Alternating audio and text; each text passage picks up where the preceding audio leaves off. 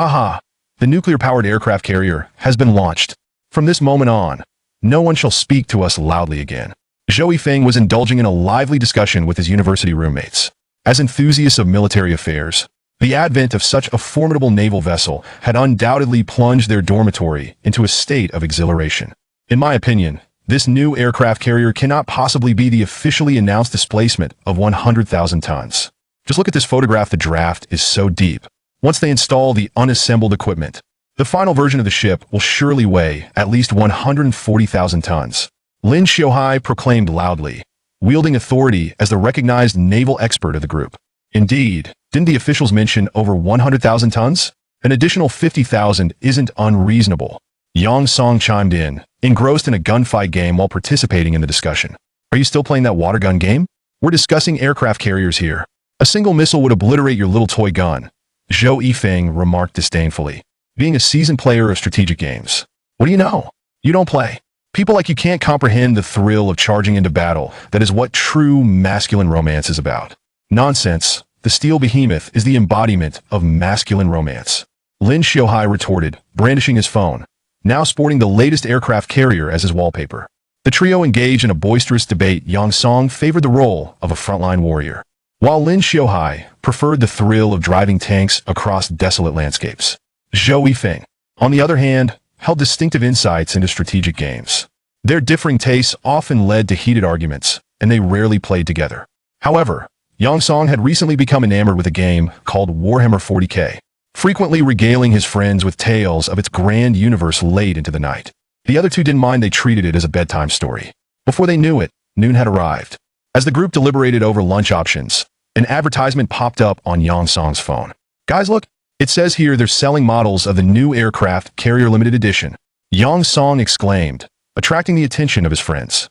The official advertisement displayed a formidable and exquisitely crafted model that captured their hearts instantly. Oh my heavens, the detail on this carrier-based aircraft is exquisite. And look at that radar, it's so lifelike. They claim it's a treasure among treasures. See the official logo? Surely, we must purchase one. Where can we buy it? Let me check. There's a sales point just 2 kilometers away, and it's only 158 yuan. So cheap? I can skip my yellow braised chicken for 10 consecutive days. Let's go. We must secure it. Move with the speed you usually have when going to get food. Brothers, shall we adhere to the old tradition? Yang Song produced his campus card, declaring, whoever it points to must go by it, no backing out.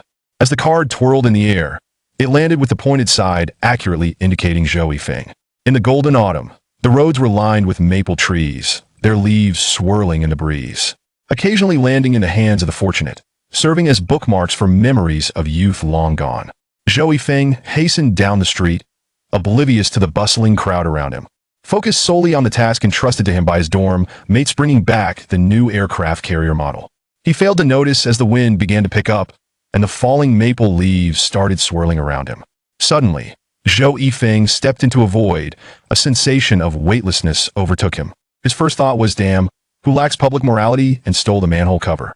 His second thought was, what kind of sewer is this? Is it lit up or something? Why is it so blinding? Then he lost consciousness entirely.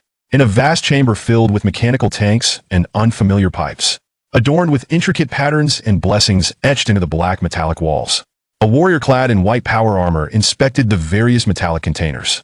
Suddenly, he halted in front of one tank, scrutinizing the readings on the display before nodding and pressing a red button.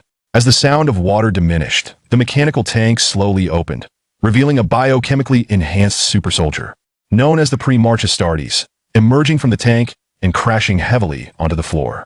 Welcome to the battle group, brother. Zhou Yifeng opened his eyes groggily, beholding a figure clad in Mark 7 white power armor. Damn, the world of Warhammer 40K. Zhou Yifeng thought, completely bewildered. Did I slip and fall? Close my eyes and end up in another world? Who would believe that? What happened to go to heaven or hell?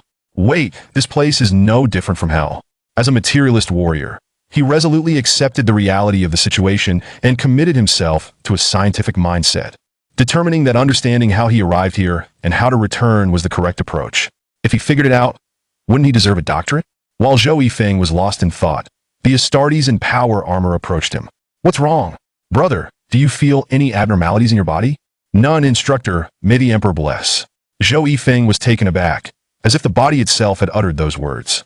It seemed to be a reflex of this new form. Before Zhou Yifeng could ponder further, the Astartes' voice boomed like thunder. "Do not call me instructor. New brother, I am Chief Apothecary Riskin. Just call me Apothecary." "Understood, Apothecary. You will follow the servitor for a physical examination to ascertain your specific bodily values." With that, Apothecary Riskin gestured, and the heavy mechanical door creaked open, revealing a servitor, essentially a human subjected to mechanical augmentation, enhancing their physique and undergoing brain surgery to control their thoughts. Typically a lowly servant to the Astartes. This servitor was quite small. No, it was Zhou Yifeng who was large. He suddenly recalled that Astartes typically stood around 2.5 meters tall, meaning this servitor was of normal stature. Upon opening his eyes to the oversized machinery designated for the Astartes, Zhou Yifeng initially felt as though this was a normal environment. However, he quickly corrected his perception thanks to extensive biochemical enhancements. The Astartes had significantly increased strength, reflex speed, adaptability to environments, resistance, and lifespan. New to this place and unfamiliar with its nuances, Zhou Yifeng decided to follow Apothecary's instructions. He resolved to keep his extraordinary journey a closely guarded secret deep within his heart. However, upon standing straight, he realized he towered over Apothecary, who was likely 2.5 meters tall, while Zhou Yifeng felt he might reach a height of 3 meters. As he approached the mechanical door, he glanced back at Apothecary, who had resumed his inspection of the tanks. "Truth be told, this white power armor is indeed impressive," Zhou Yifeng mused, yet he did not halt his steps. He continued until he stood beside a colossal machine, where he spotted an unusual figure seated behind it. Unlike the servitor, this individual was quite large, perhaps around 2.2 meters tall, and bore minimal mechanical alterations aside from a few hollow mechanical openings. One could hardly discern any signs of modification. "Esteemed Astartes, this is the diagnostic instrument. Do you see that silver gray tubular device? Please lie down on the bed in front of it." "Very well, thank you." Zhou Yifeng had already noticed the machine, realizing he was about to enter yet another tank. He comfortably reclined. The apparatus was rather short, just enough to accommodate his entire form, and the silver gray machine began to operate, emitting crackling electric sounds that felt somewhat uncomfortable. The machine gradually enveloped him into the metallic tank, and with a click, the apparatus sealed shut, surrounding Zhou Yifeng in a green glow as an immense energy swept over his body. Suddenly, his mind felt as if it had been struck by a hammer. An overwhelming surge of knowledge flooding in from the void, forcefully cramming itself into his brain. He seemed to drift into a lengthy dream, standing by the river of history, quietly observing the fish as they leaped and danced. He witnessed humanity's relentless pursuit of advancement, leading to the discovery of the Warpa realm devoid of time and space. Humanity constructed warships capable of navigating the warp, expanding their reach across the stars as technology rapidly evolved, ushering in the Golden Age. He saw artificial intelligence rebel against humanity, instigating a great uprising. And though humanity emerged victorious, the Golden Age inevitably waned. He observed the Eldar rise to dominance in the galaxy, their unfettered desires giving birth to dark and depraved gods. This unleashed a catastrophic storm that ravaged the warp. At that time, no one realized that terrifying enemies lurked within the warp. The dark god of terror, wielding dominion over courage, slaughter, fire, and glory. And the trickster god, mastering wisdom, fate, deceit, and knowledge, master of life, decay, plague, and despair. The vile deity of dominion, master of corruption, desire, art, and indulgence. The lascivious deity of dominion, and other subordinate forces, vying for power among themselves. Humanity's pathways through the subspace and their communications therein have been severed, leading to the technological regression and internal strife of human colonies scattered across the cosmos. The once resplendent golden age of humanity has irrevocably come to an end. He witnessed the emergence of a unique subset of humanity capable of resonating with subspace and harnessing its energy, known as psychics. No one knows when they first appeared, or whether they had existed long before. Perhaps referred to as shamans in ancient times. The annals of history have vanished into the abyss of turmoil. He beheld the most formidable psychic among humanity, the Great Emperor, who in the 30K era created the powerful bioengineered Thunder Warriors, unifying Terra Earth and generating the genetic templates for 20 Astartes to fight in his name. He observed as the genetic templates were scattered across the cosmos by a subspace explosion, while the Emperor, in his quest to unify the galaxy, fought alongside 20 legions to reclaim each template one by one. the Emperor reached an accord with the Mechanicum of Mars, the rulers of the Forge Worlds, wherein the Mechanicum provided weaponry in exchange for his non-hostility and assistance in recovering the relics of the Golden Age. He witnessed the Emperor conquering much of the galaxy, only to be betrayed by his most trusted genetic template, Horus, who aligned himself with the four most powerful deities of chaos, born from the myriad emotional energies of the sentient beings throughout the galaxy. Their power emanates from the emotions of all sentient life within the galaxy. As long as there remains a single living being, they cannot perish. They instinctively amplify their dominion over various emotions, corrupting the life forms of the material realm to become their messengers. The Emperor engaged in a fierce battle against the traitors, ultimately slaying Horus aboard his flagship, yet suffered grievous wounds, leading him to ascend the Golden Throne, where he became a voiceless, immobile living corpse. He beheld the 13th Legion's template, Guilliman, inscribing the Codex Astartes, dictating that each Astartes battle company could contain no more than 1,000 warriors to prevent the rise of overwhelming betrayal. Subsequently, Guilliman oversaw the affairs of the Empire, but was also grievously injured in battle, entering a state of stasis. The human empire remained under human governance. He witnessed humanity's abandonment of the Emperor's truths of believing in science, instead venerating him as a deity. The Mechanicum, fearful of repeating past mistakes, shunned innovation and sought lost technologies. Humanity's world stumbled onward for another 10,000 years. He encountered various foes of the human empire, including Astartes who betrayed the empire for chaos. The technologically advanced but numerically sparse fleet civilization known as the Eldar. The formidable green-skinned orcs with their exceptional survival and psychic abilities. The ancient civilizational remnants of the Necron, the Tyranids that consume all beyond the galaxy, and the emerging alien faction known as the Tau, with the galaxy weeping amidst the flames of war. Zhou Yifeng fought valiantly, his soul wrestling with a vast history and the pure faith in the Emperor. He battled with merely 20 years of memories against the grand tapestry of 40K, a span of 40,000 years. I am a staunch materialist warrior. I do not believe in any supernatural entities. Let the nobles, the vile gods, and the alien races all go to hell. They are merely enemies. If negotiations fail, we shall fight. If the imperial system cannot save humanity, then let communism arise to protect mankind, to safeguard the people. The Astartes were created to protect humanity, and they sacrificed themselves for this purpose. Let the crimson tide sweep across the galaxy. Zhou Yifeng awakened, slowly emerging from a metallic pod, as the voices of the chief apothecary, Rishjan, and a nearby attendant reached his ears. Are you certain the apparatus is functioning correctly? The brainwave fluctuations are alarmingly intense and clearly abnormal. Have you truly inspected the valve chain coils? Esteemed chief apothecary, I assure you, I have conducted a thorough examination. After the previous recruit completed their checks, I verified everything was in order. That shouldn't be the case. All data appears normal, except for the brainwave fluctuations, which are not indicative of psychic phenomena. His height also seems unusual, nearly the size of the Imperial Guard. The chief apothecary observed Zhou Yifeng's emergence with suspicion. Recruit, do you feel any discomfort in your body? None at all. Entirely normal. Esteemed chief apothecary. Just minutes later, another secret, permanently sealed, had been added to Zhou Yifeng's existence. What is this? Having just traversed into this new world, must I endure such hospitality? My head nearly exploded. Return in a couple of days for another examination. For now, as your first and last privilege as an Astartes, choose your name. Name? What? Do you still remember your original name? Theoretically, Astartes undergo modifications that retain previous memories. However, for some unknown reason, the enhanced versions of the original Astartes appear to have lost this characteristic. I do not. Esteemed Chief Apothecary. May I be called Yifeng? Yes, that is acceptable. It carries a certain ancient Terra resonance. Here is your report, take it, and proceed along the corridor. You will meet your new squad leader. The Chief Apothecary cast one last glance at Zhou Yifeng's departing figure. This lad has potential. Could he be a candidate for the think tank? Does he possess an innate cultural aptitude for ancient Terra?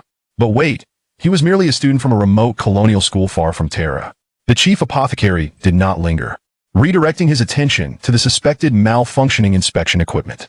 As Zhou Yifeng turned a corner, he began to scrutinize his inspection report. The document, inscribed in the ancient Gothic tongue of Terra, was seamlessly integrated into his consciousness during the knowledge transfer that had nearly caused his mind to implode. Original Astartes, Yifeng height, 3.01 meters weight, 396 kilograms gene seed, normal function. Black carapace, implanted toxin sacs, normal. Good heavens, I am an original Astartes. This represents an enhanced version of the Space Marine, having undergone 3 additional modification procedures, one of which mirrors part of the genetic templates, making me larger, sturdier, and more resistant to subspace corruption than a regular soldier. Standing 3 meters tall places me among the taller ranks of the original Astartes. I be a product of the Fire Lizard Legion's gene seed. Based on the Chief Apothecary's facial scars, it seems likely I belong to the subdivision of White Scars. Zhou Yifeng deduced that not only was he in the Warhammer universe, but also in the perilous 42K era. Otherwise, the technology of original Astartes would not exist. Thus, it implies that the genetic template of the 13th Legion, the regent of the human empire, Guilliman, had emerged from stasis, donning the armor of fate to continue leading the human empire. What does this signify? It indicates that the incompetent high lords of the human empire can no longer manage affairs. The Astartes have a solid backing within the highest governing body. The return of the Codex Astartes author suggests that under special circumstances, one can indeed appeal to Guilliman for exceptional responses, rather than adhering rigidly to tradition. Negotiation opens pathways to action. At this moment, Zhou Yifeng felt a surge of optimism. Perhaps the road ahead would not be so arduous. Humanity's world finally glimpsed a ray of hope amidst the darkness. The great emperor still sat upon the golden throne as a living corpse. Yet the return of his finest progeny, Guilliman, could refocus humanity's faith upon a tangible figure. As long as he stands, humanity's will shall remain unyielded. However, subsequent blows would reveal to him the simplicity of his thoughts. Yifeng continued onward, passing through the final mechanical door. A vast expanse unfolded before him. The enormous training ground encompassed various shooting ranges and square combat arenas, alongside numerous peculiar mechanical contrivances. Directly ahead loomed the colossal emblem of the Imperial Aquila, beneath which were inscribed the words Green Sanctuary, followed by records of various battle company histories. The left wall bore a grand portrait of the Emperor, while the right displayed the genetic template of the Green Sanctuary's chapter master, Shagatai Khan. Every Astartes, a bioengineered super soldier, was modified based on the genetic templates of the original 20 created by the Emperor himself. Yet, to Zhou Yifeng's surprise, the chapter he belonged to was called the Green Sanctuary, a subchapter of the White Scars, a group renowned for their rapid assault tactics, a stark contrast to the name Green Sanctuary. Perhaps it was connected to their genetic template Kagaris, a world characterized by sprawling grasslands and stunning white mountains. Standing within the expansive training ground, Zhou Yifeng found himself utterly alone, wandering aimlessly until he lifted his gaze. A vast starry observatory replaced the ceiling of the training ground, a dark ribbon stretching across the cosmos, with shimmering stars scattered on either side. The positions of the stars were not fixed, they seemed to be moving swiftly, or perhaps it was I who was moving rapidly. What? I am aboard a warship, or rather, this is the flagship of the Green Sanctuary. The mighty Astartes chapters, or those reformed from the original 20 legions, possessed their own homeworlds as recruitment grounds and primary resource suppliers. However, later established subchapters were not as fortunate. Lacking the monumental achievements of saving entire planets, they generally operated as fleet-based chapters aboard a single warship. Given that I have undergone transformation aboard this vessel, it is highly probable that the Green Sanctuary is indeed a fleet-based chapter. Now the question arises, where is everyone? In such a vast warship, where are the people? Didn't we agree that by moving forward, we would encounter the new recruit's instructor? Yet here we are, having reached the end of this path with not a soul in sight. Should it unfold like a tale from a novel, where the instructor ambushes you from the shadows, prompting you to rise in defiance and engage in a battle of equals, only for the instructor to commend your potential and commence your training thereafter? A thunderous rumble emanated from beneath the floor, causing it to tremble violently. Yifeng was engulfed in confusion, pondering, what is happening? Is the enemy advancing upon us? Chapter 2. Instructor flourished beneath the distant emblem of the eagle. A mechanical door swung open with a sudden flourish, revealing a chorus of boisterous laughter. Ha ha ha. The recruits have performed admirably this time. Those chaotic scum never anticipated that we had hollowed out the meteorite and concealed ourselves within. A volley of light spears has obliterated a transport ship, and I shudder to think how many traitorous souls have met their end. Hey, who is that dawdler up ahead? Ah, yet another recruit. The Risen brothers have done well. S. Feng observed the gallant warrior leading a cadre of soldiers clad in scout armor approach him. He hurriedly stepped forward. Greetings, recruit. What is your name? Hello, instructor. My name is Feng. Very well, you shall no longer be known as Feng. From this moment forth, you are recruit number 13. Oswin has transferred to the 5th company, leaving his number vacant for you. Recruit number 13? Indeed. I am Floris Morgan. You may call me Instructor Floris or simply Floor. Yes, Instructor Floor. Feng discreetly scrutinized this new recruit instructor. According to the Astarte structure, a battle company consists of 1,000 members, divided into 10 squads of 100 each. The first squad is comprised of veterans who accompany the company commander, while the 2nd through 5th are combat squads.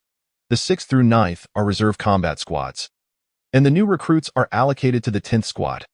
Thus, Floris must be the commander of the 10th squad. The instructor had now approached Feng, towering about half a meter shorter than him.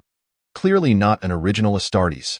Yet, his face bore the marks of a lineage tracing back to the genetic progenitor, Chagatai Khan, indicative of a blood rite where warriors etch scars upon their own flesh. The Green Chapel has preserved this tradition, and it is performed again upon achieving certain milestones.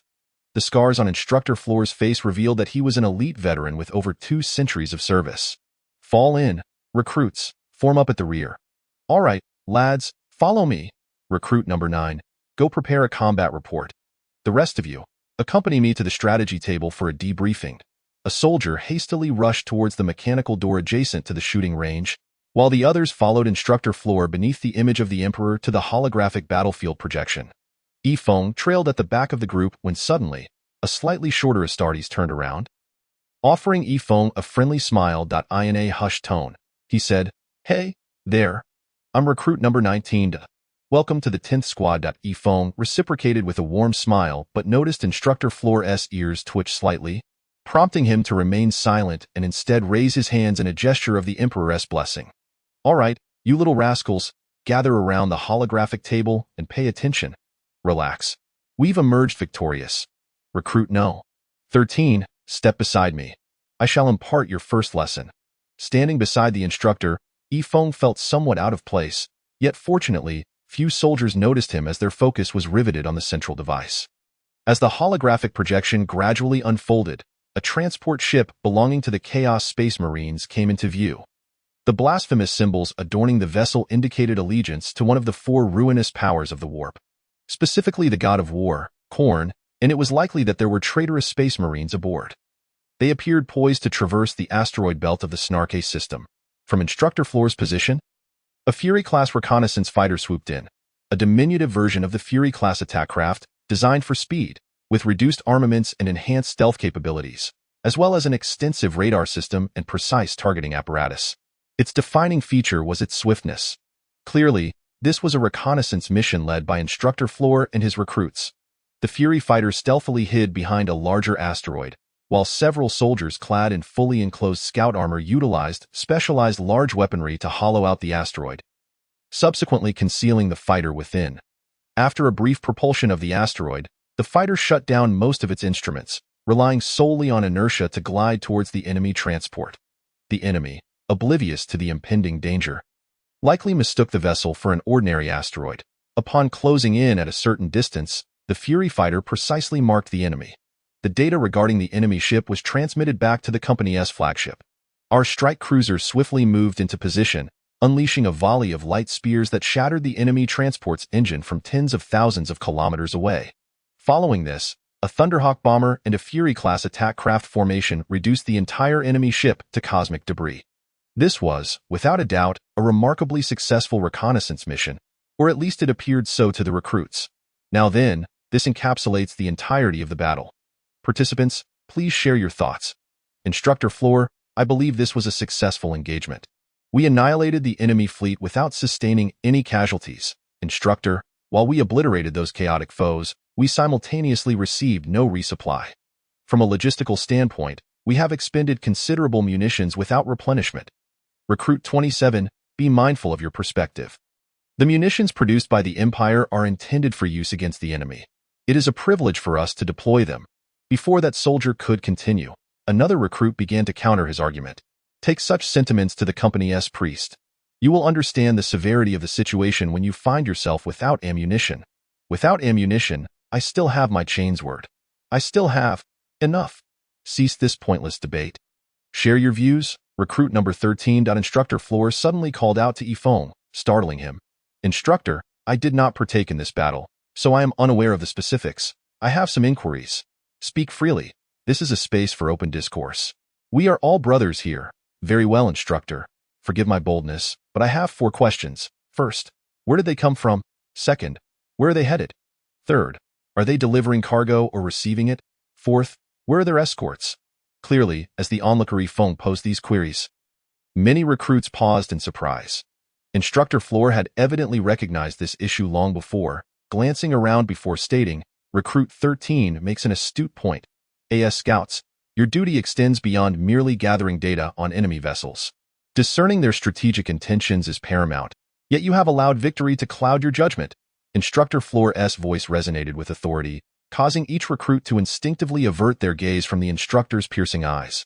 All of you must remember this lesson well. Should such a situation arise again, prepare to languish in the new recruit squad until death claims you. Now, do not rush to declare your opinions. Instead, allow me to analyze. Based on the debris from the destroyed enemy transport, it is likely an empty vessel, primarily intended for cargo transport. Their lack of escorts suggests they may have deemed this shipment unimportant, or perhaps they sought to minimize fleet size for a covert operation.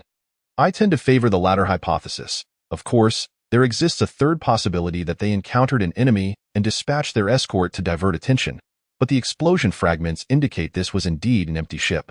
Empty vessels are swift, and in most cases, they can evade enemies through sheer speed, making this speculation less plausible. The enemy course appears directed towards the third terrestrial planet within the system, which harbors no life. They may have established a secret outpost or armory there. I have already contacted the combat brothers of the 3rd Squad, and we should receive results shortly. Upon finishing his remarks, all the recruits gazed at the instructor with admiration. Throughout their selection as Astartes and subsequent modifications and training, the company's priest had instilled within them the conviction to fight valiantly for the Emperor. This had resulted in their lack of combat experience, often leading them to focus excessively on vanquishing immediate foes while neglecting critical details. Instructor Floor's attention shifted back to recruit No. 13, causing Yifeng to feel the weight of many eyes upon him, realizing the precariousness of his situation. With secrets to guard, he could not afford to attract undue attention. Seeking to alleviate the tension, Yifeng decided to inquire about something obvious. Instructor Floor, may I ask, since there is no life here, what is our purpose in lingering? Now it was Instructor Floor's turn to feel awkward. Perhaps to the extent that he felt as though he had excavated an entire apartment complex beneath his feet. Surely, he could not admit that the veterans had been cooped up aboard the ship for too long and yearned to disembark for a joyride, though that was indeed the case. Patrolling the Tranquil Star region is our duty. This is merely a routine inspection we happened upon, purely coincidental. Ah, I see. Indeed, routine inspections are of great importance. Instructor Floor endeavored to say something to break the awkward tension. Recruit number 13, you are a remarkably talented recruit. I am confident that with ample training, you will evolve into an exceptional warrior. Now, as I was saying, suddenly, the instructor's communicator emitted a series of beeps, revealing information that the 3rd Squad had discovered an armory of Chaos Space Marines on the 3rd terrestrial planet, containing numerous melta-bombs and several Chimera armored vehicles. Of course, the Chaos devotees stationed there, along with 2 Chaos Space Marines, had been utterly annihilated. Yifeng exhaled a sigh of relief. This transmission successfully shifted everyone's attention back to the Prussian instructor. For now, it was prudent to maintain a low profile, for he harbored many secrets himself. Next, Instructor Floor led the recruits to the chapel of the company's priest, which was, in reality, a specialized chamber adorned like a church, with walls and columns inscribed with sacred blessings. Rows of consecrated vessels and statues of the Emperor standing tall, all suffused with the fragrant scent of holy oil. The primary role of the Battle Brothers priest is to assist the combatants in maintaining their sense of self and to shield their minds from the insidious encroachments of the malevolent powers of the warp. However, on this mission, the venerable veteran Florist leads a contingent of newly minted Space Marine recruits, whose newly implanted organs, resulting from specialized procedures, bestow upon them a significantly enhanced resistance to the warp compared to ordinary Astartes. Consequently, the battle priest prioritized the purification of the crew members, relegating the recruits to the second tier. May the Emperor bless you, and Cyrus the Wind Whisperer. The White Scars and their brethren commonly refer to the priest as the Wind Whisperer. For the sake of clarity in joint operations with other chapters, we shall henceforth refer to him simply as the priest. The Emperor watches over you as well. After offering his blessings, Instructor Florus led the recruits back to the training grounds. Under the watchful gaze of the image of the Gene Primarch, Karn, Instructor Florus commanded the recruits to engage in duels to hone their combat skills. In truth, the arrival of the recruit number 13 was met with enthusiasm, for prior to his arrival, mismatched pairings often resulted in one unfortunate soul being left out. This solitary warrior frequently faced off against Instructor Florus himself or served as a guest sparring partner during the downtime of other battle companies, fostering camaraderie through friendly exchanges, albeit with a few bruises on the recruits. The White Scars, a fiercely spirited band of space marines, never shy away from the challenge of one-on-one combat. Their innate pride as sons of the prairie forbids them from accepting defeat in such duels. This training session involved unarmed combat, and as Instructor Florus would put it, in battle, guns may jam, blades may break. The only weapon you can truly rely on, your final resort, is your own fists. Yifeng faced off against recruit number 5, a curious individual named Gage. Gage felt a surge of satisfaction, as he had been paired with a recruit primarily due to his own lackluster close-quarters combat skills. Being one of the few snipers in the Green Chapel, whose training had focused predominantly on marksmanship, leaving his melee capabilities woefully underdeveloped. Typically, he emerged from sparring sessions battered and bruised, but today, he relished the prospect of not having to endure such suffering. So, shall we begin, number 13? I am ready, Senior. Gage felt a wave of relief at being addressed as Senior, yet he knew better than to show any mercy. Being perceived as soft by the instructor would incur severe consequences. Gage launched the first strike, his massive fist hurtling toward Yifeng's face. Despite both possessing extraordinary reflexes and strength, Yifeng, as a novice, instinctively raised an arm to shield his face, successfully blocking the blow but simultaneously obscuring his vision. With a resounding thud, Yifeng failed to notice Gage's follow-up punch, which landed solidly against his midsection. Yifeng grimaced in pain, his right leg buckling beneath him. From a distance, Instructor Florus's voice rang out, "Number 13? Your opponent's chest is wide open. Why do you not retaliate?" At this, a spark of inspiration ignited within Yifeng. Enthusiasts often watch combat videos, even if they do not practice. Thanks to the innate physical prowess of the gene-forged Astartes, he was able to move with instinctive fluidity. Countless ancient combat techniques flickered through his mind, and the formidable cognitive abilities of the Primaris Astartes enabled him to instantly identify a counterattack technique. With a powerful push off the ground, utilizing the rotational force of his core, Yifeng concentrated his entire strength into his elbow and executed an unyielding thrust. Gage let out a groan as pain surged through his chest. He slightly adjusted his stance to mitigate the impact, countering with a massive fist aimed directly at Yifeng's face. In this exchange, Yifeng found himself on the receiving end of a harsh blow. Yet Gage stumbled back 2 paces, unable to maintain his footing, and collapsed to the ground. As a newcomer, Yifeng stood at the edge of the formation, while the other recruits glanced over, witnessing the pristine half of Yifeng's face juxtaposed against the sight of Gage being sent sprawling. This spectacle captured the attention of the training ground, even drawing a look of surprise from the instructor. "Number 13, that technique of yours was rather not quite effective. I am unsure, instructor." It was merely a reflexive response. Instructor Florus, embodying the typical mindset of the White Scars, recognized that the combat instincts of these genetically enhanced warriors were ingrained within their very bones. Trust your instincts. You possess considerable talent. Continue your training. In the vastness of the galaxy, myriad alien species exhibit their own unique forms, and the chaotic corruption renders them increasingly elusive. The foes of the Space Marines are not merely humanoid. It is impractical to train extensively in specialized combat arts tailored for every conceivable enemy form. The Green Chapel places greater emphasis on cultivating combat awareness and seizing opportunities. Before Yifeng could turn his head back, Gage was already advancing, exclaiming, "You think I'll let this slide? I've trained for 1.5 years. I cannot afford to lose face here." 2 hours later, Yifeng concluded the training session with 2 Shiner eyes, standing at the back of the line, bruised from head to toe. Gage, too, bore the scars of their encounter. Silently lamenting, why did he strike so harshly?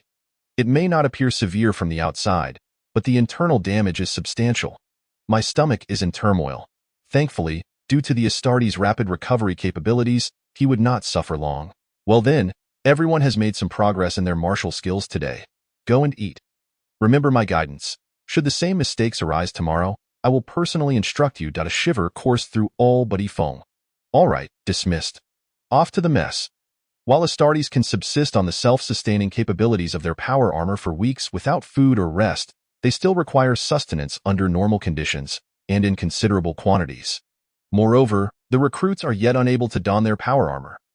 The recruits have been implanted with black carapace to enhance their control over the power armor, a process that requires significant time to mature. Until they are fully developed, they are unable to wield the armor. Wearing power armor also symbolizes their formal service.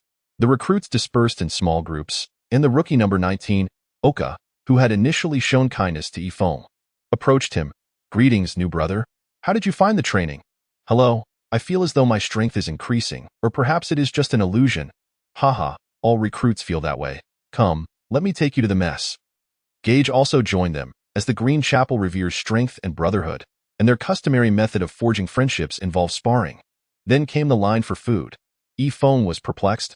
How crowded must this battleship be for these super soldiers to require queuing for meals?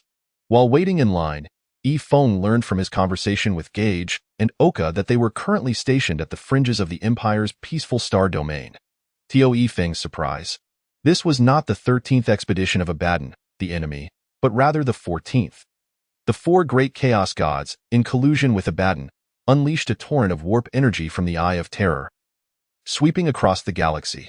From the perspective of the Empire's standard map, a rift in the warp extended from the upper left corner, northwest, all the way to the center right, eastern. The warp energy severed communications.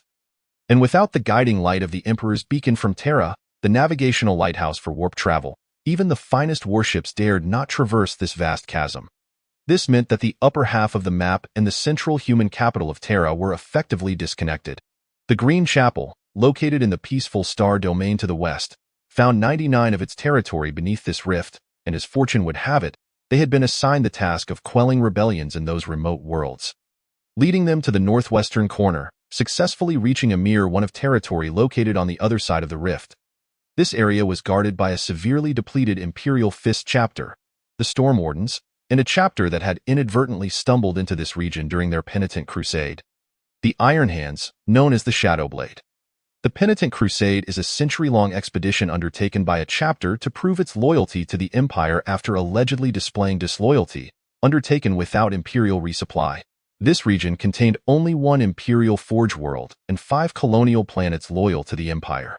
Originally, a single battered chapter was stationed here. Now, 3 battered Astartes chapters resided in this area. Given that this territory belongs to the peaceful star domain, to the west of the map, the administrative body of the neighboring nebulous star domain, to the north of the map, lacks authority over them.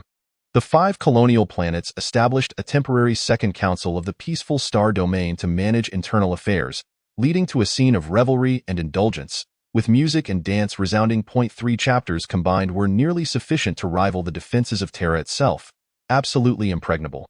Another piece of information left Ifong bewildered. There were no other warships available, only 1 strike cruiser for the entire chapter.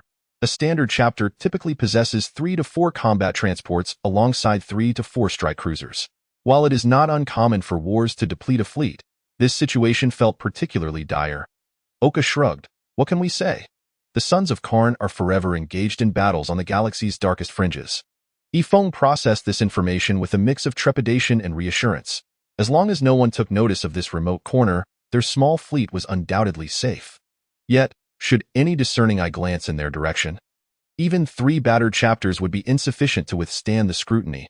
For now, all he could do was pray. Do not see me, do not see me, do not see me. Chapter 3. The fastest race in the entire galaxy. A decade has swiftly passed.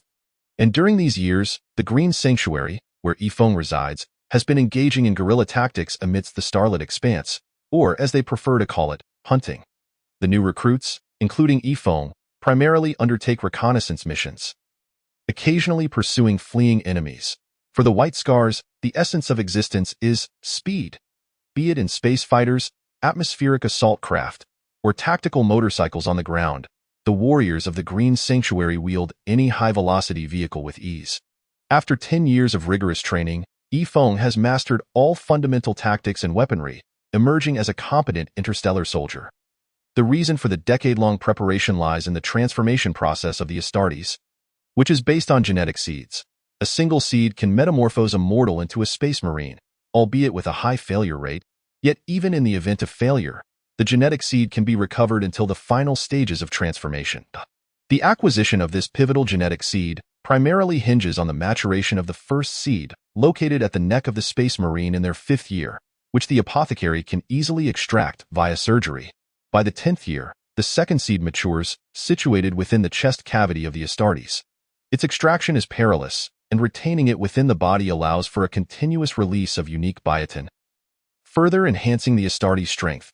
Typically, it is only after the Astartes has perished in battle that the battlefield apothecary retrieves it. However, the Primaris Astartes have resolved this dilemma, as the newly implanted gene seed gradually disperses biotin. Even if both seeds were extracted, it would not significantly impact subsequent enhancements. Moreover, the robust physique of the Primaris Astartes minimizes the likelihood of fatality during surgery. Another characteristic of the genetic seed, its ability to inherit the combat experience of a previous warrior, is supplanted by the enhanced learning capabilities brought forth by the Primaris newly acquired multilinear thinking. While the genetic seed typically imparts the experience of its predecessor over decades, Primaris Astartes can assimilate this knowledge in a fraction of that time.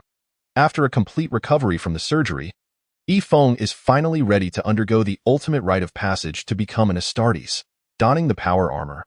This ceremony is of utmost significance for the Space Marines, affirming their recognition as qualified warriors. In the words of Instructor Flores, though the chapter master mandates a minimum of 10 years for each Primaris recruit, achieving perfection upon graduation at the decade mark, Yifeng is the first in nearly a century. Each chapter has varying training durations for their recruits, reflecting the intensity of warfare in their respective regions, i.e. peaceful zones. Some chapters may have training periods extending 50 to even 100 years, while chapters in high-intensity conflict areas have no such minimum, like the Flesh Tearers, where recruits are thrust into battle midway through their transformation, with only the survivors continuing their metamorphosis. Devoted servitors chant blessings, anointing Yifeng with sacred oil as, assisted by various mechanical devices, the modular Mark X power armor is meticulously affixed to his form. It is only when the armor's most formidable component, the pauldrons, are installed that Instructor Flores insists on inscribing the number 13 in High Gothic on the inner side, to bless the warrior he has long championed. The fully matured black carapace connects seamlessly with the armor's servo systems, and in an instant, Yifeng feels the power armor operate as if it were an extension of his own body. Clad in the resplendent white power armor, Yifeng stands at the threshold of the armory, surrounded by numerous servitors and battle servitors. Those who have survived failed Astartes transformations, awaiting the arrival of yet another new blood into the chapter. From this day forth, the designation of Novice 13 shall be inherited by another recruit. Henceforth, he shall be known as Yifeng. Today, he will report to the 4th Company, where his friend, Gadget, has already graduated 6 months prior. Yet another deviation from the Astartes traditions emerges. Newly enlisted warriors are generally assigned to reserve combat units, serving as annihilation squads to obliterate enemies with overwhelming firepower. Only seasoned veterans are deployed in assault squads. Engaging in close-quarters combat on the precipice of death, is there such a custom among the White Scars? Absolutely not. Each warrior rides their motorcycle, racing forth with abandon. Yifeng strides down the corridor. He is no longer surrounded by the playful antics of rookie recruits, but rather by the true Astartes warriors from various battle formations. A large 4-3 is inscribed above the entrance to his quarters, likely indicating the 4th Company's 3rd Battle Squad. Yifeng pushes the door open, instantly drawing the attention of 7 Astartes. "Ah, old friend, you've arrived. Come, allow me to introduce you. This is my good brother Yifeng." A skilled rider of the Reaver-class motorcycle, one of them jovially announces, "Greetings, I am Yifeng, a newcomer here." "I look forward to your guidance," he replies, surveying the surroundings. Including himself, there are 8 Astartes, with only he, Gadget, and one unidentified warrior being Primaris Astartes, while the other 5 are standard Astartes. Among them, 3 are seasoned veterans with over a century of service. He recalls a tale from before his crossing, how Astartes typically have their own private quarters, complete with their armory and other facilities. Yet, reality often diverges from rumor. Now, let me introduce you to our squad leader, William, who has fought for nearly 190 years and is steadily approaching the milestone of 200 years of service. Greetings, squad leader, Ifong responds. Wonderful, another fresh recruit has joined our battle squad. Welcome, welcome. How do you find this bunk? Of course, it is perfectly satisfactory. I shall follow your guidance, Ifong replies, indifferent to where he sleeps. Now, this is our vice leader, Kshevich. Hello, newcomer. I hope you can endure long enough, Kshevich states curtly.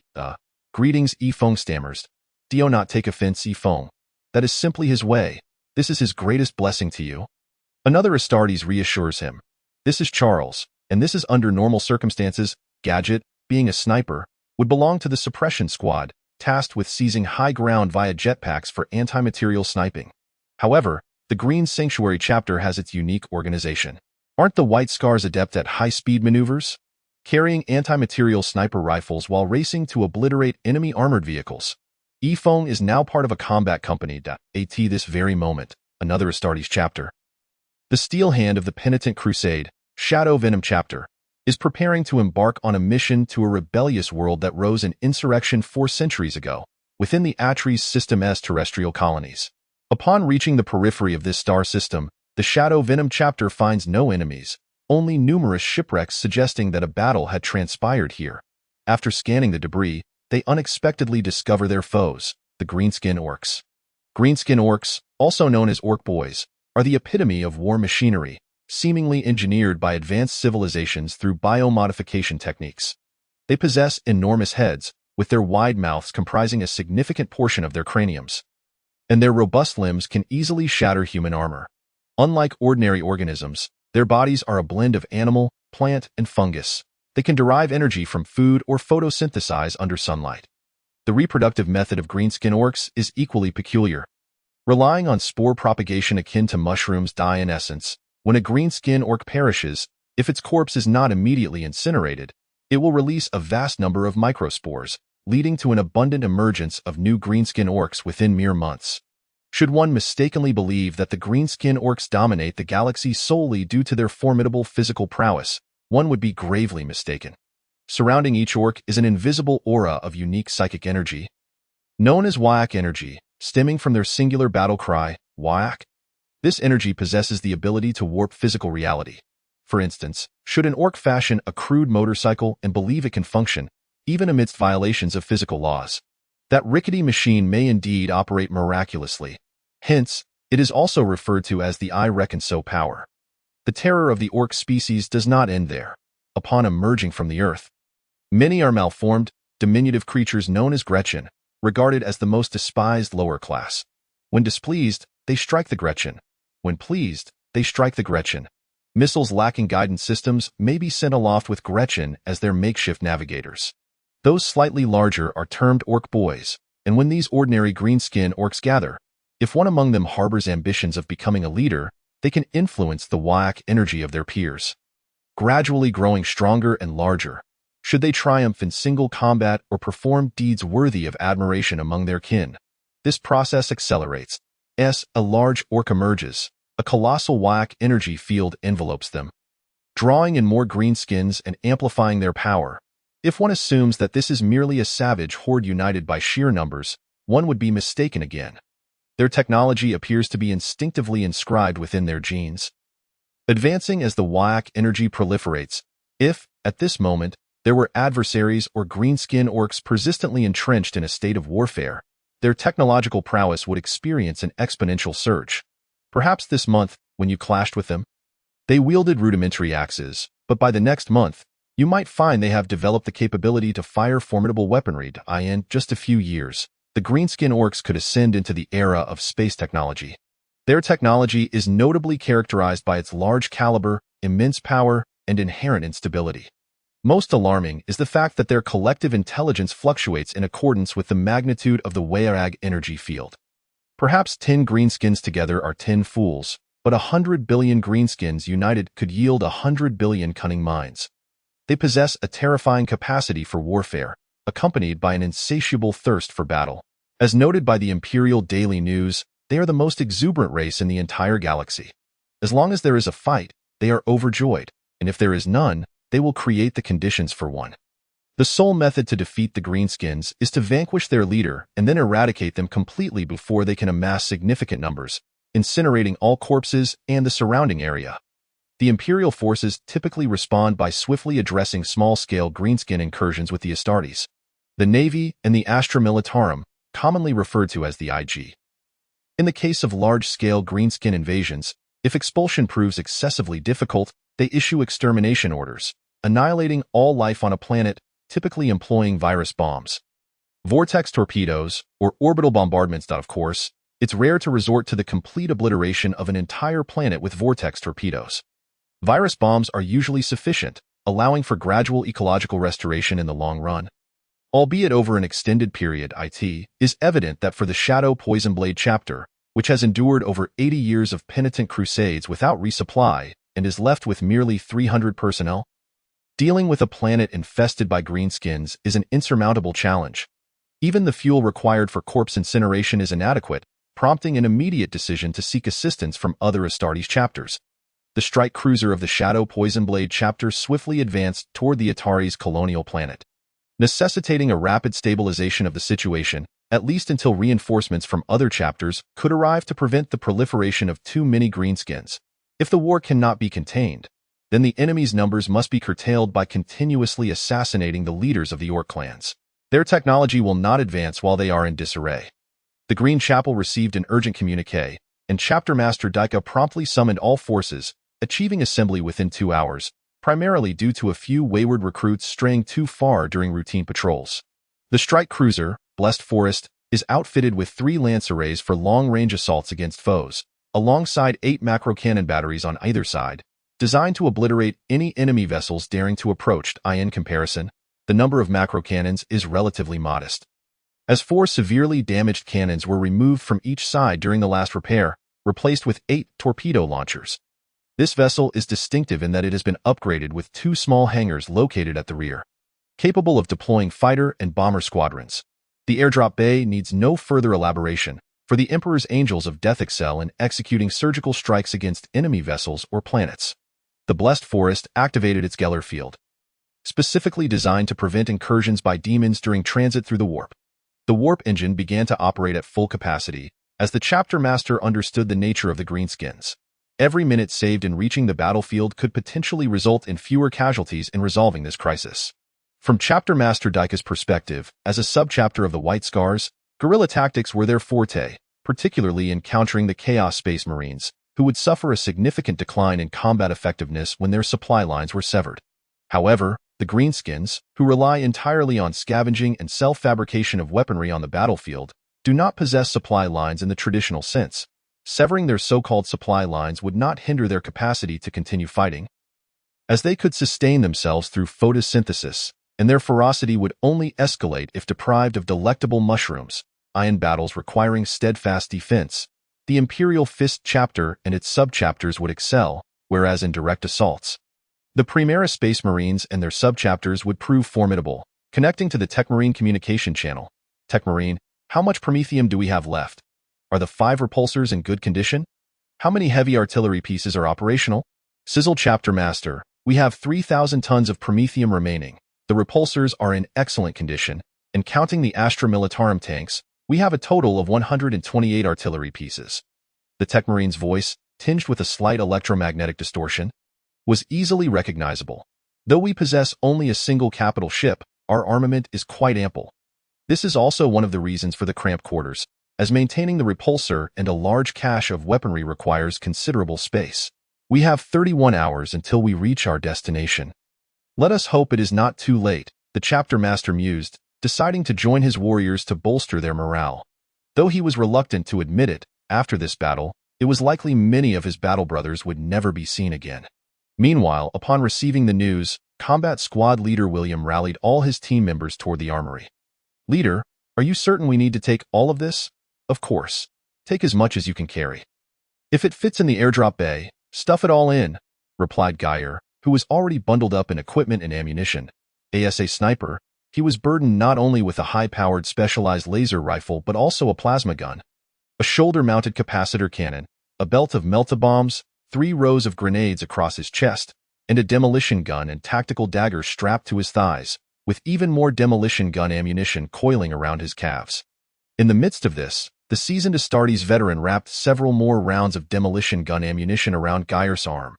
Leader, if any of this ammunition detonates, I'll be obliterated. What is there to fear? Hitting you with a greenskin weapon is pure chance. As long as the Shadow Poison Blade chapter keeps them occupied and continues to slay their leaders, their scant numbers won't allow them to develop the technology to penetrate your power armor. In battle, just expose your armor and let the other weapons rain down on the densely packed enemies. Remember to aim for the largest green skin. Aside from the 3 new Primaris Space Marine recruits, the other 5 had faced greenskins before, with squad leader William having fought dozens of times, distilling his experience into a single lesson. In a defensive battle against them, bring ample weaponry and target the areas with the highest concentrations of greenskins, or the largest among them. At this moment, Yifeng was similarly burdened. After strapping on a nuclear-powered backpack, he added a substantial Promethium tank, with a jet pack mounted on his left arm, and in his right hand, he wielded William's specially crafted twin demolition guns, merely bound together with leather strips. As Welding would lead the Tech Marines and their superstitious Mechanicus colleagues to label him a heretic, his chest was festooned with demolition gun ammunition, and his waist bore a belt of melta bombs. While his legs were equipped with a chain's word and landmines, Yifeng chose to remain silent. Following that soul infusion, he was acutely aware of the greenskins' terrifying, seemingly endless numbers. Most Astartes warriors had perished in close-quarters combat with greenskins due to ammunition depletion. Thus, it was entirely understandable that the leader insisted on carrying extra ammunition until, "Leader, why are you attaching 2 rounds of explosives to my helmet? Do you think resupplying will be easy once the fighting starts? Greenskins are notorious for their unpredictable anti-aircraft weaponry. Getting supply ships down is exceedingly difficult, I understand that, but why attach explosives to my head? You fool. If you bind explosives with anything that can detonate, it becomes an improvised bomb. If you attach the explosives to your demolition gun ammunition, it's effectively a hand grenade." For a moment, Yifeng found himself torn between admiring the leader's wealth of experience and his rather unconventional thinking. As Leader William began to affix a grenade launcher to his demolition gun, he suddenly perked up, turning toward the door. "What is it, Leader?" "The chapter master is here," Geyer exclaimed, visibly startled. "Your hearing hasn't he dulled?" "Has it, William? Of course not. No matter how noisy the environment, I will never forget the sound of your Terminator armor. It has pulled me back from the Emperor's embrace on numerous occasions. Space Marines refer to death in battle as the soul returning to the throne. Or the Emperor. Ah, as always, William. It seems you are prepared to unleash the eye of fear. I need not make such a fuss against Chaos Space Marines. But when facing greenskins, I intend to revel in the slaughter. Very well, enjoy the carnage, my old friend." Chapter Master Dika proceeded on foot to the next squad, untroubled by William's overzealous equipment. This was merely a remnant of his first encounter with greenskins, indicating his fervent battle spirit but not a death wish. Those silently seated, soothing the spirit of their power swords, were the ones requiring his encouragement. The heavily armed 4th Company's 3rd Combat Squad arrived at the ship's chapel, where the priest was offering final blessings. Naturally, a few warriors in the squad felt rather embarrassed. Others were carrying ammunition boxes and weapon cases.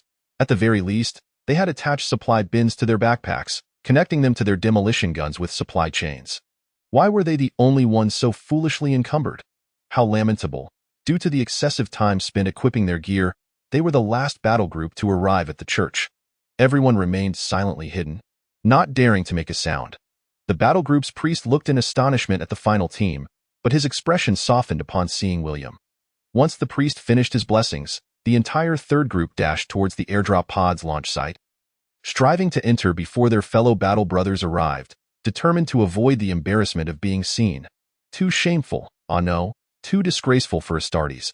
As the battle servitor prepared to ceremoniously open the airdrop pod door, he glanced up and met the murderous gazes of several Astartes through their tactical visors, hastily opening the door. Goodness, No wonder they are space marines. Their murderous intent for battle is palpable, the battle servitor muttered softly. Chapter 4. The direct confrontation. Chapter Master Dika clenched his fists as he surveyed the wreckage before him. They had entered the Atari's star system, and the space station in orbit around the planet had been utterly destroyed. Even from space, the warriors could clearly see the billowing smoke from the massive explosions on the planet and the green tide sweeping across the globe. Chapter Master, according to the scans from the avian servitor array, this planet has two nests, a forge zone, and an agricultural area, with a military fortress in the Arctic. Current intelligence indicates that the agricultural zone and one of the nests have completely fallen. The Shadowblade battle group is holding out in the other nest, awaiting reinforcements. The forge zone has been reduced to ruins, likely the work of the Shadowblade battle group, while the Arctic military base still stands, possibly defended by 10 million soldiers and 150 million civilians. The number of survivors in the nest remains unknown. Chapter Master, they claim that if we provide assistance, they are willing to join the Imperium. Chapter Master Dika snorted disdainfully. Even if Chaos Space Marines were to come, they would unhesitatingly embrace the faith of the warp if it meant salvation. The Stormal battle group has also responded to this call for aid. They will arrive in 9 hours. Understood. Open all channels for communication. We will assist the survivors in holding their ground. After 9 hours, we will rendezvous with the Stormal battle group and launch a full counterattack. Yifeng was oblivious to the unfolding events, only aware that the veteran squads 1 and 2 would support the nest, while squads 3, 4, 5, and 6 would proceed to the Arctic military base to aid in defense while awaiting orders for a counteroffensive. Yifeng consumed the last piece of rations from an external conduit, knowing that their communication with the warship would soon be severed until they established a signal system once they reached the surface. Squad leader William felt a pang of anxiety. He glanced at the originally 10-person airdrop pod, now reduced to 8, with the remaining 2 positions piled high with munitions. Would this be sufficient? It should be. But what if it wasn't? I need to devise a backup plan. The highest commander of the Arctic military base, Trieste, was frantically scratching his head, making it shine like a polished dome. With the ongoing deterioration of the war this month, their defensive capabilities had become painfully inadequate. A month ago, the Space Forces had delivered dreadful news, reporting that they had been decimated by an unknown enemy, the last video transmitted showing a massive black sphere colliding with their vessels. Just as everyone prepared to engage the enemy in a desperate fight to the death, what descended from the sky was not warships or a rain of bombs, but a multitude of meteors.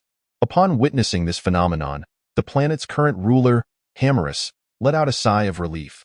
If the fleet had merely been destroyed by a meteor shower, the damaged structures could be rebuilt swiftly. Unfortunately, he had rejoiced too soon. As the green-skinned orcs emerged from the meteors, or rather, their simplified landing crafts, charging excitedly towards the onlookers. The military sprang into action, initially swiftly eliminating several orcs from the smaller meteor sites. Although the orcs fought fiercely, the local troops discovered that their technological level was slightly inferior, barely having entered the space age. With the overwhelming numbers of the initial human forces, only 2 nearby large meteor sites remained unscathed. However, this large crater was peculiar, with a mushroom cloud lingering above it, obscuring visibility within the dust. Yet, at first, no one paid it much heed. At this juncture, President Hammerus committed the gravest error of his life. In a bid to regain the public support lost due to the destruction of the fleet and the significant damage caused by the meteors, he resolved to undertake a large-scale military operation. Intending to solidify his reputation with a resounding victory, President Hammerus ordered the military to encircle the large meteor crater, mobilizing 18 million troops from across the nation, preparing to annihilate the enemy completely. However, during the month spent gathering forces, there was no sign of life from the crater, and the foolish rulers proclaimed to the public that the enemy had been thoroughly intimidated and would no longer dare to act recklessly. Of course, many wise officers within the military urged for an immediate offensive or to deploy reconnaissance units. All such requests were flatly denied, and after several refusals, the entire officer corps became demoralized. Why bother worrying when we can enjoy our time in the barracks? Since the higher-ups let us engage, what is the point? Thus, the son of the president of the upper house, Melty, successfully replaced Commander Trieste to lead the 18 million-strong army. With a single command, a full-scale assault was initiated. What's the plan? 18 million men will just overwhelm them. No clear direction, full attack. The first soldier to reach the large meteor will be awarded the rank of Major General. And so, a throng of foot soldiers set out towards the crater. How to attack? No one knew. What time to arrive at which position? No one knew. So what shall we do? Just advance. Each regiment acted without coordination. And upon hearing that the first to arrive would receive a general's rank, they all pushed forward with fervor. It was the mechanized 18th Regiment that was the quickest, only to find themselves facing a mountain. Commander, was there a mountain here before? I don't know. The map shows this as a plain. Could it be the large meteor? Commander, Major General rank is at stake. Use your brains.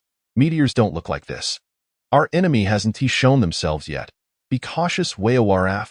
The deafening battle cry echoed through the heavens and earth, even reaching Commander Melty, sipping to 80 kilometers away. What was that noise, Adjutant?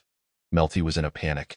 As he had certainly heard that battle cry before, echoing from other meteor sites. Don't worry, Commander.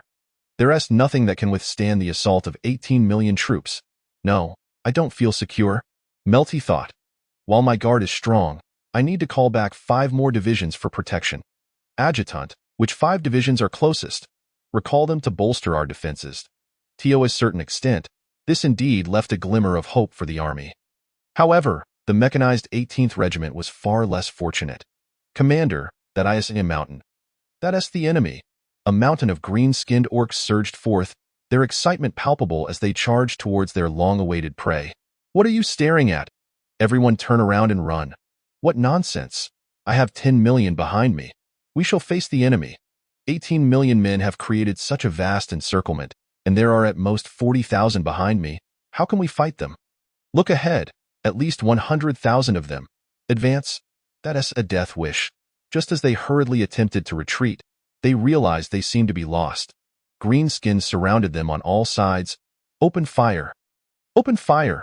Whose path did you lead us on? How come there are greenskins everywhere? Bang, Commander. I followed the path. Bang. That is right. We came this way. Bang.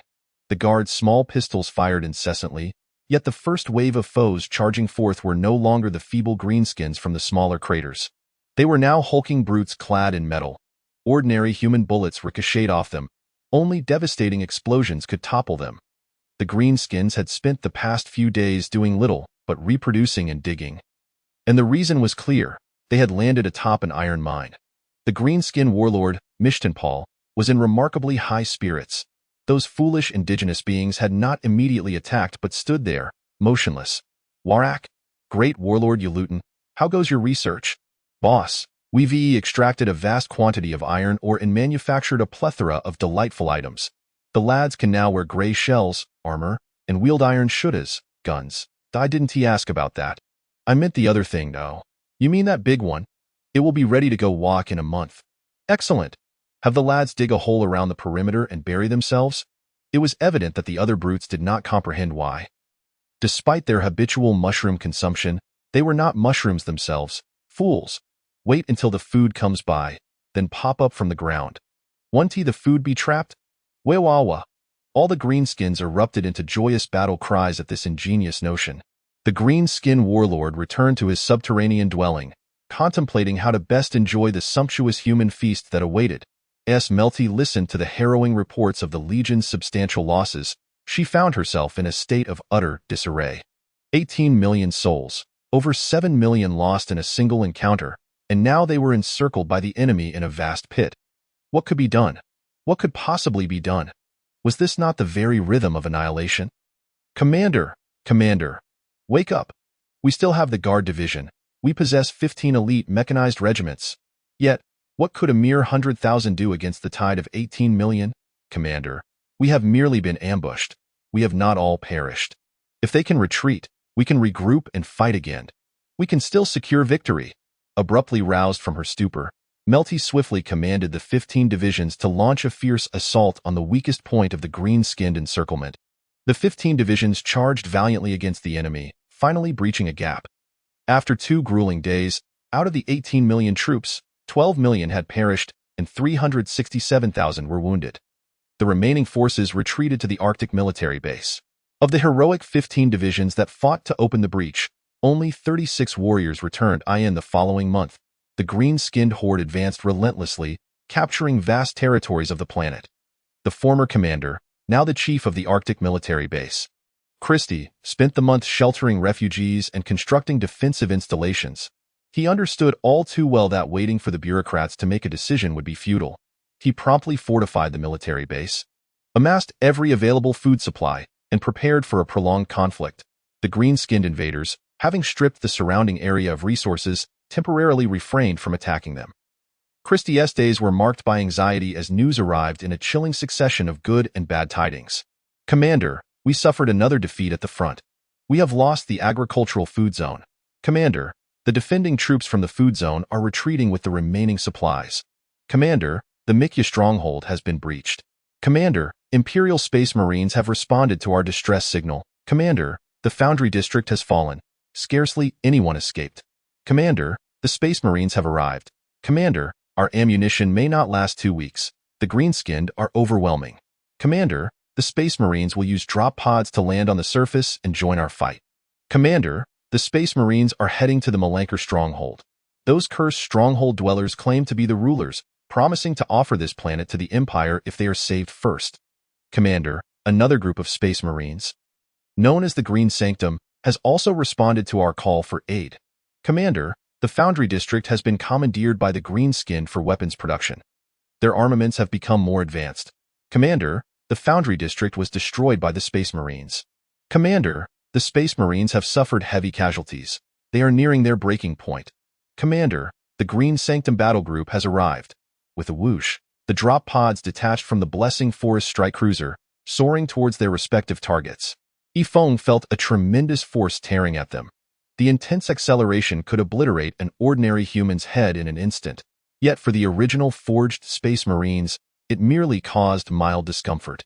Meteors streaked across the sky, plummeting onto the planet. Last time such a spectacle heralded bloodshed and death. This time, it promised salvation.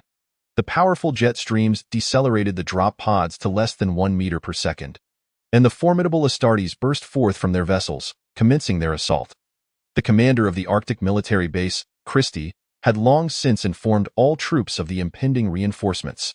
After centuries without sight of the Astartes, the soldiers awaited their arrival with both hope and skepticism, uncertain whether these Imperial warriors could indeed rescue them from their plight. After all, none had laid eyes upon these Emperor's most reliable killing machines. The drop pod of the 3rd Combat Team crashed onto a snow-white peak, sending debris flying perilously close to the soldiers stationed at the nearby defensive positions. Sergeant William was the first to emerge from the drop pod, with Yifeng following closely behind, greeted by a cacophony of cheers that echoed like a tsunami. What? This is not what I expected. Shouldn't we see a sea of people upon landing? Oh, wait. No. The green-skinned horde is charging towards us, and we should be firing our explosive weapons at them. Oh heavens, our saviors have arrived. Look at their might. They resemble gods descending from the heavens. Behold their armaments and armor. How advanced and sacred they appear. Surely, they will deliver a crushing blow to the green-skinned. After enduring a prolonged and seemingly hopeless conflict, the soldiers spared no praise, however limited their vocabulary, for the warriors who had finally brought them hope from the depths of despair. The soldiers of the 3rd group felt a bit bashful under such admiration, particularly when their grenade-laden forms were praised. Sergeant William quickly regained his composure, instructing his second-in-command, Kshevich, to lead the establishment of a defensive position. Holding firm for 9 hours while awaiting a counteroffensive, the Arctic stronghold was not merely a lengthy wall enclosing a city, a laborious and ultimately futile endeavor. Rather, it was an integrated military fortress relying on the entire Arctic mountain range, with walls connecting various cliffs and tunnels and firing ports carved into the mountains. This reliance on the cliffs allowed for a shortened defensive line while providing shelter from orbital bombardments or other devastating assaults. The Void Shield was established at the core of this fortified stronghold, remarkably secure and capable of prolonged defense. Theoretically, the 3rd group's defensive position should have been within the tunnels below, filled with firing ports. However, Sergeant William made a pivotal decision to position their defenses atop the peak. Kshevich, what did you say, Sergeant? Have you lost your senses? The second-in-command was evidently astonished by this unconventional strategy. We are warriors of the Green Sanctum aboard the vessel, part of Khan's army. Yet here, On this planet unblessed by the Emperor's light, we are representatives of the Emperor. Establish our position at the highest point. Let the soldiers see that we are fighting, that we are slaughtering the green-skinned. Let all in the stronghold witness their hope resides here, on this peak, where we boldly confront the enemy. A surge of fervor coursed through the hearts of all combat team members. The members of the third group sprang into action, powerful chainsaw axes swiftly carving out cover in the mountainside.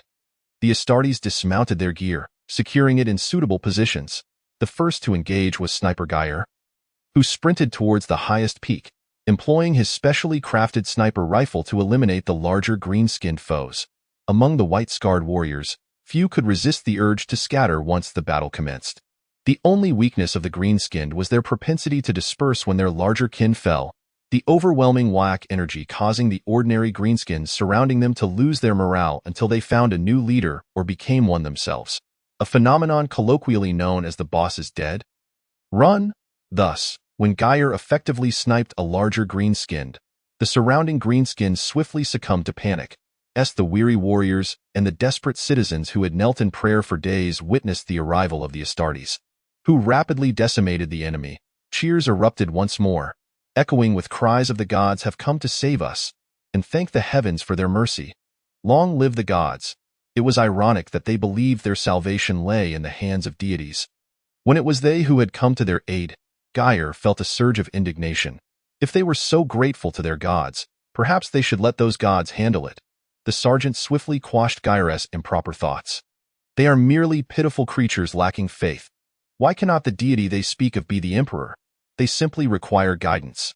After the war, the state religion, the faith that the emperor is divine, will lead them. Yifeng remained silent beside them, contemplating whether it was truly wise to pray to the emperor for salvation. Why could humanity not take up arms to fight for themselves, if the emperor's protection was paramount? What then was the purpose of the Imperial Guard, IG, and the Planetary Defense Forces, PDF? Yifeng held his tongue, knowing such sentiments could easily mark him as a corrupted heretic at such a critical juncture. Yet, a seed had been sown, a seed of humanity taking control of its own destiny, a seed of a proletarian utopia. Chapter 5. The warlord. The explosive weapons of the Astartes continued to unleash fire. Despite the distance, the skilled marksmen of the Space Marines picked off the charging greenskins with deadly precision from their cliffside vantage. Sensing that their adversaries were different from before, the greenskins began to retreat. After weeks of turmoil, the Arctic military base finally experienced a semblance of tranquility. Sergeant Williams' face, obscured beneath the visor of his power armor, bore a grim expression.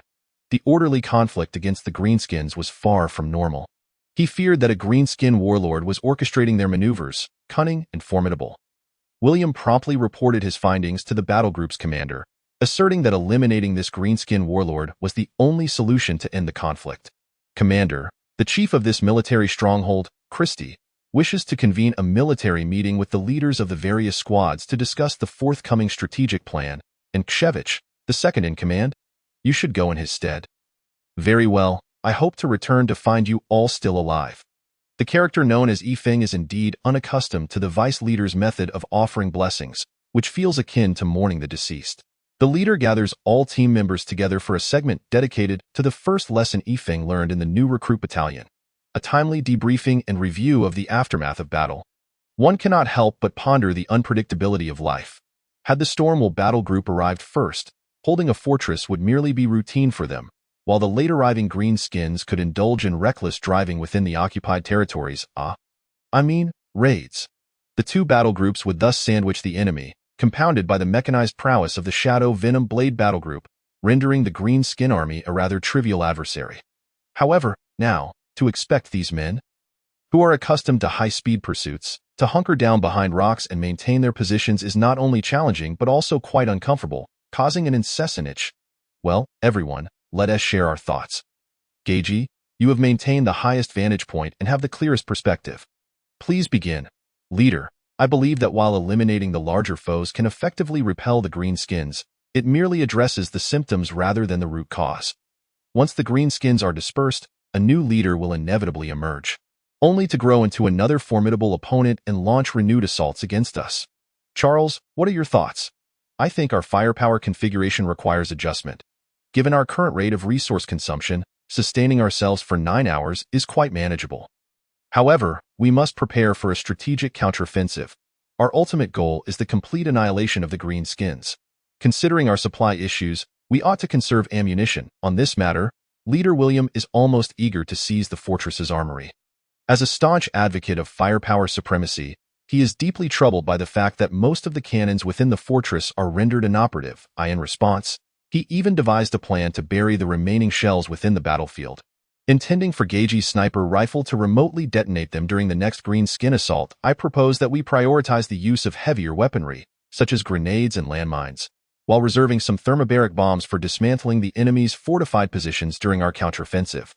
Other weaponry that hinders our swift mobility should be expended as quickly as possible at this stage.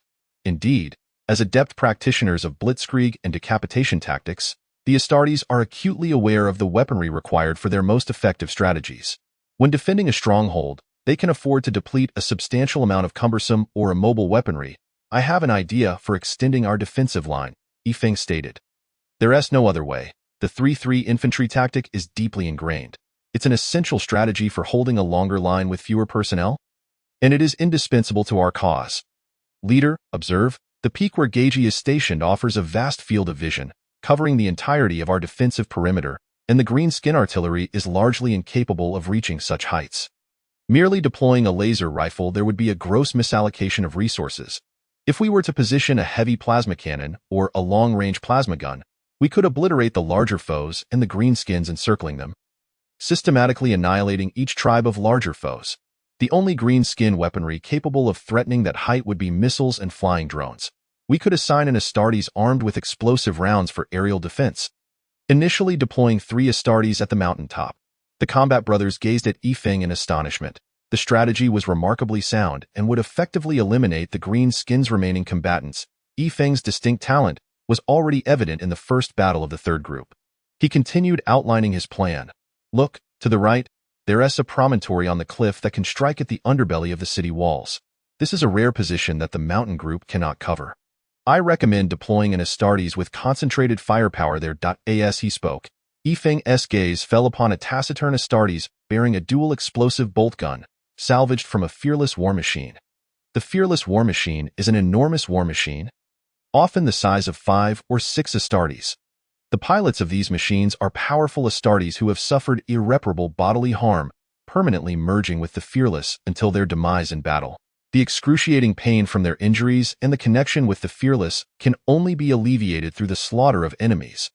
The fearless war machine is an indisputable killing machine, equipped with a variety of weaponry, including long-range dual explosive bolts, heavy flamethrowers, plasma guns, gravity weapons, fearsome spears, siege claws, drills, and an array of chainsaw weapons. The equipment disassembled from the fearless is colossal. The soldiers did not even carry it during aerial drops, but instead set it aside in 2 empty slots. However, it is evident that such fixed-point weaponry, which cannot be charged into battle, is more suited for that firepower point. To the left of the promontory lies an entrance. We can enlarge it and allow Gage to guard it. The interior can connect multiple firing ports. Simply put, dig deep and prepare for hard battles. 10 meters above these 2 firepower points, we could establish an observation or resupply point to identify any deficiencies. This would effectively create a triangular firepower position. As for the other 2, I believe they should descend to the top of the city walls. On one hand, they can utilize grenades to eliminate enemies, and on the other, I observed earlier that several greenskins had climbed the walls, resulting in significant casualties among the human defenders. It is far more appropriate to have Astartes handle the greenskins that have scaled the walls in close quarters. Even the experienced leader William had to concede that this was a feasible and excellent plan. I agree to adopt Yifeng's proposal. I concurred. Me too. Ultimately, the sniper position was rightfully taken over by Gage, while Yifeng was tasked with guarding the observation point established above him. The reticent warrior swiftly mounted the dual explosive bolt gun at the cliff's promontory, while the vice leader led the other 2 veterans to the upper peak. Despite numerous pleas yielding no results, the leader descended to the city walls with the 3rd original Space Marine, under the pretext of training the new recruits in close combat capabilities. Mistample roamed the iron mine base, and with a soft pop, a small creature was squashed beneath the foot of this towering figure. The green-skin warlord was in a foul mood, having crushed 6 of the creatures that morning alone. What had initially been a smoothly progressing assault became increasingly arduous due to the infernal starship cans. At first, Mistample had utilized the resources from the iron mine to craft rudimentary weapons and armor, leading his army to slaughter numerous human soldiers before swiftly seizing the agricultural region. This was primarily due to the tactical smoke lingering around the massive crater for a month, leaving the greenskins without food or photosynthesis to replenish their energy, resulting in them gnawing the very grass beneath them. After occupying the agricultural area, the greenskins were replenished with food, their morale soaring as they prepared to assault the Nest City. However, the Greenskin warlord Mistample quickly realized through two frontal attacks that this Nest City was not so easily conquered. If another Nest City dispatched reinforcements, his army would find itself in an exceedingly precarious situation. Therefore, he sought counsel from his deities, Gogo and Maogo. Indeed, the Greenskins also worship their own gods, one named Gogo, the other Maogo. Maogo is cunning and cruel, while Gogo is ruthless and iselwa. To illustrate, Maogo would sneak up and deliver a blow, then proceed to pummel you relentlessly, whereas Gogo would first unleash a severe beating and, once you managed to rise, would then deliver a sneaky strike. The overwhelming WGH psychic energy surged skyward as the green-skin warlord Mistample declared the following morning that he had received insights from Gogo and Maogo. He commanded his army to march from the east to assault the Nest City's defenses while instructing the smaller greenskins to launch a surprise attack from the sewage pipes. The intricate network of pipes and various interception devices became utterly meaningless under the sheer volume of the small greenskins, of course, had there not been an unexpected turn of events. The small greenskins would have emerged from the sewage pipes to be met with the fierce artillery fire from the garrison stationed above the wastewater purification pool. The Nest City Council, gripped by fear, issued orders to defend all external passages at all costs. Unfortunately, an unexpected incident did occur, when a group of small greenskins encountered a barricade and found themselves unable to advance. They became trapped there for what felt like an eternity. At least, in the eyes of the ever-fighting greenskins, it seemed like a long time. Then, a diminutive technician arrived at the barricade, carrying a homemade WAGH bomb. And in front of the captivated greenskins, he obliterated the barricade into smithereens. The colossal explosion not only sent several unsteady greenskins flying, but also cracked the upper pipe walls. In an instant, this technician gained a multitude of green skin admirers, and the WEGH energy field surrounding him surged to unprecedented levels. Technician Evolution Tech Giant, the now massive green skin successfully pried open the iron and steel plates riddled with cracks. Roaring WEGH in triumph. Can you envision the chaos of battle outside, where shells and grenades rain down, while a group of the lowest-ranking workers within the Nest City toil away for 17 hours a day? Crafting weapons? Can you imagine several exhausted workers huddled in a corner, consuming their hurried lunches, when suddenly the ground trembles and the floor cracks open? Can you picture the terror of a group of workers, on the verge of discovering which boiler had exploded, when a green skin head suddenly emerges beneath them? The technician giant led the small green skins charging out of the tunnel, swiftly sweeping away the surrounding enemies. Amidst the fervent adoration of the green-skinned denizens, the skilled technician known as Big Boss has even earned himself a moniker, Blast. While not particularly melodious, it resonates perfectly with his character. It is worth noting that a named green skin is a rarity, a true gem among countless, and from that moment forth, he ascended to a status akin to nobility. When the human forces arrived, the factory was awash in blood, with soldiers wielding laser rifles cautiously scouring their surroundings. The greenskins, however, lacked such patience. They brandished massive firearms and unleashed a barrage upon the human troops, deploying an array of tattered and bizarre weaponry. What? Where did all these weapons come from? What is this place? A weapons factory, you say? And who leads the greenskins? The technician Big Boss. Is he still that sluggish young craftsman? Not anymore. After evolving into Big Boss, his weapon manufacturing has accelerated dramatically. At this moment, Blast is humming a tune while assembling missiles, and green skins are pouring forth from the cave's entrance, howling.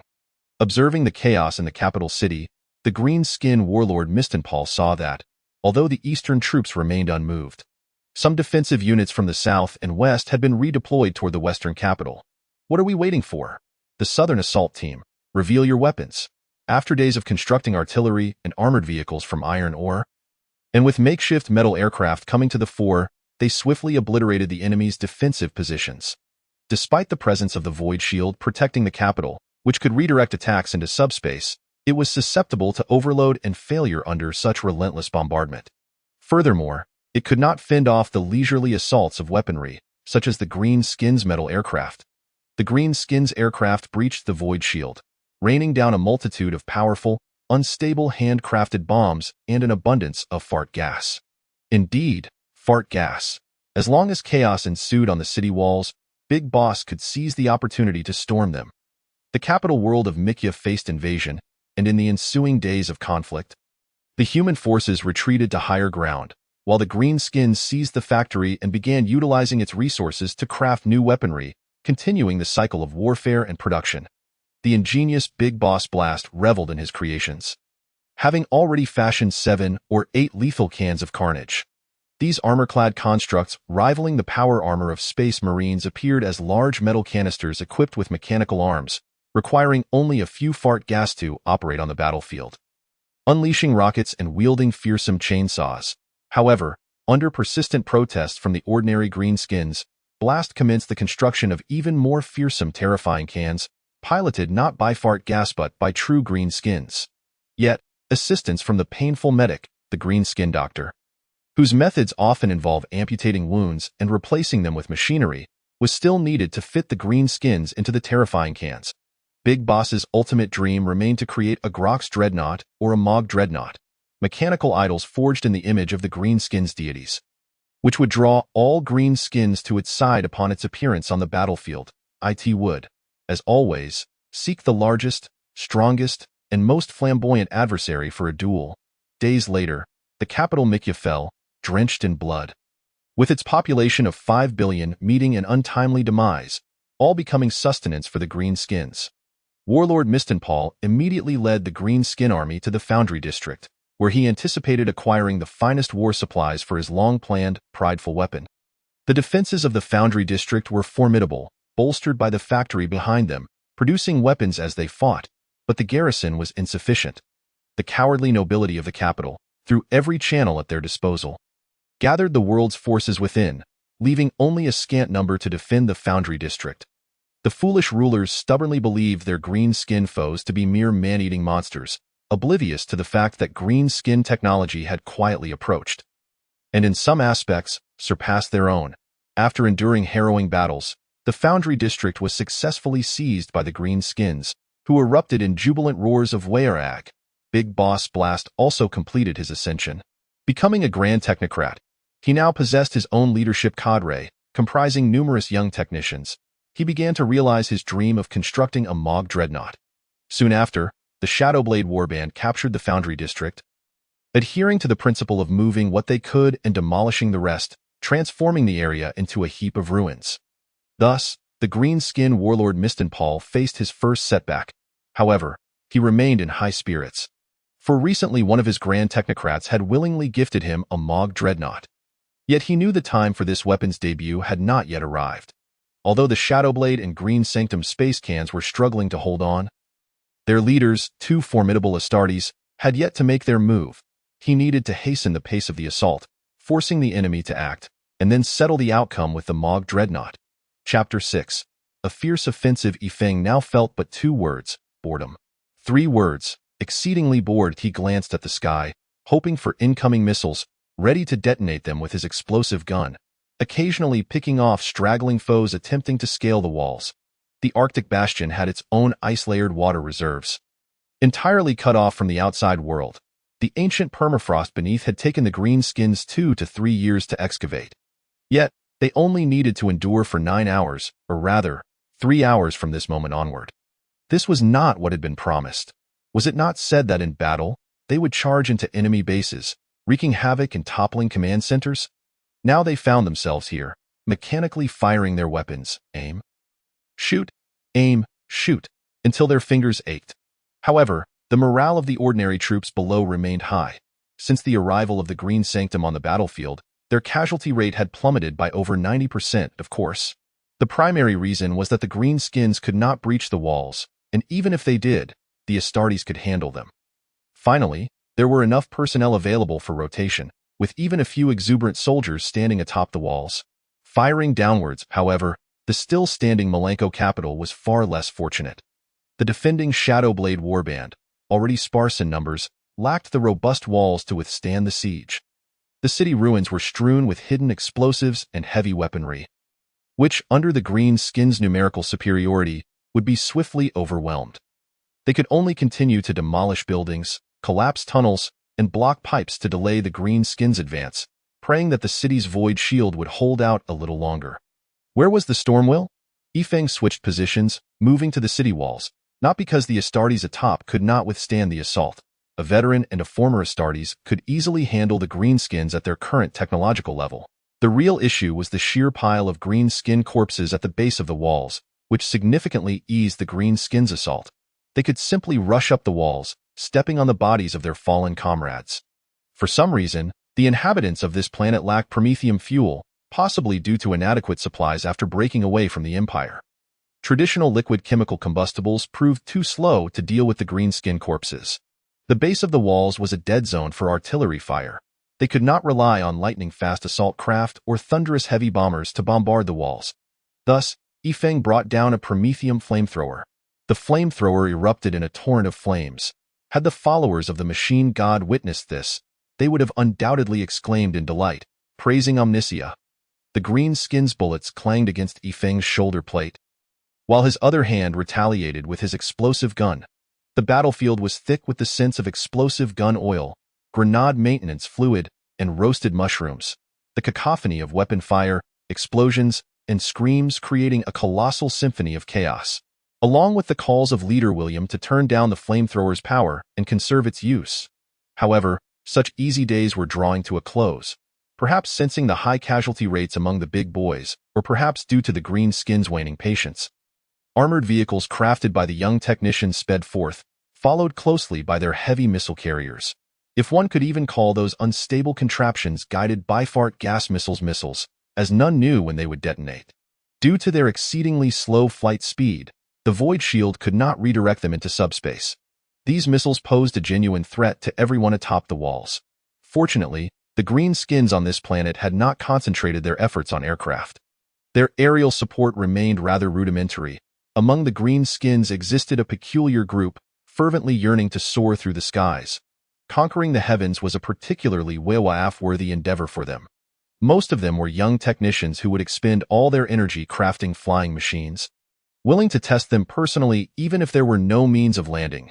As the green skins reached a later stage of development, these foes would become terrifying assassins, capable of outmatching even the Empire's diverse atmospheric craft. Astartes traditionally held a fine tradition of welcoming friends from afar while annihilating foes. Faced with the generously thick-skinned gifts from the green skins, they promptly called for air support. Lightning-fast assault craft and thunderous heavy bombers swiftly shattered the aerial blockade of flying green skins and makeshift metal aircraft, launching an offensive against the green skins' ground armored forces. However, after a round of intense bombardment concluded, for armored vehicles illuminated with psychic shields, coalescing an immense amount of WAAG energy capable of withstanding any form of assault. Though they bore their own inherent flaw, instability.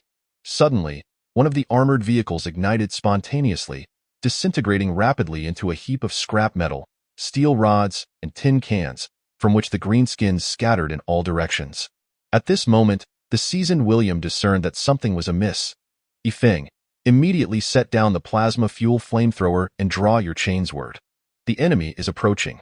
The remaining 3 armored vehicles accelerated with all their might, crashing directly into the castle walls. With a colossal explosion, numerous wrecks of the armored vehicles were hurled into the sky, including the fearsome tin can mech that had been lurking within. The blood-soaked fear canister, shielded by its invulnerable barrier, crashed heavily against the castle wall, sending shards of debris raining down upon several human soldiers. Before the dust settled, the fear canister commenced its slaughter, mechanical arms equipped with chainsaw axes and cutting blades flailing about, swiftly dispatching all nearby human soldiers. The rocket launcher on its back rumbled ominously, launching projectiles in all directions. Aiming? Unnecessary. Crafted by greenskins, guided by esoteric means, and even if aimed, it would miss. Better to lay down suppressive fire. Die, Xenos! The squad leader surged forward. 3 Astartes stood upon the wall. No need for division. They simply sought their targets. Without hesitation, Yifeng fired a magazine of explosive rounds into the nearest fear canister, destabilizing its walk stance. Even confined within the fear canister, the greenskins' war cry resonated loudly. Abomination, come meet your demise. It was merely a contest of volume, and the Astartes possessed amplifiers. Other human soldiers instinctively turned towards the source of the loudest roars, their blurred vision catching sight of 2 similarly towering metallic canisters clashing with weapons drawn. The fear canister opposite Yifeng boasted 5 mechanical arms. Aside from 1 claw for grasping, the other 4 were armed with chainsaw axes, a siege drill, and 2 cutting blades. Yifeng adjusted his stance, acutely aware of his advantages. The enemy's chainsaw axe struck at an angle against the Astartes' most robust shoulder armor, glancing off, while a cutting blade landed heavily on the armor, leaving a trail of sparks. Seizing this opportunity, Yifeng swung his chainsword, severing the siege drill, the only weapon capable of swiftly breaching Astartes' armor, deeming it a priority to neutralize. With a successful strike, Yifeng did not halt his charge, slipping past the fear canister while deftly affixing a substantial explosive device to the rocket launcher on its back. The enemy, incensed, found that even 2 strikes with their weapons had failed to cleave the white canister in twain, allowing it to escape. Turning to pursue, Yifeng fled without a backward glance. Who set such a lengthy timer on that thermite bomb? Observers witnessed the 2 canisters in a chase, the white canister evidently sprinting slightly faster. When suddenly, a massive explosion erupted, transforming into a brilliant display of fireworks in the sky. Voices of gratitude to the divine echoed among the humans, with some arguing whether it was a blessing or punishment from the deity. Unfazed, Yifeng continued his charge towards the fear canister engaged in combat with another Astartes. This particular fear canister evidently suffered from a deficiency of firepower, equipped with only 3 mechanical arms. Aside from 1 grasping claw, the other 2 bore dual heavy machine guns. The relentless barrage of gunfire seemed never-ending, even wounding nearby warriors with stray bullets. The Astartes facing it circled around the fear canister to evade its heavy fire, continuously firing his explosive weapon in search of an opening. Yifeng, having sustained some damage to his left shoulder armor, lowered his body, presenting his right shoulder to the enemy while wielding his sword with both hands, charging at full speed. Upon spotting Yifeng, the greenskin gunner unleashed a torrent of firepower, its wag roar expressing the joy of finally encountering an adversary willing to engage directly. Unfortunately for it, Yifeng was already in full sprint. Barely grazed by a few bullets, and with the chainsword at full power, he plunged it into the dark red canister. Another Astartes capitalized on this moment, bringing down his power axe upon the canister's forehead. The tremendous force driving through to connect with the gap made by Yifeng's chainsword, cleaving the canister in half. To combat those skilled in close quarters, one must adeptly employ weaponry. Against ranged attackers, one should strive for close engagement. The Astartes' immense, durable shoulder armor, combined with the chainsword, proved to be optimal tools, of course, barring calls for long-range fire support. Having decisively eliminated the foe, squad leader William had no worries. As the fear canister he faced now lay on the ground, gushing oil, the 3 resumed their suppressive fire against the greenskins below the walls, due to the recent lapse in firepower, although the larger foes had been dealt with by the mountain's fire team. Many ordinary greenskins had managed to reach the base of the walls. 2 Original Astartes seized several crates of grenades recently delivered by the human forces, launching them downwards with abandon. After all, they were practically free, much to William's delight. Meanwhile, William gleefully squatted before the recently cleaved fear canister, extracting a considerable stash of ammunition from its ruined dual heavy machine guns. As he stated, the unstable large rounds from the greenskins, when affixed with a detonator, could serve as grenades. When it came to suppressive fire, why skimp on resources for a melee? William's steadfast belief: more firepower, more bombardment. Yet, Yifeng did not forget his primary objective. Charles shortened the detonation time for the thermite bomb. Just as the last grenades were being launched, a squadron of lightning-fast assault fighters roared in, this time not for air support, but to escort the transport aircraft. The fighters unleashed a furious barrage upon the greenskins, while 5 plump transport aircraft arrived at the military fortress, swiftly unloading their cargo. The Mortal Auxiliary troops, heavy artillery Chimera armored vehicles, and Lehman Russ tanks were delivered to the military stronghold. Not to mention the Greenskins' favorite, the motorcycles. Although the Astartes Codex forbade the mingling of mortal and Astartes military forces, with Astartes unable to command mortal armies and vast fleets, surely a strike cruiser could not be solely manned by Astartes. There had to be mortal auxiliary troops available, right? This number was manageable, as they were temporarily conscripted into the ground war, which seemed reasonable enough.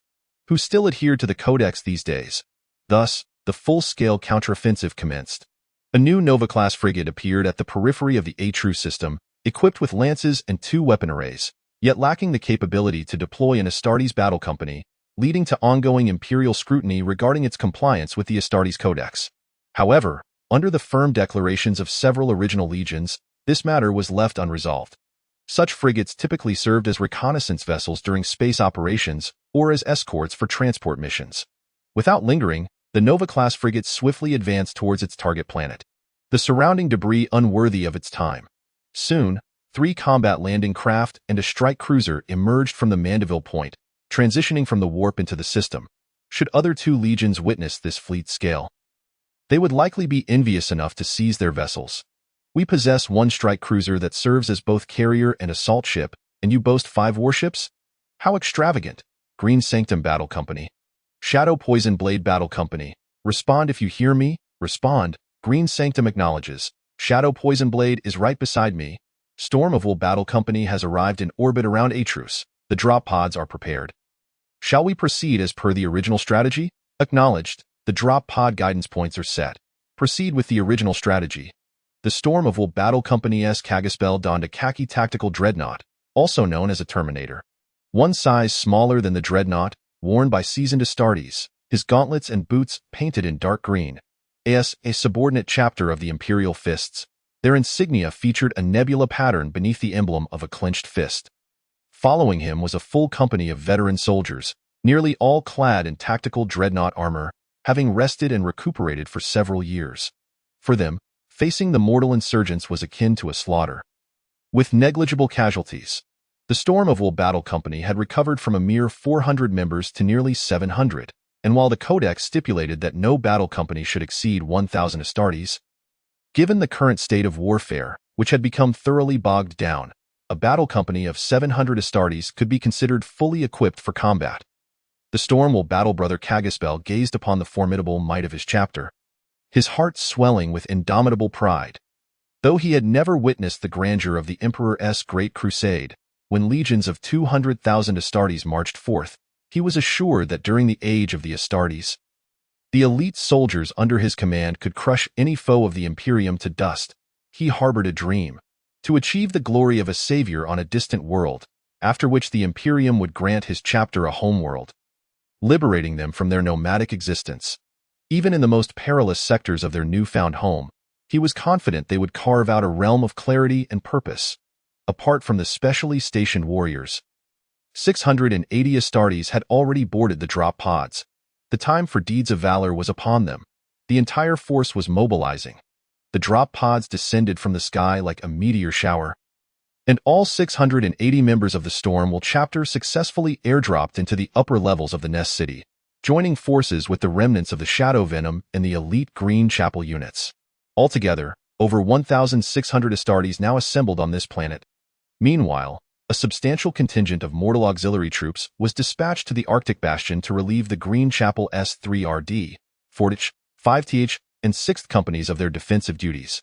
While the Astartes of the Green Chapel prepared to mount their familiar grav bikes, ready to deliver death to the enemies of the Imperium, the greenskin warlord Mishtanpal was now exceedingly furious. He had discovered that the combat prowess of these interstellar tin cans far exceeded his expectations, particularly the towering models that exhibited remarkable strength. Moreover, judging by the recent meteor shower, it seemed these interstellar cans were becoming ever more numerous. Warag, this troublesome lot significantly impeded his plans for galactic conquest, prompting him to resolve to teach these oblivious Astartes a profound lesson. Ulutan, how much longer until you are ready? 3 days, at most 3 days. Lads, unleash all the killing cans. Let those stinking shrimp taste defeat. Mishtanpal's roar echoed throughout the iron mine. as numerous killing machines roared forth towards the horizon. The prelude to a doomsday frenzy had begun. What of the artillery? Hasn't he been lamenting over his Gork's Wraith mech recently? Is it ready yet? Let him take it out and enjoy a good whack. Ever since the mighty Gork had been seized by the warlord, the artilleryman had thrown himself into the creation of Gork's Wraith with a heavy heart. Fortunately, the warlord recognized his abilities and provided him with ample teeth, the currency of the greenskins, allowing him to exchange them for superior materials from scavengers to Ulu Tan. Listen closely, relay my orders. All fearsome iron cans are to remain inactive, let them sleep for 3 days. But sir, won't that mean facing bombardment from their warships? The orbital cannons are no trifling matter. If we were to protect the fearsome iron cans with that behemoth's positioning, it would be a different story. 3 days from now, I shall personally lead them into Wayak. The formidable greenskin horde set forth, and after being strictly monitored by the warlord for so long, the Psykers were finally liberated from their restraints, joining the ecstatic Wayak. Psykers are a rare breed among the greenskins, possessing a high sensitivity to the energies of the warp, allowing them to rudimentarily control psychic powers. In simpler terms, they are low-tier sorcerers. However, their control over psychic energies is notoriously unstable. They are too frail, and the overwhelming Waag surrounding them could easily cause them to explode from the sheer intensity. Moreover, one must never allow them to become overly excited, for even the mere construction of a particularly Waag device by nearby techies could lead to a catastrophic psychic detonation.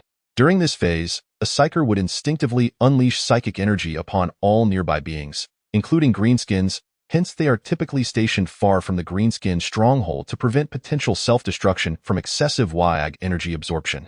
Of course, this is Mishtanpal's reasoning. Whether he genuinely fears being obliterated by a Psyker remains uncertain.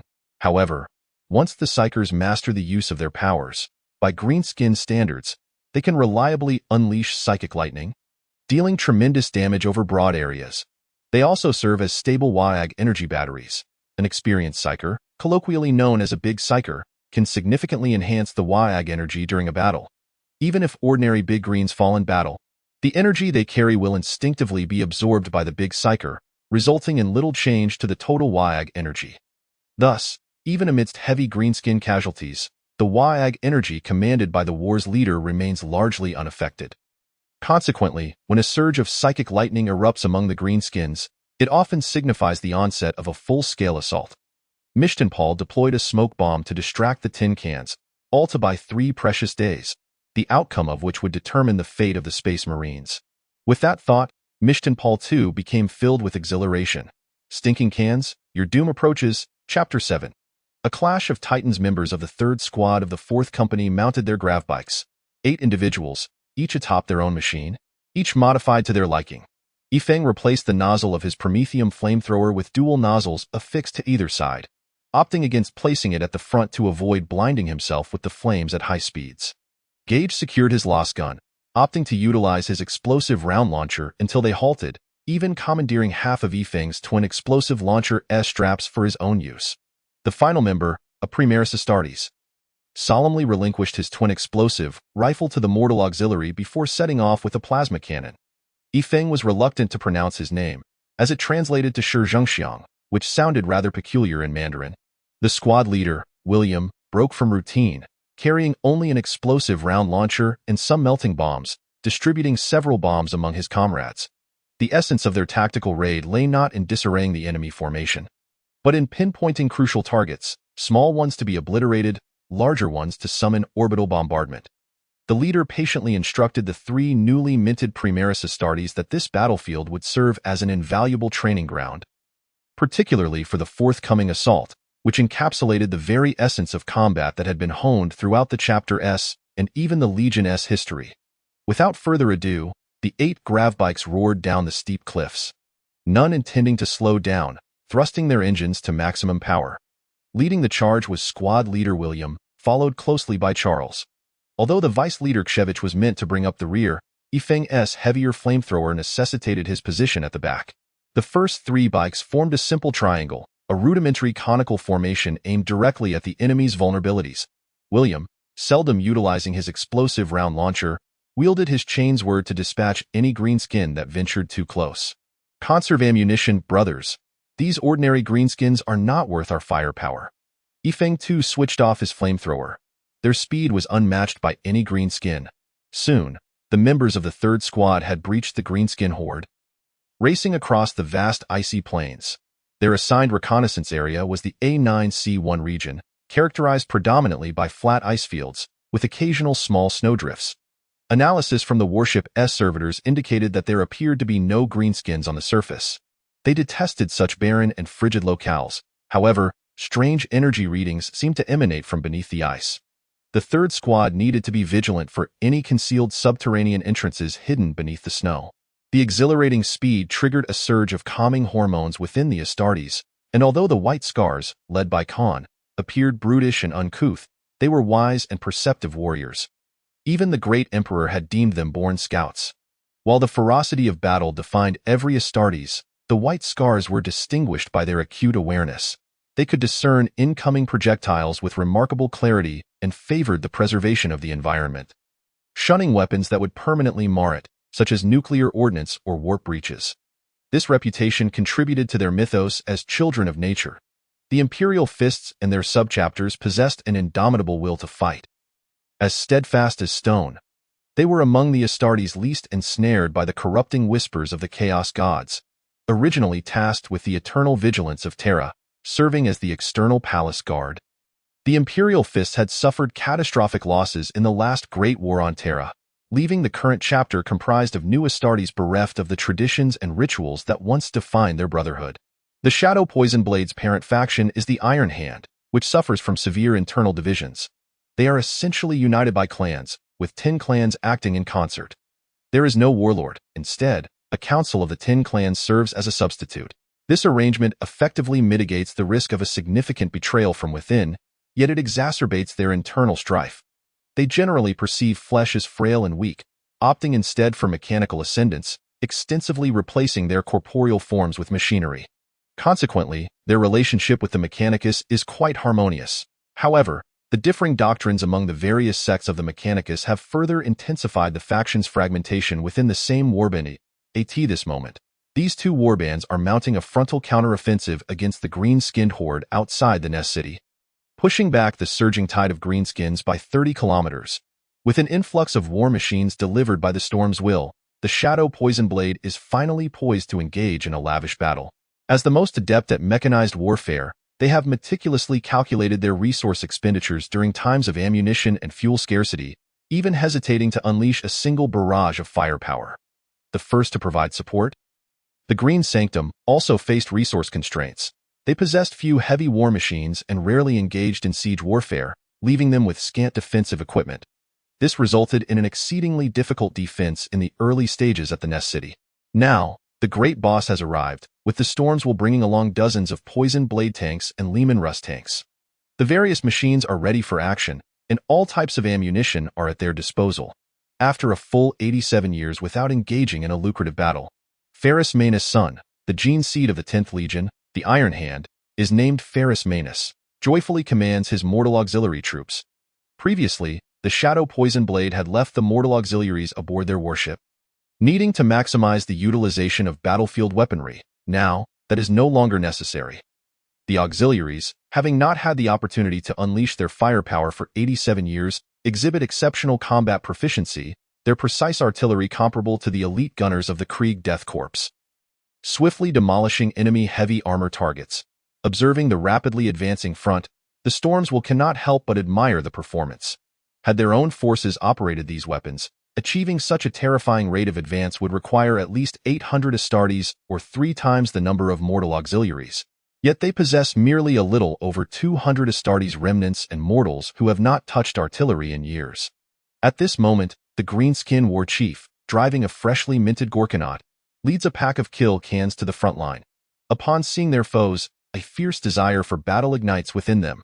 The Gorkanaut's right-hand Deathstorm assault cannon erupts with astonishing firepower, instantly transforming the foremost Lehman Russ Annihilator tank into a mass of shrapnel. The Gorkanaut's left-handed power claw swiftly seizes a large boulder and hurls it, smashing a Chimera transport into a pancake. The Storms will warband, witnessing such audacity from a single Gorkanaut, promptly calls for orbital bombardment. After all, this weapon is designed to hunt Titan-class war machines, equipped with a massive invulnerable force field whose coverage is so extensive that it can envelop all nearby kill cans. Ordinary artillery would be insufficient to overload its force field. The Iron Hand swiftly concentrates fire, relentlessly bombarding the ground before the Gorkanaut, creating a vast and deep trench, and then releases smoke grenades as they withdraw in an orderly fashion. All Astartes and infantry units retreat behind the tanks, which have deployed their stabilizing anchors, a device typically used during precision strikes to enhance targeting accuracy, now repurposed to shield against the impending shockwave of the massive explosion. The Greenskins, unconcerned by the actions of their foes, simply yearn for an unrestrained Waag. Due to the cowardly nature of the Kilkan pilots, despite being ensconced within their armored shells, their habits remain unchanged. They prefer to provide fire support from a safe distance rather than recklessly charging forward. They follow the Gorkanaut, accustomed as they are to the Waaf energy radiating from the larger Greenskins. Ordinary Greenskins harbor no such reservations. They plunge into the trench and begin to clamber over it, disregarding the smoke grenades. The Greenskins are the happiest race in the galaxy. For them, combat is the greatest joy. Enormous lances fall like the Emperor's retribution, their radiant light dimming the world, followed by the thunderous bombardment of macro cannons and strategic bombing, sending massive shells soaring thousands of meters into the air. As the final act, another lance strike descends. With 3 assault transports and 3 strike cruisers overhead, why would I engage you in a melee? The good news is that the charging Greenskin brutes, along with their smaller companions, have been reduced to fertilizer. The bad news is that the Gorkanaut still stands, albeit buried in the ground. The good news is that the cowardly pilot inside the Gorkanaut has been frightened into a panicked retreat. The bad news is that the fleet's orbital strike requires recharging and cannot be initiated in the short term. The good news is that the Gorkanaut's force field has been compromised and is now emitting thick black smoke. The bad news is that the intensity of the orbital bombardment has resulted in collateral damage to their own forces. With mixed fortunes, the odds stand at 50-50. Rounding up, it's a matter of life and death for the enemy. Ensuring victory in this battle. Exterminate the Xenos, long live the Emperor. The warband leader of the Storm's Will, Kagaspel, issued the charge order. The Astartes warriors, fueled by righteous fury, surged toward the enemy, vowing to deliver the Emperor's judgment. The Shadow Poison Blade swiftly directed the Leman Russ and Poison Blade tanks to join the fray, unleashing a rapid triple salvo. A deluge of artillery rained down like a meteor shower, buying precious moments for the Astartes to advance. Although the Gorkanaut is rugged and resilient, the forceful shells still disrupt its aim, causing the 18-barreled Deathstorm assault cannon to fire wildly. Leading the charge is the Storm's Will's ironclad tactical dreadnought, Terminator. Equipped with the highest defensive capabilities, these veteran-clad Terminators can withstand several shots from the Deathstorm assault cannon, let alone when it struggles to AIM.ATA distance of 100 meters, then 75, 50, and finally 25 meters.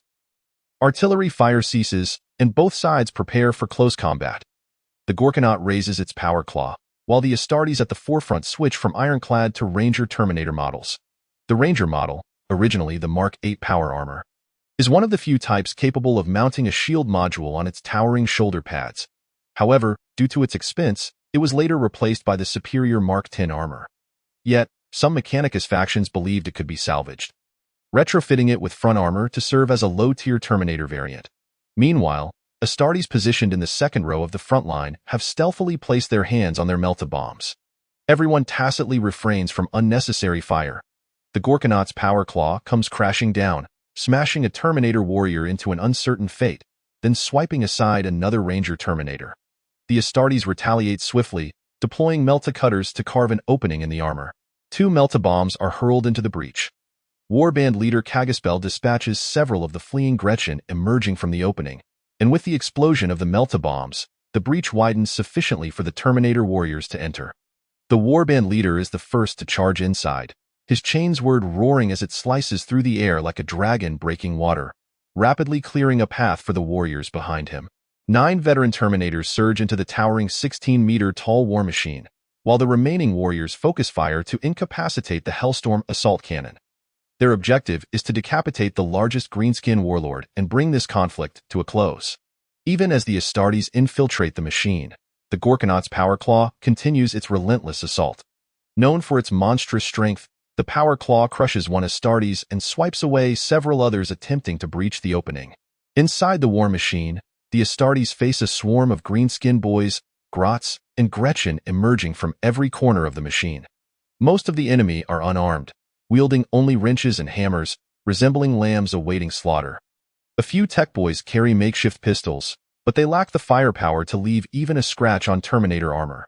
Cowards hiding in the shadows, come forth and face me. No greenskin warlord would refuse a duel with the strongest among them. Warband leader Kagispel thinks this and issues the challenge. However, seated within the machine is Bombablast, who merely sees himself as a humble tech boy wielding a hammer, not the warlord, the greenskin most concerned with self-preservation. Bombablast may not wield the most powerful weaponry, but his equipment is undoubtedly the most stable and secure. He presses a large yellow button, and the entire machine emits a series of beeping sounds. Of course, for the Astartes entangled in the crackling cables within the Gorkanaut, this does not raise their alarm. The Astartes commit a cognitive error, instinctively believing that the largest and most powerful greenskin war machine they face is the leader of the invasion, the mastermind behind the greenskin horde. Bombablast opens the panel beside the control console and presses the largest red button. With a resounding bang, the Gorkanaut's head is launched into the air. The Astartes, engaged in demolishing the power claws, gazed in astonishment at the severed heads soaring through the air. The grand strategists were not present, so when did the battle captain become this formidable? Only the Techmarine sensed the impending danger. Run! With no time to react, the Techmarine clad in ironclad Terminator armor swiftly pulled the chief apothecary of the Storm of Will battle group behind him. A tremendous explosion erupted, sending a colossal mushroom cloud into the sky, visible even from the warships in orbit. The captains of 3 combat shuttles, poised for their next orbital bombardment, urgently contacted their battle captain. The energy core of the Gorkanaut was obliterated by the predetermined bomb, resulting in a massive chain explosion that propelled all its green-skinned crew and their assorted supplies far and wide. From the ejected head of the Gorkanaut, several steel plates quickly fell away, unfurling a pair of gliders, as a small propeller emerged atop the robotic cranium, transforming it into an emergency escape vessel that clumsily flew towards the green-skinned stronghold, the Ironworks base. The Gorkanaut had fulfilled its purpose, marking the zenith of its rather unremarkable existence, and even the current green-skinned warlord, Mishtanpal, could not boast of such grandeur. "I annihilated a squad of large tins," he exclaimed, his triumphant roar echoing in the dim skies of Atrus. The greenskins refer to smaller humans or similarly sized beings as shrimp. Amidst the ruins, the arriving Space Marines promptly commenced their excavation efforts. In the process, they uncovered the severed limbs of several Ranger-type Terminators. Though this type of Terminator armor, enhanced with thick plating over its built-in shield, was cheap and agile, its protective capabilities were severely lacking. The search and rescue zone extended beyond the site where the Gorkanaut had stood. Even the Astartes standing nearby were violently swept away by the shockwave. The Shadow Poison Blade battle group, providing artillery support from behind, swiftly joined the fray, their semi-mechanical forms making it easier to sift through the debris. Over here, shouted a Storm of Will warrior to his approaching battle brothers. The communication channel within his combat helmet was filled with static, forcing him to remove it and shout loudly. An Astartes clad in ironclad Terminator armor was unearthed, gravely injured and unconscious. He was the last of the Terminator warriors to enter the fray. And even this seasoned veteran had succumbed to unconsciousness. The chief apothecary and several apprentice apothecaries quickly initiated medical treatment. Excavation proceeded apace, and the ejected Astartes gradually returned to their ranks. Thanks to their augmentation technology, they possessed rapid recovery capabilities, allowing them to self-treat their minor injuries. After a brief rest, they rejoined the search efforts, for their battle captain remained unaccounted for. Ultimately, Battle Captain Kagispel was recovered. The front of his ironclad Terminator armor lay shattered. Inscribed with blessings and adorned with the exquisitely carved Aquila insignia, it had failed to protect its master. Instead, it had turned into a harbinger of death, with numerous shards embedded in his flesh, dark crimson blood staining the ground. The chief apothecary swiftly deployed a stasis field to shield him and called for a ship in orbit to bring him back to the battle group's flagship. In the final tally, all 6 Ranger-type Terminator warriors who had entered the Gorkanaut perished, while 3 ironclad Terminator warriors, including the battle captain, were gravely injured. Surrounding them were 3 Ranger-type Terminator warriors and 2 standard power armor warriors who had died, along with 11 Ranger-type Terminator warriors, 3 ironclad Terminator warriors, and 18 standard power armor warriors who were severely wounded. The significant casualties among the 46 Astartes plunged the entire Storm of Will battle group into a state of extreme fury. With the battle captain and the 1st Company commander incapacitated, command of the engagement was assumed by the 2nd Company commander, Scaro. When the battle captain of the Green Sanctum, Dika, learned of this dire news while hunting down the scattered killing tins, he immediately ordered all of his over 100 Astartes to spare no ammunition and to eliminate every visible enemy without mercy. This grudge shall not go unavenged, Chapter 8. This grudge must be paid in blood. Mishtanpal was savoring a bowl of freshly made mushroom soup, crafted from the enormous and thick mushrooms cultivated deep within the iron mines, the perfect choice for mushroom soup. Those green-skinned chefs, however, were sorely lacking. It was indeed a waste of resources. Suddenly, with a resounding crash, a massive metallic head fell into the courtyard of the mine. The dazed crew member crawled out, disoriented from the impact. The curious greenskins rushed out, fearing an enemy attack, and charged towards the fallen head. In the council hall, Mishtanpal observed the disheveled crew member, now bound and left on the ground like a large rice dumpling. Did you truly annihilate a horde of large tins? Absolutely. The leading tin had gleaming golden patterns, and I saw him enter my Gorkanaut with 8 other large tins before it exploded. They must be thoroughly dead, and there were dozens more around. At least half of them are gone. Mishtanpal, aware of the explosion's magnitude, could see the towering mushroom cloud rising high into the sky, even with his enhanced vision from within the iron mines. Reflecting inwardly, he realized that even his robust physique would not have survived such a tremendous blast. Well done! Someone, untie him and reward him with 2,000 teeth. Mishtanpal's voice resonated throughout the ironworks base. This was a substantial sum, enough to procure over 20 fearsome iron tins from other skilled large tins. However, you lost the Gorkanaut. Though you were responsible, you must still face consequences. Go research something that can take to the skies. We've been bombarded too harshly by those star tins lately. There's no reason for us to be oppressed by shrimp. Clear rewards and punishments are the foundation of a leader, and this news brought him great joy. 1 War Machine for 1 battle captain. What a bargain. Oh, and let us get one of those flying heads for my Mago Gorgon as well. Mishtanpal calculated the remaining time. The green-skinned army had already delayed for a day. This recent blow to their command would likely push them back another day. The lethargic psychers had yet to engage the enemy, allowing them to postpone their actions further, while urging Yalutin to hasten their progress. If they managed to stretch this out for 3 days, it would effectively ensure their victory. The crew member left the warlord's council chamber. Returning to his quarters at that moment, most of his skilled workers and large tins had followed the Gorkanaut. Leaving him in solitude once more, however, he was now fundamentally changed. Mishtanpal's words had awakened him. Merely having a flying head was insufficient. He needed to create even more formidable flying machines. There was no turning back now. Having just acquired 2,000 teeth, he thought, I am a wealthy man. The 3rd squad of the 4th Company was nearing the designated location. The small bird servant displayed on the motorcycle-S scanner revealed a strange energy presence beneath the snow-covered expanse. The deputy squad leader, Kshevich, activated the special sonar on his motorcycle. The vast snowy sea seemed endless as the Astartes wandered over this peculiar energy source, yet they could not uncover any entrance. Could it be that there is an ancient wreck buried underground? Are you suggesting that there's no way down from above? Shall we blast our way through? You reckless fool. Is that how you use thermal demolition charges? Call in the auxiliary human forces to dig. William was the first to reject this proposal. I think we could summon the fleet for an orbital bombardment. Gadget, have you lost your mind? We don't even know what's down there. And you want to blow it up? What if it's a massive reactor or bomb? You could blow the whole area to smithereens. Exactly. Where did you learn this habit of wanting to blow everything up? Just as Yifeng finished speaking, Gadget fixed him with a blank stare. Did I learn it from you? I don't want to blow things up that much, do I? Do you think it could be an ancient STC template? Impossible, absolutely impossible.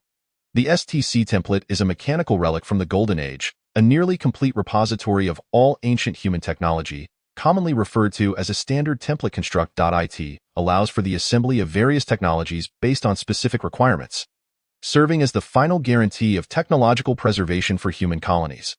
Almost every colony relies on the assistance of STC templates for designing essential constructions, such as shelters and power stations. Over time, most have deteriorated, becoming unreliable or incomprehensible.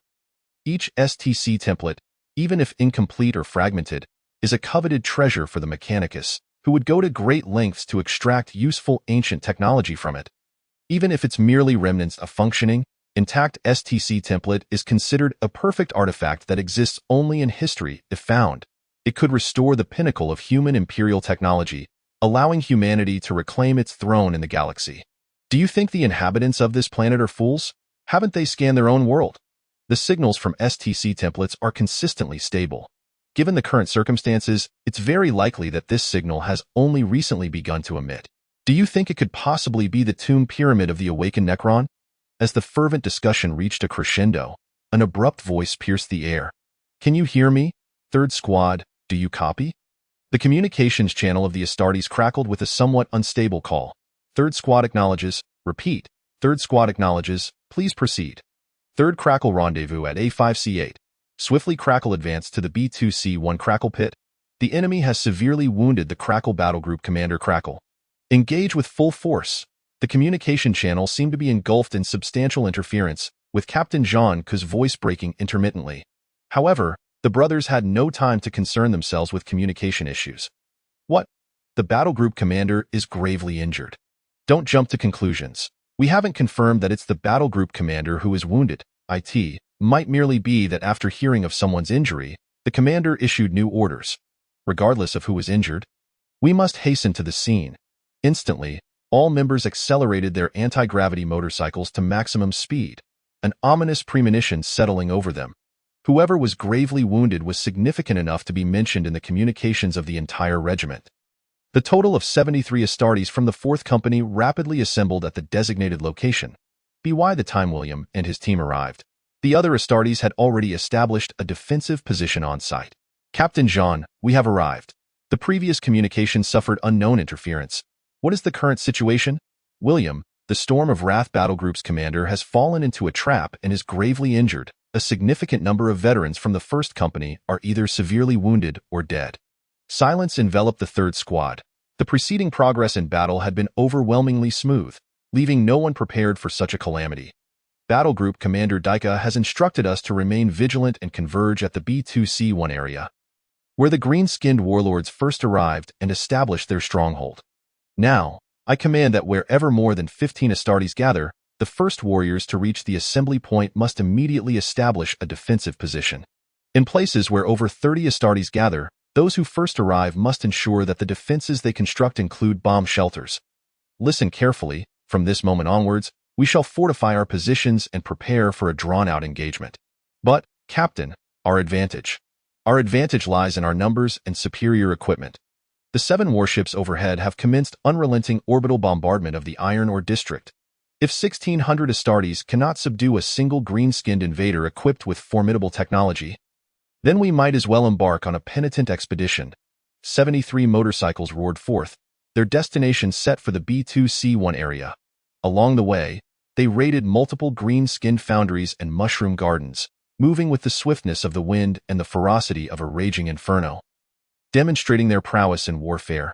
Meanwhile, the Storm of Wrath battle group and the Shadow Venom battle group advanced rapidly, mercilessly tearing apart any green-skinned forces they encountered, whether they be kill cans, psychers, or other bizarre armored creations. The hidden rats of the Iron Ore district were about to feel the Emperor's wrath. Under the leadership of Commander Dika of the Green Chapel, veteran troops swiftly seized numerous critical supply points from the green-skinned forces, including the residences of psychers and the workshops of tech boys, as well as their makeshift airfields. Following closely were legions of mortals armed with promethium-fueled flammers and mobilized troops from the Arctic fortress, eager to avenge their fallen brethren. All Astartes were drawing closer to the Iron Ore base, encircling it from 3 sides, vowing to reduce the enemy to ashes. Lord Mistenpaul, the grand weapon is prepared. Excellent, Urton. You have done remarkably well. The green-skinned warlord Mistenpaul found himself ensnared in a dire predicament. The relentless orbital bombardment had left his entire base trembling on the brink of collapse. Point 3 of the previously invulnerable shields had been obliterated. And had it not been for the 5 spare shields hastily constructed, they would have been reduced to mere ashes by now. His green-skinned minions, restless and eager, considered the thunder of artillery to be the sweetest music in the world. Yet, surrounded by the force field-encased spherical space, all matter had turned to dust. Without the smoke of battle, one could only see the base resembling a watermelon perched precariously atop a chopstick, with a meager rocky support beneath. Soon, that chopstick would shatter under the bombardment, sending the base crashing to lower levels before another stick would be forced into existence. Even the boldest of greenskins dared not venture outside in such a storm of firepower. Mist and Paul descended to the lower levels of the base, accompanied by Urton.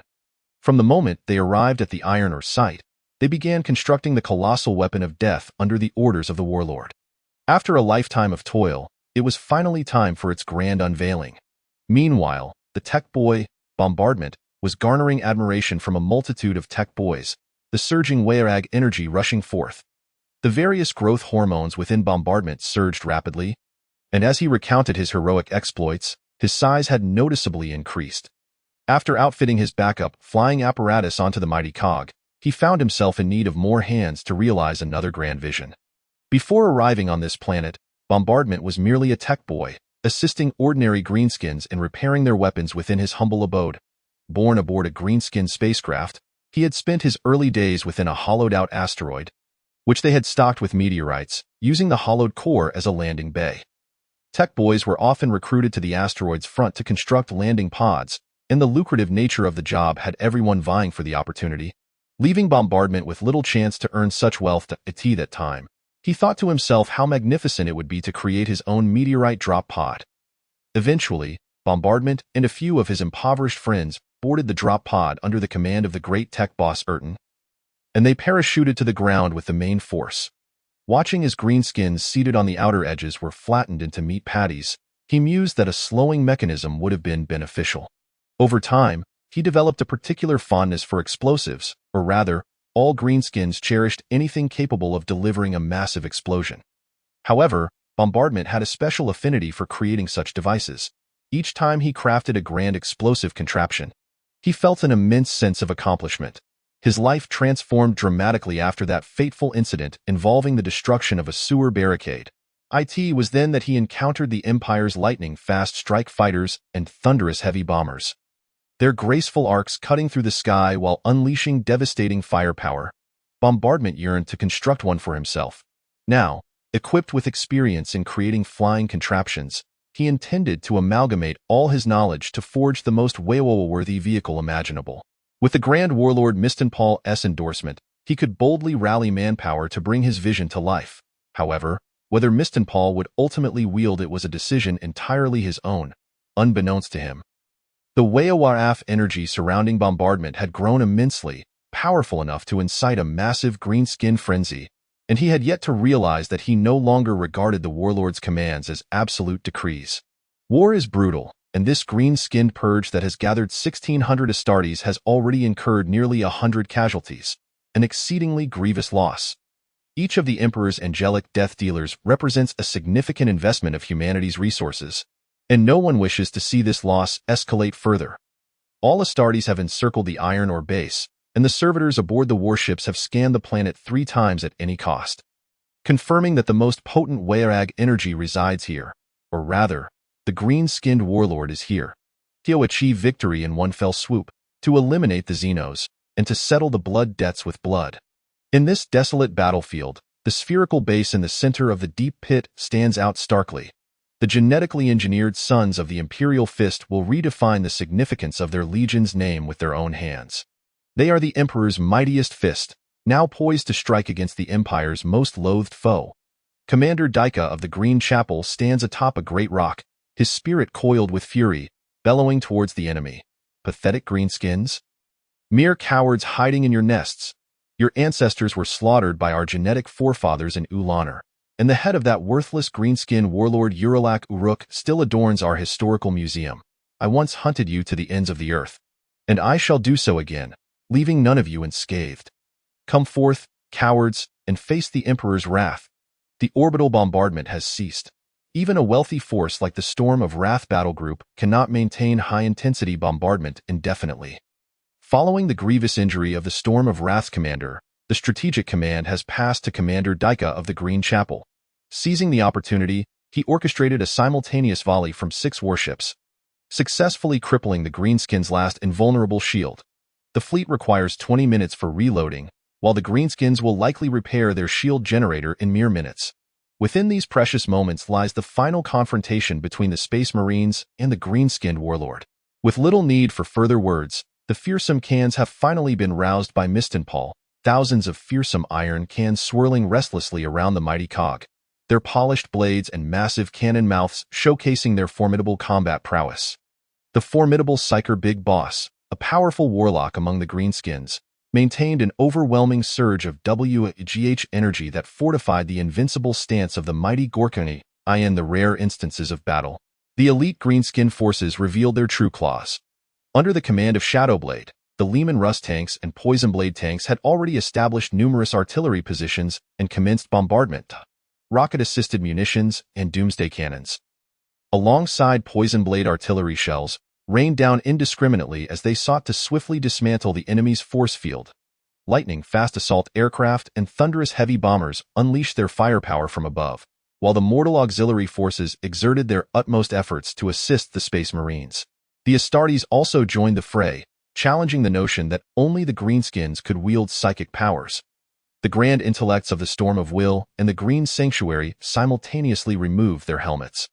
Uniting their efforts, dark clouds swirled in the sky, and after a prolonged build-up, a powerful surge of psychic lightning struck down, instantly overloading the Greenskins' invincible force field, thus igniting a brutal melee. Thousands of Astartes surged toward the enemy from all directions. A magnificent sight to behold, with the swift Astartes of the Green Sanctuary charging to the forefront of the battle line in mere moments. Fong closely followed team leader William, flanked by deputy leader Kshevich. The squad swiftly unleashed fire from their explosive firearms, while the enemy retaliated fiercely. Although the greenskin weaponry lacked precision, the overwhelming firepower of 1,000 fearsome tin cans rendered accuracy unnecessary. A simple bombardment sufficed. On the Gorkanaut, the chainsaw axe roared to life, and the massive meteor hammer swung, creating a powerful gust of wind. The ironclad Terminator warriors led the charge, a rare type among the Green Sanctuary. Finally stepping up at this crucial moment, despite suffering severe casualties, they successfully shielded their comrades, advancing to optimal combat range. Veteran Astartes from various legions were the first to crash into the enemy ranks. Within the span of mere breaths, life and death hinged upon a single blade. Why apologies? But in terms of speed, I, the son of the White Scar, have never known defeat. Chapter 9. Confronting Mistenpal, swords and blades danced. The spear of fear weaved through metal and flesh, with the powered meteor hammer lacking the space to swing. Its master met a swift demise. The remnants of the storm and swirling lightning lingered around the ancient staff. As the great mechanical deity squandered its authority with abandon, Yifeng's chainsaw sword roared, the machine's spirit reveling in an unprecedented ecstasy.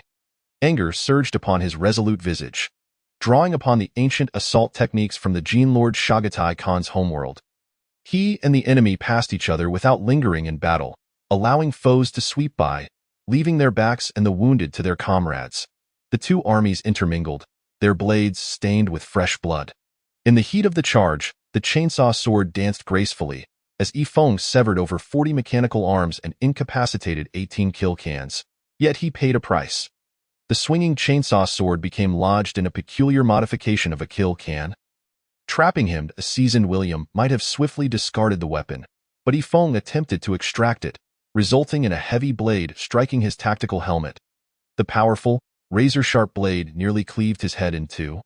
But fortunately, the helmet's quality held, and in a sense, so did his resilient skull. As the blade became ensnared in the flesh of his scalp, in an instant, another assault drill lunged from the left. But thanks to Charles behind him, a swift chainsaw axe strike severed the enemy's blade arm. Yifeng narrowly evaded the enemy's attack, removing the explosive firearm and continuing to run and shoot. At present, Shizhengxiang was assisting Yifeng in extricating the blade lodged in his helmet, which had cut through the headgear, causing cracks that spread to the level of his eyebrows. One tactical lens remained its original black, while the other was stained with blood and emitted a red glow. His left shoulder guard bore numerous blade marks, while the right was marred with several deep bullet holes. Following the loss of his chainsaw sword, he pressed onward with the explosive firearm, charging toward the kill. It must be said that recent skirmish would be regarded as unparalleled bravery, even among the Astartes. The battle group leader, Dika, would remark on this youth's potential as a squad leader. Though this injury was entirely due to Yi Feng's inexperience, it must be acknowledged that from the perspective of the bloodied warriors around him, he appeared remarkably dashing. The charge of the Green Sanctuary Squadron pierced through the enemy lines. Reaching the other side, young man, Carry On, a member of the Shadowblade warband, tossed his dark golden chainsaw sword to Yi Feng, a fine sword for a hero. Lad, you have the potential to become a champion of the warband. I have faith in you. My name is Everest. I am Yi Feng. Thank you for your sword and blessing. I shall wield it to vanquish all of the Emperor's foes. We shall converse post-battle. Yi Feng accepted graciously. On the battlefield, slaying the enemy took precedence. Surviving the aftermath was the greatest blessing. The second charge commenced, with the initial assault of the Green Sanctuary successfully disrupting the enemy's formation, covering the brothers of the Storm of Will as they fought with the enemy in a meat-grinder-like clash. Now, they were to assist the three clan leaders of the Shadowblade engaged in fierce combat beneath the Gorkanaut. Alongside the warriors of the Storm of Will, the clan leaders of Shadowblade, fervent believers in the ascension of machinery, had transformed several of their limbs into mechanical constructs. With the aid of the affluent warband, they had replaced their arms with more powerful mechanical appendages and other components. The Gorkanaut, wielding the Ascendant Death Cannon in its left hand and the Squealing Cannon in its right, with a thunderous mortar strapped to its back, was a veritable bastion of heavy firepower, unleashing astonishing volleys. The Ascendant Death Cannon pulverized the Sentinel-modified battle mechs that charged forward, hurling them skyward to crash down upon the Astartes. Meanwhile, the mortar relentlessly fired shells, bombarding the surrounding mortal heavy tank positions, creating a scenario of mutual artillery fire. The Squealing Ray Cannon in the Gorkanaut's right hand mercilessly melted several Astartes and their nearby fearsome tin cans into molten iron. However, compared to the indomitable Gorkanaut, the Gorkanaut had little in the way of close combat weaponry, as it typically did not operate independently. The surrounding greenskins were tasked with melee protection. Yet, due to the current disruption caused by the Son of the White Scar, several seasoned veterans were able to storm beneath its feet, embarking on their own galactic enforcement mission to dismantle illegal structures. Yi Feng learned from experience, employing a blend of slashing and cleaving, striking once and retreating. This time, it proved effortless. Their prior offensive had drawn allies into the fray, and the battlefield was predominantly a clash between Astartes and fearsome tin cans. He needed only to launch attacks from the sides or rear of a few fearsome tin cans, allowing the warriors engaged in direct combat to swiftly gain the upper hand, thereby effectively aiding their comrades. The victorious Astartes would then intervene in other battlefronts, triggering a chain reaction. The clan leaders of Shadowblade directly equipped their nuclear-powered backpacks with molybdenum fuel flamethrowers, utilizing small siege drill heads affixed to their mechanical arms to breach the Gorkanaut's exterior. With a thrust of the flamethrower, they ignited the interior, taunting, "You enjoy self-detonation, do you? I shan't venture inside. Either you come out, or you become a roasted mushroom." The Astartes quickly dispatched the enemy kill cans and largely vacated the battlefield. The two grand intellects, or rather the great mentors of the intellect, stood ready to employ psychic powers to teleport the nearby warriors from subspace. The Astartes would never stumble twice in the same location. Initially, the greenskin warlord Mistenpaul attempted to crush the surrounding ants. However, as several clan leaders deftly evaded and melted his internal drive systems, he became nothing more than a stationary target. All right, I understand, the two grand mentors declared. In 11 seconds, we will teleport everyone 1,000 meters away. The battle group leader, Dika, shouted over the communications channel. All personnel not engaged in combat, retreat immediately. The quicker, the better. The greenskin warlord Mistenpaul sensed something amiss. Although his minions below mounted a fierce assault, those around him began to withdraw. His WAGH energy had waned due to the excessive deaths of greenskins. Yet it still offered him a warning. Without hesitation, the greenskin warlord swiftly pulled the emergency lever, and the massive mechanical head of the Gorkanaut shot upward. 11 seconds later, a colossal psychic energy enveloped everyone, teleporting them a kilometer away in an instant. 12 seconds later, A volley of 4 heavy torpedoes struck the Gorkanaut, reducing it to a puddle of molten iron. Though reloading the orbital bombardment would take over 20 minutes. The warship could simply turn sideways. It was not solely the weapons mounted at the bottom that could perform orbital bombardments. Torpedo launch ports and macro cannon arrays on the sides could do so as well. Thus, the seasoned captain ordered the battleship to turn sideways towards the ground. Accuracy lacking. My bombardment has a kill radius of 300 meters. Does a deviation of 50 meters matter? Not at all. The surface of the iron ore base rapidly shed rocks, revealing the metallic iron walls beneath. The robust green-skinned warlord Mistenpaul did not wait for his flight wings to deploy. From 400 meters in the air, he leaped down, treading upon the splintering rocks, executing an extraordinarily difficult aerial leap, landing swiftly. Even one as strong as he could not avoid breaking a leg, yet he pressed on, enduring the pain of shattered bones. Rolling and crawling into the underground space of the iron ore base, foam, with a blink of an eye, reached the perimeter of the battlefield near a Lehman Russ tank, in an instant. A colossal shadow loomed before Yifeng, expanding ever larger until it resembled a titanic artillery shell. If one could still deem it a shell at all, it detonated with a thunderous roar, obliterating the Lehman Russ tank in an instant. The overwhelming shockwave hurled Yifeng and the surrounding warriors into the air. What is this? Even as the enemy barely revealed itself, Daika sensed that a grave situation was unfolding. Everyone, heed this. The ancient behemoth has appeared. Adjust our strategy, retreat 10 kilometers. The ancient behemoth, a staggering war fortress standing 26 meters tall, was one of the ultimate weapons of the Orc race. Its immense size could only be rivaled by the Empire's Reaver-class Titans, and to completely subdue it would necessitate the might of a Warlord-class Titan. Its arsenal was virtually limitless, and the oversized green-skinned void shields were nearly impenetrable under sufficient Wayawayaf energy. Without at least 2 Knight-class Titans, no one dared to claim certain victory. By the Emperor's undergarments, how could such a monstrosity exist here? The mortal support soldiers were in utter disbelief. What in the world is this? This battle is becoming increasingly absurd. Daika, the battle commander, wasted no time and summoned 2 eminent scholars. Can you perform another psychic teleportation? How many can be transported? Given the previous scale, we can manage 1 more, but we will require a 10-minute respite. During this time, we cannot utilize psychic powers. You both understand my intentions, yes? Of course, is this not our forte? Daika immediately issued a retreat order to the entire army. No gathering points. Just run. To the comrades who had just been teleported, he declared, let us engage in what we do best. Let's go, jump in. The psychic energies of the 2 scholars shimmered once more, as the Astartes prepared to execute the space warfare tactic with the highest casualty rate. A method frequently employed by the Space Marines, directly using subspace teleportation to infiltrate the enemy warship. This time, however, they were heading straight into the ancient behemoth, except for the Astartes and the ship's bearing Geller fields. Few things could be directly transported through subspace, which risked harboring the malevolent demons of the warp, leading to dire consequences upon their return to the material realm. Yifeng was also bewildered. I merely charged ahead to test my new sword. And now I find myself conscripted into a suicide squad. What is this madness? Moreover, subspace teleportation was notoriously imprecise even with ship-grade teleporters, and under the interference of Wayag energy, psychic levels, warriors were at great risk of materializing within walls.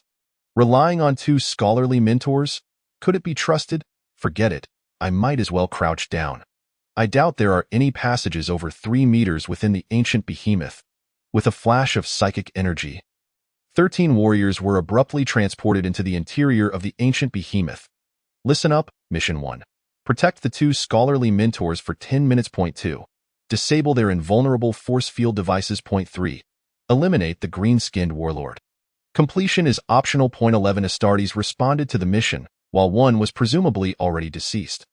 The sturdiness of the green-skin machinery depended on the amount of Wayag energy present, so eliminating the greenskins to reduce their Wayag energy seemed a prudent choice. Yifeng materialized on the 2nd level of the ancient behemoth, which boasted 6 levels in total, aside from the 4th and 5th levels, where the green-skinned warlord and power core resided, each towering at 4 meters. Most other levels were around 2.7 meters high. Had Yifeng not crouched, he would have certainly met his demise. Then let us not dawdle. The surrounding technicians and lesser beings are staring at me in confusion. Let us get to work. Though crouched, Yifeng's explosive gunfire remained unimpeded. 10 shots fired. 8 found their mark in the heads of foes, 2 struck their hearts. Not bad.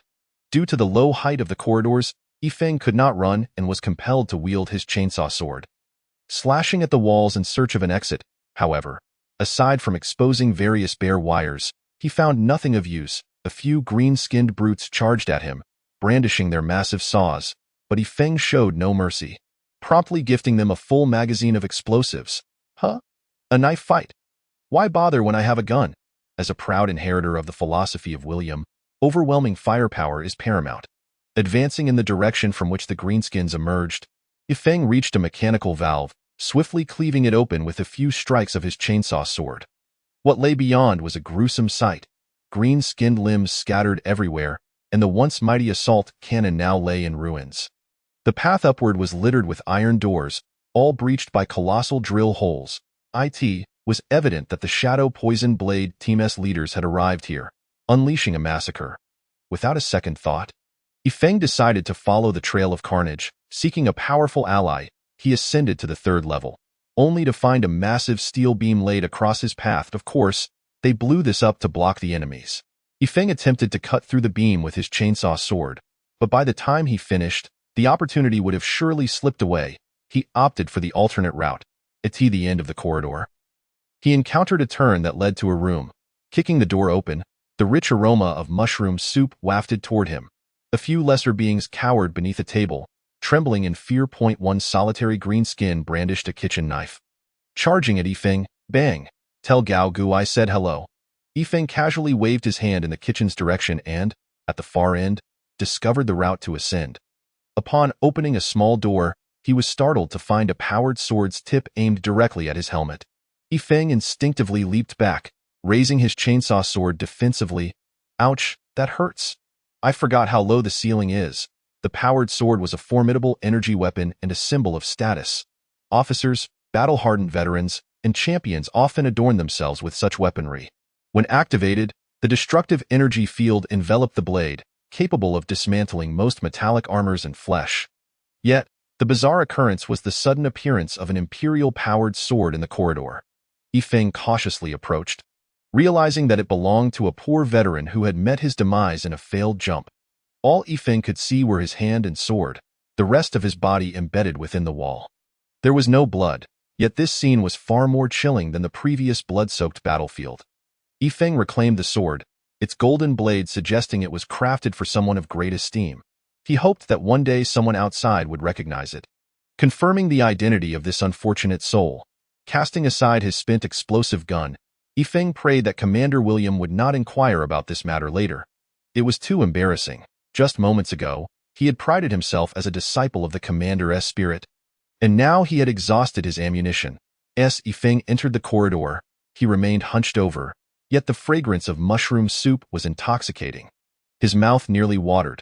Although an Astartes could go 2 weeks without food, the pursuit of culinary delight was still a worthy endeavor. Forget it. I must focus on the task at hand. He shut off the olfactory sensors of his helmet, but the aroma lingered enticingly. Ah, right, my helmet is cracked. It matters little whether I turn it off or not. Crouching, Yifeng ascended the staircase. Why is it so long? The distance from the 2nd to the 3rd floor is this great. Bewildered, he rounded another corner, discovering a thin door at the end of the staircase. Yifeng didn't even need his chainsaw sword. He simply pried it open. A massive green head turned to face him, and they locked eyes, both equally bewildered. The pantry doesn't directly connect to the command room of Mistenpal, does it? The 5th level boasted an impressive height of over 4 meters, and when the green-skinned warlord stood upright, he towered at a terrifying 3.8 meters. His muscular frame suggested that his arms alone were thicker than Yifeng's head. Standing tall at 3 meters, Yifeng was covered in bullet holes. In his left hand was the golden-powered sword, a clear mark of nobility, and in his right, the dark golden chainsaw sword, exuding a regal aura that sent shivers down Mistenpal's spine. A thermite bomb adorned his waist, inscribed with sacred blessings. His left shoulder guard bore a massive crack, while the right was riddled with deep bullet holes. Most striking was the giant gash across the center of his helmet, running from the crown to his brow, where one eye gleamed with a deep, dark hue, and the other glowed with an eerie blood red, a formidable foe, far larger than any previous Astartes, likely a champion from a squadron, possibly a battle champion or even the commander. An incredibly strong adversary. Paul pondered this as he glanced at his injured right thigh, still healing from his recent fall. After a moment's reflection, he resolved to find a way to slip away. What dreadful luck! I didn't check the calendar before teleporting. Yifeng was thoroughly perplexed. I'm expected to confront a big boss. Is it true that fortune favors the brave? No, I must find a way to escape, as the commander suggested. Overloading the shield here and using orbital cannons to obliterate it seems like a sound strategy. I am Yifeng, the arbiter of the Green Sanctuary, heir to the will of Ferrus Manus, and the legacy of Rogel Dorn, son of Shagatai Khan, Yifeng proclaimed, his voice resonating through the air. Let us see if we can intimidate our opponent for now. Besides, he hadn't lied. The powered sword was likely tied to the Storm's will, and the chainsaw sword had been gifted by the Shadow Poison Blade. He was indeed an original Astartes of the Green Sanctuary, merely embellishing the truth a tad. However, Yifeng understood that he must muster all his strength to confront the warlord, for only then could he find an opportunity. Otherwise, turning to flee would likely leave him as nothing more than a scattered remnant. Yifeng gripped his twin swords tightly, his fighting spirits soaring high. The luminous radiance of the power sword was exceptionally brilliant, while the dark golden chainsaw sword emitted a menacing whir. Excellent, the machine spirit is pleased, charged. The advantage lies with me, Waag, blood for blood. When foes meet, no words are necessary. Let the battle commence. Chapter 10. The decapitation of 1,000 armies. Presently, the green-skinned warlord Paul found himself ensnared in a dilemma. He was reluctant to engage in combat, piloting the colossal ancient behemoth, yet he was confident in his ability to mount a spectacular Wawa against the 1,000 or so interstellar foes ahead. However, should they engage him in a one-on-one duel, that would be a different matter entirely, especially since he had yet to recover from his recent wounds. Although Paul was the largest, strongest, most cunning, and most belligerent among the greenskins, being combative did not equate to being foolish. If one Astartes could enter, so too could another, and facing 1,000 cans in succession was simply untenable, not to mention their tradition of gang warfare. What? The greenskins are numerous. Wake up. He is currently the one with fewer allies. To withdraw without fighting would prove even more challenging. He was situated at the head of the ancient behemoth, directly beneath a devastating ray weapon. Under the scrutiny of the formidable FOE.AS, he contemplated an escape route through the small door to his left. He found himself in a quandary. Should he circle around to the 4th floor and directly ascend to the 6th to flee? Though both sides were embroiled in combat, thoughts raced through his mind in a flurry. A colossal double-handed axe, of the same height as Paul, swung down toward Yifeng. Unfazed, Yifeng's mind raced with, the short martial arts videos he had previously watched. After all, the rookie training camp had not instructed him on how to combat a greenskin warlord. That task was reserved for the elite veterans. While he wielded his one-handed sword admirably, it was simply unacceptable to discard one sword mid-battle. That would be akin to acting foolishly. Suddenly, inspiration struck Yifeng. With both swords, he struck forcefully from left to right against the great axe. The axe was deflected, crashing into the floor with a resounding thud. This maneuver resembled a classic scene from a grand fantasy historical drama, akin to the legendary duel between Guan Yu and Qin Xiong. Yifeng emulated Qin Xiong, using his twin swords as blunt instruments to counter the overwhelming might of the axe. The chainsaw sword glided along the axe handle, startling the warlord into retracting his hand. At that moment, Yifeng thrust his golden power sword directly into the warlord's ample belly in a moment of quick thinking. Paul kicked the great axe, propelling it upward at terrifying speed, dislodging Yifeng's power sword. The two fighters distanced themselves, with Yifeng's hands tingling from the force of the encounter. How could this greenskin possess such strength? Even with all his effort, he could only manage to deflect the axe slightly, and it was only due to his evasive maneuvers that he avoided a full-on assault. Meanwhile, Paul was equally astonished. This adversary was unlike those he had faced in brutal melee before. His strikes felt as if they were striking cotton, while Yifeng had already threatened his hands twice, once nearly eviscerating him. A true master, undoubtedly a formidable duelist. Yifeng endeavored to analyze the situation using his scant combat experience and the theoretical tactics gleaned from short videos. The enemy possessed tremendous strength and speed, complemented by that enormous axe, rendering him entirely unable to withstand such an onslaught. His only meager advantage might be that he wielded two weapons. He could only attempt to counterattack in the fleeting moments after the enemy's strike. Seeking an opportunity, if only his old comrade Yang Song were present. He was a master of single combat, having conquered divine beasts, and was adept at such nuanced maneuvers. As the duel resumed, it was once again the greenskin warlord who initiated the attack. This time, the great axe altered its trajectory, slashing diagonally toward Yifeng. He met the axe's side with one sword, leveraging the enemy's strength to glide away. The diagonal slice forced Yifeng upward to the left, akin to a tennis ball striking a racket and being propelled away. Yifeng kicked forward, appearing to evade the axe's strike with uncanny agility, swiftly launching a counterattack. Sword dance, duel blooms in the night. What does it matter? He casually shouted a name for the move. It sounded impressive enough to intimidate. Yet suddenly, a flash of inspiration struck Yifeng mid-air. There was a green-clad martial artist from a certain anime whose signature move involved attacking from above, then sweeping the legs of a crouching opponent to send them spinning like a top. Yifeng began to spin himself, his right-hand chainsaw sword whirling toward Mistenpal's head, its roar signaling a powerful assault. Mistenpal sensed a wave of murderous intent rushing toward his head and quickly ducked to evade the strike. However, Yifeng's rotation did not cease, and he found himself descending, or rather crouching in midair. The rapid spin of the chainsaw sword swept past the warlord's head, and as the furious Mistenpal prepared to retaliate, he caught a glimpse of the power sword descending toward his knee with unmatched ferocity. The problem was, having just crouched, he was momentarily stiff, unable to spring back up. This cunning adversary feigned a head strike, aiming instead for his legs. How devious! Mistenpal reacted with remarkable swiftness. If his legs could not exert force, he would channel his strength through his arms. The muscles in his arms bulged as he propelled himself off the ground, utilizing the firmly planted axe handle as leverage, executing what could only be described as pole dancing. Yifeng's eyes widened in disbelief. This was utterly shocking. No, wait. This was a golden opportunity. He swiftly retrieved a thermite bomb and hurled it beneath the warlord's axe. The explosion startled Mistenpal, transforming his pole dance into a pole vault as he summoned every ounce of muscle to leap far from the bomb. Although the thermite bomb's power was formidable, its blast radius was limited. While it failed to strike the warlord, it swiftly melted a significant hole in the floor, along with the upper portion of the axe, transforming it into molten iron. Now, the warlord's weapon, originally a 3.6-meter tall axe with a 1.6-meter blade, was diminished, leaving him with a mere 0.9 meters of sharp edge.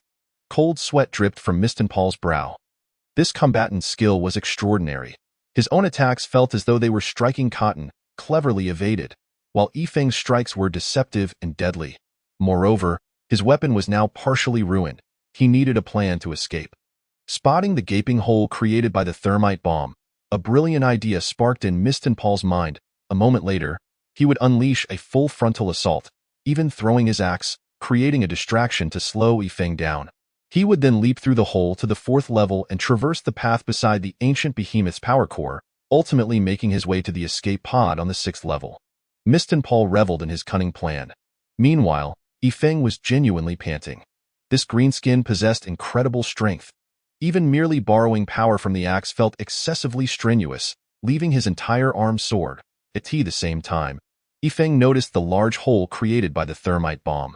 He would feign being knocked back, adjust his angle, and leap into the hole to escape.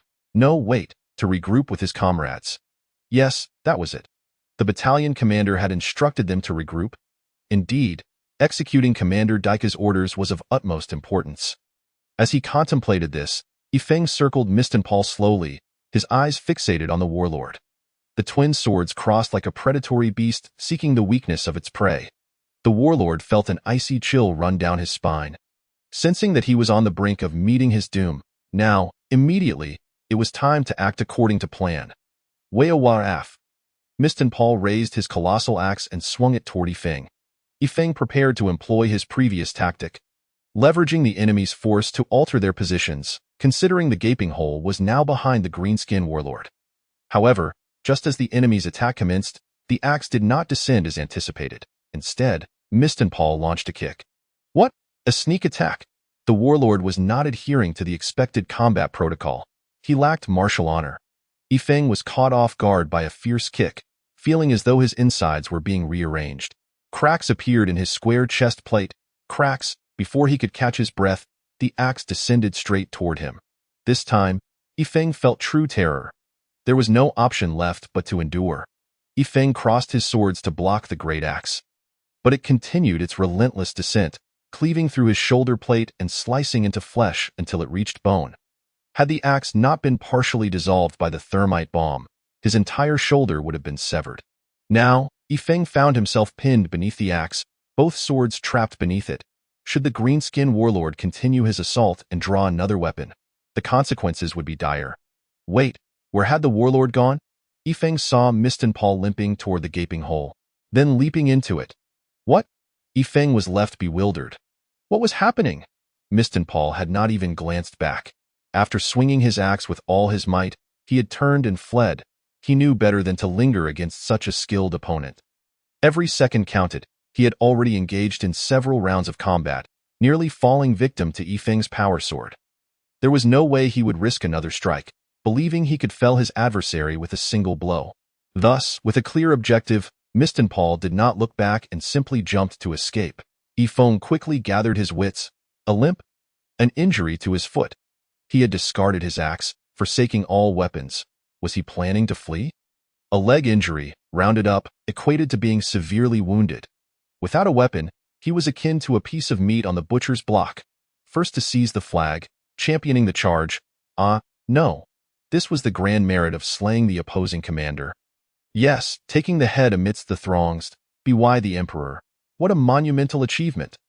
Yifeng was unsure where he found the strength, but he stood up in an instant, disregarding the blood that spurted from his wounded shoulder, and charged towards the cavernous opening ahead.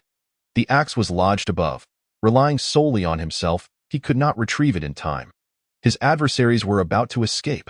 The various syringes within his powered armor activated simultaneously, injecting him with pain-blocking agents and adrenaline, flooding his system. A surge of vigor coursed through Yifeng, and without a thought for his injuries, with the axe still embedded in his shoulder guard, he leapt into the gaping maw of the cave. Below, the green-skinned warlord was hammering at the iron door leading to the power room with his iron fist. Upon seeing Yifeng, he was taken aback. This fool of a warlord, who had concocted plans to evade multiple pursuers, had not anticipated that his opponent would not dodge his attacks at all, but rather charge straight ahead. Now, with the axe embedded in his shoulder, blood gushing forth, he wielded a massive sword that shimmered with a radiant glow, as if the very spirit of battle had possessed him. Mushrooms. I would rather face Gao Gu and Mao Gu than this interstellar demon again. The terrified Mistamber struck open the door to the power room with a mighty punch, heedless of anything else as he barreled toward the next staircase. At that moment, the power room was quite a lively place. Aside from Yifeng, all the Astartes had congregated around the impenetrable force field generator on the opposite side. The tech sergeant of the Storm S-Will Battle Company stood atop the corpse of the great tech tyrant Ulu Tan, contemplating how to overload this peculiar green-skinned contraption. Suddenly, the massive iron door on the other side of the power room swung open with a resounding crash, and a frantic, oversized green-skinned figure burst forth. What on earth? A green-skinned warlord? Everyone readied their weapons. Those with guns raised firearms, and those with swords grasped their blades, preparing to fight to the death to buy time for the tech sergeant to dismantle the force field. Wait a moment, why is this warlord limping? The crowd realized something was amiss. This large green-skinned figure bore no weapon and did not charge forward with a battle cry, but instead limped towards another exit. The warlord, oblivious to the sizable gathering of Astartes, had eyes solely for the great iron door ahead, as if crossing it would ensure his survival. Just as the onlookers were puzzled, a hellish roar erupted from behind the door the warlord had just fled. Coward! Face me! A towering space marine clad in standard green power armor burst through the iron door, wielding a dazzling golden power sword in his left hand and a dark golden chainsword. emblematic of the Shadow Poison Blade clan or the Battle Company champion, in his right, which revved ominously. The large crack on his helmet and one blood-red eye rendered him particularly terrifying. His left shoulder plate bore numerous cuts and bullet marks, while the chest plate was near shattering, riddled with cracks. Most fearsome of all, the right shoulder plate was deeply pockmarked with bullet holes, and a massive axe was lodged within, slowly oozing blood. Yet this original forged Space Marine's speed remained unaffected, making him appear as an undying demon emerging from the depths of hell. Whose child is this so formidable? That is my 4th squad leader's golden sword. But he isn't the squad leader. I recognize him, spoke one of the Shadow Poison Blade clan leaders. That dark golden chainsword is one I lent him. He is a warrior of the Green Chapel. I believe he is called Yifeng. All eyes turned toward Dekka, the leader of the Green Chapel Battle Company. Dekka himself was bewildered. When did my house have such a fierce warrior? Yifeng knew that he had only read his file twice. Once 10 years ago when the chief apothecary reported an unusual brainwave from a new recruit, prompting the tech sergeant to repeatedly check the detection instruments, which had shown no issues, and when he saw the name on the list of new recruits recently, he noted the lad's commendable performance, thinking he could be a fine asset. Little did he expect such ferocity. Yes, he is a warrior of our 4th squad. Do not look at me like that. Every one of our warriors is as valiant as he. The crowd looked disdainfully at Dekka, yet said nothing. Indeed, it was his warrior chasing the green-skinned warlord, not only forcing the enemy to shed their armor, but also injuring the warlord grievously, at least. That is what they thought. Dekka himself felt quite astonished. How did this lad arrive here? Were not all the combatants seasoned veterans?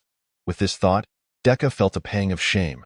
This new recruit outshone the veterans in bravery. Indeed, he was powerful, for few battle company leaders could claim they could single-handedly slay a massive green-skinned warlord. The legendary battle company leader Kargan could. He had such illustrious achievements, yet Kargan was a legendary leader. A combat veteran of countless years, whereas this was merely a rookie in his first battle. This lad possessed the demeanor of a battle company leader. As the warlord approached the iron door, Yifeng hurled his lightsaber with all his might. Mistamber heard the sound of the wind slicing through the air behind him just as a power sword pierced through his left thigh. All the observing Astartes refrained from intervening, knowing the outcome was settled. This was a glory belonging solely to the warrior. He had slain the green-skinned warlord. Mistamber fell to his knees, blood gushing forth. He barely had time to turn his head. Just as he glanced to his left, a bloodthirsty chainsword carved through his body. After throwing the power sword, Yifeng swiftly switched the chainsword to his uninjured left hand and, without a word, struck downwards. A massive head flew into the air, crashing against the great iron door of hope ahead. Before rolling back, Yifeng picked up the head, their gazes locking. The green-skinned warlord's formidable vitality had not yet allowed Mistamber to fully perish. Yet he hovered at death's door, a mere man with a narrow view, sitting in a well and gazing at the sky, daring to underestimate the talents of the world. Did I not take the general's head amidst the throngs of soldiers as easily as plucking a flower? First, secure victory, then boast. Yifeng lacked the flaws of television villains who spout endless monologues only to be thwarted in a turn of fate. But to pose like this felt incredibly satisfying. Go back and tell your Gao Gu and Mao Gu. The sea stretches endlessly to the sky as its shore. The mountain path reaches its zenith and I am the peak. Everyone, rein it in a bit. Or else, do not say I did not warn you. Dekka, watching from the sidelines, found himself increasingly enamored. Who were the spectators? The leaders of 3 battle companies. Look at the boldness of this lad's words. How majestic yet refined they are. Should anyone dare compare us, the white scars, to those madmen of the world eaters, I shall let Yifeng confront them and silence them. The green-skinned warlord, mustering all his strength, roared, interstellar demon. Before departing to meet his fate, Yifeng hung Mistamber's head at his waist and turned to retrieve the golden power sword, only to be met by the eyes of the gathered audience. Good morning, everyone. Chapter 11. Unveiling the mysterious energy signal. Yifeng now wished to dig a hole and hide. How could there be so many spectators? Not a word was uttered. It was so embarrassing. Dekka felt an urge to run for several kilometers, slaying 300 green-skinned foes before he could process his current emotions. Meanwhile, the tech sergeant had overloaded the invincible force field, or rather, after the colossal Wayowaaf power of Mistamber had dissipated. Although they were uncertain where their psychic heavyweights had concealed themselves, it significantly weakened the energy of the field. It was teetering on the brink of self-destruction. With just a bit more effort, it would falter. Deka, battle leader, something strange is flying out of the battlefield, heading straight for space. The communication from the spacecraft had grown exceedingly tenuous, with an imminent risk of disconnection. Is there a threat? Preliminary assessment indicates none. However, it is moving swiftly. Then let it be. Is the orbital bombardment prepared? The light spear will be ready in 26 seconds. Once ready, launch immediately. Deka, we are prepared. It's time to retreat, the chief advisor informed Deka. Of course, we have destroyed what needed destroying. The warlord is slain. Why linger? Everyone, prepare for psychic teleportation. Yifeng hastily withdrew the golden power sword and, with a flicker of psychic energy, the fourth squad of the Green Chapel, having received their leader's prior command, teleported 10 kilometers away, surrounding an Emperor's poison blade heavy tank, faithfully executing the fourth squad leader's directive to fortify their position and prepare for battle. They were diligently digging anti-air trenches to establish defensive positions. Suddenly, a flash of psychic light erupted, and the strike team appeared at their post. Previously, Yifeng had materialized behind the tank. This time, it could not be a coincidence. No, it had to be an intentional act by the Green Chapel's great intellect. He stood in a most peculiar spot. Before them, a brilliant light flashed, revealing their battle brother had returned, much to their elation. Then someone exclaimed, "What the hell? Who is this so fierce?" All gazes converged upon the figure atop the 10-meter-long barrel of the Emperor's poison blade tank, a towering Astartes. The battered battle armor stands resolutely, adorned by a valiant warrior, with bloodied blades in hand. The architect of chaos, a colossal green-skinned warlord's head, dangles ominously at his waist. They are coming, they are coming. Prepare yourselves.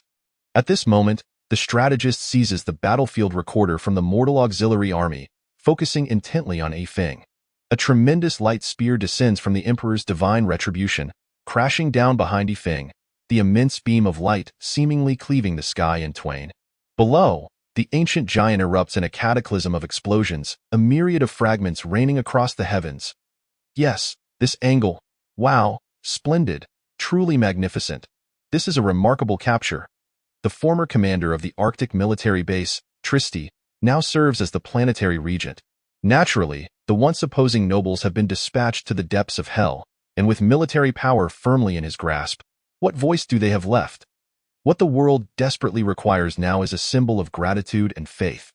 One that will imbue the remaining survivors with hope for the future, uniting them in fervent labor towards the planet's grand reconstruction. The entirety of society shall be infused with optimism and vigor. The photograph he now possesses is undoubtedly the finest material for propaganda. Esteemed Lord Astartes, if it pleases you, I humbly request that this great warrior deliver a speech. Our people are fervently yearning to behold our Savior. Our gratitude is beyond words. Simply. Tears of emotion streamed down the resolute commander's face as he struggled to contain his sobs, reflecting upon the battles past: death, stalemate, defeat, retreat, death, stalemate, defeat, retreat. In such a dire predicament, the divine Astartes descended from the heavens. Rescuing the populace from calamity, it is said that the mighty Astartes depicted in the photograph single-handedly vanquished the malevolent green-skinned warlord, forcing him into ignominious flight, ultimately hunted down and slain. Setting aside any other grand deeds, this legendary confrontation alone could inspire minstrels to compose volumes recounting the tale, sure to become a bestseller. The people now require two focal points, one to express their joy in survival, and another to channel their grief and anger over their shattered lives. If all goes as planned, he will return to the Arctic base in 10 days. I can arrange that.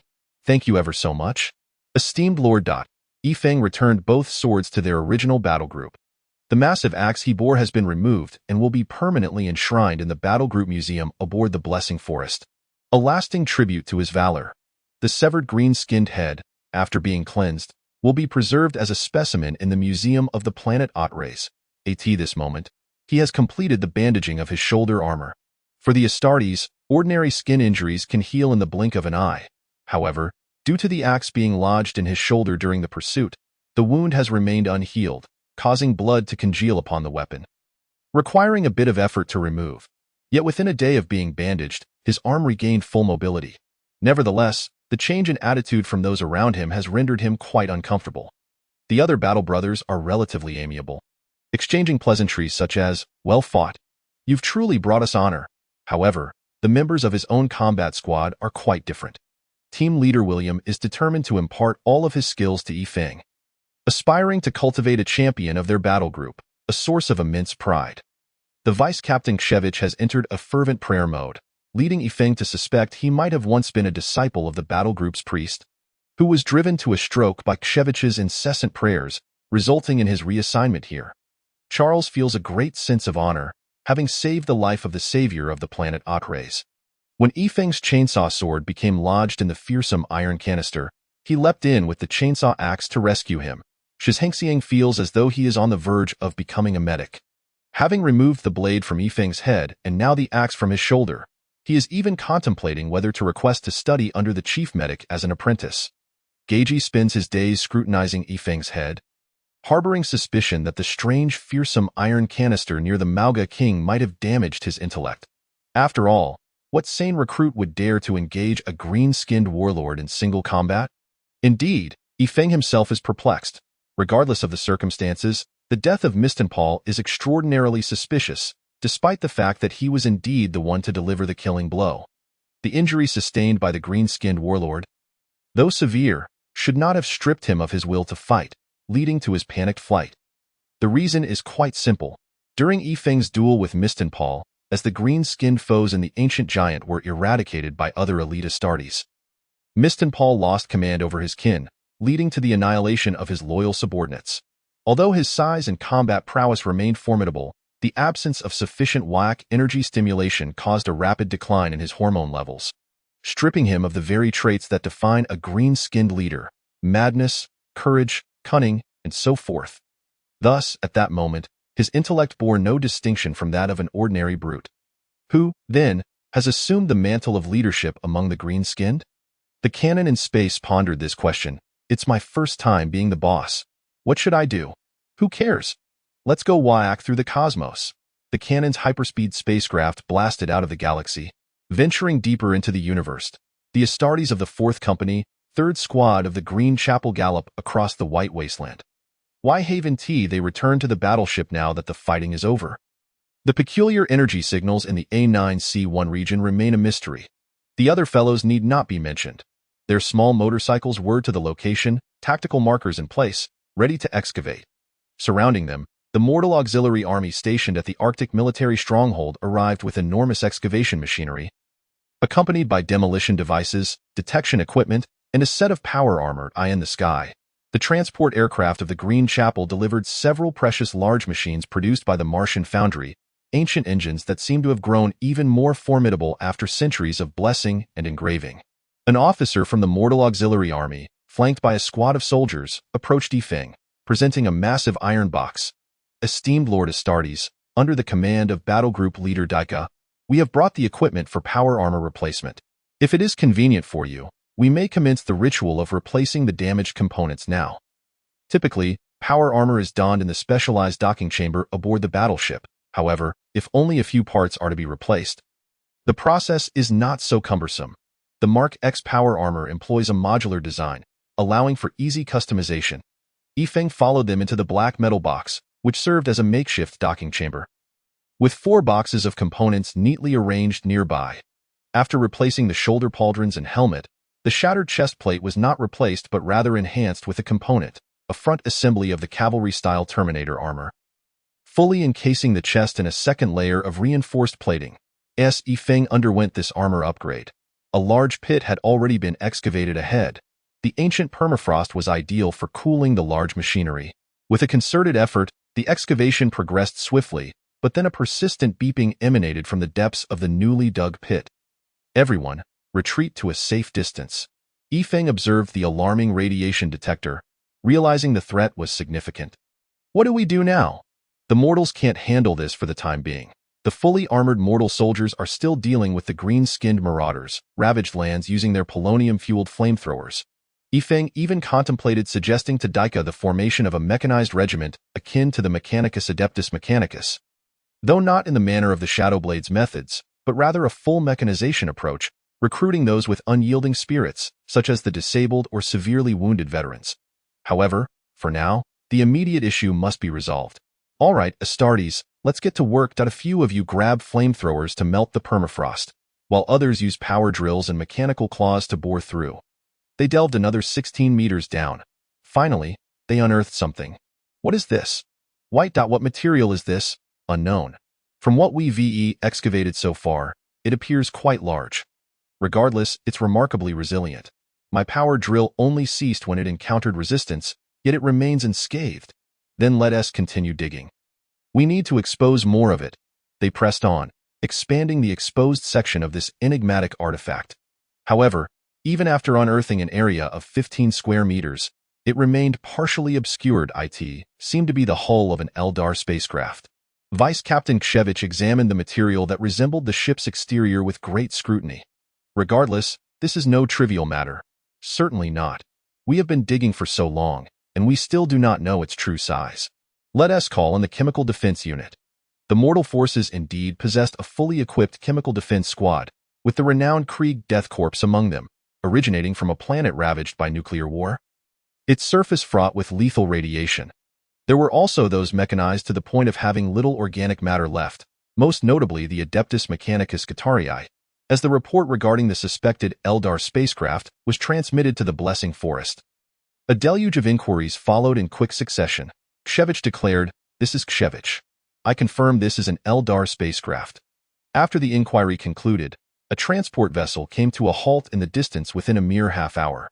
Uncertain of whether this spacecraft posed any threat, the transport ship dared not approach too closely, as some entities emit radiation potent enough to disrupt electronic instruments. The laboring populace is indeed fortunate. I labor, and I take pride in it. The will of the working people is resolute. I strive, and I find happiness in my efforts. A group of soldiers, perspiring profusely, shouted slogans unfamiliar to the Astartes.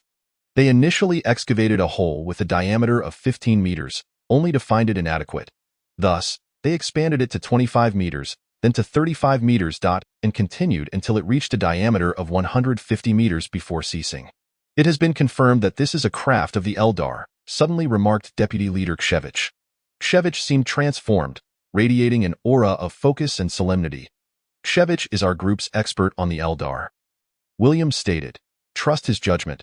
Kshevich, do you believe our thermite bombs can breach this vessel? It is unlikely. Given our current weaponry, we can either inflict no damage whatsoever or invoke a bombardment from 6 warships, which would likely obliterate it entirely. Then how do we gain entry into this ship? There is no need to enter. Below, its fuel must have leaked, which is causing the peculiar energy reactions. Several newly minted Astartes looked skeptically at the deputy leader. But several veterans had already approached the underside of the spacecraft. Indeed, the white exterior was marred by some unknown force, revealing black inner tubing, from which a strange red substance flowed, seemingly corroding both the vessel and the surrounding soil. The Astartes began to disperse, documenting the geological information and collecting samples. They were uncertain why this Eldar ship had suddenly leaked, but gathering data for the experts was undoubtedly prudent. So how shall we handle this? Handle what? We pack it all up and take it away. Once it was reported as an Eldar vessel, the entire procedure for mobilization expedited significantly. There were personnel and machinery in abundance. Large transport ships swiftly brought multiple massive metal containers, encompassing the vessel stretching over 140 meters in length. Like a set of nested dolls, one container fit into another, ultimately culminating in a diameter of 230 meters, with the surrounding soil not spared. Isn't the radiation intense? Take it all away. Originally, this was a task for a small team from the third group, yet now a large number of personnel had arrived, bustling about, their smiles brighter than at a celebration. Commander Daika had far-reaching plans. According to their reports, this ship likely experienced fuel leakage recently. What could have corroded the Eldar ship's outer shell? Could it be harnessed for our use? Could it be fashioned into a weapon against the Eldar? When had this Eldar vessel arrived here? Geological surveys must also be conducted concurrently. The performance of Eldar ships far exceeds that of human warcraft. What technologies were employed? Could the Mechanicus decipher them? This is not merely a collection of shattered fragments. This is an almost intact Eldar vessel. It is important to note that due to the extinction event brought about by the color sin, the surviving Eldar are predominantly a civilization based on large space arcs, with their dwindling population hindering technological advancement, even causing many branches of technology to sever. The entire Eldar race is experiencing a technological regression akin to that of humanity during the Dark Ages. Might the technology of this Eldar vessel surpass that of contemporary Eldar technology? The minds of the Green Sanctum pondered deeply. The members of the third group of Astartes were content to remain idle, free from labor, listening to the reports of mortals while patrolling the vicinity. Only Deputy Leader Kshevich displayed intense interest. In recent days, the team members had observed him circling the ship countless times. Hey, JG, do you think we should summon the chapter's priest? I can't shake the feeling that Kshevich has become obsessed. Indeed, could he have fallen victim to an Eldar illusion? Perhaps we should strike him on the back of the head with an emperor statue. I find that dubious. What if he ends up like Yifeng, turning into a lone berserker after such a blow? Yifeng. The language is too intense for detailed depiction here. Enough of this nonsense. The work is complete, and the commander has ordered us to swiftly return to the Arctic base. The enormous metal containers were taken away by the transport ship. 8 anti-gravity motorcycles sped northward. Chapter 12. The celebration of victory within the Arctic base. 2 chapter masters and several key figures from various chapters convened for a distribution conference. Oh no, a special seminar on the comprehensive balanced allocation of war spoils and military supplies. In this war, my Shadow Poison Blade chapter arrived first and suffered the most significant losses. I demand to retain all the supplies currently acquired by my unit. Does anyone object? Come now, are you currently utilizing supplies you seized?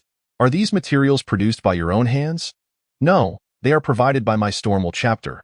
As a penitent expeditionary force, you are not entitled to any allied supplies. This is the rule. The elders of the Shadow Poison Blade had no retort. As according to regulations, they were indeed ineligible for any supplies.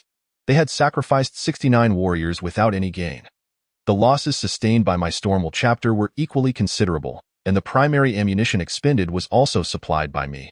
I demand recognition for my contributions. Does anyone dissent? Who else could dissent? Was it not your green-skinned warlords that you decapitated? Was it not my Green Sanctum warriors who accomplished the task? Yifeng's achievements were Daika's strongest leverage. He cared not who had contributed most, for all the people of Atres believed that Yifeng had saved them. Although many had yet to reconstruct their homes, the businesses of printing and sculpting flourished. The enormous mural depicting Yifeng's divine punishment, the Green Sanctum's Grand Repository, asserts this was merely an accidental capture by a battlefield recording device and not a deliberate staging, was displayed everywhere. Wealthy households purchased statues, while those with less affluence acquired paintings, burning incense and praying to Yifeng as a true deity. Should Yifeng venture into the warp, he could return boasting of his status as a deity of the warp. The sales of lightsaber toys and mech cosplay surged, while helmet vendors faced a downturn, requiring a distinctive crack extending to the brow to maintain sales. Failing that, they resorted to painting a line with black dye. Although you severed the heads of the green-skinned warlords, we exerted considerable effort against the previous invincible and formidable foes. The majority of the orbital bombardments were our doing. There was little desire to argue. Everyone preferred a harmonious atmosphere, yet the engagement with the greenskins yielded little profit, incurring immense costs. After receiving communications from Yifeng's side, Daika made a decisive proclamation. All right, everyone, I have a solution. All eyes turned to Daika. We have an unexpected bounty, an Eldar vessel measuring nearly 150 meters. The atmosphere in the conference room shifted dramatically, as the tension was palpable. Everyone understood the value of a 150-meter Eldar ship. Despite its damages, it was nearly intact. Selling it to the Mechanicus could easily yield 3 strike cruisers and 2 escort vessels. There is only one Eldar ship. How shall we divide it? The clan leader of the Shadow Poison Blade, who had remained silent until now, finally spoke up. Daika, your words are too vague. To what extent is it damaged? First, we shall contribute equivalent value in materials before distribution. Currently, the most affluent or rather, the most likely to offer equivalent value is the Stormwall chapter. Thus, I propose we incorporate the assets of the Stormwall chapter into this agreement. I suggest the Shadow Poison Blade retains all its current assets and and acquires a battle barge from the Stormwell chapter, including its onboard weapons and supplies. The Green Sanctum shall receive a battle barge, an escort vessel, and resupply for the materials we expended in this battle. The Stormwell chapter will provide the aforementioned materials in exchange for the Eldar vessel and all useful green-skinned equipment secured. The leader of the Stormwell chapter was displeased, yet it was undeniably a fair distribution, and they would still profit. Even if they had to relinquish 20 Lehman Russ tanks, this deal, oh, not a deal, this distribution scheme could be negotiated. Why should you receive an additional Nova-class escort vessel? Please remain calm, esteemed clan leader. You must understand that this discovery was entirely the result of my Green Sanctum's independent efforts in discovery, excavation, and preservation. We could have chosen to depart with the Eldar vessel without informing you. Yet I am presenting it now to solidify the friendship among our 3 chapters.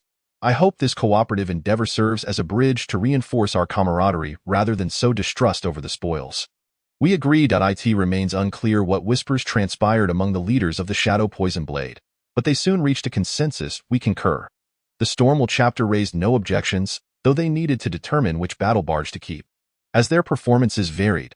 Then let our cooperation be fruitful. The leaders of each chapter touched their fists together. One more thing. This Eldar vessel was also discovered by that young lad, Yifeng. Commander Daika has gained yet another formidable officer. Who would have thought that Yifeng is such a versatile talent? The distribution of benefits has concluded, and none among us are stingy with our goodwill, particularly towards those we hold in high esteem. Alas, Yifeng and his companions are soon to arrive. Let us go and witness the revelry. Yifeng and his valiant brothers return to the Arctic military stronghold. This truly the metropolis. A myriad of colorful banners and balloons adorn the city walls, while neon lights flickered vibrantly. Various platforms, resplendent with vivid hues, displayed an array of goods, transforming the previously ravaged fortress into a bastion of vitality. Gentlemen, shall we return to our old haunt? I second that. Let us choose a more secure route. Given the current atmosphere, should the third group enter the city, they would likely be enveloped by an enthusiastic throng, making it a challenge to present themselves to the battle commander, who would be pushed forth by the crowd. Ascending from the defensive peaks, the group observed that the area previously excavated for fortifications had been leveled into a platform. The 8 continued onward, soaring over the roofs of 2 warehouses until they reached the assembly point. Trieste had been tirelessly managing the situation, with the Astartes guarding the perimeter, eliminating the need for defensive considerations. Most of the hastily conscripted soldiers had been dispersed to rebuild farms and restore food production, with all human and material resources directed towards societal reconstruction. Men flocked to mechanical factories to reconstruct auxiliary machinery, to rebuild homes, and to cultivate crops. Trieste contemplated the necessity of engaging women in this grand era of construction.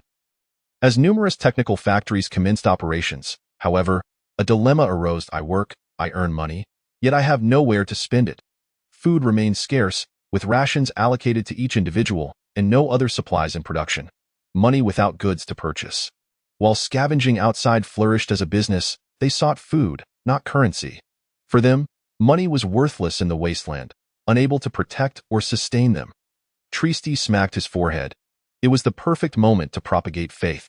Having recently pledged allegiance to the Empire, we must demonstrate our commitment. Thus, countless portraits and statues were crafted, and a chieftain from the Shadowblade battle group even entrusted Trieste with battlefield footage from his helmet. Numerous resilient and unyielding combat scenes were extracted, yet regrettably, they lacked the fervor of Yifeng's exploits, for all had endured the most harrowing of wars, and those who remained unbroken possessed indomitable will. What the people desired was not to marvel at the tenacity of the defenders, nor to witness the peril and hardship of the blood-soaked battlefield. They sought victory, complete and utter triumph. We yearned for a grand celebration. The factories of banners and balloons also commenced operations, as the populace expressed their enthusiasm for victory in their own unique manner. Observing the undeniable will of the people, and with the Astartes' permission and assurance of their participation, Trieste announced a magnificent jubilation on October 27, designating this date as a holiday for Victory Day henceforth. Daika was finalizing the arrangements regarding the Astartes' involvement in the festivities. The Space Marines would conduct a grand parade outside the fortress, showcasing their formidable military might, effectively deterring any dissenters regarding the planet's allegiance to the Empire. while simultaneously solidifying humanity's faith in the Emperor. The Emperor has dispatched his forces to rescue you from peril. Was it not so? Following this, a multitude of performances would enter through the city gates, proceeding towards the town center, featuring floats, circus acts, and traditional dances, all while parading. They would arrive at the highest platform, formerly a training ground. This segment bore little relation to the Astartes, yet it still provided an opportunity for entertainment. Following this, representatives would deliver speeches and congratulatory messages. Trieste strongly urged Yifeng to take the stage and don the damaged armor, even contemplating the preservation of the broken power armor. However, this was impractical, as every suit could be repaired and would be reclaimed by the Astartes. Nevertheless, under Yifeng's persuasion, they retained the piece of shoulder armor that had been cleaved by an axe. After the speeches, the festivities would commence, with the invited Astartes mingling with other notable figures of humanity on the temporary viewing platform along the walls, engaging in business discussions while observing the spontaneous performances below. Should the Space Marines wish to join, they could. However, they would likely be besieged by the crowds for days on end. Upon his arrival, Yifeng pondered what he should convey in his address, as a steadfast materialist proletarian warrior. He longed for an inspiring speech, yet the constraints imposed by the thought imprint organ within his body hindered him from opposing the Emperor. The thought imprint, or the canticle of the Holy Choir, is a unique organ of the original forged Space Marines, significantly enhancing their resistance to the warp while maintaining their loyalty to the Emperor. Yet, there exists a loophole. The Emperor, a lifeless being seated upon the golden throne, remains voiceless, and this sagacious figure harbors numerous viewpoints with which Yifeng agrees, thus providing ample material for his discourse. Outside the core command center, colorful flags fluttered amidst a throng of humanity. The grand celebration for vanquishing the Greenskins commenced. The parade outside the walls began first, due to the resolute belief of many Astartes that their purpose lay in slaying foes upon the battlefield rather than performing as jesters before humanity. Numerous warriors had ventured forth to hunt down the remaining Greenskins. The remaining troops were insufficient, necessitating the inclusion of many mortal auxiliary forces into the procession. At the forefront of the parade marched 20 Terminator Astartes. Should a typical human colonial rebellion occur, these warriors alone would suffice to obliterate all insurgents. Following them were 700 ordinary Space Marines from 3 different legions, succeeded by formations of Lehman Russ battle tanks and Emperor's Blade tanks. As the tank formations passed, Thunderbolt assault craft and Thunderhawk heavy bombers soared overhead. Bringing up the rear were exhibition vehicles, displaying an array of exterminated greenskin corpses and weaponry, a triumphant spoils display. Subsequently, flower floats, repurposed from military vehicles with their roofs removed, advanced from the city gates towards the performance area, adorned with jubilant performers and juggling clowns. JG and his comrades stood upon the previously defended peaks, observing the spectacle through binoculars. Most Astartes preferred to avoid mingling with the masses of ordinary humans. The Imperial Fists or Fire Lizard Battle Group warriors were somewhat more accommodating, while others like the White Scars and Midnight Lords, accustomed to lurking near enemy lines, conducting reconnaissance, striking swiftly, and sowing chaos, found it challenging to adapt to the revelry of the jubilant populace. The reason they refrained from pursuing the Greenskins was, of course, to witness Yifeng's moment of glory. Yifeng ascended the stage. Clad in the tattered power armor, though devoid of dual swords and lacking a massive axe resting upon his shoulder, the crowd swiftly recognized him. Erupting into a thunderous ovation that resonated through the multitude and across the various broadcast screens. Holding the microphone, Yifeng patiently awaited the cheers to subside. "Oh, not cheer, my brethren." The crowd fell silent, and even the distant Astartes were taken aback. Brethren? The Emperor's angels, regarded as deities by the local populace, addressing humanity as brethren? The human realm teetered precariously. Confusion spread. Had they not just emerged victorious? How could they be in danger?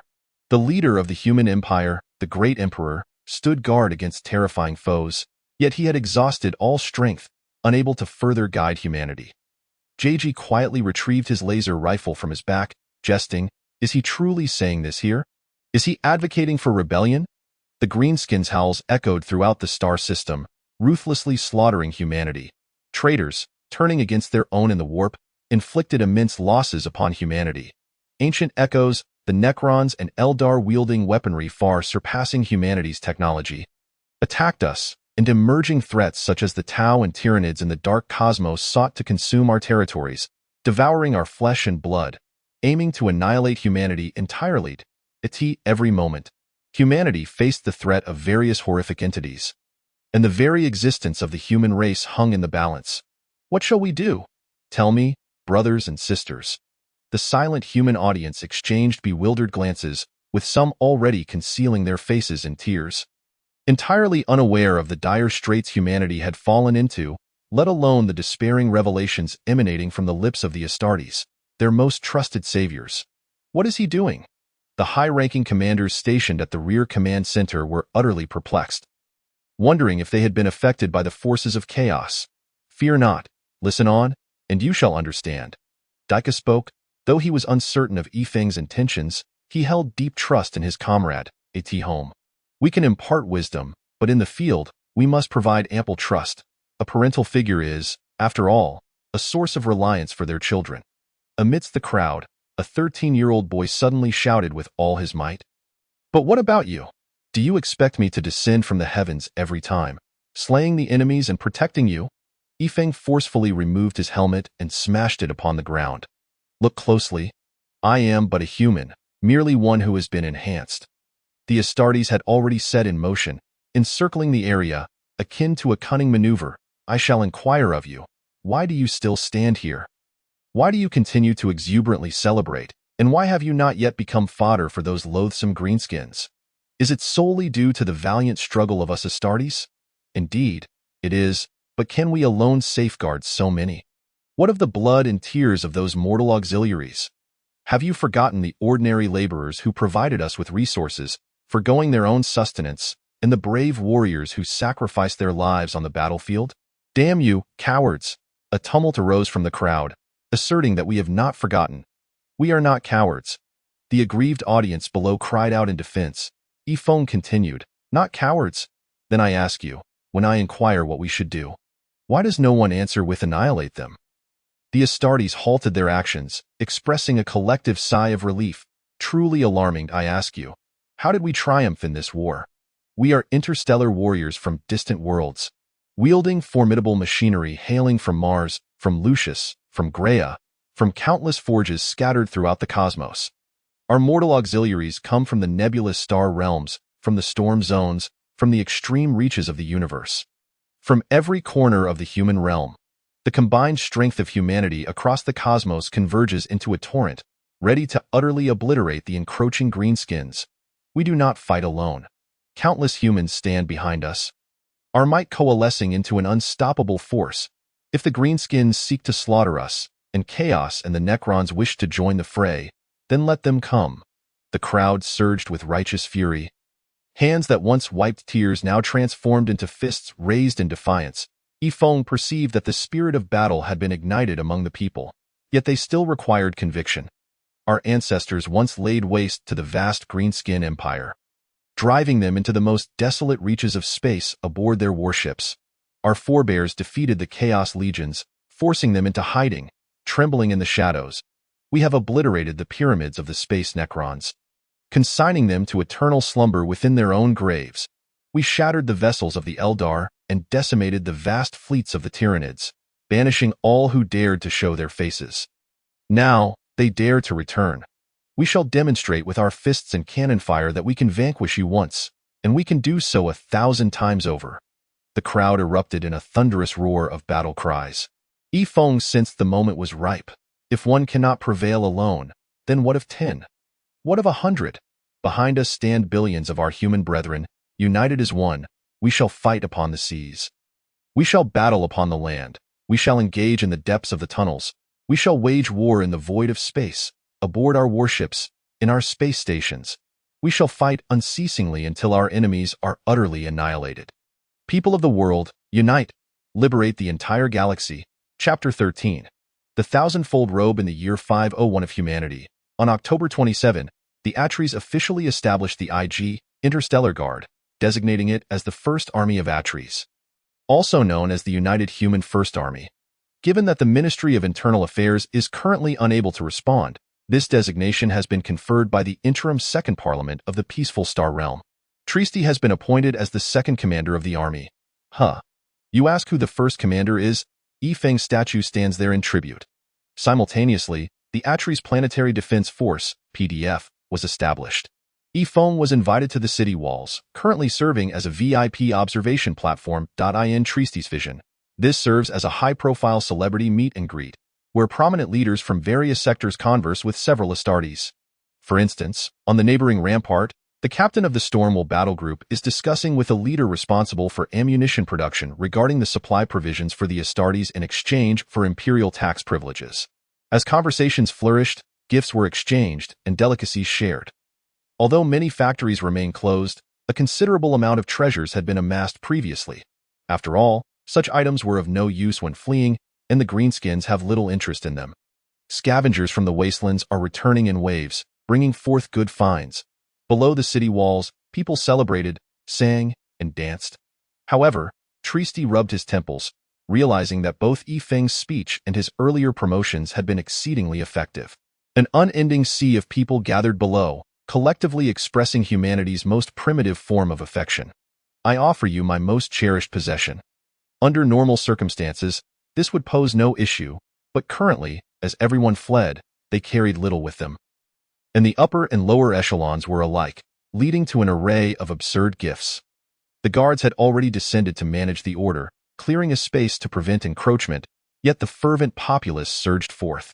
They agreed to allow representatives of the people to step forward and organize the gifts, stacking them beneath the city walls.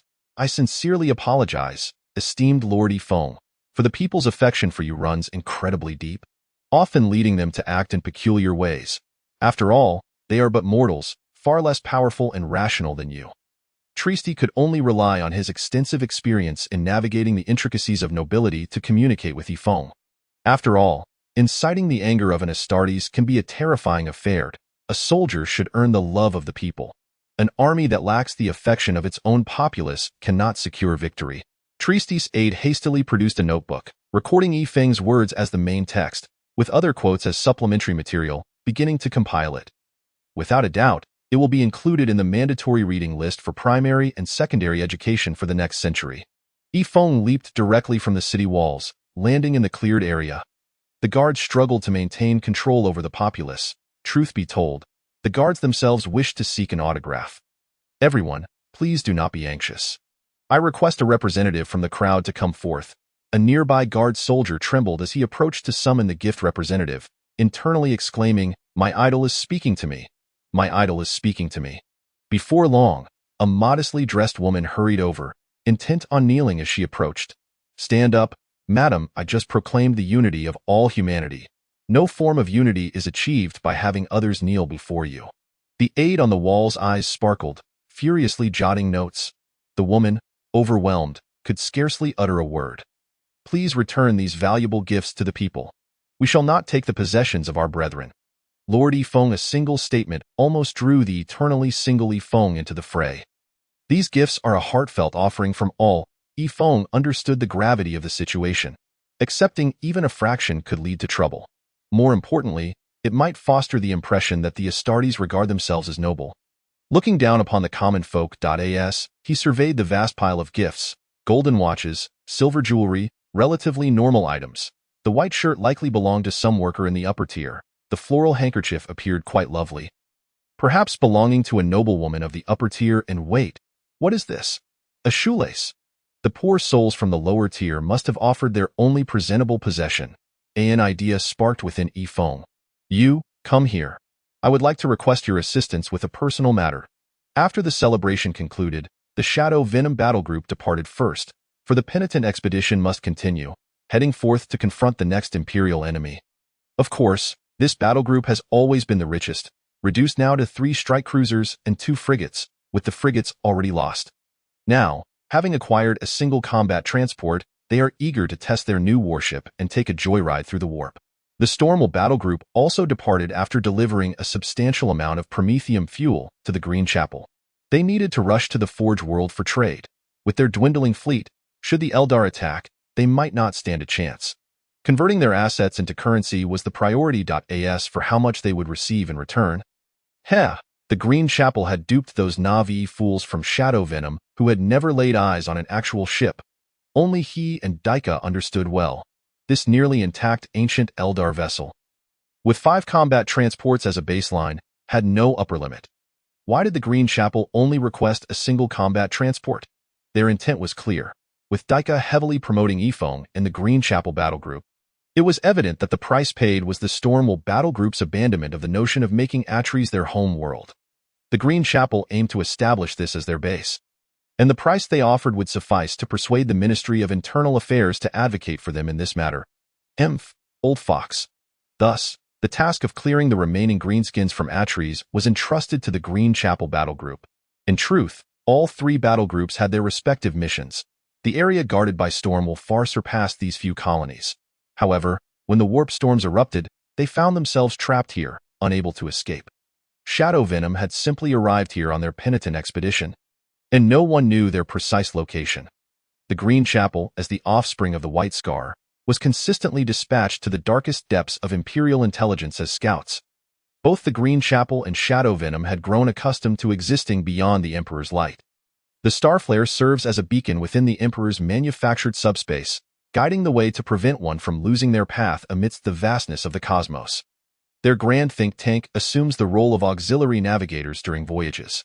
Thus, they seldom engage in the battlefield at the onset of conflict. The Stormswell battle group, proficient in fortifying the Empire's strongholds, is somewhat less adept, resulting in their delayed arrival to the fray. Meanwhile, the Green Chapel continues its cleansing mission. In the depths of the universe, the rebellious planets have intercepted communications from this region, and they are now aware of the impending arrival of the Greenskins and the Astartes. They are poised to form a formidable coalition to resist the Astartes' advance. Daika has now boarded the steadfast battle barge, the resolute spirit bestowed upon them by the Storm's will. This vessel, crafted in the Martian forges, is a paragon of martial engineering. Despite its designation as a battle barge, which may seem unimpressive, it is a collective term for ships of this class, essentially amphibious battleships. Indeed, they are akin to battleships. However, due to specialized modifications, its firepower pales in comparison to the Imperial Navy's battleships, comparable more to Imperial cruisers, especially when not accounting for the Astartes and focusing solely on long-range firepower. The sacrifice of long-range capabilities has yielded an exceptionally robust defense. These vessels, designed for direct planetary assaults, are equipped with the finest defensive systems the Empire can offer, 2 Geller fields and a modular void shield, wherein the failure of one sector does not compromise others. Crafted from alloys forged under the immense pressure of volcanic forces, the superdense hull of the ship rivals the fortitude of the gates of the Terra Palace. The resolute spirit is armed with 4 lance arrays, 2 at the bow and 2 at the stern, alongside 12 macro cannon batteries on either flank, and a colossal bombardment cannon mounted on its rear. This fearsome artillery can swiftly overload enemy void shields, making it the ideal choice for orbital bombardment and capable of launching Exterminatus-class weaponry. It is equally deadly against ships. It boasts 2 expansive hangars, too. And the most terrifying aspect is that the battle barge can deploy 3 companies of Space Marines onto enemy vessels within mere minutes. The lethal warriors aboard are the most fearsome weapons of the ship. Daika leads the 1SD, 2ND, and 3rd companies back to the Blessing Forest, initiating their relocation. At last, they will no longer be burdened by a throng of Astartes crowding together.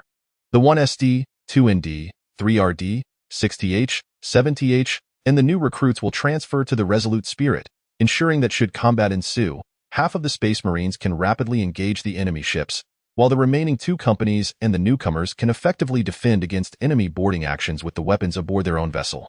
The 4th and 5th companies will remain on the Blessing Forest, which can simultaneously deploy a company of Astartes, accomplishing the task within 20 minutes, and in truth, it could manage more, but their combat style necessitates large hangars.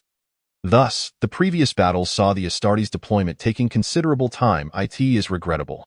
I too would prefer not to augment with large hangars, yet this is our venerable mothership, a lament of the impoverished emerging battle group.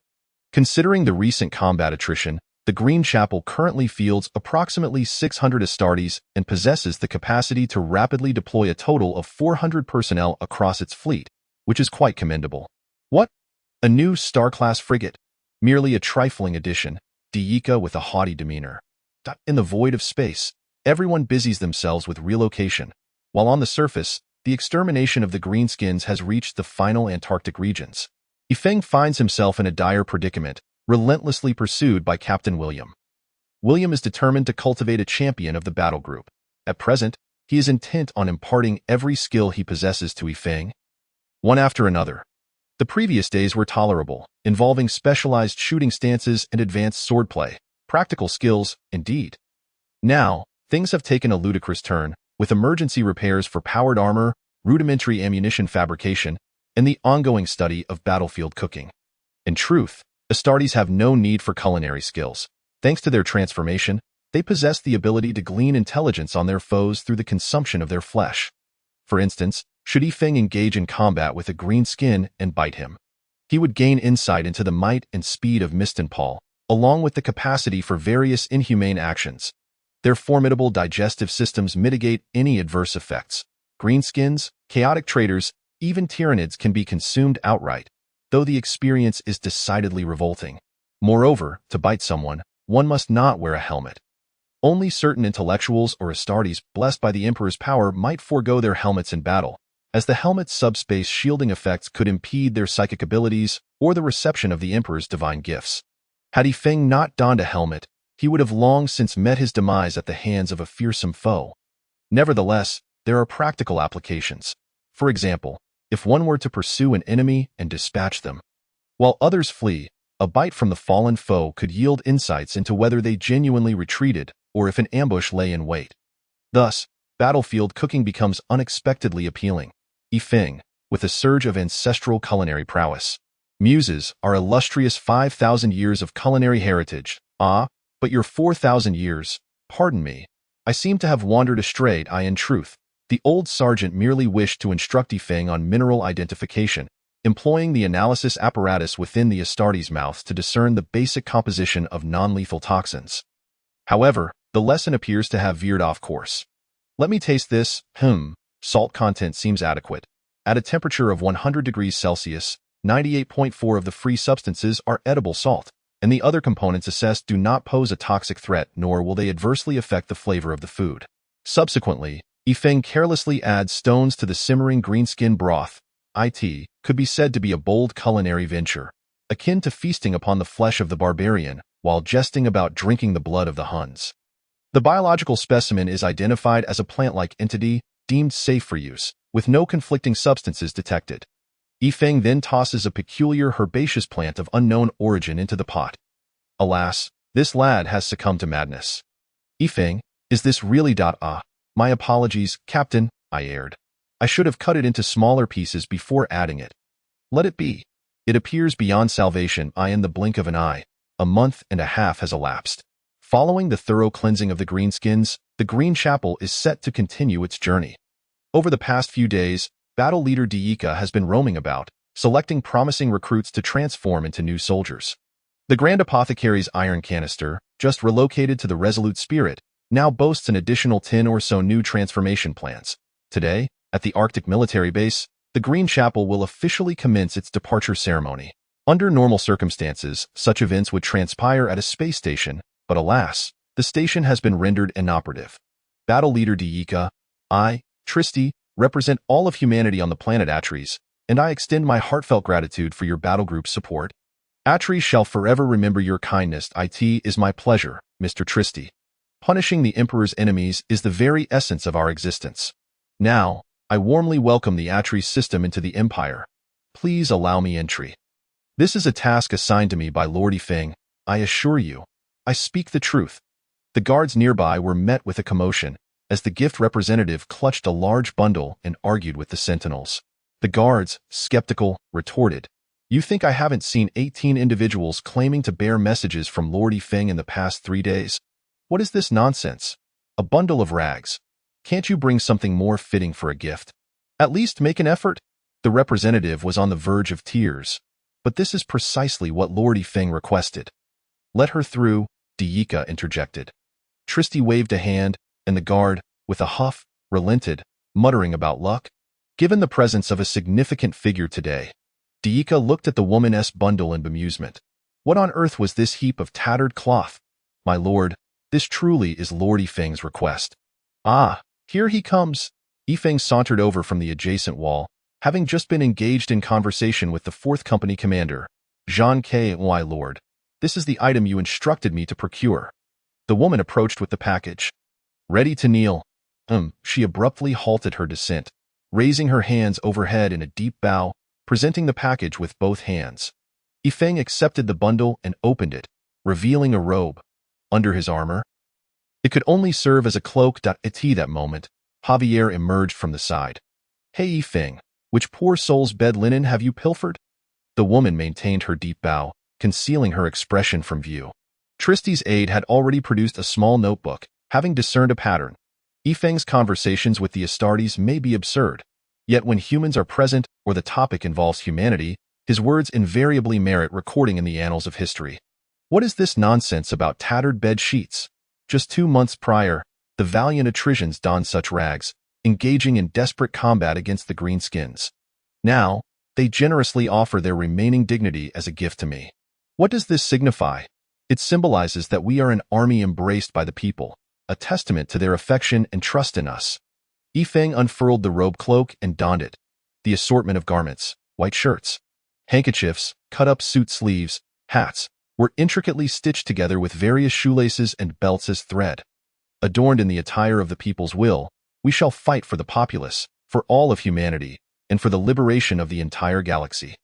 The will of the people is our guiding light. Should the day come when I meet my demise, please envelop my body in this ceremonial garb. Long live the people. On the 14th of December in the year 42K 502 of the human calendar, the Green Sanctuary Battle Group departed from the world of Atrus. BY December 2016. The Chronicles of Yifeng was published, swiftly capturing the hearts of readers worldwide. In the tumultuous depths of the subspace, a formidable red energy coalesced, taking on the form of our ceremonial attire. On July 9th of the year 42K 503, a grand statue of the Yifeng deity was erected atop the Arctic fortress. The site of previous battles, BY December 10th, a spiral-shaped museum was completed in the Great Pit of the Final War, featuring a spiral staircase leading to its depths, surrounded by relics of green-skinned warriors, remains, and recorded footage of valiant mortals in combat. At the bottom of the pit stood an immense monument, with its base depicting the green-skinned warlord Mistenpal on his knees. Flanking the monument were the names and designations of the Astartes who perished in battle and those of the mortal forces that were annihilated. The rear of the monument bore the names of all surviving Astartes and the designations of the mortal forces that participated in the conflict. The inscription on the front proclaimed, "In eternal remembrance of the Atrus warriors who sacrificed their lives in the war against the orc beasts. Immortalized are the Astartes and mortal auxiliary forces who fell in support of Atrus. And everlasting is the memory of all those who contributed their blood and sweat for the sake of Atrus." Chapter 14. The TOS-TE meat grinder Deka was actively training the soldiers to swiftly familiarize them with the combat strategies of the resolute virtue. Simultaneously, he sought to foster good relations with the mortal crew aboard the ship, who, having recently transferred from the Stormswell battle group, were as despondent as children abandoned by their mothers. Thus, tactical training sessions, speeches, and reorganizations were conducted repeatedly. The veterans responsible for managing these efforts were on the brink of mental collapse. Deka personally delivered 3 grand speeches, and to bolster morale, he assured the crew aboard the escort ships that they would never be treated as mere cannon fodder, stationing 10 Astartes there for reassurance. After some time, Deka felt it was sufficient. Let us engage in a practice operation against a rebellious planet. He opened the extensive map provided by the Empire prior to the onset of the subspace storm. Noting the presence of approximately 7 rebellious colonial planets and 2 insurrectionary forge worlds, after careful consideration, he decided on the nearby TOS-TE system. The TOS-TE system, comprising 6 planets, features the inhospitable TOS-TE2, which hosts a mere 800 million inhabitants. Due to its proximity to their star, the planet endures constant temperatures of 40 degrees Celsius, characterized by a tropical rainforest climate rife with terrifying creatures. Should the Taching Star army arrive, they would undoubtedly consider this place their second home. The harsh climate and considerable distance from the Empire's core led to their rebellion 2 millennia ago, a situation the Empire showed no interest in managing. What taxes could they possibly provide? The meager population hardly warranted the cost of a tax ship. Though there are minerals present, their extraction poses insurmountable challenges, resulting in losses. When TOS-TE2 was still loyal to the Empire, their tithes consisted solely of peculiar beast bones and furs.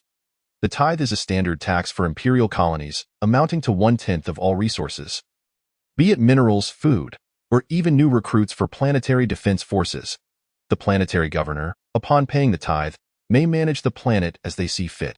Originally, there was also a TOS-TE3 colony, but for unknown reasons, an extermination order was issued, and since then, the Empire had ceased visits to this financially burdensome system. At this moment, 7 heavy cruisers and over 100 escort ships had gathered near the outer perimeter of TOS-TV. These vessels were primarily constructed by the rebels from the 2 Forge worlds, not due to a lack of capability to produce battleships or more warships, but rather because each colonial planet struggled to secure sufficient materials. Whenever one colony sought to construct a second cruiser, the others would intervene to maintain a balance of military power in the region. Will they truly come here? It is far too impoverished. I believe they are more likely to raid our homes. You truly do not understand the Empire. Their military department cares not for wealth or poverty, as long as they see territory not under their dominion. They will send forces to conquer it. Moreover, they operate on the principle of proximity, pushing through one territory after another, making it highly probable that this will be their first target. But this place is so destitute. Once conquered, it will fall under the jurisdiction of the Internal Affairs Department, which is always fretting over financial matters. The logic of the Empire is indeed clear. Due to the anchoring effect of the planets, most fleets' journeys through subspace end at the periphery of the system. Unless unforeseen circumstances arise, enemy fleets are expected to appear at the outer reaches of TOS-T6. The Astartes warships, lacking proficiency in long-range strikes, would be powerless against the ultra-long-range bombardments initiated from TOS-TEV. In the meantime, most escort vessels would establish a defensive line between planets V and 6 to delay the approach of the Astartes ships. By the time the Astartes break through the blockade and reach TOS-TEV, they would find the enemy having retreated to TOS-TE4 and reinitiating long-range bombardments. This tactic is colloquially known as flying kites. Concurrently, the rebellious forces prepared a grand welcome for the imminent enemy. While they lacked battleships, each had their own clever schemes. Brothers, look, I have but 1 cruiser and a few escorts. This does not violate our agreed-upon military treaty. Does it? What?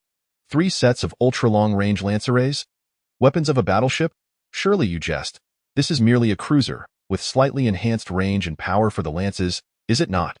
Thus, each of the 7 factions equipped their cruisers with colossal lance arrays, albeit at a significant cost. When the lances were operational, either the void shields or the power engines could be activated, but not both. Fortunately, they were lying in ambush. The Astartes, lacking long-range firepower, posed no real threat, and they need not activate their void shields during the initial volleys. Their combined heavy cruisers, with a total of 21 lance arrays, were prepared to unleash devastation upon any enemy, even a battleship. With 15 advanced overload lances aimed at the enemy's void shields, the remaining 6 lances would undoubtedly obliterate them. The dark expanse of the cosmos concealed countless perils, with numerous small detectors monitoring the system's periphery. Suddenly, a detector, blinking red, swiftly transmitted data back to command. The entire coalition of rebels promptly entered a state of heightened alert, the sound of countless alarms reverberating within the hulls of their ships. Hurry, aim at the target's location.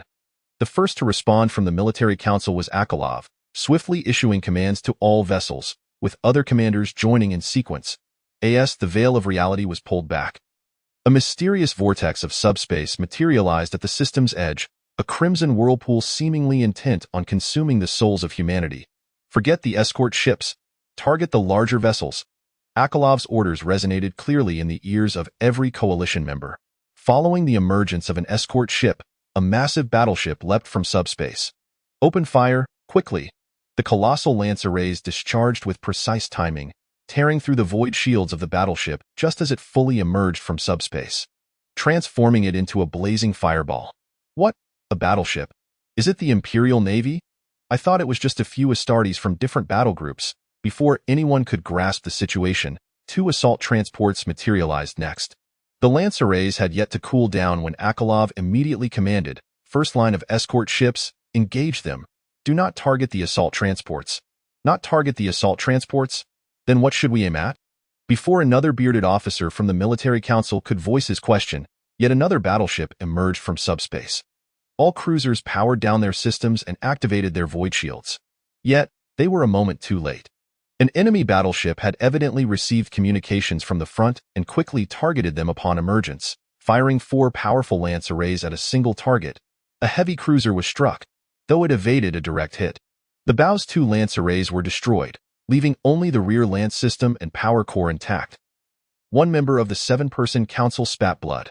Their cruiser had been reduced to such a state, leaving them vulnerable to either absorption by other factions or reduced to a voiceless survival. The lance arrays are charged. Fire at that battleship. The formidable lance arrays unleash their fury once more, reducing to 14 lances that overloaded the enemy's void shields, with the remaining 5 lances penetrating the enemy battleship. Point 1 even struck the ammunition bay of their bombardment cannon, resulting in a cataclysmic explosion and rendering yet another enemy battleship combat ineffective. Now we just need to deal with those 2 assault transports, they thought, relieved.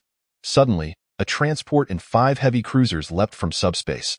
What the? How could there be more? Although Akalov was not a general of the Empire, he recognized the predicament. What Astartes could possibly command such a fleet of battleships? This is not the Great Crusade era when the Emperor was alive. Scan their ships' keels. The Rebel Alliance's escort vessels took significant risks to scan the enemy's keels. They are not Imperial warships. There is no keel data, resembling chaos. Beep beep, chaos has never ventured into our remote mountains and wilderness. Where did it come from? Regardless of where it emerged, as long as it does not return, it matters not. After yet another of his own cruisers was severely damaged, Akalov ordered a retreat and swiftly commanded the fleet to launch a concentrated barrage, shattering an enemy cruiser. All warships abandoned charging their lances, redirecting all energy to the void shields and propulsion systems, advancing towards Tace-Sivid. At this moment, over 70 of the 100 escort vessels had been rendered inoperable. The good news was that there would be no significant casualties in the short term, as the damage sustained primarily came from the enemy Astartes teleportation strikes. Now, the enemy needed to retrieve their warriors before they could teleport again. Which group of space warriors? I have no idea. The escort vessel's information transmission is completely jammed. Akalov quickly directed 5 of his warships to take refuge behind the 4th planet, shutting down the void shields to begin charging. At the request of 2 weeping council officers, the other 2 heavily damaged cruisers withdrew from the battlefield. Akalov had no illusion that they could escape. Let them serve as bait to buy some time. The enemy still had 3 assault boats and 4 heavy cruisers. He had at most 2 more opportunities for a barrage before the escort vessels would be wholly annihilated. 5 of his cruisers confronting the enemy's 3 assault boats and 2 heavy cruisers offered slim odds of victory. The lance charging was complete. They moved towards the coordinates 383-180-987, targeting the first heavy cruiser that appeared. Then redirecting energy to propulsion and void shields, retreating behind Planet 3. The 2 severely damaged warships were eliminated by concentrated enemy fire. The 2 planetary officers, having lost their cruisers, hurled the most venomous insults at Akalov, even wishing for the Chaos Fleet to annihilate their entire force. Akalov promptly revoked their speaking privileges. The strategy proceeded according to Akalov's plan. 1 enemy cruiser was obliterated, yet during the retreat, one of his own cruisers was struck, crippling its void shield. Thankfully, a few escort vessels shielded it. Otherwise, they would not have made it to Planet 3. Finally, 30 escort vessels were retreating towards their position. They were terrified, their reports indicating a retreat, though it was essentially a rout. The lances of the 5 heavy cruisers were prepared, and concern was etched across every face. The Empire might accept a surrender, but chaos would never do so. They could only hope that the great commander Akalov could perform a miracle. The fleet slowly moved towards the 3rd wasteland planet, adhering to the usual protocol of focusing fire on the first heavy cruiser they encountered. 3 assault boats were already perilously close, having breached the defenses established on the 4th planet. The first enemy ship the rebel company sighted was an assault boat. Steady, do not panic. An enemy heavy cruiser appeared, pursuing one of their escort vessels. Open fire. The enemy had 3 assault boats and 2 heavy cruisers remaining, having annihilated 3 heavy cruisers and 2 battleships, while suffering the loss of 2 heavy cruisers and 89 escort vessels. This was already an excellent record, but it was futile. The enemy had too many warships. Just as the fleet instinctively prepared to retreat to Planet 2, Akalov ordered them to halt. All combat forces were to land on the third wasteland planet. After firing the lances, the warships activated their void shields and propulsion systems. Land? Everyone stared at Akolov. We would rather plow the wasteland of Planet 3 again than let the flames of war reach Planet 2. However, our Fleet Point 2 warships targeted an assault boat. After firing their lances, they activated their void shields and propulsion systems, colliding with the assault boat in close quarters. Many expressed their opposition, questioning if this was a death wish. We can no longer win this war, but we still have a chance to bring about the enemy's destruction. With what means? All our warships are here. Do you expect our planetary defense systems to obliterate the assault boats? I oppose this vehemently. Of course we cannot, but the Empire can. Everyone paused. Indeed, according to intelligence, the Imperial fleet should be close by now. Yet, helping them would still result in us being executed as traitors if they defeated the enemy. Are you foolish? Just frame our destruction of so many Chaos warships as a declaration of loyalty. When we return, we can even drag out the families of the rebellion's instigators for a reckoning. Perhaps we might even secure a naval admiralship for ourselves. There were supporters of Akolov's plan within the 7-member War Council. Gentlemen, remaining in space guarantees our demise. Entering Planet 3 is our only chance for survival. They continually dispatched landing craft and supplies to the third planet, while all fleet personnel and teleportation teams dismantled every removable internal defense weapon for transport. Commander Akolov, are you not leaving? I shall remain aboard the warship. Sending information to the Imperial forces based on the final situation. The more detailed my report, the higher the Empire's chances of victory. General Akolov, such tasks can be handled by the communications officer. You do not need to dom. Why decision is final. The adjutant promptly knocked Akolov unconscious with the butt of his weapon. Take the commanding officer to the third planet. He is still needed to command the ground defenses. The adjutant understood Akolov's intentions all too well. This stubborn, classical soldier always wished to sink with the warship, believing it to be the greatest honor. Such antiquated habits from the ancient Terra should not have endured for millennia amidst the stars. He failed to consider how long those useless slackers could hold the ground without him. The enemy's assault boats appeared, and the last 4 heavy cruisers of the Rebel Alliance charged forward. One of the enemy's assault boats seemed hesitant and did not advance, cruising under the protection of 2 heavy Chaos cruisers. The void shields of the 2 assault boats were breached, but they showcased formidable close combat capabilities. A single shot from their massive bombardment cannons overloaded the Rebel cruiser's void shields, while a volley from 12 macro cannon arrays could render a heavy cruiser combat ineffective. However, when the Chaos Astartes teleported aboard the cruiser, they found no enemies, no resistance, no weapons, not even lights. The chainsaw swords blessed by the Chaos gods roared, unsure of where to strike. All energy directly overloaded the void shields, while excess energy blocked the power reactor, causing temperatures to rise rapidly. The 2 non-disabled heavy cruisers collided with the assault boats, resulting in a cataclysmic explosion. The 2 assault boats facing the Rebel fleet were utterly incinerated, and all 12 macro cannon arrays were rendered inoperable, their remnants obliterated. Even the explosion of the void shields briefly created a subspace turbulence. Although the third planet's self-anchoring effect swiftly closed the subspace rifts, many items from the assault boats were drawn into subspace. Other weapons aboard the assault boats were also affected, with 1 assault boat's bombardment cannon blown away. Following the sacrificial explosions of the 4 Rebel cruisers, the final heavy cruiser could not escape its fate. Unlike the others, it did not even fire its macro cannons, having relocated all its munitions to Planet 3. The entire ship was in a near-empty state. Akolov's adjutant stood on the bridge of the last cruiser, composing a message for the Imperial fleet in subspace. The Chaos fleet has attacked the Taste star system. Our valiant resistance has destroyed 3 heavy cruisers and 2 battleships. The enemy still possesses 1 intact assault boat, 2 operational heavy cruisers, and 2 assault boats with completely destroyed weapon arrays. However, we have suffered near total losses. We shall now retreat to Planet 3 to continue the fight. If anyone hears this message, I implore you, for the sake of our fellow humans, avenge us. Teleporting Chaos Astartes swiftly traversed through the unresisting fleet corridors and arrived at the bridge. Akolov's adjutant turned around, smiling as he greeted the Chaos warriors. Ah, it is you, the remnants of the Devourer. The last Rebel heavy cruiser also self-destructed, taking half a company of Chaos Astartes with it. Chapter 15. Strategize before action, singing a little tune while dining. With just an hour to arrival, the battle group commander of the Taste star system, Daika, was suddenly summoned back to the command room by the communications officer, only to be met with this outrageous news.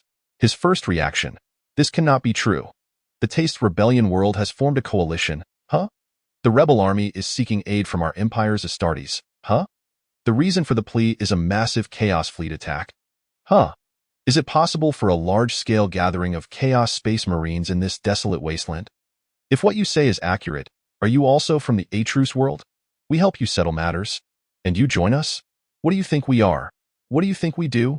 Yelling, yes, that is precisely what we do. The Empire's Space Marines engage chaos without needing justification. Dika swiftly made a vox call to Shadow Venom and Stormwill. Brothers, there is a monumental task at hand. Are you prepared to return to the Emperor's throne? The astute intuition of Darika, a scion of the Shagatai Khan, suggests that this matter is likely genuine. Swiftly summon all departments for a meeting. The captains of each company, the chief apothecary, technical sergeants, and the great mentors of the think tank all gathered in attendance. The situation is as follows. Let us deliberate on how to proceed. I believe this is indeed true. I can sense a formidable threat from the subspace drawing near to our battle group. The great mentor of the think tank speaks first, possessing a certain psychic foresight that essentially validates the authenticity of this interstellar communication. Intriguing, truly intriguing. The more I listen, the more absurd it sounds, yet the more convinced I become of its veracity. Captain of the 6th Company, a renowned berserker of our battle group, is eager to engage. I propose we maintain a safe distance and conduct reconnaissance first. Indeed, let the escort ship proceed ahead. As for the enemy, disregarding their battleships and strike cruisers, the presence of 3 transport vessels suggests an estimated enemy strength of at least 1,000 personnel. The Astartes do not consider mortals as foes. The enemies they refer to are the loathsome traitors of the Emperor, the foul renegade Astartes. However, reports indicate that 2 of the combat transports have been significantly damaged. One might estimate their losses to be considerable. I recommend calculating the enemy's strength based on 1 damaged combat transport, estimating around 600 personnel. That seems rather precarious. I still support the simulation of 1,000 enemy troops. When will the Shadow Venom battle group arrive? We need their support. They communicated that they will arrive in 2 hours. Recently, the Shadow Venom battle group has struck a considerable fortune. Initially, they successfully intercepted supplies meant for the Storm of Will battle group, subsequently acquiring a combat transport vessel, and enthusiastically set out to test their mettle against Xenos. They encountered a high-gravity planet where the Xenos bore a striking resemblance to a series of large stones, exhibiting extreme hardness and an aptitude for burrowing. The Shadow Venom battle group managed to capture one, discovering that every material on this Xenos was exceptionally resilient, making for superb weaponry. Without hesitation, they contacted the Mechanicus, who dispatched a ship within 10 days. Upon arrival, they were elated. What a splendid opportunity to establish a high-gravity forge world, a place where one could gather materials simply by stepping outside. They no longer concerned themselves with whether the penitent crusade would provide supplies. Agreements were signed on the spot. Once your expedition concludes, send someone to act as my bodyguard to collect these elongated stones, and I shall provide you with supplies immediately. Thus, the Shadow Venom battle group acquired a substantial stockpile of ammunition, bolstering their confidence. Although the entire group still comprises only around 200 Astartes, we are the vanguard of the Iron Hand. With ample ammunition, we shall unleash the Eye of Fear. The nouveau riche indeed grow arrogant.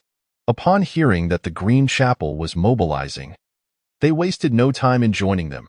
The Green Chapel, my brethren, is exceptionally generous. Just wait, they will arrive in 3 hours. Upon receiving this intelligence, the Storm of Will battle group felt apprehensive. This hardly sounds like an easily winnable conflict, and the opposing forces are undoubtedly formidable.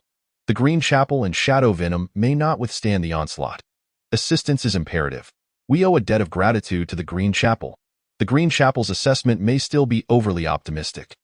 Scaro, the current commander of the Storm of Will, former captain of the 2nd Company, believes their estimation to be flawed. Reflecting upon his own forces, he recalls that his 3 battle groups each possess 3 combat transports and several strike cruisers. How many personnel does that amount to? Before confronting the orcs, they had around 1,600 warriors. This is untenable. We must gather more reinforcements. If there are no available forces in the peaceful star domain, we shall call upon the nearest group from the mysterious star domain. known to be the Dawn Angels, a subsidiary of the Blood Angels. The Dawn Angels responded to the call for assistance, but due to the distance, they require nearly a week and a half to arrive.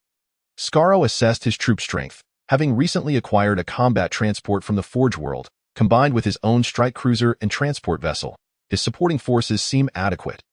The Storm of Will had just secured a contract with the Mechanicus on the Forge World Stalrov, obtaining 1 combat transport up front, with an additional 2 combat transports, 8 strike cruisers, and all standard supplies, including ammunition and promethium, to be delivered within a century. They signed a multi-party contract, as no one could predict the fate of their battle group a century hence. Thus, any signatory present at the time, including the Great Intellects, the battle group commander, the chief instructor, technical sergeants, all company captains, and chief apothecaries, among others, could claim their share, as could any subsequent personnel appointed by the aforementioned individuals. You should have witnessed the fervor of the Mechanicus. News of a nearly intact ancient starship, 150 meters long, spread like wildfire across the Forge World Stalrov, attracting a multitude of top-tier mechanized sages, priests, clerics, and ministers to the area. This nearly brought the entire candlelit planet to a standstill. The Mechanicus was compelled to designate this area as a restricted zone, permitting only 5% of the senior leadership to enter within specified timeframes. Consequently, all tensions shifted to various factions vying for the first batch of entry slots. Initially, the Storm of Will made no secret of their demands, seeking 5 combat transports and 3 strike cruisers. However, due to the inability of the Forge World to produce such an abundance of materials, they had to temper their requests, settling for 3 combat transports and additional strike cruisers. The Great Intellect of the Storm of Will established a connection with the Great Intellect of the Green Chapel through psychic means, significantly expediting their rendezvous, now requiring only 5 hours. On the other hand, due to the psychic link established by the Great Intellect of the Green Chapel with the Storm of Will, their arrival time shifted from 1 hour to 2. As for the rebellious coalition on Planet 3, may fortune favor you, for you are not one of our Empire's KIND. At this moment, the Green Chapel initiated a full mobilization order, prompting all Astartes and human auxiliary forces into action. In the readiness chamber, members of the 4th Company's 3rd Squad were notably disheartened. They drew the short straw and were unable to partake in the exhilarating reconnaissance mission piloting the sleek space fighters. The good news is that Captain William did not initiate the deadly military entanglement this time in the face of the Chaos Space Marines. Everyone must remember that they are super soldiers like us. While they may lose their sanity, the faith in the subspace enhances their physical capabilities, significantly bolstering their resistance to psychic attacks. Everyone must exercise caution when confronting the enemy's think tank, as their psychic assaults are considerably more potent than those of our typical intellects. Choose your weapons freely, keeping in mind that the enemy comprises Chaos Astartes. Yifeng selected a modified explosive rifle. This weapon utilizes a drum rather than a magazine, greatly enhancing sustained fire capability. Previously, this design was deemed too heavy even for Astartes, resulting in diminished shooting accuracy, thus rarely chosen. Now, with the significant enhancement of their physical attributes, the original Astartes can effectively wield this weapon. The explosive rounds have been adjusted by Yifeng, utilizing vengeful explosives specifically designed to combat Chaos Space Marines. These explosives possess a partial fusion trait, enabling them to penetrate the enemy's powered armor, surpassing even the penetration depth of sea monster rounds. However, due to certain technical shortcomings, these munitions tend to cause the explosive rifle to overheat after continuous fire. Yifeng mixed the vengeful explosives with sea monster rounds to mitigate the overheating effects. He then inherited William's poor habit, embarking on a DIY firearms project, this time focusing on a plasma pistol. Under standard firing conditions, this weapon is only effective against powered armor, yet if overloaded, it may have the potential to slay an Astartes. Contingent on the enemy's resilience. Even when faced with a Ranger-class Terminator suit, a shot combined with the vengeful explosive could inflict significant harm, provided a headshot is achieved. However, once the plasma pistol is overloaded, it requires a lengthy recovery period, forcing its use risks detonation. Our loyal little guide bound the 2 weapons together. The plasma pistol lacks a magazine, relying on the plasma reservoir above the weapon, allowing it to be conveniently mounted atop the drum. Thus, the specialized armor-piercing weapon designed for hunting Chaos Space Marines was fashioned. Yifeng promptly set the plasma pistol to only operate in overload mode. To avoid unnecessary complications, due to the weight of such heavy weaponry, His choice for a melee weapon was a relatively light power sword, unlike Shizhengxiang, who now carries a handgun at his waist while wielding a power axe. The fourth company's situation is precarious. They are aboard the ancient strike cruiser Blessing Forest, with their primary objective being the two heavy cruisers. However, those heavy cruisers will likely defend their damaged transport vessels, meaning that as Yifeng and his squad approach, they will face not only the heavy cruiser's assault, but also the potential fire cover from the transport vessels.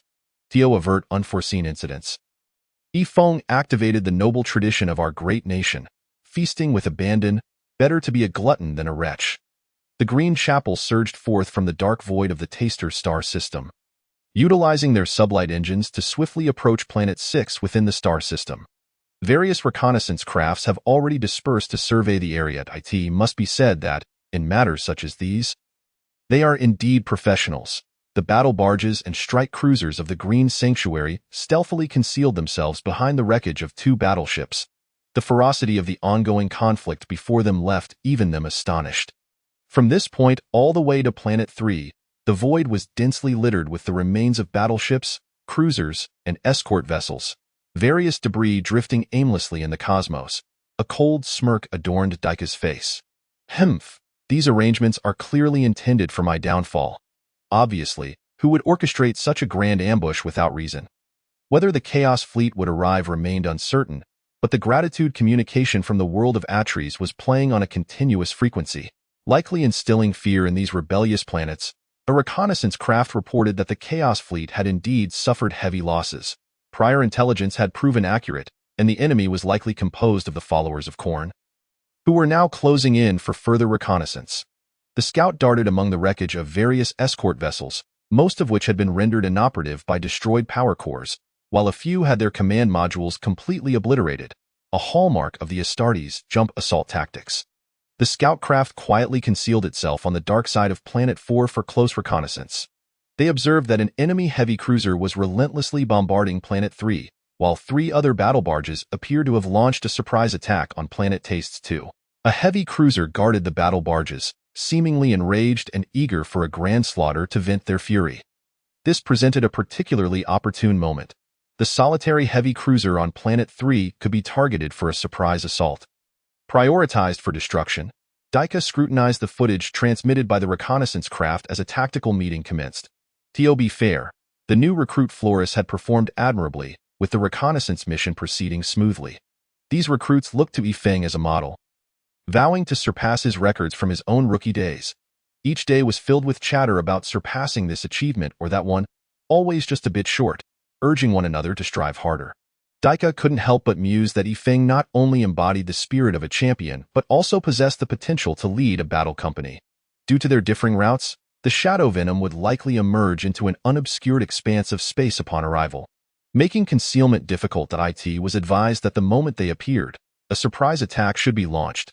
Historically, the progeny of the White Scars excelled in swift, penetrating assaults aimed at decapitating their leaders. However, when facing the Chaos Space Marines, unless one was an Abaddon who united various legions, even decapitating the leader of a faction would not lead to immediate collapse. Much like how the Storm Warden's captain continued to fight after being gravely injured by a void bomb. The second-in-command rapidly assumed command. Thus, the plan was to first assault the heavy cruiser on Planet 3, then entangle their battle barges. Once the Storm Wardens arrived, we would not only shatter them but annihilate them entirely. The strike cruisers of the Green Sanctuary would advance alongside the battle barges to flank the heavy cruiser, with the battle barges firing first to obliterate their defensive turrets, followed by the strike cruisers engaging in jump assault tactics. Meanwhile, the battle barges would not jump but would directly charge towards the enemies on Planet 2. Concurrently, the battle barges and strike cruisers of Shadow Venom would launch a surprise attack from another direction.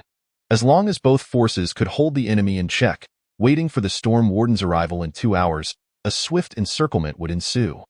The battle barges and strike cruisers of the Green Sanctuary, shielded by the wreckage of 2 battleships, stealthily approached the dark side of Planet 5, maneuvering behind the remnants of 2 heavy cruisers, gradually closing in on Planet 4. Various reconnaissance crafts roamed the void, while the enemy's alert forces appeared insufficient or completely dismissive. Such a reaction was to be expected. When one arrives in a desolate star system and suddenly faces an overwhelming assault, after decimating the attackers. One would wonder if any new enemies would emerge from such barren surroundings. As for that star language, it was akin to a desperate plea to a false emperor before death, utterly futile. Suddenly, a powerful subspace disturbance erupted in the vast emptiness of the cosmos, as the battle barges of the Shadow Venom surged forth through the subspace portal. The Chaos Space Marines quickly detected their presence, and those stationed on Planet 2 swiftly regrouped to transport back to the battle barges, while two heavy cruisers immediately altered their course to confront the Shadow Venom vessels. The fleet of the Green Sanctuary seized the moment, launching an assault as the enemy's heavy cruiser redirected its trajectory. Although their long-range firepower was inferior to that of conventional cruisers and battleships, it was adequate to hinder the enemy's movements. The enemy fleet seemed momentarily dazed, evidently perplexed by the sudden appearance of two vessels. The enemy commander reacted swiftly, directing all fleets from Planet 2 to charge at the Shadow Venom. If they wish to play musical chairs, I shall eliminate one of your strike cruisers and battle barges first, allowing the heavy cruiser on Planet 3 to stall your fleet, thereby ensuring greater losses on your part. However, as the bombardment from the Green Sanctuary's battle barges overloaded the enemy's void shields and decimated their vessels with a barrage from their macro-cannon arrays, they swiftly maneuvered past the enemy ships, heading towards Planet 2. They aimed to sandwich the enemy between the Shadow Venom and themselves, engaging in a tactical retreat and advanced battle strategy while maintaining a distance beyond the jump range. Awaiting the Storm Warden's arrival, at this moment, Yifeng entered the assault pod, a manned capsule designed specifically for assault, equipped with powerful melta charges capable of breaching enemy hulls instantaneously. The assault pod, accommodating 10 personnel, now had no vacancies as two combat brothers from the third company joined the team. With a slight mechanical whir, the Astartes assault pod departed from the Blessed Forest, and after a brief glide, it began to accelerate. The remaining point defense turrets of the enemy struggled to deter them but were quickly reduced to space debris by the Starhawk-class bombers. The formidable melta charges penetrated the enemy hull, successfully delivering deadly guests to the banquet of carnage. Chapter 16. The grievous struggle. William, as ever, was the first to burst forth from the assault pod, unleashing a torrent of fire from his explosive bolter, clearing the surrounding Khorne worshippers with ease. Khorne, one of the four great chaos gods of the warp, thrived on war and chaos. The bloodshed, fear, and turmoil of the material realm served as the source of his power in the warp, and his followers were invariably brutal and bloodthirsty. His ultimate ambition was to transform the entire galaxy into a realm perpetually engulfed in conflict and disorder, his influence overshadowing the other three chaos gods, particularly Slaanesh, who represented hedonism and lust for power, significantly diminishing their strength. Khorne would become the sole deity of the warp. The unfortunate worshippers, tormented by the whispers of the warp, had completely lost their sanity. They bathed themselves in blood, perceiving battle and slaughter as the essence of their existence. They accepted Khorne's blessings from the warp, becoming less human in the process. Horns sprouted from their heads, their skin turned red and hardened, and the most devout among them even grew black tails. The mutations wrought by the warp made them increasingly resemble their Dark Master. Their creed was to fight to the death. Alas, they were but mortals. The third squad of Space Marines swiftly dispatched the nearby Khorne devotees, whose combat prowess appeared to the Astartes as little more than that of oversized ants. Advance, Zarello, guide us. The warrior from the 5th Company, who had joined the 3rd Squad, bore a portable servo-skull. Even the machines on ships corrupted by the warp could not be trusted. The warp could cause machinery to sprout flesh, and demons lurked within food. The Space Marines must remain eternally vigilant. Upon reaching the end of the corridor, a door revealed a staircase leading upward. They charged up, and the Khorne worshippers that emerged from nowhere could not halt the Astartes' advance. Despite wielding a variety of weapons, some even capable of threatening the Astartes with plasma and meltaguns, their movements were far too slow in the eyes of the Astartes, particularly for those renowned for their acute senses. Like the son of Khan, these blood-red painted devotees met their master amidst blood and flames.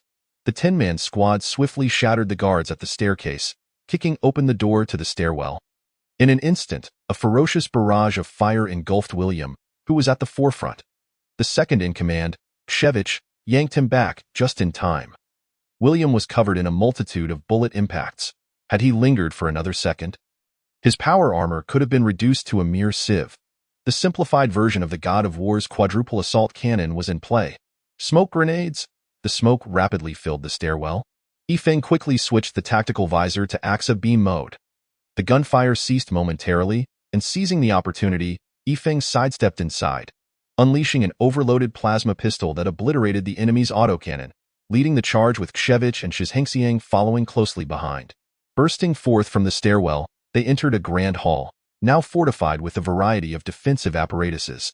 Yifeng and Kshevich swiftly cleaved through the Khorne worshippers to their left and right. The enemy's firearms soon opened fire, momentarily preventing the follow-up personnel from raising their heads. Yifeng immediately detonated a melta-bomb to sever the column of cover before him, causing the supporting alloy pillars of the hall to collapse, blocking the stairwell entrance. The subsequent Space Marines quickly used the fallen column as cover and launched a counterattack. 8 rounds. 9 rounds. The situation was promising. Gage wielded his explosive bolter with proficiency. Regardless of the weapon, he remained the finest marksman. Yifeng refrained from opening fire. His explosive shotgun was specifically designed to counter the chaos-infused Space Marines. At this moment, Yifeng wielded a power sword, providing cover for his comrades on the flanks, systematically dispatching all the horrific cultists attempting to flank or charge recklessly at them. Shizhengxiang unleashed an overloaded ion blast, instantly decimating the enemy's machine gun nest ahead. Before the other foes could reinforce that position, he charged forward with a power axe, while the Astartes swiftly laid down suppressive fire. Concurrently, a warrior from the 5th Company surged ahead, as the 2 Space Marines breached the enemy's position among the mortals.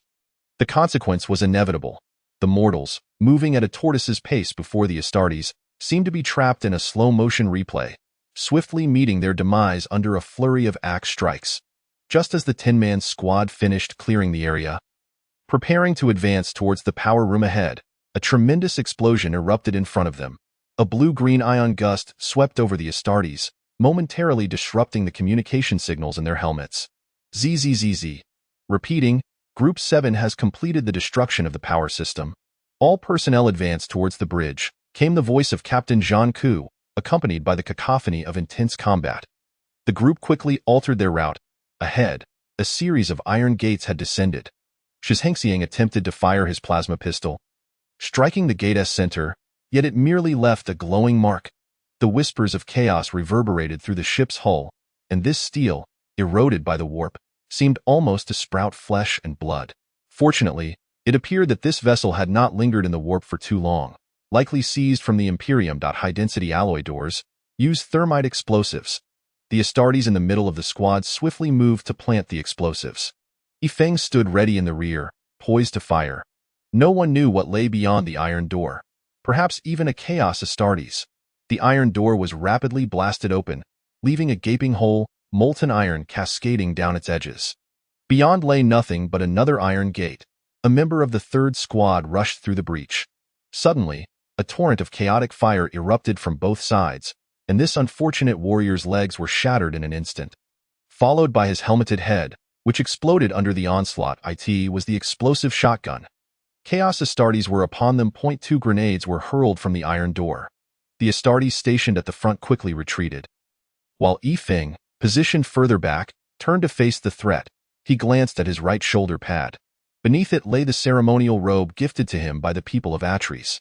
Despite the servitor's best efforts to prevent him, Yifeng had hidden it there. The people shall stand with me, he thought, as he angled his right shoulder pad towards the front. Those familiar with Space Marine tactics knew that their most common shooting stance was to kneel and fire sideways with both hands, allowing the solid shoulder pad to effectively shield their heads while stabilizing their aim. In the split second before the grenades detonated, Yifeng simultaneously pressed the overload firing button on his plasma pistol and squeezed the trigger of his explosive shotgun. 2 Chaos Warriors charged forth amidst the explosion, yet their weapons had yet to be aimed at Yifeng. An overloaded plasma shot struck the shoulder pad of the Astartes on the left, sending him flying, his fate uncertain, while the one on the right was pierced through the helmet by a vengeful explosive and a Kraken round. The battlefield was a maelstrom of chaos, with fortunes shifting in an instant. Yifeng did not cease fire.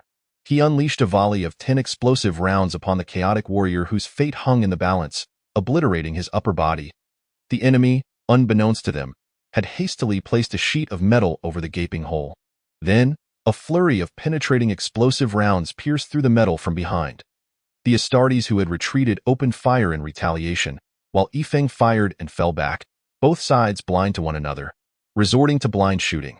After the unfortunate shoulder pad deflected 3 explosive rounds, and following the impact of 2 more, Yifeng retreated to cover. The gunfire from the opposite side ceased, and 3 different smoke grenades were deployed, requiring even the Astartes' tactical visors time to recalibrate optically. The experienced William reacted swiftly, beginning to fire 2 seconds later. Shizhengxiang, Keshwevich, deploy melee weapons, prepare. Before 2 seconds had elapsed, as war cries echoed down the corridor. Yifeng fired. Blood for the blood god, skulls for the skull throne. A corpse was flung out, intercepting most of the bullets aimed at Yifeng and Geiji. It was the Chaos Space Marine who had been shot in the head at the outset. Following the body were several Devourer Astartes. The Devourers belonged to the 12th Legion of the original 20 Primarchs, with Ongran as their gene-sire. This maddened gladiator had implanted the Butcher's nails into the heads of all Devourer Legion warriors, enhancing their combat prowess while driving them to unspeakable brutality. Slaughtering cities and worlds became their source of pleasure. After embracing the chaos, their savagery intensified, and they would not hesitate to turn on their own for sport. Several Devourers, clad in ancient Mark III power armor and wielding chainsword blades, charged forth. Shizhengxiang and a veteran from the 4th Company swiftly coordinated a flanking maneuver, yet Shizhengxiang's power axe was unexpectedly parried by the opposing chainsword. Another Devourer emerged from the side, colliding with the 4th Company veteran and sending him flying.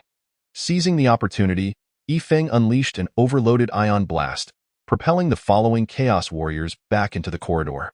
"For the brass throne!"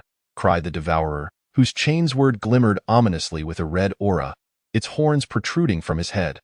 This Devourer, adorned with several blue helmets, severed the 4th Company's veteran's power sword with a single stroke, and a second blow plunged directly into his chest. Vice Sergeant Keshwevich rushed forward just before the enemy could deliver a third strike, his silver power sword dancing like a storm-born albatross. Captain William also drew his chainsword, hastening to support Shizhengxiang. Meanwhile, cultists surged from behind. Geiji and a 4th Company veteran moved to secure the 2 rear corridors. "Reload!" Yifeng shouted over the comms, as 2 Astartes from the 5th Company swiftly took their place. The corridor erupted with a devastating hail of fire. The previously blocked Devourers, seething with rage, raised their explosive shotguns and fired. One of the 5th Company warriors was tragically shot in the head, prompting Zarelo to retaliate in that direction. Through the smoke and debris, a corpse fell, one of those previously blasted away by Yifeng. Although Zarelo's explosive shotgun had not struck his head, the nearly unarmored chest could not withstand the violent explosion. A bullet-riddled metal plate flew out of the corridor, crashing toward Zarelo. Just as this 5th Company warrior ducked to evade, a Devourer charging out of the corridor sent him sprawling. "Zarelo, go assist Keshwevich." "I've got this." Yifeng pulled out his dual pistols and unleashed a chaotic barrage, forcing the enemy to evade. Rolling towards where William was engaged with another Devourer, Yifeng dared not fire again, as it posed a risk of friendly fire. The silver power sword in Yifeng's hand gleamed ominously. The Devourer, clad in a patchwork Mark III power armor, looked down upon Yifeng with disdain. "Ha! A raw-born Astartes, a mere whelp." The Devourer had betrayed the Imperium during the Horus Heresy a millennium ago, and despite having fought for 10,000 years, many veterans still survived. New recruits were constantly cultivated from their gene seeds within the warp. However, due to their initial weakness, they struggled to survive under the tyranny of the Chaos forces. It was evident from his manner of speaking that he was indeed one of those ancient veterans. "I shall be your end after your millennia of conflict, scum. Youngster, do not be so arrogant." The Devourer's chainsword glowed ominously, enhanced by the powers of chaos, granting their attacks unparalleled strength, akin to the green-skinned orcs, harnessing potent psychic energy to augment their weapons. One should not be reckless in youth. "You treacherous, shameless old cur, taste my blade." Yifeng's power sword whirled as it clashed with the Devourer's chainsword. The strength of an Araborn Astartes far exceeded that of an ordinary space marine, momentarily matching the Devourer empowered by chaos. Yifeng lifted a leg and kicked forward. The Devourer attempted to block with his other hand, but Yifeng's height advantage meant Longer legs, proud face, sending the adversary sprawling. Seizing the momentum, Yifeng advanced aggressively, executing a technique reminiscent of a dragon emerging from water. Yet the devourer failed to counter and retreated hastily. Yifeng, noticing this, taunted, still retreating. What a disgrace for the devourers, afraid to strike at a chaos cultist. The devourer's fury ignited, and with a sweeping slash, he charged at Yifeng. Yifeng deftly spun downwards, roaring, "Spread your wings and bow." The blade's edge aimed straight for the devourer's heart. Shouting the name of his technique before striking felt exhilarating. Don't believe it? Can you resist shouting when playing cards and throwing down a bomb when you hold 4 twos and a pair of kings? Duh. This technique startled the devourer, who rolled away in alarm. What manner of combat is this, so bizarre? Yifeng mused that had he not overslept during his course selection in college, he wouldn't have had to settle for a Tai Chi sword class after the basketball elective filled up. Leading to a tragic university life, I practiced my Tai Chi sword with utmost seriousness, and I ultimately scored an A. Just as Yifeng pondered revisiting the Chun-style Tai Chi sword forms against the devourer, Keshwevich and Zarilo found themselves in a fierce struggle. Despite Keshwevich's exquisite swordsmanship and Zarilo's veteran experience, the overwhelming force of their opponents rendered them unable to close the distance. Keshevich felt that his opponent was likely a company commander or a champion of the Great Legion. This ancient legion's composition was not the current imperial standard of 100 Astartes per company, but rather that of a grand cohort of 1,000 warriors from a bygone era. Even the 2 Astartes, seasoned by a century of warfare, found themselves at a disadvantage against these veterans of a rebellion that had occurred millennia ago. Zarilo had made several attempts to sever the enemy's head, yet each time he was thwarted by its massive dual horns until Keshevich seized an opportunity, executing a leaping strike that cleaved one of the enemy's horns off, with only one horn remaining. The foe was consumed by rage, heedlessly charging towards the deputy leader, as if intent on impaling Keshevich on the last horn. A resounding bang echoed as a blast gun detonated the left knee of the raging devourer. Advantage? The power armor of Mark 8 brought with it undeniable superiority, while the ancient Mark 3 armor offered little protection to the knees, lacking dedicated knee plates. Zarilo swiftly delivered a strike, and despite his leg being blown apart, the devourer, fueled by the faith of terror, continued to exude boundless combat fervor. His chainsword, imbued with a crimson aura of terror, retaliated, shattering Zarilo's power sword along with his pinky finger. Keshevich, seizing the moment, struck the enemy's elbow with precision, severing the hand that wielded the chainsword. Though grievously wounded, the devourer's iron fist still sought to strike Kshevich's head. Another bang resounded as another blast gun fired. The devourer's iron fist ultimately proved no match for the explosive force. Scattering flesh and shattered bone across the ground, Kshevich delivered a final strike, ending the life of the valiant devourer. As for the sniper lurking nearby, only you, Geyer, in our group could confidently fire amidst such close combat. At this moment, Geyer had already turned his weapon towards the adversaries of William and Shizheng. Meanwhile, Yifeng's swordplay appeared flamboyant, yet the devourer was rendered helpless, each of his devastating attacks inexplicably repelled, Yifeng's strikes aimed not at the heart or head, compelling the enemy to evade, until Yifeng executed a move reminiscent of Neza probing the sea. Targeting the lower 3 paths, the devourer saw an opportunity and, disregarding his own safety, raised his chainsword to strike Yifeng. With a swift chop, the helmet was cleaved open, blood and an unidentifiable gray substance spilling onto the ground. Kshevich twirled his sword, retracting it to his waist. Yifeng gave a thumbs up, acknowledging Kshevich's exquisite cleaving technique. William supported Shizheng as they returned, administering emergency treatment to Zarilo's injured hand. Shizheng appeared to be in discomfort as well, seemingly nursing a leg injury. Our side suffered 3 fatalities and 2 minor injuries, having dispatched 6 enemies, while the last Astartes assigned to clear the rear passage returned. Shizheng, Zarilo, and Charles, you 3 shall hold this position, blocking any subsequent waves of terror worshippers. Zarilo handed his portable bird servant device to Kshevich. They would establish a rudimentary stronghold here, buying time for the others to seize the command room of this heavy cruiser. Yifeng retrieved his weapon, and along with William, Geyer, and Kshevich, they continued onward, if all went well. Traversing the passage ahead would lead them directly to the command room atop the immense staircase. Chapter 17. A potpourri of chaos, the Shadow Venom Blade's assault craft surged to the forefront, the cruiser cunningly awaiting the charging of its light spears, ready to fire a shot at the opposing heavy cruiser before retreating behind the assault craft. The sturdy defenses of the assault craft instilled a sense of reassurance. Ah, is this the charm of the assault craft? Such is the allure of wealth. The clan leader who negotiated this deal for the Shadow Venom Blade was in remarkably high spirits, as if victory were assured. The heavy cruiser, on the other hand, found itself in a quandary. Tasked with protecting the intact assault craft, it could neither flee nor remain idle, lest it suffer further attacks. Allowing the damaged assault craft to advance would invite a barrage from the Green Sanctum's warships. The heavy cruiser's commander was equally perplexed. Despite transporting such vital cargo and receiving supplies from Tarsus too, why had they not retreated? With the enemy's forces arrayed outside the system, they could have fallen back to a more distant location and slipped into the warp. Did they truly believe their Imperial vessels could contend with my Chaos fleet? With the aid of the Dark Gods, why would they choose to endure this bombardment? After an hour of relentless assault, the heavy cruiser could no longer withstand the onslaught.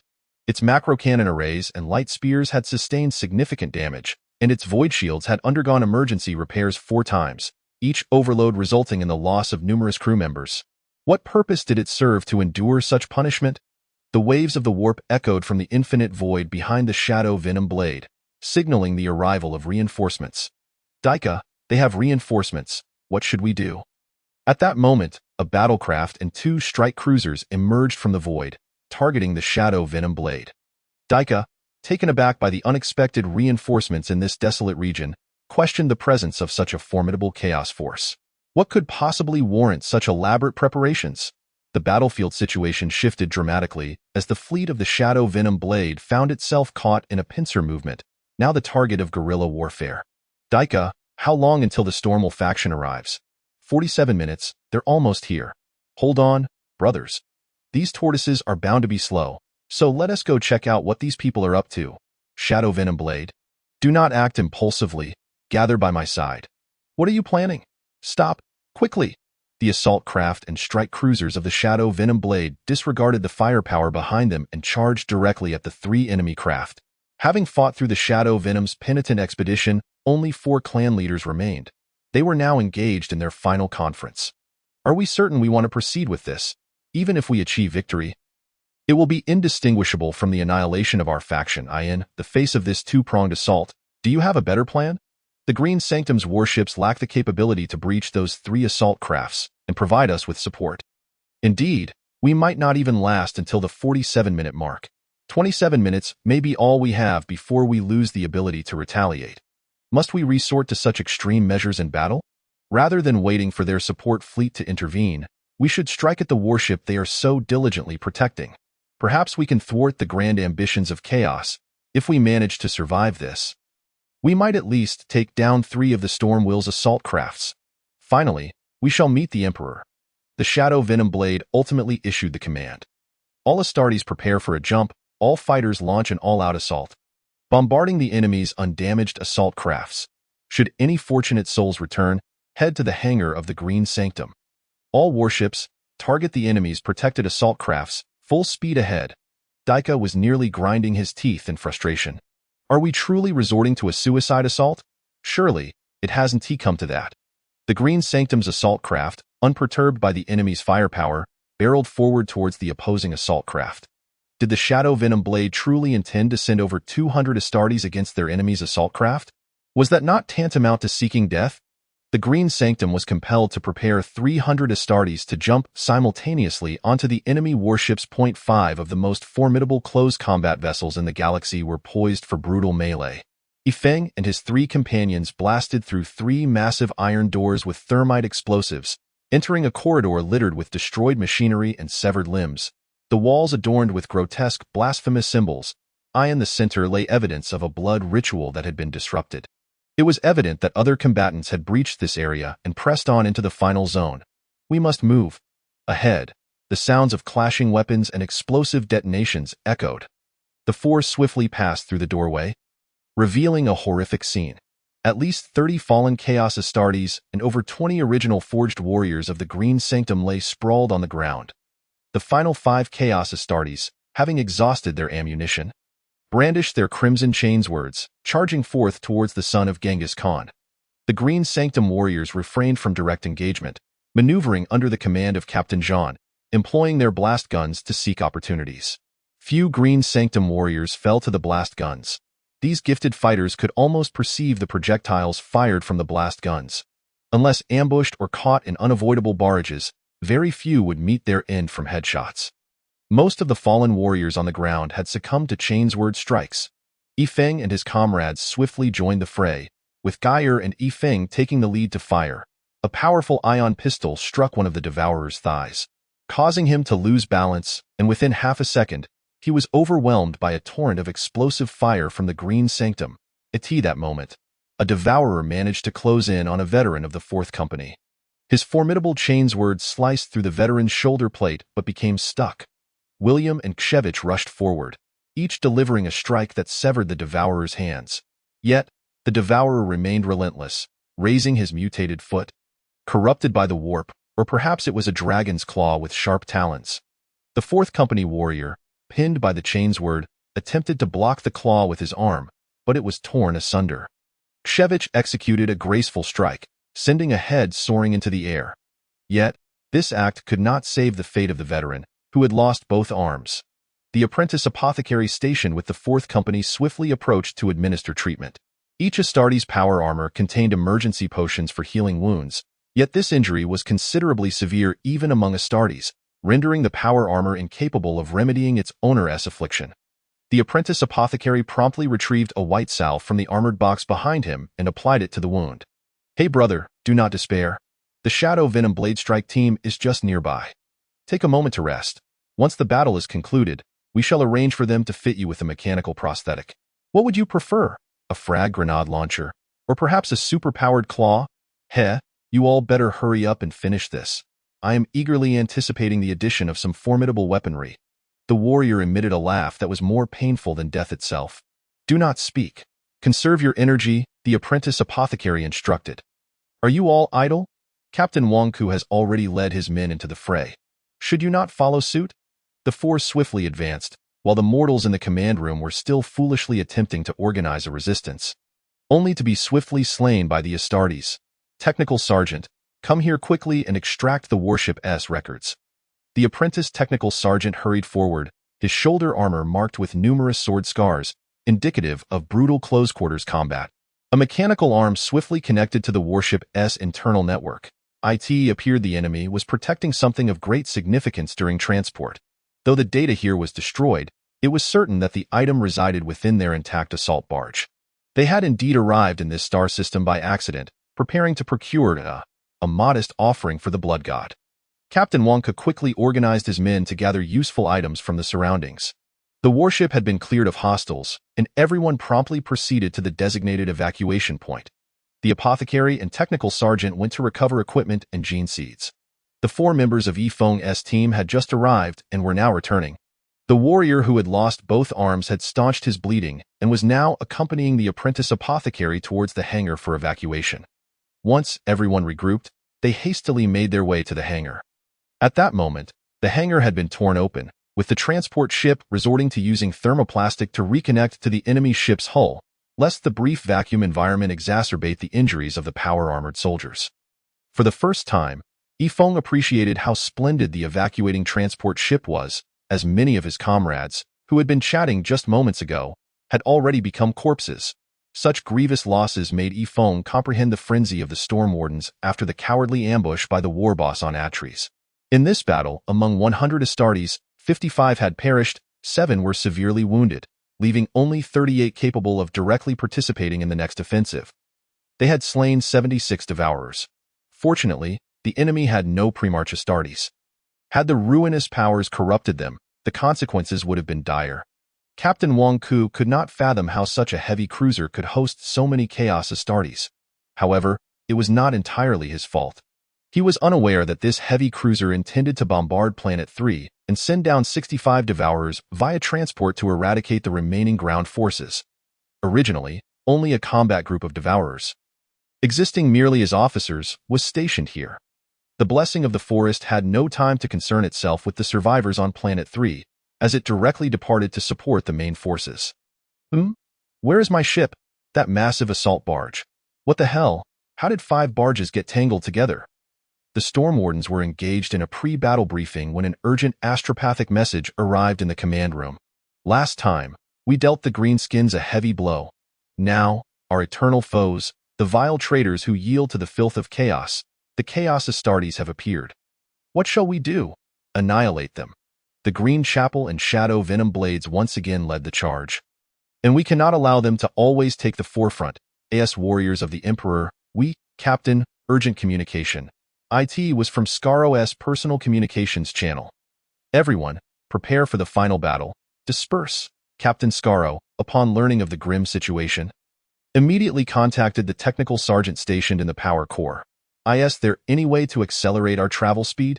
At any cost. There is a way. Overloading the engines could reduce our travel time to 21 minutes.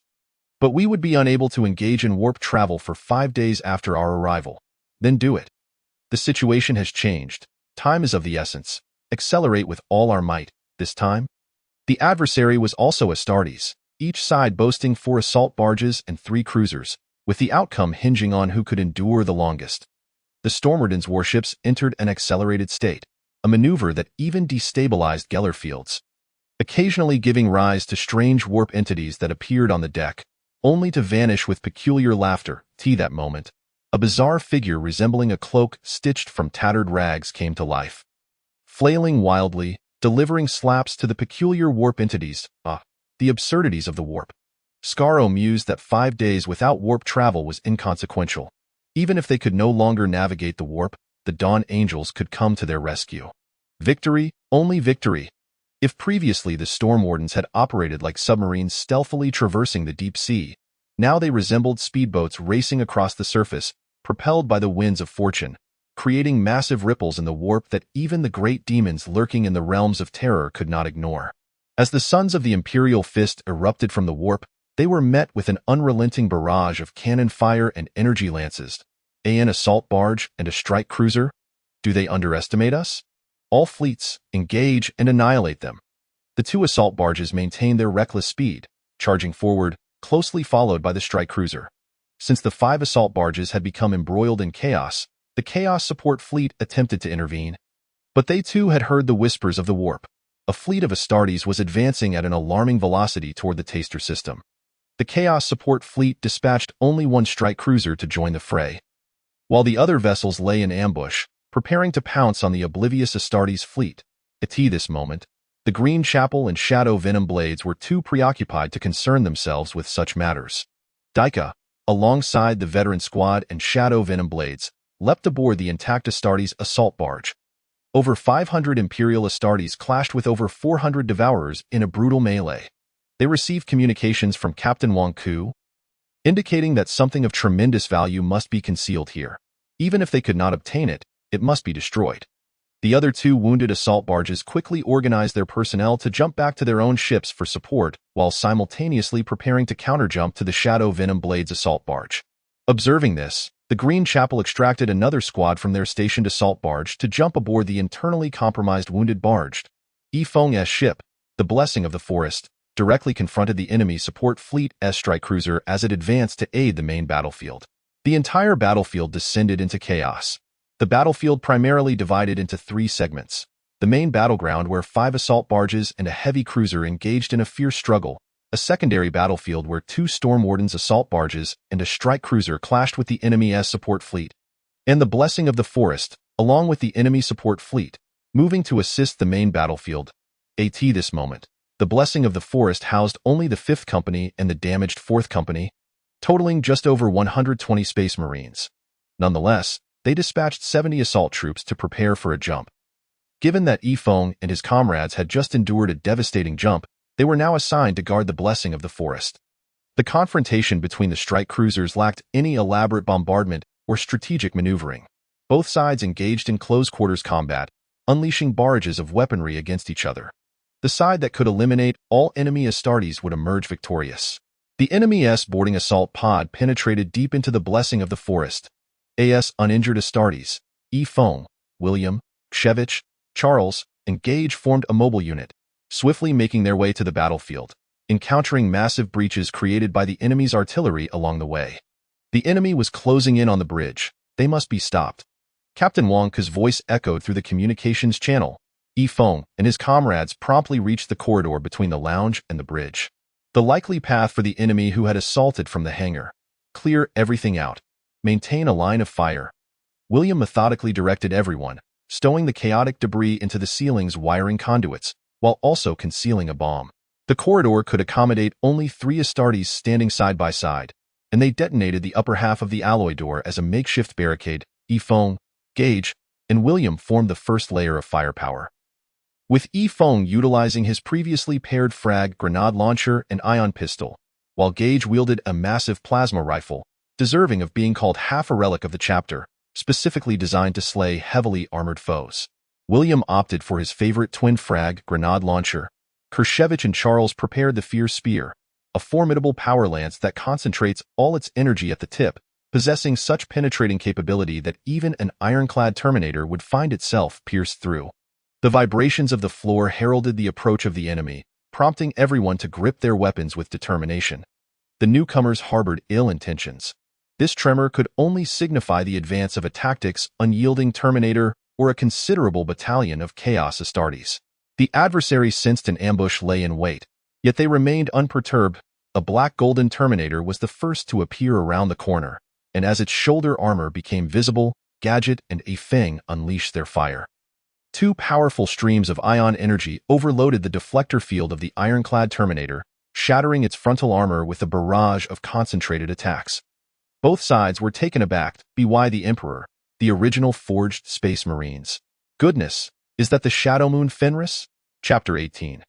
Rivers of blood, various types of explosives were incessantly discharged, and the towering Shadow Moon Fenris Terminator in the corridor lay lifeless, the remaining warriors using its massive corpse as cover. Engaging in a fierce exchange of fire with Feng and his comrades, the Shadow Moon Fenris belonged to the 16th Legion of the Primarch's original 20 legions, once one of the Emperor's most esteemed forces. They were the first to traverse the stars, their inaugural battle securing the lunar base, from which they derived their name, the Shadow Moon Fenris. This legion shared a close kinship with the White Scars, having jointly launched a surprise assault on the leader of the vast Greenskin Empire, culminating in his decapitation. Following this victory, the gene progenitor Horus was appointed as the War Master by the Emperor. Commanding the entire expeditionary force, the Shadow Moon Fenris subsequently rebranded themselves as the Sons of Horus, a title of great honor. Alas, they fell into rebellion under the insidious influence of the ruinous powers. Horus led half of the Astartes in revolt, advancing all the way to Terra. The Emperor ultimately faced Horus in a one-on-one duel, empowered by the 4 Chaos Gods, emerging victorious, yet grievously wounded in his final moments. He ascended to the Golden Throne, encased in a unique stasis field. From that point forward, he became a silent, immobile living corpse. After Horus was obliterated, the Sons of Horus retreated into the warp, most now serving under Abaddon's Black Legion. The name Shadow Moon Fenris has faded from the Warhammer world for a millennium, yet Feng harbored no such concerns. It simply rolled off his tongue. The Shadow Moon Fenris, lacking a fixed allegiance, should be battling the Imperium under Abaddon's command. Yet here they are, supporting the Tyranids. Did Tyranids lose their undergarments to them? Who knows? Be cautious. These Sons of Horus still possess a Terminator suit, its right arm just now exposed, despite the exchange of fire. The Green Sanctum gained an advantage from their pre-established positions, especially Gadget's ion rifle, which proved effective against the Terminators. After Gadget's ion rifle reduced the already deceased ironclad Terminator to mere fragments, the Shadow Moon Fenris began to withdraw, leaving behind the life of a common warrior. William, can you hear me? This is Zarello. We are under heavy enemy assault at the church. We require support. William glanced at the Astartes around him. And Feng took the lead. I will provide assistance. I am a pre-march Astartes.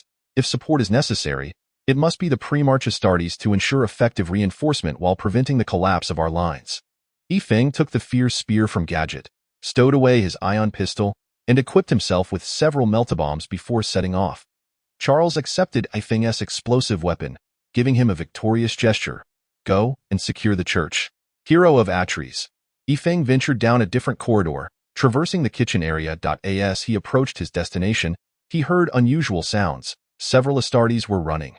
The formidable talents of the White Scars granted Yifeng another advantage. He swiftly concealed himself in a storage room, installing a meltabomb and stealthily preparing the fierce spear. The footsteps drew nearer, and Yifeng could not ascertain whether they were friend or foe, yet his right hand tightened around the fierce spear, raising it above his head like a farmer brandishing a pitchfork, while his left hand rested on the grip of his ion pistol. A dark golden head emerged before him. It was the enemy.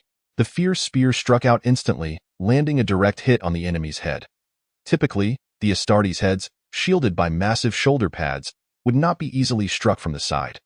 However, Yifeng, being half a meter taller than them as a pre-March Astartes, thrust downwards, piercing through from above.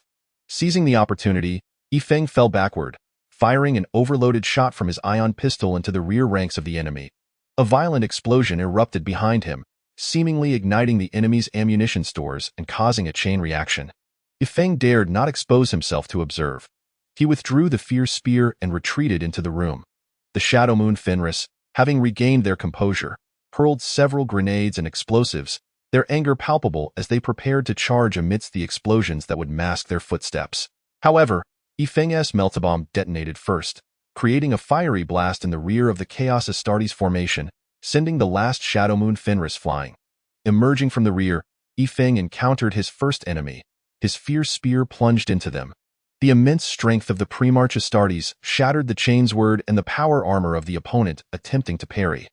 The remaining two Astartes stood frozen, confronted by the grenades they had thrown and the imposing figure of a towering Astartes advancing from the meltabomb explosion.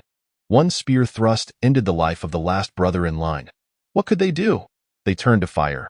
The explosive weapon discharged repeatedly as Yifeng used the spear to lift the corpse impaled upon it.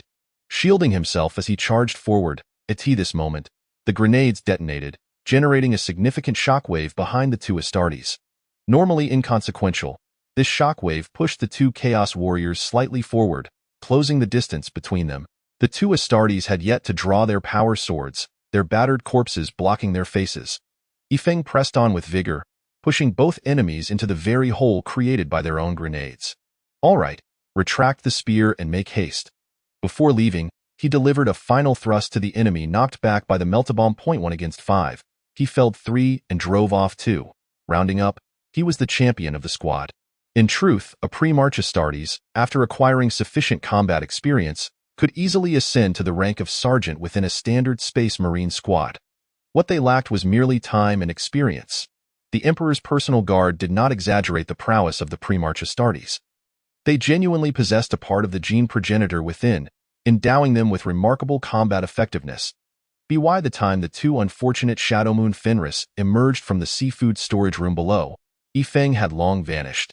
Presently, Yifeng felt a wave of discomfort as he sprinted through the corridor, surrounded by severed limbs and broken arms, not to mention a plethora of enemy weaponry, especially those with severed hands. He could not pick up the enemy's weapons. These arms, under the influence of the warp, could impose unknown effects upon him, generally requiring numerous blessings from the Mechanicus for safe reuse. As Yifeng continued to run, it felt as though gold bars occasionally appeared at his feet. Yet he could not collect a single one. Upon reaching the church, he beheld a scene of utmost carnage.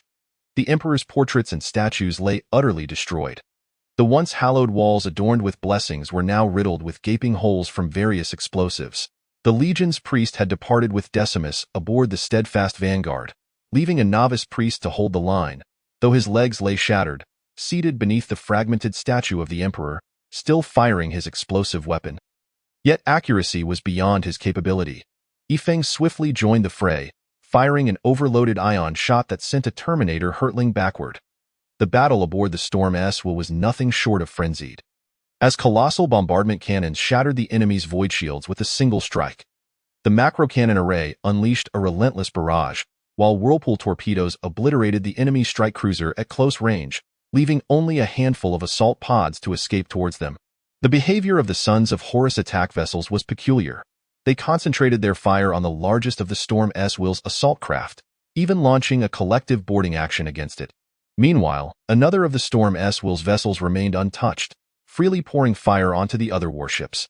This benefited the warriors of the Storm S-Will, for while we may not be the apex hunters, when it comes to defending against enemy boarding actions, there is no one better than us. Yet, it seemed the sons of Horus had devoted all their strength to the assault craft engaged here. Scarrow, leading the veterans of the First Company, had also joined the defense of the boarding craft. Wait, those chaos scum wouldn't he dare? Alarmed, they scrambled to evade. Typically, assault vessels are precious assets, with no faction willing to relinquish them lightly unless they are confident of capturing a new one. The Sons of Horus assault craft suddenly collided with the Storm S-Will's ship, the strike cruiser deftly maneuvering to evade the impact. Yet the robust assault vessel ultimately made contact. The frenzied Shadow Moon Wolf employed some unknown means, resulting in a cataclysmic detonation aboard the entire warship, an explosion tenfold more potent than the simultaneous detonation of both the Void Shield and the power reactor. The Stormswill's newly acquired battle barge was instantly reduced to mere vapor. Sons of Horus, I demand retribution. It was not the chapter master Scarrow who struck the hardest, but rather the recently unfrozen neophyte Dreadnought, the former chapter master Kagazbal. Here, the Dreadnought was not merely a tactical war machine but a true colossus of slaughter. Appearing as a massive mechanized box, measuring a staggering 3.8 meters in width and 4 meters in height, it bore the most resilient shields and the most terrifying infantry-grade weaponry, typically operated by the gravely injured key figures of the chapter. The operation of such a machine required the near-total obliteration of the pilot's flesh, with all neural connection points transformed into conduits linking them to the Dreadnought, granting the pilot complete dominion over it while subjecting them to excruciating agony. Only through relentless slaughter could the pilot alleviate their suffering. In times of peace, Dreadnoughts would be entombed in ice or enter a state of stasis to prolong the lives of their pilots and mitigate their torment until the arrival of the enemy. In this moment of life and death, all Dreadnoughts of the Stormswill were awakened, 11 colossal machines armed with world-shattering firepower stationed throughout the battle barge, instantly shredding even the enemy's Terminator warriors with their terrifying might. Among the 5 Dreadnoughts of the Green Chapel, 4 had already engaged in combat aboard the battle barge. The final one remained on the strike cruiser, commanded by the former chapter master Morgan. Dika had left him behind to ensure that if anything befell him or the battle barge, someone would be ready to lead the chapter temporarily. Now Morgan had arisen, though maneuvering such a massive machine onto an enemy warship via assault pods was no simple task. Without a great intellect or the specialized machinery aboard their vessel for subspace transport, they typically remained aboard their own ships or were ferried by transport vessels. Stumbling yet unyielding, Morgan unleashed his 6-barreled Hurricane bombardment gun and meltagun, firing in succession. Behind an enemy clad in indomitable Terminator armor, 5 skulls, both Astartes and green skin, were impaled upon his power pack, seemingly a champion, roaring as he charged towards Morgan. When I return, I will slay the false emperor. Morgan scoffed, 2 seconds. If you can endure 2 seconds, I'll write my name backwards. His overwhelming firepower obliterated the enemy along with the ship's bulkhead behind them, without a heavily armored tank shielding the front. You dare prattle before me? I was once the man who drove a dreadnought through an entire family of traitorous knights. A boastful claim, but those who knew the truth had already returned to the throne. Yifeng successfully ambushed a Terminator, reveling in the thrill of being the 6th. Suddenly, a bombardment gun penetrated the wall to his left and hurtled toward him. Crap! Yifeng endured 3 explosive hits, his entire left shoulder plate shattered, and the spear of dread he wielded snapped. He quickly dropped to the ground, retrieving his plasma pistol, which was still overloaded. Forget it, he thought, self-proclaiming as a wholly disloyal materialist. Deciding against taking that risk, he pulled out a meltabomb, intending to throw it. Hey, white armor, isn't that my dreadnought? Whoops, sorry kid, couldn't he rein in the firepower? Hey, why are you so large? Large. You do realize you're just as big. Well, it's been at least a century since I last fought. I am an old relic. How to explain this? I can't start with the implanted original body part, or that would take 9 chapters and 18 episodes. Adeptus Mechanicus experiment. The old dreadnought wished to inquire why Yifeng was taller than a typical Primaris. But Yifeng assumed he had never seen a Primaris before. Good lad. I have high hopes for you, I understood that. But why is my rank suddenly dropping? With the support of 2 comrades, they swiftly cleared the enemies before the church. Kid, there are no enemies left. How dull it that moment. Yifeng was scavenging for his own weapons on the battlefield. Hey, this power sword is still usable. Oh, there's a melt-a-bomb over there. Hey kid, are you listening? I'm calling you. What do you want, old man? What old man? Call me the former chapter master Morg, never mind. Combat brother, let's stick with old man, then. Yifeng nearly elevated himself to the same rank. Although everyone in the chapter referred to each other as brothers, but with this new, well, let's just stick with old man, go, draw some enemies for me to slay. What are you saying? These are Chaos Space Marines? Not greenskins that I'm worried I'll get killed if I shoot slowly, let alone draw some over. The old man was at a loss for words. He cranked the dreadnought's loudspeaker to maximum volume. For the Emperor, you vile traitors, meet your doom. The sound was deafening, startling even the priest who was bandaging his legs. The sound of footsteps echoed from all directions. The Terminators of the Shadow Moon Wolf were the first to charge forth. Slay the false Emperor? Crap! The overwhelming firepower shredded every enemy that dared to show themselves. Yifeng was speechless. The old monster was quite adept at drawing aggro. Meanwhile, he continued tossing melt-a-bombs, hiding behind cover. Would you run if I tossed a grenade over? What? An attack from the Shadow Moon Wolf? Yifeng stood behind the dreadnought, occasionally firing his plasma pistol. This dreadnought was more reliable than the Imperial Guard's super-heavy tanks. What was there to fear? A battered battle barge emerged from the periphery of the system, entering the chapter's domain. Shame, absolute shame. The current chapter master Scarrow smashed his fist upon the table, splintering it. They had outnumbered the enemy yet suffered a 1-for-1 loss, having lost 2 vessels. Their strike cruiser narrowly avoided the enemy's self-destruction, only to have 6 dreadnoughts and 100 Chaos Astartes directly teleported aboard. Scarrow immediately commanded all Astartes aboard the cruisers to board their fighters and drop pods, sacrificing the ships to self-destruct. In the ensuing explosion, a portion of the warriors in the drop pods were turned to ash, ultimately recovering only 77 Astartes. This marked the most decisive and costly decision in the history of the Storm's Will. Primarily, the Shadow Moon Wolf's audacious maneuver had pushed Scarrow to the brink. It merely a contest of ruthlessness. Come. The former chapter master Kagazbal observed with a complex mix of emotions as the ancient warship he had commanded for so many years faded alongside the deaths of numerous foes. In simpler terms, he was pursuing Scarrow, cursing him. Yifeng and his comrades had successfully defended the Blessed Forest, but the forces that had jumped aboard the enemy's strike cruiser seemed to have failed. Everyone was too occupied to concern themselves with anything else, fortifying defenses in preparation for a second wave of incursions. However, the enemy's warship appeared to lose its fighting spirit, rapidly pulling away. Then, they witnessed a colossal bombardment cannon obliterate the unshielded strike cruiser into nothingness. Your scrap metal cannot protect your filthy flesh. Perish, scum! Kagazbal's roar reverberated throughout the communication channels. The battle temporarily subsided, and Yifeng sprinted back to his original position, reuniting with William, Kshevich, Geyer, and Charles. Reunited. Yifeng stood at the corridor's entrance, surrounded by severed limbs, shattered meltaguns, and broken ion rifles lying despondently on the ground, blood flowing throughout the passage. Still, there are others. Yifeng applied for rejoining. The communication channel was eerily silent, and his heart felt just as empty. The enemy was vanquished, and the Astartes of the Green Chapel helped one another return to the bridge. 9 remained. Only 9 Astartes were still alive. Squad leader Jean Ku's fate was unknown, and 5 squad leader S fate had returned to the Emperor's throne. Morgan, aboard the dreadnought, was the first to break the silence. Is the Tech Marine still alive? I am the apprentice Tech Marine, replied a warrior who had lost a leg. Morgan pointed at a seemingly uninjured warrior. You, carry him. Check the power reactor and the void shield. See if the ship can still operate in the vast bridge. Everyone watched as the Storm's Will battle barge sailed overhead, then surged towards the main battlefield. Report, it's still operational. We have a warrior here who has lost both legs and is unconscious. We need a medic. The apprentice apothecary, having been collecting gene seed, upon hearing the news, dashed frantically towards the power room.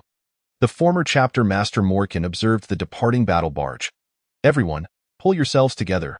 Since I joined the Green Chapel, I have never faced such a significant loss. Follow the allied battle barge. Bring back your chapter master. I am not dead yet. Daika won't die before me? The Blessed Forest surged towards the main battlefield. The Astartes aboard the Blessed Forest unanimously voted to rename the strike cruiser the Vengeful Blade. The machine's spirit rejoiced. Chapter 19. Aiming for the core. The strategy to assault the core was an innate talent inscribed in the genes of the Sons of White Scars. Where is the core? Wherever guardians abound is the core. Daika, accompanied by seasoned veterans of his first company, swiftly advanced toward the center of the warship, guided by his seasoned experience and keen battlefield instincts, followed by 2 dreadnoughts. The other 2 dreadnoughts led a company of soldiers in search of the Shadowblade Traitor chapter. In an unusual display, the central devourer did not charge forth with a thunderous roar, instead steadfastly holding its ground. When the Shadow Poison Blade intervened, other Chaos Space Marines from the battlecraft joined in support, ensnaring the unfortunate sons of Ferrus Manus in a deadly embrace. The Green Chapel surged into the fray, followed by reinforcements from the enemy's garrison, creating a multi-layered structure of conflict. A single battlecraft had amassed over 1,300 Astartes, the air thick with the chaos of battle and the stench of death. The ranks of Astartes were set to swell further, as Scaro led 300 storm wardens into the fray with righteous fury. Desica effortlessly shattered the enemy's initial lines of defense. The subsequent Chaos Devourers who jumped in to assist were clearly no Hellbrutes, their hastily constructed defenses crumbling under the assault of 2 mighty dreadnoughts. Navigating through the shattered dormitory sector, Desica successfully regrouped with the remaining warriors of the Shadow Poison Blade. Another Green Chapel unit maneuvered through the rest area, and they all converged. That moment, the Shadow Poison Blade had dwindled to fewer than 80 members, their favored frontal siege tactics suffering grievous losses under the crossfire of multiple dreadnoughts, having exhausted their supply of dreadnoughts in a great battle 40 years prior. They were left with only 2, their firepower woefully inadequate against the enemy's defenses. Fortunately, the Devourers were particularly belligerent. The Shadow Poison Blade hastily constructed a defensive line, taunting the adversary, which prompted the Devourers to shift from defense to offense. Skulls for the Skull Throne, blood for the Blood God. If the cunning sons of Horus had been their opponents, they would have likely executed a series of encirclements and even unleashed the bombardment of another battlecraft upon them. However, the Green Chapel's resolute defense had effectively repelled their advances, and a significant portion of their forces had been reduced to mere remnants by the Storm Wardens. Despite Commander Bruzel's repeated exhortations to hold the line, scattered, war-hungry Devourers lost their sanity and charged forward. Fortunately, the Hellbrutes remained stable. If one were to be precise, it was the sturdy metal chains binding them that kept their madness at bay, or perhaps they had long since relinquished their sanity. Yet, this was hardly a satisfactory situation. I had endured this barrage for so long, merely awaiting the arrival of you sons of Horus for support. Now that you are here, hurry and assist me in my escape. Why must you lay an ambush? Of all the foes to ambush, you choose the Imperial Fist. Is that not courting disaster? Little did the sons of Horus know that this was the Imperial Fist. The erratic maneuvers in the warp were akin to a pilot of a space wolf intoxicated, with all strategic layers dismissing the possibility of the enemy being the sons of Rogel Dorn. What now? What shall we do? We must be ruthless. If this ship can break free, we must do so at all costs. All Astartes aboard the warships were rallying to this most crucial battlecraft. It was understood among them that this vessel was of utmost importance. Let the others be destroyed. The dreadnought Morkan observed as the Storm Warden's battlecraft plunged into the fray, a multitude of warriors leaping to the enemy vessel. Something felt amiss. Alas, I am no strategist. Otherwise, I could divine our fate.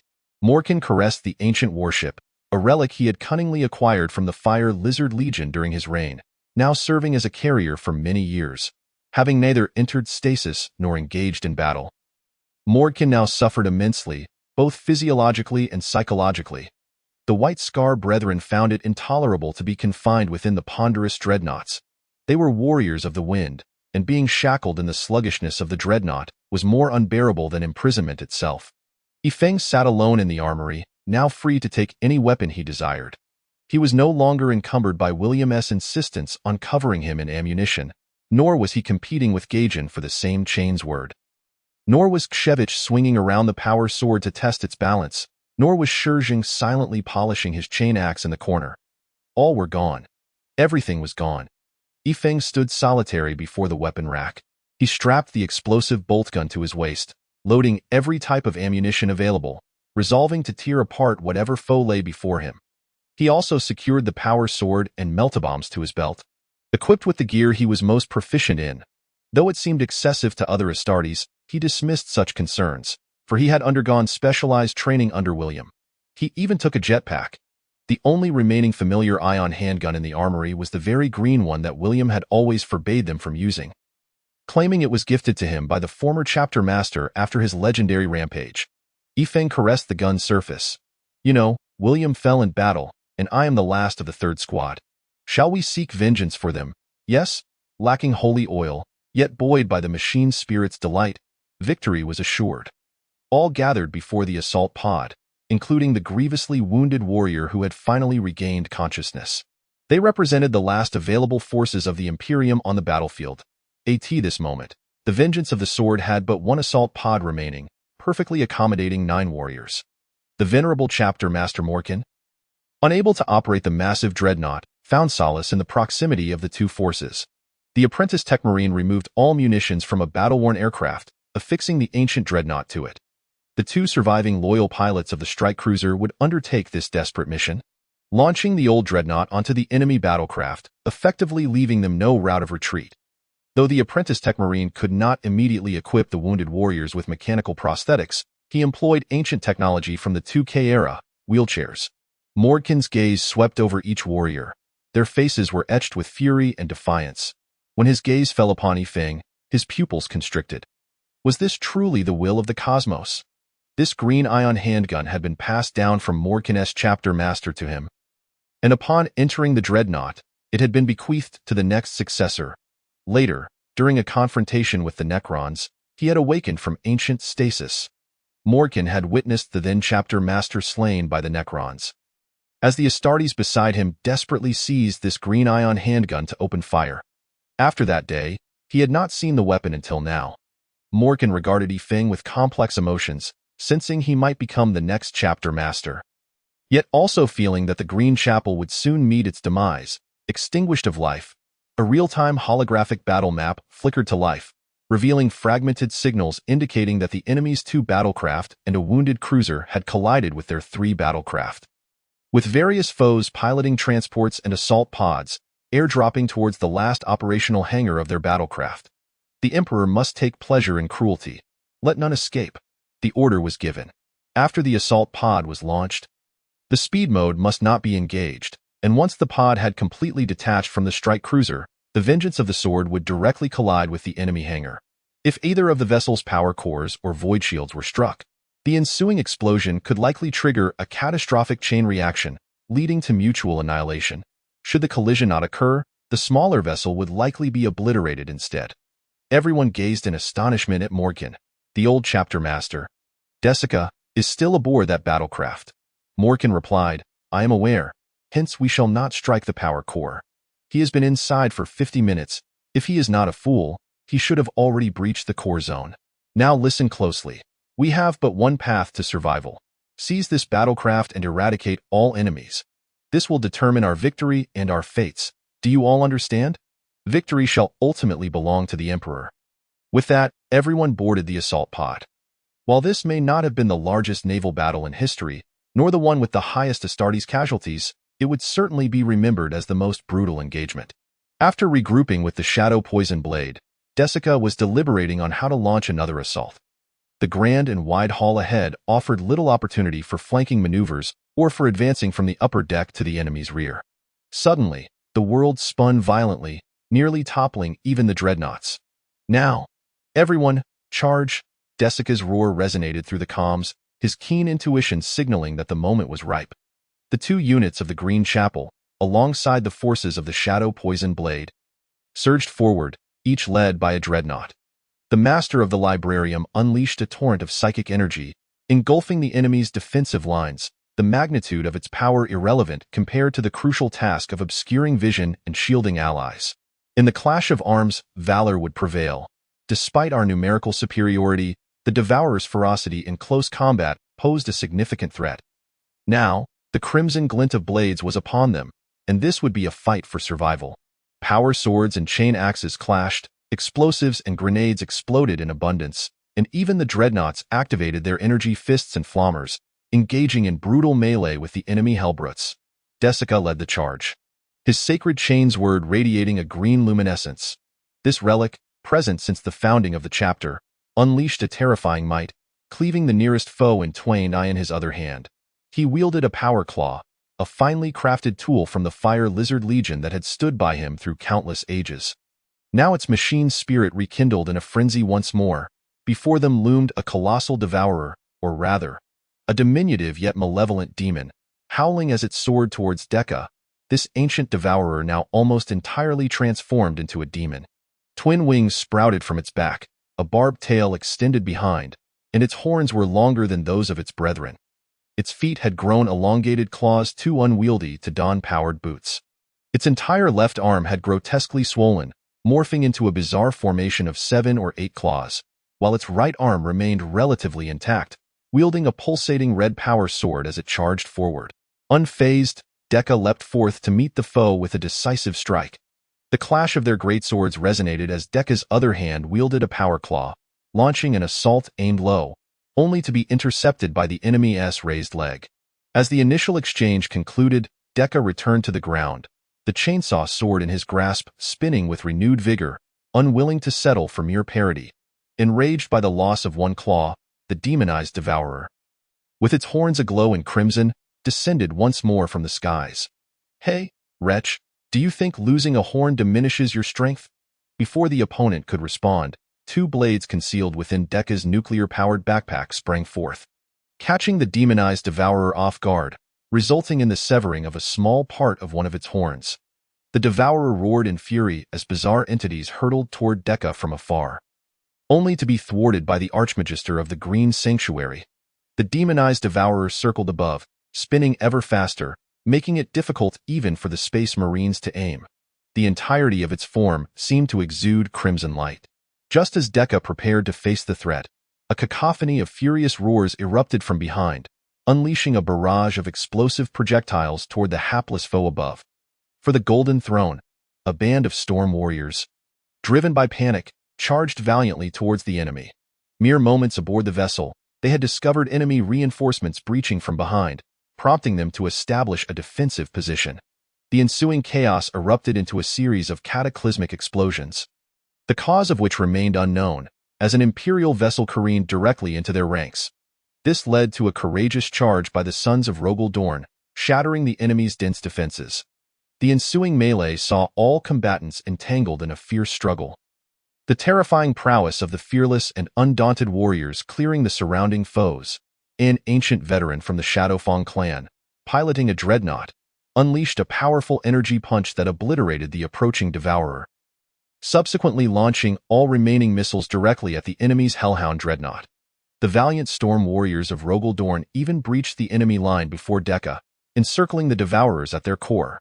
The 3 battle formations finally converged, standing upon the remnants of Chaos Space Marines, their spirits high despite the fact that only 400 remained. The formidable devourers unleashed unparalleled prowess in close combat, their mere 260-strong defensive line slaying over 300 Imperial Space Marines. Even as they stood as Primaris warriors, a massive bird-like construct was hastily assembled by the Storm Warriors, for all other vessels had collided in mutual destruction, salvaging whatever spoils they could. Before them lay their final stronghold, with the construct indicating roughly 200 remaining devourers. Yet, the bridge command center and power core were inexplicably deserted. Cursed be it, what on earth are they transporting, for so many to be stationed here? Deka mused, let us breach and see. With 400 against 200, the true advantage lies with us. Deka, what do you propose we do? Deka hesitated, acutely aware that this was the final core. Even if they encircled it, only 2 passages existed, and there was no means to bring heavy machinery for a direct assault. This was truly a case of quantity versus quality, with 200 elite soldiers entrenched in a formidable position. Rendering victory elusive, we have no choice. Ion guns and plasma cannons should demolish their frontal defenses, while smoke grenades cover our advance. The enemy, however, was no pushover, having concentrated the bulk of their munitions here, including plasma and melta weaponry. The fiercest confrontation was about to commence. Yifeng and his contingent of 10 arrived aboard the enemy's assault craft, compelled to enter through a damaged storage area at the bow of their own vessel. The Vengeance Blade, due to the formidable firepower it possessed. They could have opted for a closer breach through the artillery array, but such a maneuver risked drawing molten fire onto the amassed ordnance, resulting in catastrophic explosions, an utterly disastrous fate. Emerging from the storage area, they swiftly dispatched a number of unsuspecting cultists. Yifeng propelled his wheelchair forward, with a warrior assisting him in wielding explosive projectiles and melta-bombs. Thunderous tremors reverberated ahead, and the air became thick with the stench of blood. At last, Yifeng's team could intermittently catch snippets of Commander Deka's orders through the communications channel. Yet, a sense of disquiet began to permeate their surroundings. Blood pooled and boiled upon the floor, dismembered limbs rotted away, and even the hard bones began to vanish. The acrid scent of blood intensified in the air. The old Commander Morgican was the first to sense the anomaly. Deka, can you hear me? Stop them, quickly! But the communication channel was once again severed, interspersed with whispers from the warp. Flames as dark as hell erupted upon the walls, consuming everything in their path, while the temperature in the area plummeted. The chamber echoed with mournful cries, the roars of battle, and the laughter of madness. Cursed be it, they succeeded. 2,600 Astartes sacrificed, alongside 8 assault craft, 5 strike cruisers, 2 battleships, 12 heavy cruisers, and countless lives from Taster 2. What a grand offering! A powerful psychic surge engulfed the assault craft, causing nearly every mortal's head to explode in an instant. The overwhelming energies of the warp tormented the Space Marines, and Yifeng and Morgican were the first to react, having implanted the resilience of the saintly Canticle-S original Astartes against the warp's influence. Morgican, utilizing the Dreadnought's emergency injection of stimulants, managed to maintain his alertness. You brought psychic explosive rounds, didn't you? Equip them all. Astartes, prepare to purge the demons. Chapter 20. Korakaram Yifeng and his party surged forward, with Morgican leading the charge, shattering the walls still ablaze with strange flames. Korakaram reveled in joy, an exuberance unparalleled since its defeat by the demon Cabana in ancient times, when its demonic horns were severed. This powerful demon, who had wrought devastation in the Emperor's light and caused planetary catastrophes in the Eastern Star Domain, was now savoring the taste of over 2,000 Astartes. It tore through the warp, emerging at the altar that summoned it, surrounded by numerous Astartes, with the nearby Taster 2 teeming with countless souls. Famished beyond measure, it yearned to drink deeply of blood and drain marrow, casting fire and death over the land once more. Deka and Skaro gazed upon the towering figure before them, standing 7 or 8 meters tall. With the body of a man and the head of a dragon, its wings unfurled, skin a vivid red interspersed with sharp black spines, sending shivers down their spines. There are no Grey Knights here. We need experts. The Grey Knights are the Imperial Astartes specialized in combating demons, nearly all being psychers clad in massive gray power armor. Legend has it that before facing Horus, the Emperor foresaw that even if he triumphed over Horus, the Empire would still suffer from the incessant torment of chaos demons, thus commissioning Lord Machadon to form a dedicated force of Astartes to combat these threats. Machadon selected the finest psychers from across the realms to form this esteemed order. The existence of the Grey Knights remains a closely guarded secret. Any unprivileged mortal who encounters them would face total annihilation. The Grey Knights, guided by their chief librarian, patrol the Empire's territories. Alas, they had not ventured here. The terrifying surge of Korakaram's emergence from the warp obliterated the majority of the Astartes in proximity, even felled a previously injured leader of the Shadowfang clan. Korakaram's roars reverberated through the air. Each swing of its flaming sword claimed the life of an Astartes. Deka swiftly brandished his chainsaw sword, a sacred relic of the battle group, charging forth. Yet even the vibrant green psychic glow of the sacred chainsaw sword proved insufficient to withstand the malevolent blade of the demon that represented annihilation. Deka was violently hurled across the chamber, crashing against the bulkhead. The Indomitable, commanded by Kagathespel, relentlessly unleashed its firepower. Few possessed the means to wield anti-demon psychic explosive rounds. Most were armed with either siren-piercing shells or vengeful explosives. These non-psychic munitions proved ineffective against such an entity from the subspace. The souls lost in this battle could likely sustain the demon's presence in the material realm for an extended duration. Any hopes of delaying until reality could banish him back to subspace were utterly unrealistic. The only recourse was to engage in direct confrontation. At this moment, the grand strategists of the various battle companies became the beacon of hope. All Astartes and Indomitables gathered before the strategists, earnestly wishing for the combined might of the three battle companies' psychers to vanquish the demon. Terror Karam roared, a torrent of potent psychic flames erupting from its maw, black fire raging. The psychic grand strategists swiftly erected a psychic shield to withstand the inferno. Without mercy, Karam cleaved down with a colossal sword of flame, shattering the shield and even claiming the life of a nearby Astartes. Scarrow dashed swiftly, attempting to flank the demon. However, Karam took to the air. Its seemingly desiccated brown wings wielding formidable strength, he aimed to slice the ceiling asunder, intending to crush the Astartes below, but several aging Indomitables discerned its intent instantly. Blue flames erupted from the launch tubes of tri-missiles, illuminating the skies. Though the damage was minimal, the powerful shockwave brought the demon crashing down. Subsequently, several bolts of robust psychic lightning struck various parts of Terror Karam. The sadistic demon finally felt the sting of injury. Realizing that some within the cans possessed the power to end its life, it howled in fury, charging into the throng, where several Astartes, wielding fearsome spears, bravely advanced only to be slain by the demon's sword. Black flames billowing from the fallen corpses as Karam reveled in the carnage. The relentless bombardment from the Indomitable drew its attention, and it swiftly moved to strike a storm's will Indomitable, which valiantly attempted to counter with a promethium-fueled flamethrower and seismic claws. Yet, it was cleaved apart as if it were mere tofu. Seizing the opportunity, the 6 explosive rounds installed on the Indomitable's right shoulder unleashed a barrage of psychic explosives. While the Storm's Will grand strategist took advantage, launching a spherical psychic lightning bolt at the location under attack. Karam's anguished howl sent psychic ripples that caused the nearby Storm's Will strategist to explode, in a physical sense. While the demon's sharp, black tail sent Scarrow, the Storm's Will captain, flying into the same wall as Dykud. A gaping hole was torn in Karam's left shoulder, the flesh around it scorched and charred.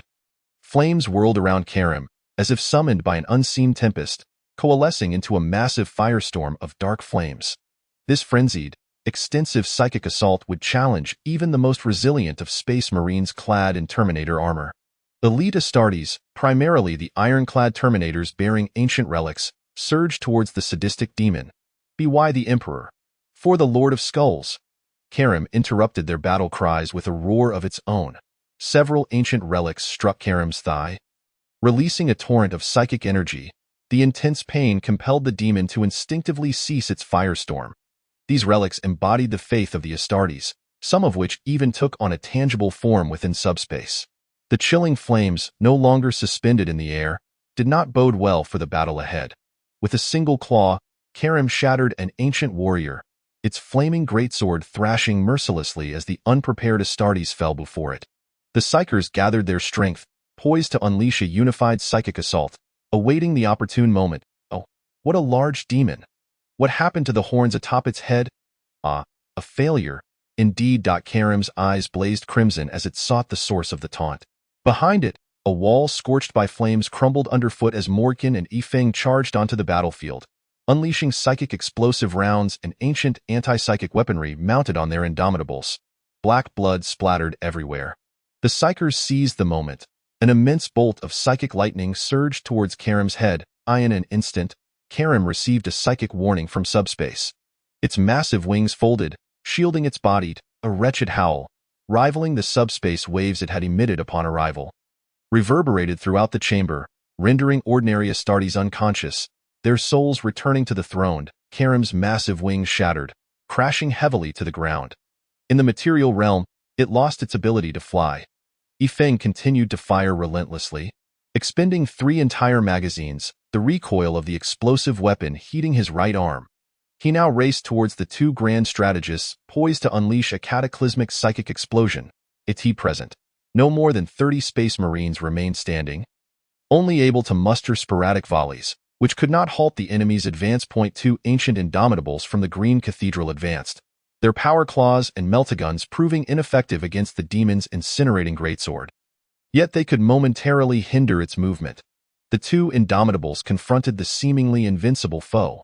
After one was swiftly slain, the other pressed its body against the demon. For a fleeting moment, the greatsword was restrained. allowing the Green Cathedral's grand strategist to wield the battle company's sacred relic, the Soul Staff, and strike fiercely against the flaming greatsword. The Soul Staff shattered, unleashing a tidal wave of psychic energy that sent the sadistic demon reeling.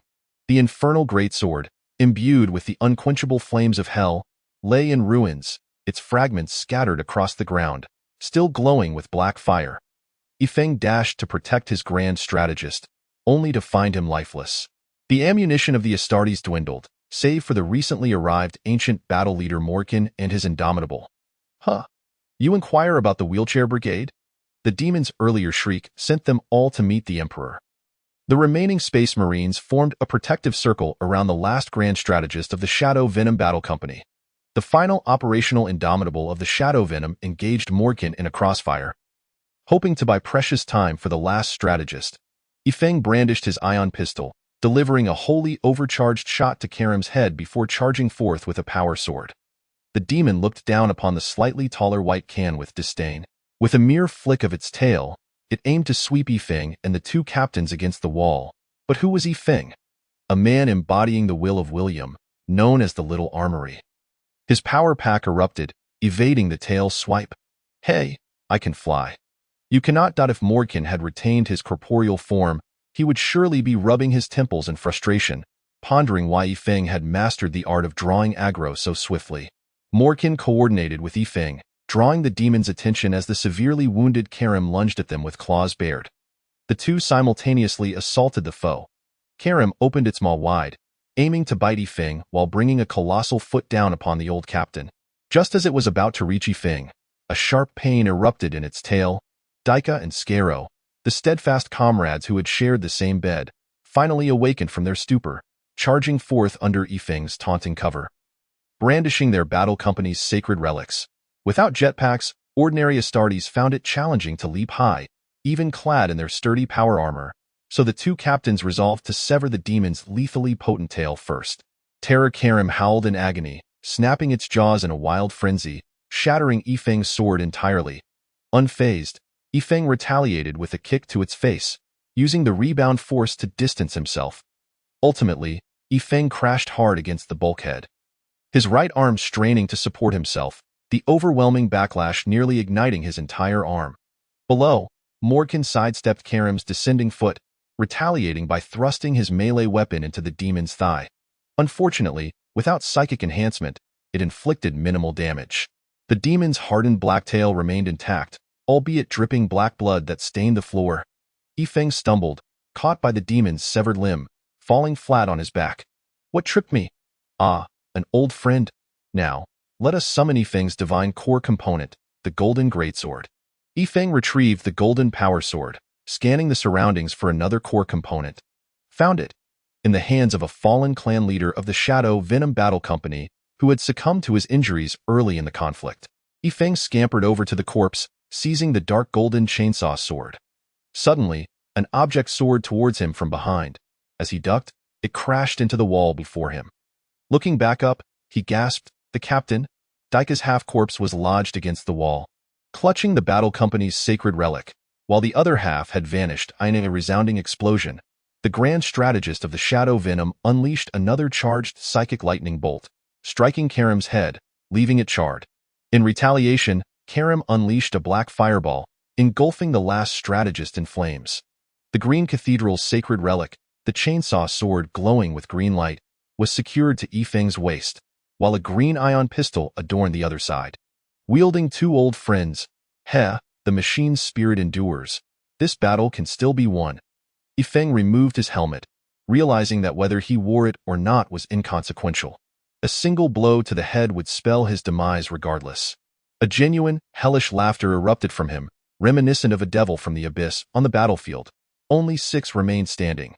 Kiorikrim, Yifeng, Skaro, the fearless Mech Morkan, a grand apothecary from the Stormwell battle group, and a tech sergeant from the Shadow Poison Blade battle group. Human emotions can manifest projections in subspace. When many perceive a weapon as a holy relic, its spirit is likewise influenced, achieving a unique state within the subspace.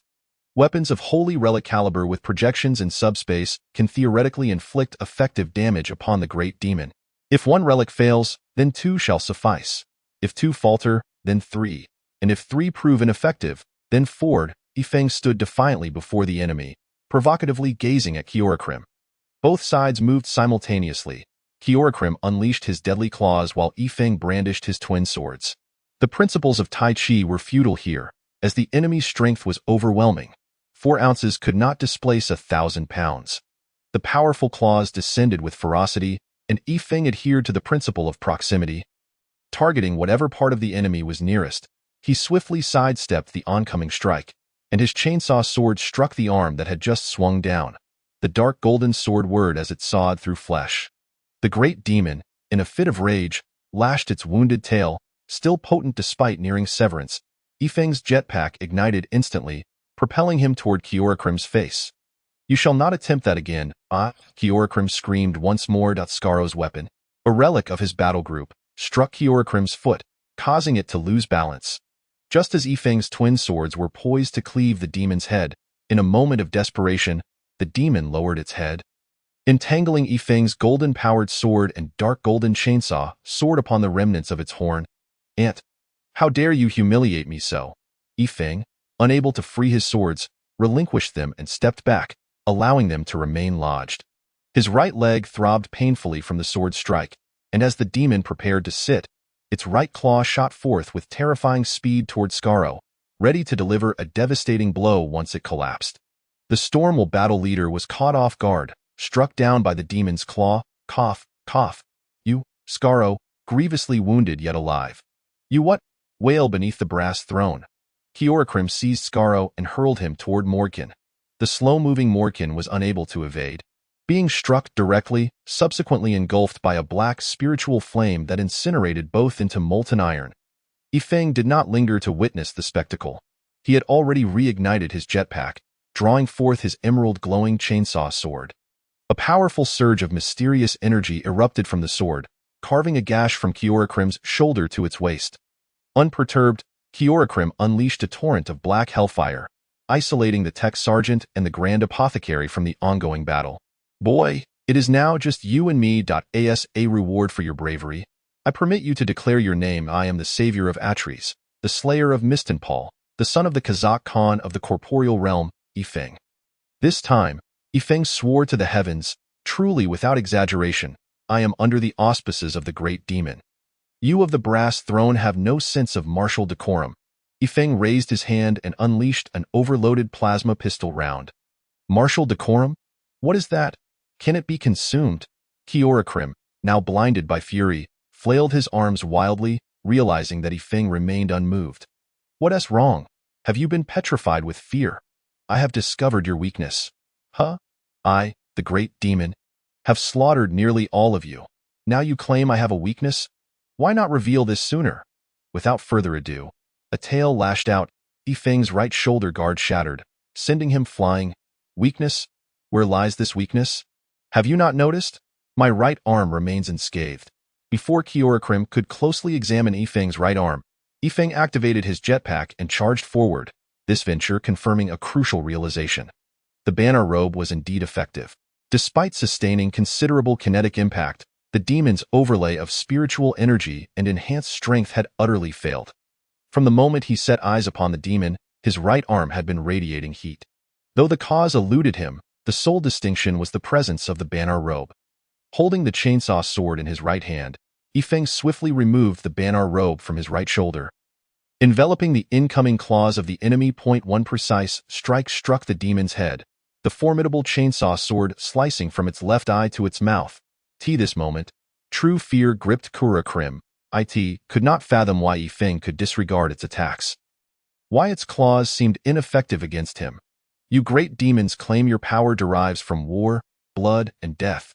Yet with so many slain outside, why has your strength not increased, nor your wounds healed? Your power stems from the fear, resentment, and regret accompanying death. Alas, our warriors possess iron wills, our brothers defy death. If a force exists to counter your strength, it must be the power that transcends the fear of death, which I prefer to call the spirit of indomitable courage." This robe embodies the aspirations of the people, tasked with vanquishing foes and liberating the galaxy, undeterred by hardship, unafraid of death. This is the spirit of indomitable courage. I am shielded by the people. What do you possess to contest me?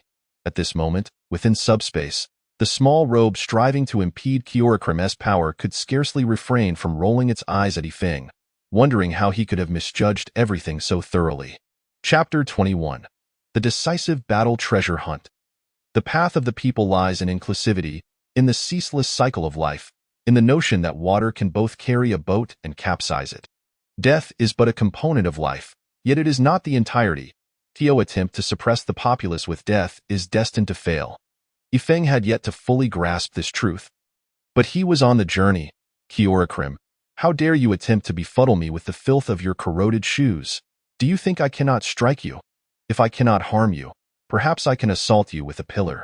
Kyorakrim, incensed by Yifeng donning the banner robe as a cloak, seized a nearby broken steel beam and hurled it. Yifeng, taken aback, marveled at this new tactic. Thus, the great demon pursued Yifeng, wielding the steel beam, leaping and bounding as if swatting a fly. The demon realized that using material from the real world to attack Yifeng was a viable strategy, and so it not only wielded the steel beam but also lifted a damaged, towering mech like a pebble to hurl at him. Yifeng barely evaded, retreating to the wall, only for the demon to unleash a blast of black flame, incinerating the wall's foundation, causing a massive collapse that bore down upon Yifeng. Kyorakrim reveled in the chaos, nearly bringing down the ceiling upon Yifeng, hurling an array of bizarre objects, be they hellish beasts, the fearless mech of the Devourer, or the corpses of Terminator warriors, or shattered alloy debris. Anything within reach was cast. Meanwhile, the surviving tech sergeant of the Shadow Poison Blade and the Grand Apothecary of Storm will scour the area for remaining battle relics.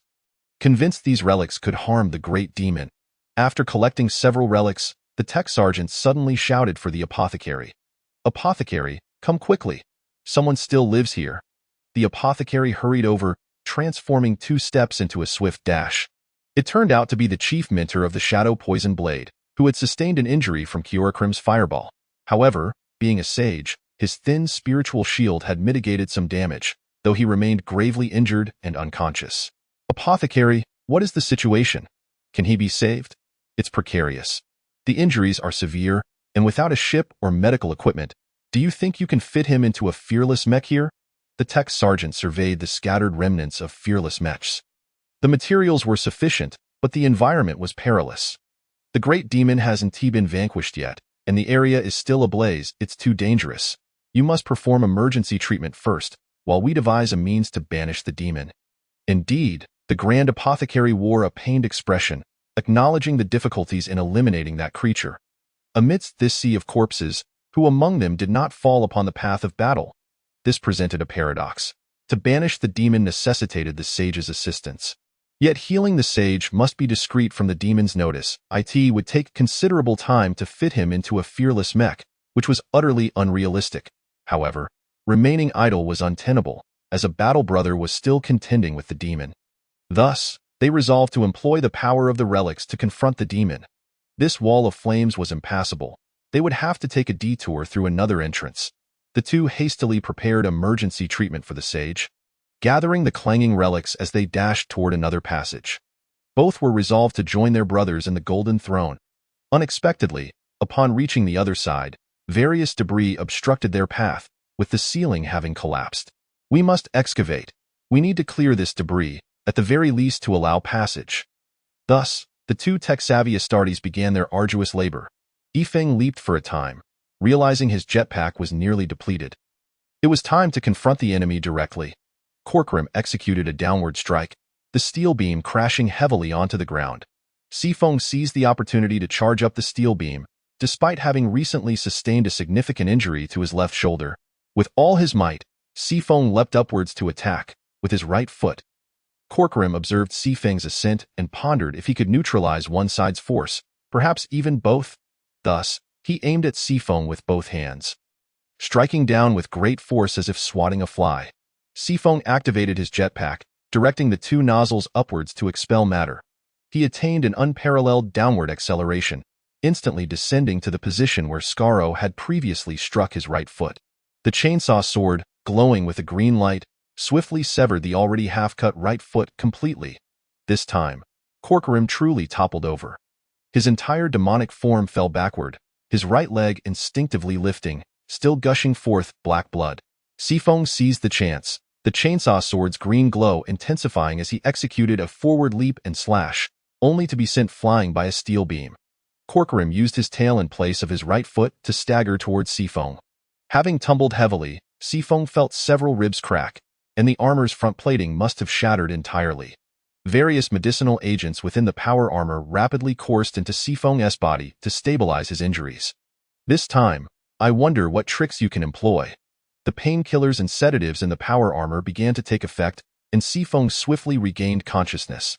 The great demon lifted the steel beam, aiming to crash it down upon Sifeng. Intent on turning the detestable white canister into a meat patty, naturally, it was the same as before. Just as the steel beam was about to strike Sifeng, he could even feel the fierce wind generated by its descent. The jetpack activated in an instant, allowing Sifeng to execute a low-altitude flight. The tremendous kinetic energy propelled him beneath the demon's torso, where the blood-stained tail had once served as a right foot. Still bearing the marks from Daika and Scaro's assault, Sifeng spun in place, swinging the chainsaw sword in a sweeping arc this time. Corcoran would not rise again. Black blood gushed from the severed tail and the right foot's amputation site. Both combatants lay on the ground, panting heavily. "Heh, big guy, you truly have a short memory. You just lost your right foot to this very method, and now you present your tail for me to sever. Are you suffering from some mental affliction? Perhaps you should consult with Negu. Heh, that steel beam certainly felt heavy. Can you still move, little fly?" Thus began their exchange of banter, a cordial yet heated dialogue regarding their ideological differences and personal physical attributes. With both parties discarding numerous insults, Corcoran, as a subspace entity, could fully recover from injuries under the light of subspace. But here in the real world, there were no mortal followers performing sacrificial rituals. Nor were there any chaotic mortals alive. The barrier between the real world and subspace was quite formidable. Corcoran attempted to sit up and fire a fireball at Sifeng, but Sifeng shot him in the head with a holy ion pistol bullet, causing the fireball to veer off course.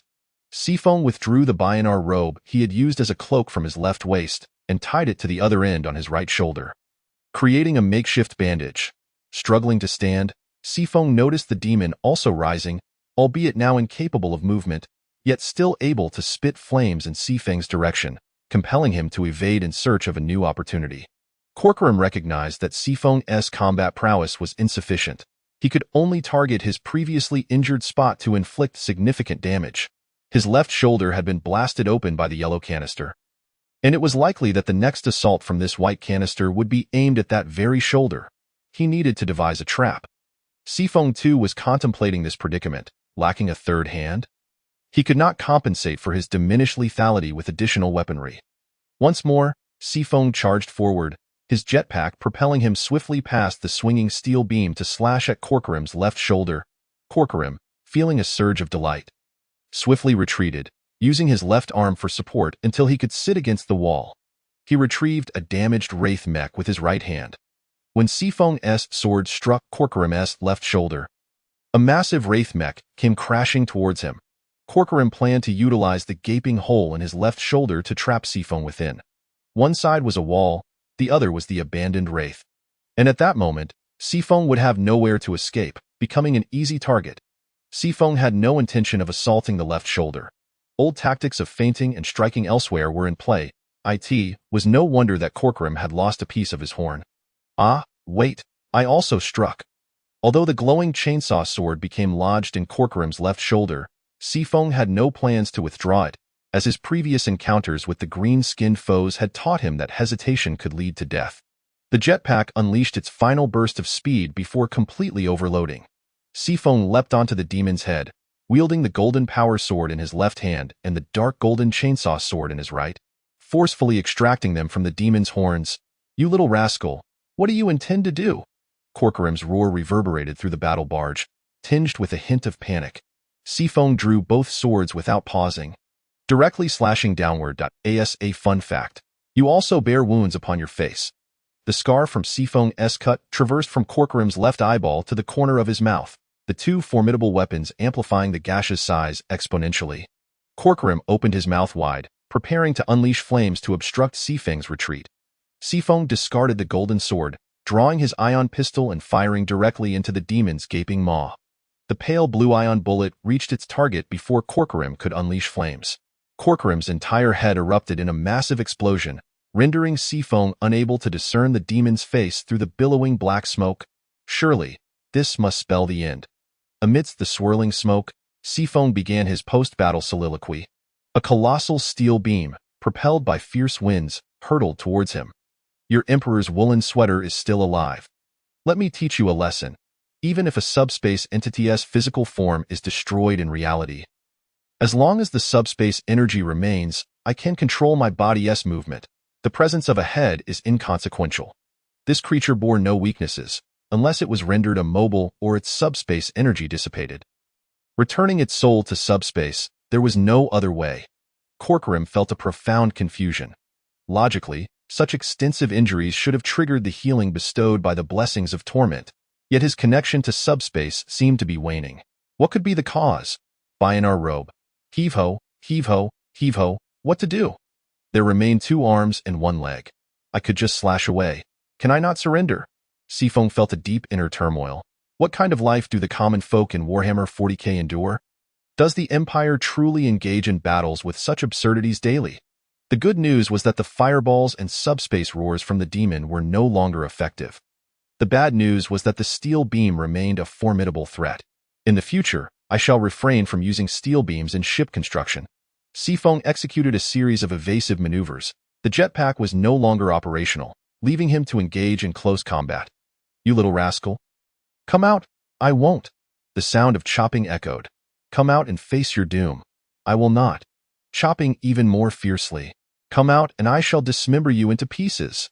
Sifong darted beneath Corcoran's legs, relentlessly hacking at his left leg. The dark golden chainsaw sword seemed to enter a frenzy, its teeth screeching. Observing his left leg in peril of being severed, Corcoran, disregarding everything, thrust a steel beam towards Sifong. It was indeed too late to sever. But I still possess my ion pistol. A bullet fired forth. Excellent, only 2 arms remain. Corcoran could not fathom why Sifong seemed unaffected by subspace. He was neither a Grey Knight, nor a custodian, nor an untouchable. Why did he appear utterly immune to subspace corruption?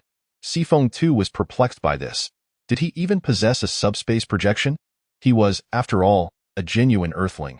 Could a soul have a projection in this world? The battle must continue, yet the Space Marines had sacrificed hundreds of warriors to finally gain the upper hand. In truth, Sifong felt considerable pity for this great demon. From the moment it emerged, it had been under relentless assault.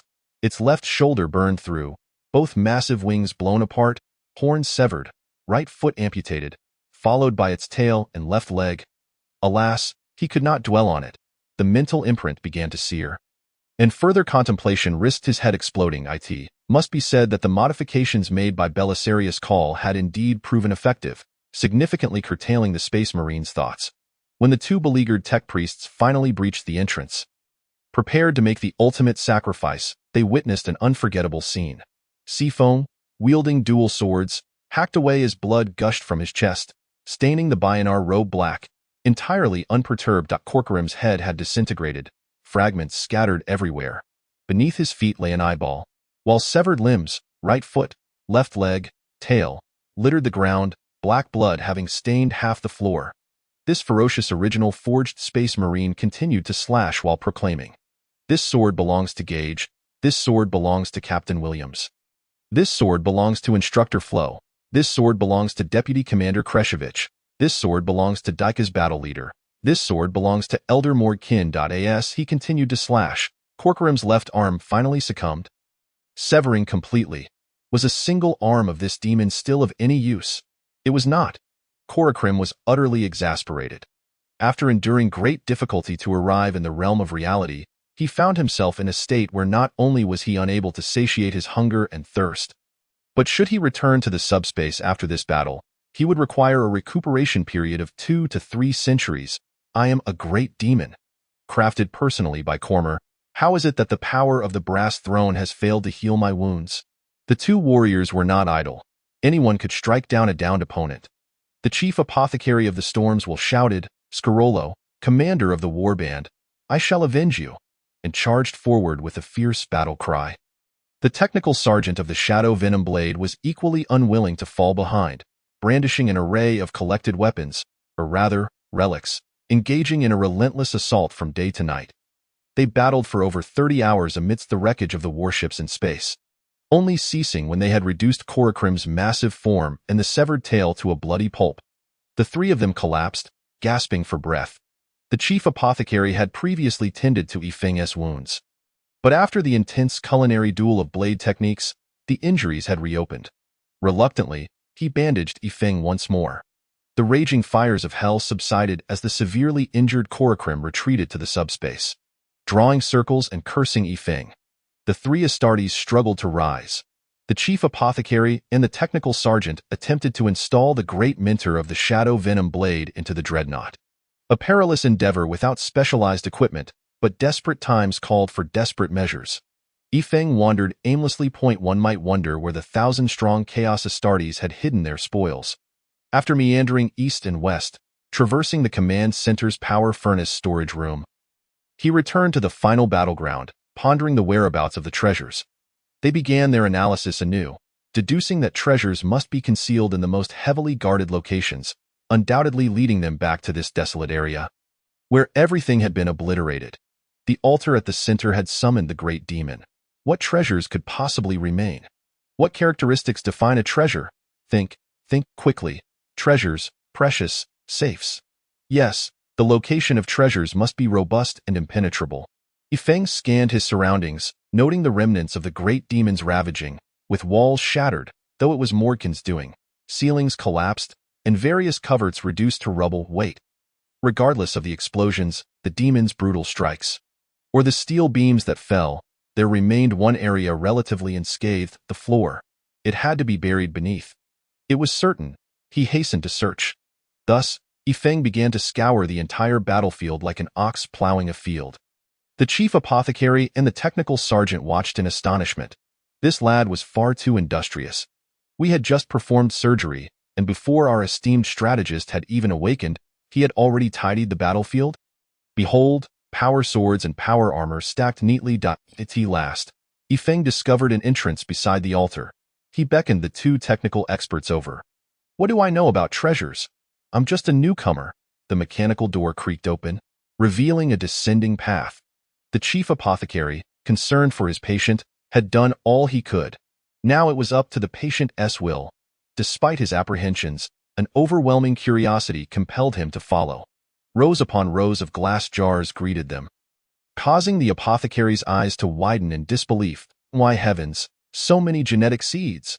The chief apothecary darted around Yifeng, nearly leaving afterimages as he executed a series of mesmerizing maneuvers. Yifeng could only stare in astonishment. He had never seen anyone move so fast in battle. Genetic seeds, pure genetic seeds, over 120 of them. Good heavens, they are pure. No wonder they fled the Eye of Terror to come here. Chaos Space Marines also utilized pure genetic seeds to create Astartes, which could be procured from reckless merchant rogues, but so many seeds. Whose were they? The technical sergeant of the Shadow Venom Blade inquired. They appeared to belong to the Shadow Moon Wolves. Ah, that explains why those black-clad legions traveled such great distances. Speaking of which, with so many pure Shadow Moon Wolves genetic seeds, did you raid an Imperial warehouse? No, that wouldn't justify the presence of over 1,000 Chaos Astartes for protection. There must be something else. Search again. Chapter 22. Secure the treasures and retreat. Over 120 pure genetic seeds of the Shadow Moon Wolves warranted the escort of 500 Astartes. Reasonable. Yet, in this battle, there were an estimated 1,700 Chaos Astartes present. That was abnormal, absolutely abnormal. Yifeng resumed his excavation, with the chief apothecary wishing to follow closely behind. Careful.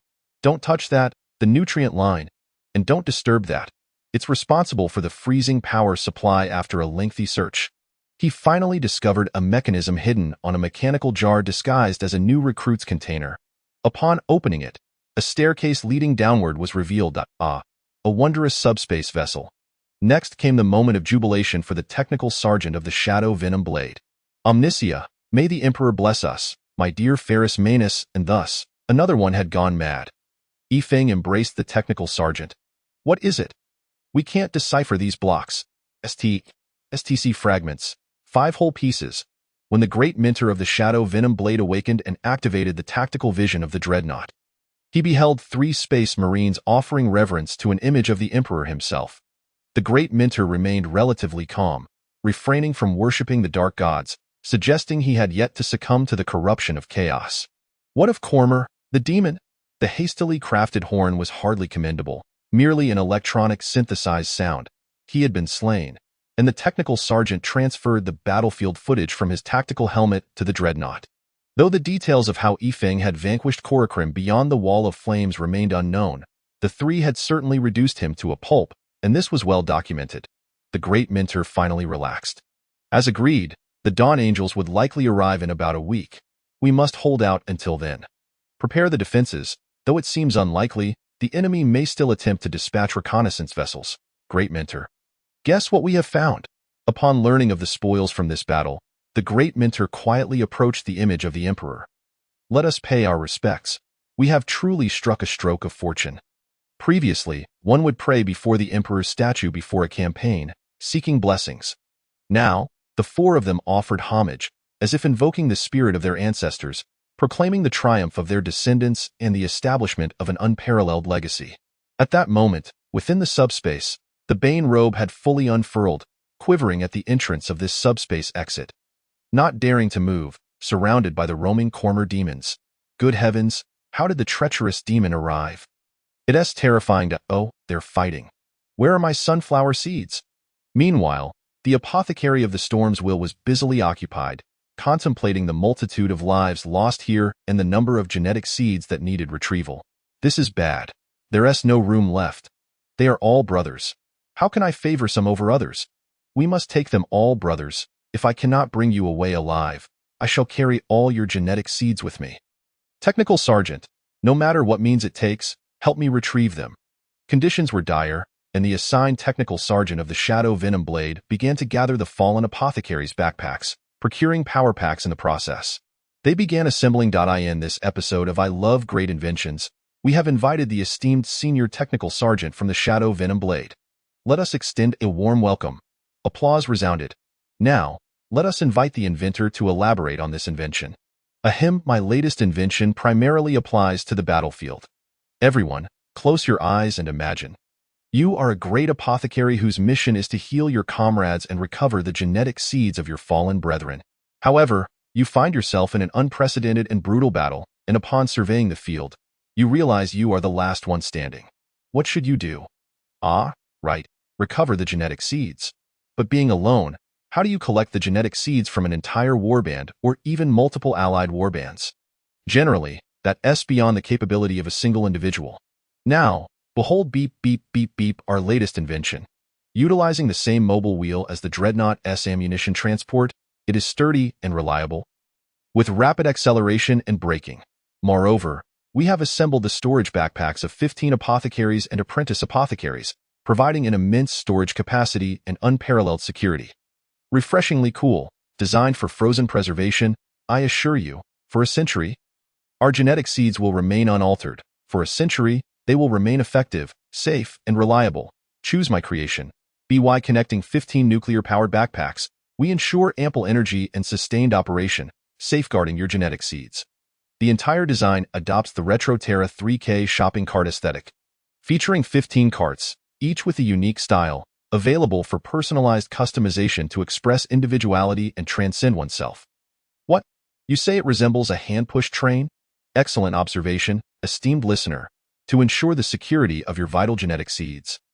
This design references the multi-segment independent power joint application train design, a legacy from Terra S2K era. All gene seed repositories, power packs, and protective devices have been interconnected, further fortified with thin sheets of iron for added security. This ensures that your vital resources will no longer be lost. Seize the opportunity, for it may never come again. There exists but one such vehicle in the entire universe, and this is it. Alas, the stubbornness of the Apothecary of Storms Will is truly remarkable.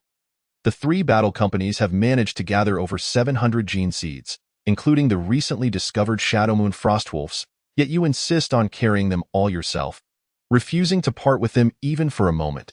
Such obstinacy is akin to that of a mule. How can you dare to criticize others? The technical sergeant of Shadow Poison Blade. The contraption you crafted could hardly be deemed a proper train. While what you have assembled resembles a tank, are you aiming for the heavens? With 5 fragments of STC, how many layers of iron have you wrapped around it? Oh dear, you are even smiling foolishly at that iron shell. Snap out of it. We need to convene, esteemed mentor of the think tank. It appears you have dozed off.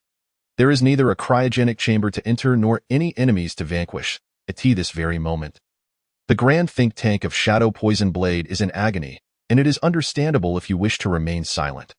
What? That is not the issue, is it? The fearless mech is simply too unappealing? Spare us your complaints. It is a miracle that we have managed to salvage that heap of wreckage and restore your life. We can always make improvements later. Just look at how splendid the white pauldrons of the Green Sanctuary appear, or the striking yellow power arms of the Storm's Battle Company, and yet, you are fixated on the rear end of this unsightly fearless mech from Shadow Poison Blade. Let's set that aside for now. Observe this foot instead. One side is from Cargospell, while the other is salvaged from an Iron Rider tactical fearless suit. Hey, do not let out that wayag. Remain calm and composed. At last, they have been pacified. The 4 of them sit together in a small circle, connected by the small train in the large tank. The post-battle analysis is the first lesson that Yifeng learned at the Green Sanctuary's recruit camp. A lesson that will never be forgotten. In this conflict, the total casualties amount to 1,400 Astartes, with enemy kills, including the casualties inflicted by the Traitor Alliance's fleet, conservatively estimated to be around 1,700 Chaos Astartes, among which the Devourer may account for over 1,300, if not more. The Shadowmoon Frostwolf's losses are estimated to be around 400 to 500. Furthermore, we managed to banish one horrific greater demon back into the warp. While we shall refrain from counting the enemy's mortal losses, let us focus on the key points. The enemies currently approaching may be the rescue fleet of the Traitor Alliance, hailing from Planet Taste 3, or perhaps reconnaissance vessels sent by the Demon or the Black Legion. There is also the possibility that others, having learned of the gene seeds or STC fragments here, seek to seize them. In response to these individuals, I propose a strategy centered on guerrilla warfare, with the technical sergeant and the apothecary safeguarding their own goods, while Yifeng lures the enemy, and the grand think tank executes their annihilation. The Dawn Angels are nearly upon us. Yifeng, have you cleared the path? Yes, ensuring a single route to outer space remains unobstructed will suffice. Indeed, these matters must not be disclosed to the Dawn Angels. We shall simply claim these as our own gene seeds, and that large iron box, let us assert it is a relic of the Battle Company, and it must not be revealed to them under any circumstances. Their fee for running errands. With so many derelict warships, transporting them to the Forge world should yield substantial profits. Do they still expect to be compensated? They should be paying us. Yes, let us detonate the original storage sites to leave no witnesses. Ladies and gentlemen, regardless of whether we acknowledge it now, we are indeed one united group, and we must stand together. We cannot afford to create discord. Hence, let us resolve any conflicts here and now. Yifeng's expression turns solemn. I oppose the Astartes Codex. The remaining 3 glance at one another, contemplating. Ultimately, it seems more fitting to say that this man, pursuing the greater demon, is less a traitor than I am a victim of the warp's temptation. Yifeng continues. Each battle company consists of merely 1,000 individuals, which has entirely resulted in our insufficient combat strength to address this crisis. I have resolved that if we are to establish a foundational battle company, it cannot sustain itself at a mere 1,000 warriors. We must commence with tens of thousands. How do you intend to gain Guilliman's consent, considering this? Why must we seek his approval? I am the son of Shagatai Khan. You are the sons of Rogel Dorn and Ferris Manus. Why should we heed Guilliman? We must either pledge fealty to our progenitors or to the Emperor. Oh dear, the weight of ideological branding is truly burdensome. If I were to shout the corpse Emperor, would his head explode right here? Ouch. Furthermore, has everyone truly adhered to this? The Dark Angels claim to completely comply with the Astartes Codex. Do you genuinely believe them? The Blood Angels never acknowledge their death company. Have you not witnessed this while fighting alongside them? Your own Iron Hands parent company, including you, Shadow Poison Blade, and the other subsidiaries, do you not also operate under the clan system? Right? Technical Sergeant Anos? The Black Sanctum belongs to your lineage. Does it not, Apothecary Sidvar? How many warriors do they possess? Silence. A prolonged silence. The Emperor states he is not a god. He insists we must believe in the truth of the Imperium and trust in science. Has the imperial cult adhered to this? Has the Mechanicus complied? This is the consensus among all the sons of the White Scars. They never believe the Emperor is divine. They believe that one day their progenitors and the Emperor will return, leading them to deliver death to the Emperor's foes. Yet, should we embrace entirely new innovative technologies? What if this is a treacherous scheme, convincing all of humanity that innovation is harmful, causing everyone to cling to archaic technologies, resulting in humanity's technological regression? This is the greatest conspiracy of the traitor. You can slander, but can I not return the favor? The issue with the Emperor's cult is predicated on the people's need for faith to steadfastly resist the evil temptations of chaos. Apothecary Sidvar of Storms will, ask yourself. One prays fervently without response, while another gains gifts in the presence of a dark god. Whatever it may be, it serves as proof of their deity's existence. Which side do you believe the people will lean towards? If they do not regard the Emperor as a god, does that not make it all the more difficult to resist the encroachment of chaos? Consider the Emperor when he was still an ordinary man on Terra. In that dark age, what ideology did he employ to unite so many under his banner? Do not tell me it is merely because he is the Emperor. The people are not foolish and will not be swayed without reason. Indeed, it is because the Emperor promised a grand vision, to unify all of humanity across the galaxy into a vast human empire. This vision of restoring humanity's greatness is a grand aspiration. Why then can we not pursue this grand vision? Why can our people not follow this grand vision? I would rather see them courageously charge into battle for the liberation of the galaxy than witness them slaughtered in prayer within the confines of a church. How can you assert that this will enhance their resistance to the warp? Very well, they have ceased to be preoccupied with whether I am loyal to Gilliman and the Imperium of Man. Essentially, warp resistance hinges primarily on the steadfastness of one's faith. As long as one does not worship dark gods, all is permissible. The crux of the matter lies in how one can ascertain that what they believe is not a disguised dark god. Thus, the Emperor emerges as the optimal choice. For I seek to end the reign of the aristocracy, to transform the current system, to provide pathways for the lower classes to ascend, to enable the capable to thrive in environments that best suit their talents, to afford the weak opportunities for empowerment, to implement compulsory education, allowing all to determine their desired future. The leadership of humanity must consist of individuals who have weathered storms, who have risen through competition, rather than a decaying aristocracy where one dies and another takes their place. Every citizen should receive thorough education, leading them to perceive the demons of the warp as mere alien entities, not insurmountable foes. It is not about instilling disbelief in the Emperor, but rather ensuring they do not regard him as a god, instead recognizing him as a great man, a pioneer guiding humanity forward. When you are corrupted, calling out for the heavenly Emperor to save you, is there truly any difference from invoking the grand vision of the great Emperor? But does this not betray the Imperium of Man? I am solely loyal to the Emperor. What concern do I have for the Imperium of Man? Or rather, the current Imperium has long since betrayed the Emperor. Shall we not ascertain the efficacy of this approach by liberating a few rebellious planets and preventing the state religion from infiltrating? The source of power for the four great gods of the warp lies in the dark side of sentient beings. If humanity's dark side diminishes, does that not effectively weaken their power? A diminished strength would make them easier to defeat, and defeating them would facilitate the accumulation of positive energy, a virtuous cycle. If this truly comes to pass, the assassins, possessing sufficient strength, we can negotiate with Gilliman. For he is adept at diplomacy, unlike the lion, who rules with an iron fist. You have 1,000 warriors. They will plot your demise. You have 10,000, and they will meticulously devise a plan to eliminate you. With 100,000 Astartes, they will be compelled to negotiate. With 1,000,000 Astartes, you will be the Emperor's most loyal warrior.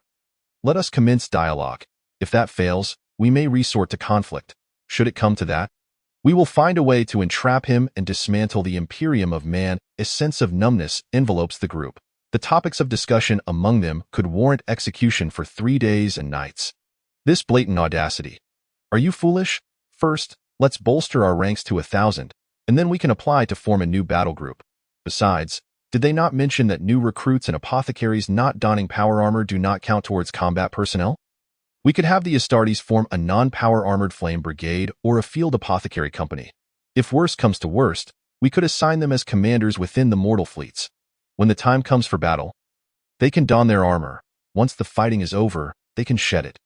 Who would know how many we truly are? Furthermore, to maintain loyalty after reclaiming the rebellious planet, we could dispatch new recruits to garrison their world, eliminating both the overt and covert nobility under the pretext of upholding faith, thereby creating a so-called loyalty guard. By the time the Empire discovers our machinations, who knows how many Astartes we will possess? At that point, we could muster 1,000 regular troops, along with culinary, medical, reconnaissance, and various other battalions, totaling around 10,000 for an opulent campaign. Not to mention the Nest Battalion and Farm Squad. I nearly veered into the purgatory of the Angles campaign. Was this a spur-of-the-moment idea? Clearly, this has been a long-conceived plan. You are plotting rebellion. I concur. It is astonishing that the Archmagister of the Shadow Venom's think tank was the first to speak. After the Emperor ceased to govern, the Empire has devolved into this state. Let us give it a try. After all, in a remote corner of the galaxy, reclaiming this rebellious planet would take the Empire a century to react.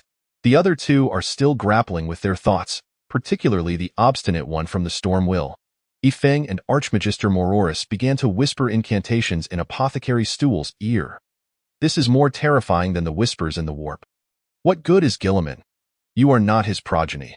Our loyalty lies with the Emperor. What does it matter if the Imperial Fist adheres to the sacred texts? Does your Stormwell chapter not harbor its own intrigues? Consider this. Your Black Templar chapter is nearing 10,000. Surely there should be some distinction. We are not inciting war with the Empire just yet.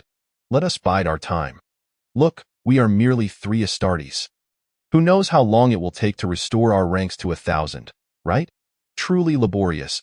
If only the Dark Angel's progeny were here, they would already be discussing the specifics of execution.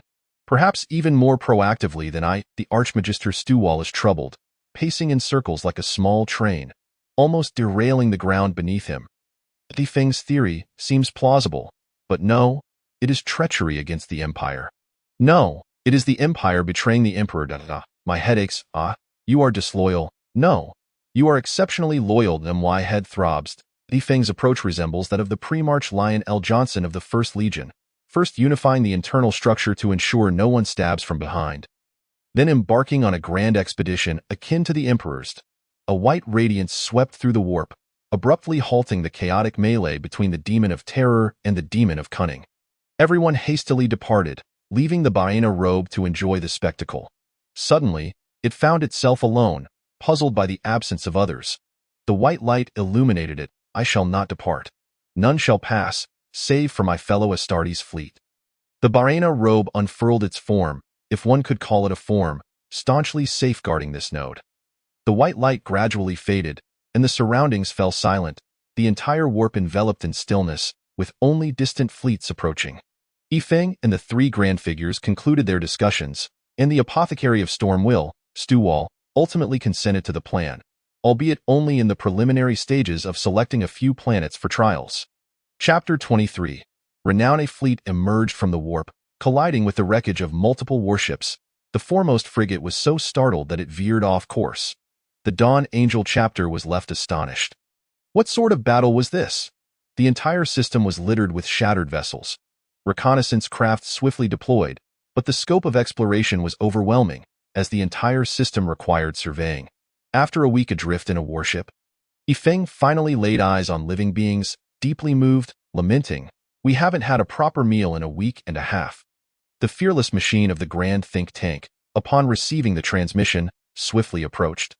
Awaiting a reconnaissance craft's proximity, then unleashed a psychic explosion. A massive flash of lightning illuminated a vast expanse. An anomaly detected. A reconnaissance craft flew near. The pitiful quartet was finally rescued. The genetic progenitors of the Dawn Angel chapter are Saint Gilliman. Their progenitor perished valiantly in the Horus heresy, suffering grievous wounds that affected the genetic seeds of all sons of Gilliman. They yearn for blood. Consuming it restores and enhances certain functions, a phenomenon referred to as bloodthirst. These Astartes can easily fall into hallucinations during extreme emotional instability, perceiving themselves as the progenitors of Gil-Lyman in a final battle, dramatically increasing their combat prowess, but ultimately leading to irreversible death. A state known as Black Rage. Bloodthirst can be remedied, but once entangled in Black Rage, there is no escape. Warriors in this state are drawn into a stasis field, forming a death company, appearing on the most perilous battlefields to showcase the final glory of the sons of Gil-Lyman. The Dawn Angels firmly believe that this is merely the darkness before the dawn. Dawn shall inevitably arrive, and the Emperor will return. They stabilize their emotions by creating artistic works centered around the Emperor's return, allowing them to maintain greater control over themselves. The Death Company's numbers are not substantial.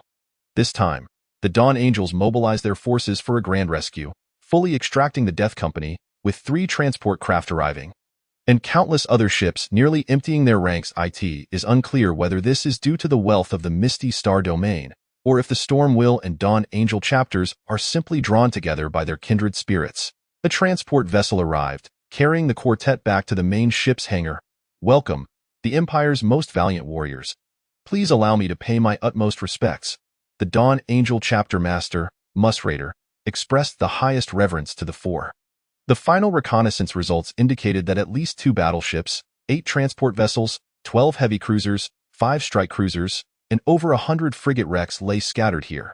Just consider the scale of this naval conflict. Not to mention the approximately 3,000 Astartes corpses drifting in the vicinity. What valorous warriors these are. Let us not forget the temporary patchwork on Yifeng's shattered breastplate, clearly a testament to a warrior who fought to the bitter end. The apothecary is determined to recover the genetic seeds of his brothers at any cost, while the Techmarines seal all chapter relics. This fearless warrior, evidently a formidable fighter who battled valiantly until gravely wounded, was placed into the fearless machine on site. Upon this realization, the Techmarine, once regarded with the least admiration, suddenly gained newfound respect.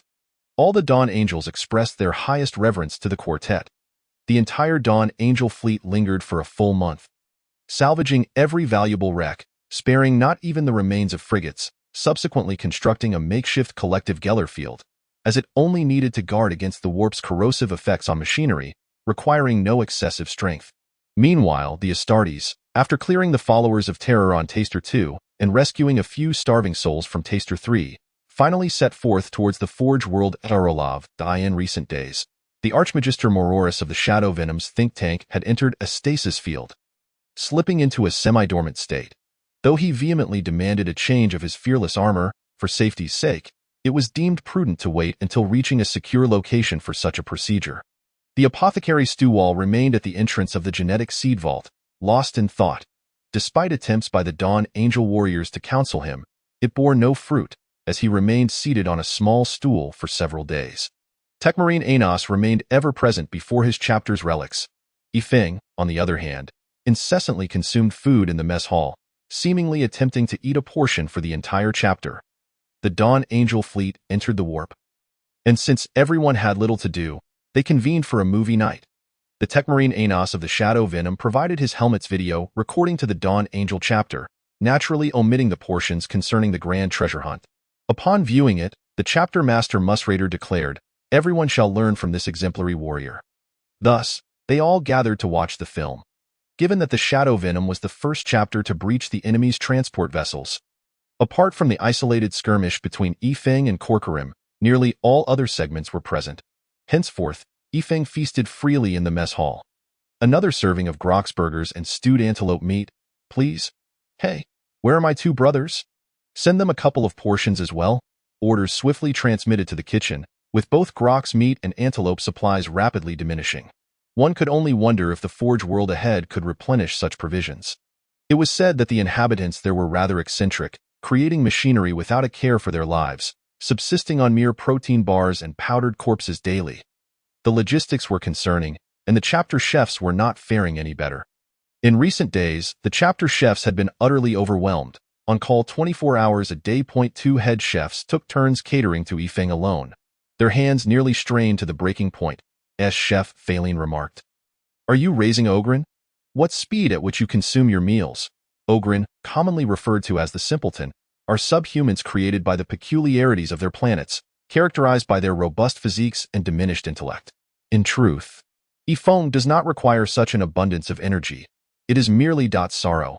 Ordinarily, the Astartes engage in meditation and prayers to the Emperor, striving to maintain the purity of their souls and dispel negative emotions.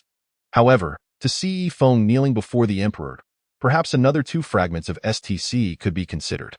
Beyond these religious practices, the methods employed by various chapters of the Astartes to sustain their inner peace vary greatly. After all, smoking and drinking hold no effect for the Astartes.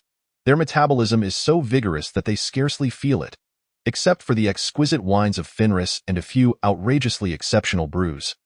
One could rather bluntly state that Ifeng alone could drink an entire Astra Militarum regiment under the table. Other forms of leisure are out of the question. Those seeking enjoyment must venture to the realm of debauchery and sin, with the outcome of their return resting solely upon the Emperor's grace. What can Ifeng do now? Eat, for it is the only indulgence left. Sorrow, confusion, and melancholy must be transformed into an appetite. Brother, bring me 2 large bowls more. After watching a grand film, many of the Dawn Angels wished to spar with this formidable warrior who felled the fearsome demon, yet due to his incessant feasting, not only did they fail to engage in combat, but their chapter also became rife with rumors. Whispers of gluttony as a genetic flaw, claims that consuming food to replenish energy could swiftly mend wounds, and assertions that sustenance could be transmuted into formidable power. Who knows, perhaps a taste of cheese might offer insight, only grew more outlandish. One day before arriving at the forge world of Stalov, Ifeng finally ceased his consumption and exited the dining hall. The news spread like wildfire throughout the chapter. The Dawn Angels flocked to him, encircling him as he was swept along by the tide of bodies. Much like climbing the Great Wall in days of yore, until he found himself in the training grounds. Fellow warrior, we greatly admire your prowess in battle and hope for a friendly duel. Great one, let us spar. Esteemed warrior Ifeng, Captain Ferdinand of the 3rd Company of the Dawn Angels wishes to Fame brings its share of troubles, Ifeng sighed. I am but an ordinary Primaris Space Marine, the slayer of Mistamber, the exterminator of Khorne, the last Astartes of the Green Chapel. What combat prowess do I possess? I can merely wield the Tai Chi sword and spar with a captain. If I can hold my own against a sergeant for a while, that would be a success. Thus, a hapless sergeant stepped forth to challenge Ifeng. The 2 exchanged blows, employing their utmost skills, yet under the relentless flow of Ifeng's Tai Chi swordplay. They fought for an eternity. Primarily, Ifeng merely stood, and the sergeant attempted various sword techniques but could not land a strike upon Ifeng. In a purely technical exchange of swordplay, devoid of brute force, it was largely a matter of touching upon points. Ifeng did not initiate any attacks, mainly due to a lack of confidence. Even the seasoned veteran, the Devourer, could not breach the defenses of this swordplay, making it even more challenging for the sergeant. After tiring out a few opponents, Ifeng, with an air of superiority, proclaimed, "Return and contemplate how you might breach my defenses."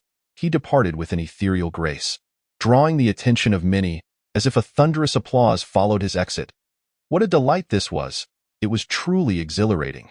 During his bout with the Devourer, he realized that these brutes had no means to counter his Tai Chi techniques. Now, facing the technical swordplay of the Sons of Sigmar, he found his defenses as impenetrable as ever. Was this not a source of security? At least he now possessed a means of survival. Of course, these warriors did not exert their full strength, as it was merely a sparring session. Ifeng finally found himself alone in his quarters, a vast space complete with his own armory and prayer room. A single dormitory, how splendid! Such tranquility is indeed the standard for an Astartes. Unlike his previous circumstances, where nearly 700 Astartes had to share accommodations aboard a warship, risking being branded as heretics near the Imperium. This place is truly splendid, albeit a bit unfamiliar. Alas, the desire to eat has returned. The colossal fleet arrived at the forge world of Stalov, where the mechanized priests overseeing the transport of vital cargo suddenly found their eyes momentarily blinded. Glancing up at the cosmic telescope, they exclaimed, "By the Omnisio's oil, what is this?" An orc warship haphazardly assembled. The mini-storm. A plethora of derelict spacecraft had been melded into a spherical mass, for within, a Geller field could radiate across all sectors. A spherical form was the most economical choice. However, Such a multitude of starships gathered together indeed resembled a green-skinned creation. Were it not for the identification of the Dawn Angel ship's keel code, the planetary defense cannons would likely have been mobilized. This jubilant Forge world, akin to a collective New Year celebration, ushered in an era of frantic production, simultaneously researching Eldar spacecraft while hastily manufacturing vessels for the Storm of Will chapter. Even on the surface, the immense wreckage of warships was enough to send shivers down the spines of the mechanized priests.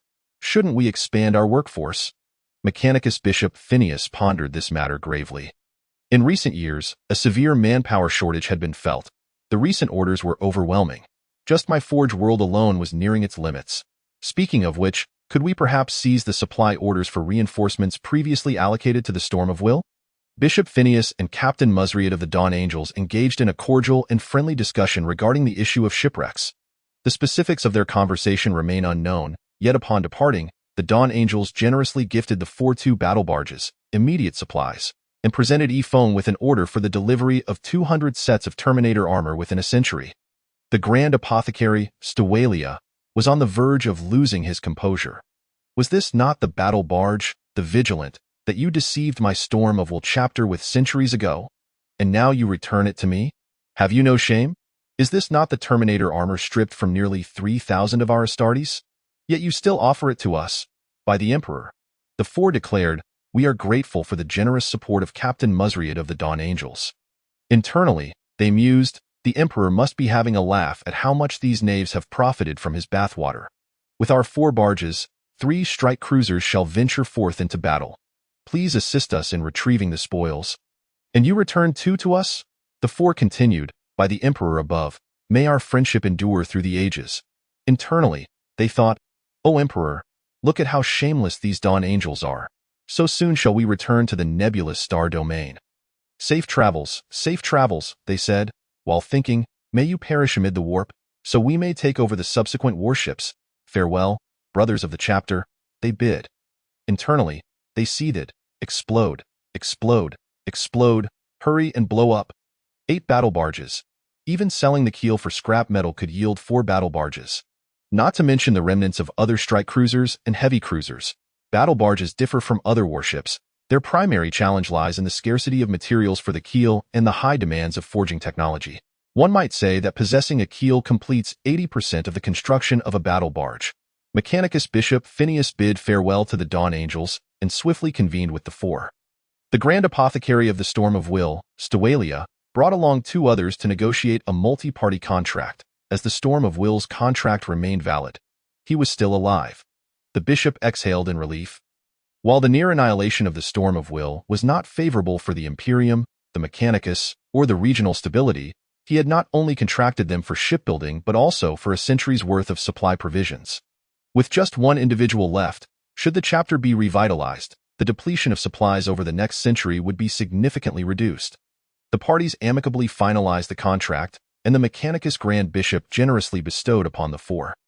Or rather, the mortal auxiliary forces aboard the battle barges, some weaponry. Each returned to their homes. Mechanicus Grand Bishop Phineas immediately dispatched conscription orders to all sages and priests to expand the ranks of the mini-storm. Are we lacking in resources? Having just accepted such a substantial order, we are flush with wealth. Do we lack mini-storm forces? Initially, we did not, but with nearly all Astartes in this region having perished and returned to the Golden Throne, the danger has significantly increased, necessitating greater defensive strength. Our Eldar spacecraft must not fall into enemy hands. The Forge world of Stalav originally boasted 2 premier manufacturing zones.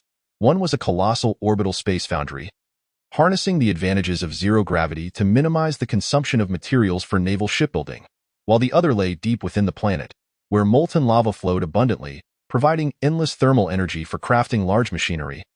Even the divine constructs of the gods, however, due to a lack of relevant knowledge, certain functionalities were compromised, rendering them incomplete divine machines. The most precious Eldar spacecraft were concealed within a specially designated research area adjacent to the subterranean foundry, where breakthroughs regarding materials capable of damaging Eldar ship hulls had reportedly been made. Yifeng and his companions returned to the battle barge, a vessel graciously gifted to them by the Dawn Angels. Now, akin to the Storm of Will's battle barge, the Resolute, The morale of all mortals aboard was notably low. Their forebears had abandoned them. How lamentable, nevertheless. The mortal captain, Agaris, mustered his spirits. This captain, having undergone rejuvenation surgery, was merely 120 years old, with a long life ahead of him. He had commanded the Dawn of Light battle barge for 40 years, and now he would welcome his new angelic master. Esteemed Lord Astartes, greetings. I am Captain Agari of the warship Dawn of Light. Salutations, respected Captain Agari. We are your new partners and hope for a pleasant collaboration in the future. This left Captain Agari utterly astonished. Why was he being referred to with such reverence, and what of this partnership? My esteemed Emperor, I harbor no disloyalty towards you. Why must I be subjected to the corruption of chaos? Agari's legs felt weak, and he almost knelt. Oh, not be alarmed. We all fight for humanity and should treat each other as equals.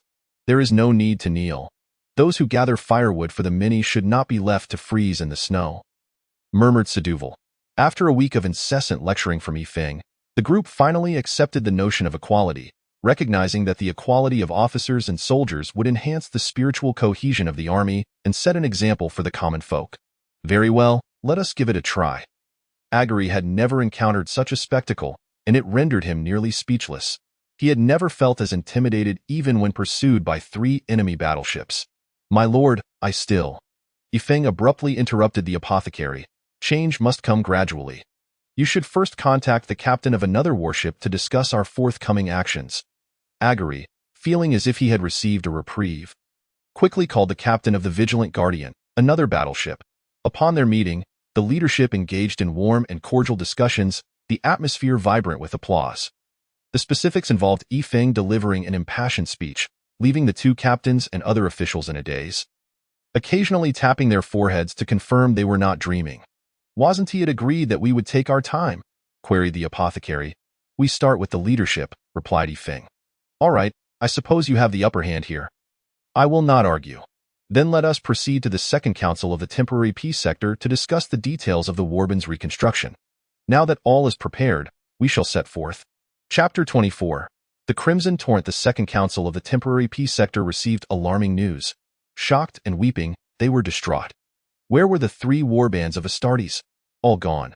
How could one even swallow a morsel of food? Woe is me! What shall become of the defenses of my 5 planets? More meat, please. What would happen should we come under enemy attack? I have lost all sense of rest and am utterly sleepless. Where is my drink? Shouldn't it be poured? This daily grind is utterly insufficient to soothe my desolate heart. After thorough deliberation and careful consideration, the council unanimously voted to fully support the reconstruction of the warbands, pledging resources and personnel, willing to restore the Astartes numbers at any cost. Of course, we have no imperial support here. With so many enemies slain, will they not seek vengeance? It is truly terrifying. Even before Yifeng's party arrived at the Second Council of the Temporary Peace Sector, recruitment and selection had commenced across the planets. Videos showcasing the Astartes' triumph over the enemy, where they had slain over 1,700 foes, were being replayed continuously, and grand billboards displayed this victory. Naturally, the damage inflicted upon the enemy by the Rebel Alliance was entirely overlooked. What? Where did this come from? I forgot to mention, the renowned mouthpiece of the stars, the Parisian emissary warband, would spread news of any victory they deemed a significant triumph, a herald of the dawn about to break, to every corner they could reach, commonly referred to as the galactic megaphone. Indeed, while they might not broadcast every valuable piece of information, they certainly would promote it within their ranks, such as Yifeng's practical video of the Tai Chi sword. Recruitment activities flourished across the planets, with noble academies rallying their entire institutions. If one were to become an Astartes, the entire school and family would attain immense social standing. Thus, 3,000 promising young individuals were swiftly selected, awaiting the arrival of the Astartes for further evaluation. On board the Dawn of Light, a combat shuttle racing through the subspace, Yifeng and his companions gathered together. This was no mere campfire gathering of a small train circle, but rather a formal assembly hall, featuring expansive, plush sofas and a variety of refreshments laid out on the table beneath bright lights. The think tank of the Shadow Venom was in a state of low-temperature slumber. The technical sergeant represented Shadow Venom. The apothecary represented Stormwill, and Yifeng represented the Green Sanctuary as they engaged in heated discussions regarding the name and insignia of the new warband. What shall we name our warband? Initiated the apothecary, Seduvald. I propose we amalgamate the names of our 3 warbands and call ourselves the Storm's Saint Blade. The technical sergeant retorted, then why not call it the Green Wind Venom Blade? Does that even sound pleasant? The Storm's Saint Blade has a far more appealing ring to it. Envision an army striking the enemy with the might of a storm, befitting the Emperor's name. Saint Blade? I thought you might call it saintly, making it akin to the subspace evil gods, and no puns allowed. At the very least, the name should evoke a sense of justice. Why do you persist in opposing Venom Blade? Is that truly a power worthy of defeating our enemies? Why not? The Emperor's Venom Blade tank remains one of the Empire's most favored super-heavy tanks. Ist its firepower formidable? Isn't its strength undeniable? I say Venom Blade poses no issue if you do not wish to call it Green Wind Venom Blade. How about Violent Color Venom Blade? Would that suffice? Yifeng, what do you think would be a fitting name? Crimson Torrent. What? What did you say? Crimson Torrent. Isn't our discussion about something else. Crimson Torrent, Crimson Torrent, Crimson Torrent, Crimson Torrent, Crimson Torrent. Are you being unreasonable? How did we arrive at Crimson Torrent? Hey, stop chanting spells. We may all be exorcised. The crux of the debate lay in ensuring others could hear. Otherwise, no matter how fierce the argument, if others muted their headsets, what was the point? Consider what we aim to achieve. What is our purpose? Do you think our plans differ in difficulty from stealing toilet paper from the Emperor? Think, what do we intend to do? Liberate the galaxy. Where does our strength come from? It arises from uniting all of humanity's might. Blood and flame shall spread across countless worlds. The vibrant crimson shall make the entire galaxy tremble. We shall shed even more blood than a certain subspace evil god. Yet, with each world we conquer, our power shall grow. The impoverished souls dwelling in the lower nests far outnumber the privileged white-collar workers and wealthy in the upper nests. Their determination to lead better lives is no less than anyone else's. We must provide them with a path to advancement, and they shall unreservedly support us. We shall ensure that everyone has access to education and the opportunity to choose their preferred and skilled labor. The idle shall perish with the old world. We will undoubtedly earn the people's support, growing ever stronger, and ultimately, the power of all will converge, becoming an unstoppable torrent, even before the subspace evil gods. I shall slay them before you. Though Yifeng was a newcomer, he had heard outlines from his roommate before his arrival, placing him far ahead of these bewildered warriors. BY rounding up, did I not just activate the whole map cheat? Unfortunately, Yifeng had not heard the entire outline. Otherwise, he might have thought differently. If the subspace evil gods were a manifestation of humanity's negative emotions, then the indomitable will of the people for liberation could perhaps create a crimson wave within the subspace, eroding the evil gods' territory in return. This is the Emperor's grand ambition. I, in the name of the Emperor, shall once more unite the strength of all humanity. Will the Emperor's power not grow alongside this? Will the cold sun in subspace not turn crimson? Yifeng reveled in his musings. What does it matter whether it can change? It hasn't even begun. The apothecary and the technical sergeant fell into deep contemplation. They recognized that Yifeng spoke truthfully, yet they yearned to leave some trace of their former warband. On this matter, all must make corresponding concessions, yet not concerning the warband's name. This name, though seemingly disconnected from all warbands, still bore relevance. As long as one was willing to fight for humanity, the Crimson Torrent Warband Alliance would gladly extend an invitation to join. Seduvald felt discontent. Crimson Torrent, colloquially known as the Red River, or simply the Red River. Will we not have a bunch of Astartes calling us Red River? Red River? Is that fitting? I demand the usage of this warband name, and the price is that the Green Sanctuary shall retain no insignia, proprietary designs, or any further discussions on this matter. It was a simple and straightforward exchange of interests. The warband name received the approval of the 3, and the next order of business was to discuss armor color schemes. Since we have chosen this name, let us use red. Well, that is settled then. We cannot be called Crimson Torrent and have a purple scheme, can we? Would that not mislead the chaos? The 3 sat upright. For the war insignia was of utmost importance. They needed to secure a favorable representation.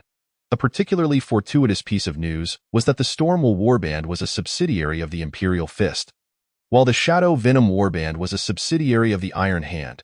These two warbands' emblems were a fist and a hand, respectively. How fortuitous! One hand wielding a sickle, the other a clenched fist. How about crossing the sickle and the hammer? The shadow venom is black, symbolizing industrial might, while the storm will is a sandy yellow, representing the grains of sustenance. The yellow hand and sickle, is this not overly complex? Are the sickle and hammer truly necessary? Complexity is nothing to fear. If the Empire cannot manage this, what can it hope to achieve? The sickle symbolizes the sustenance upon which we depend. No further elaboration is needed. Our weaponry and warships must arise from industrial manufacture.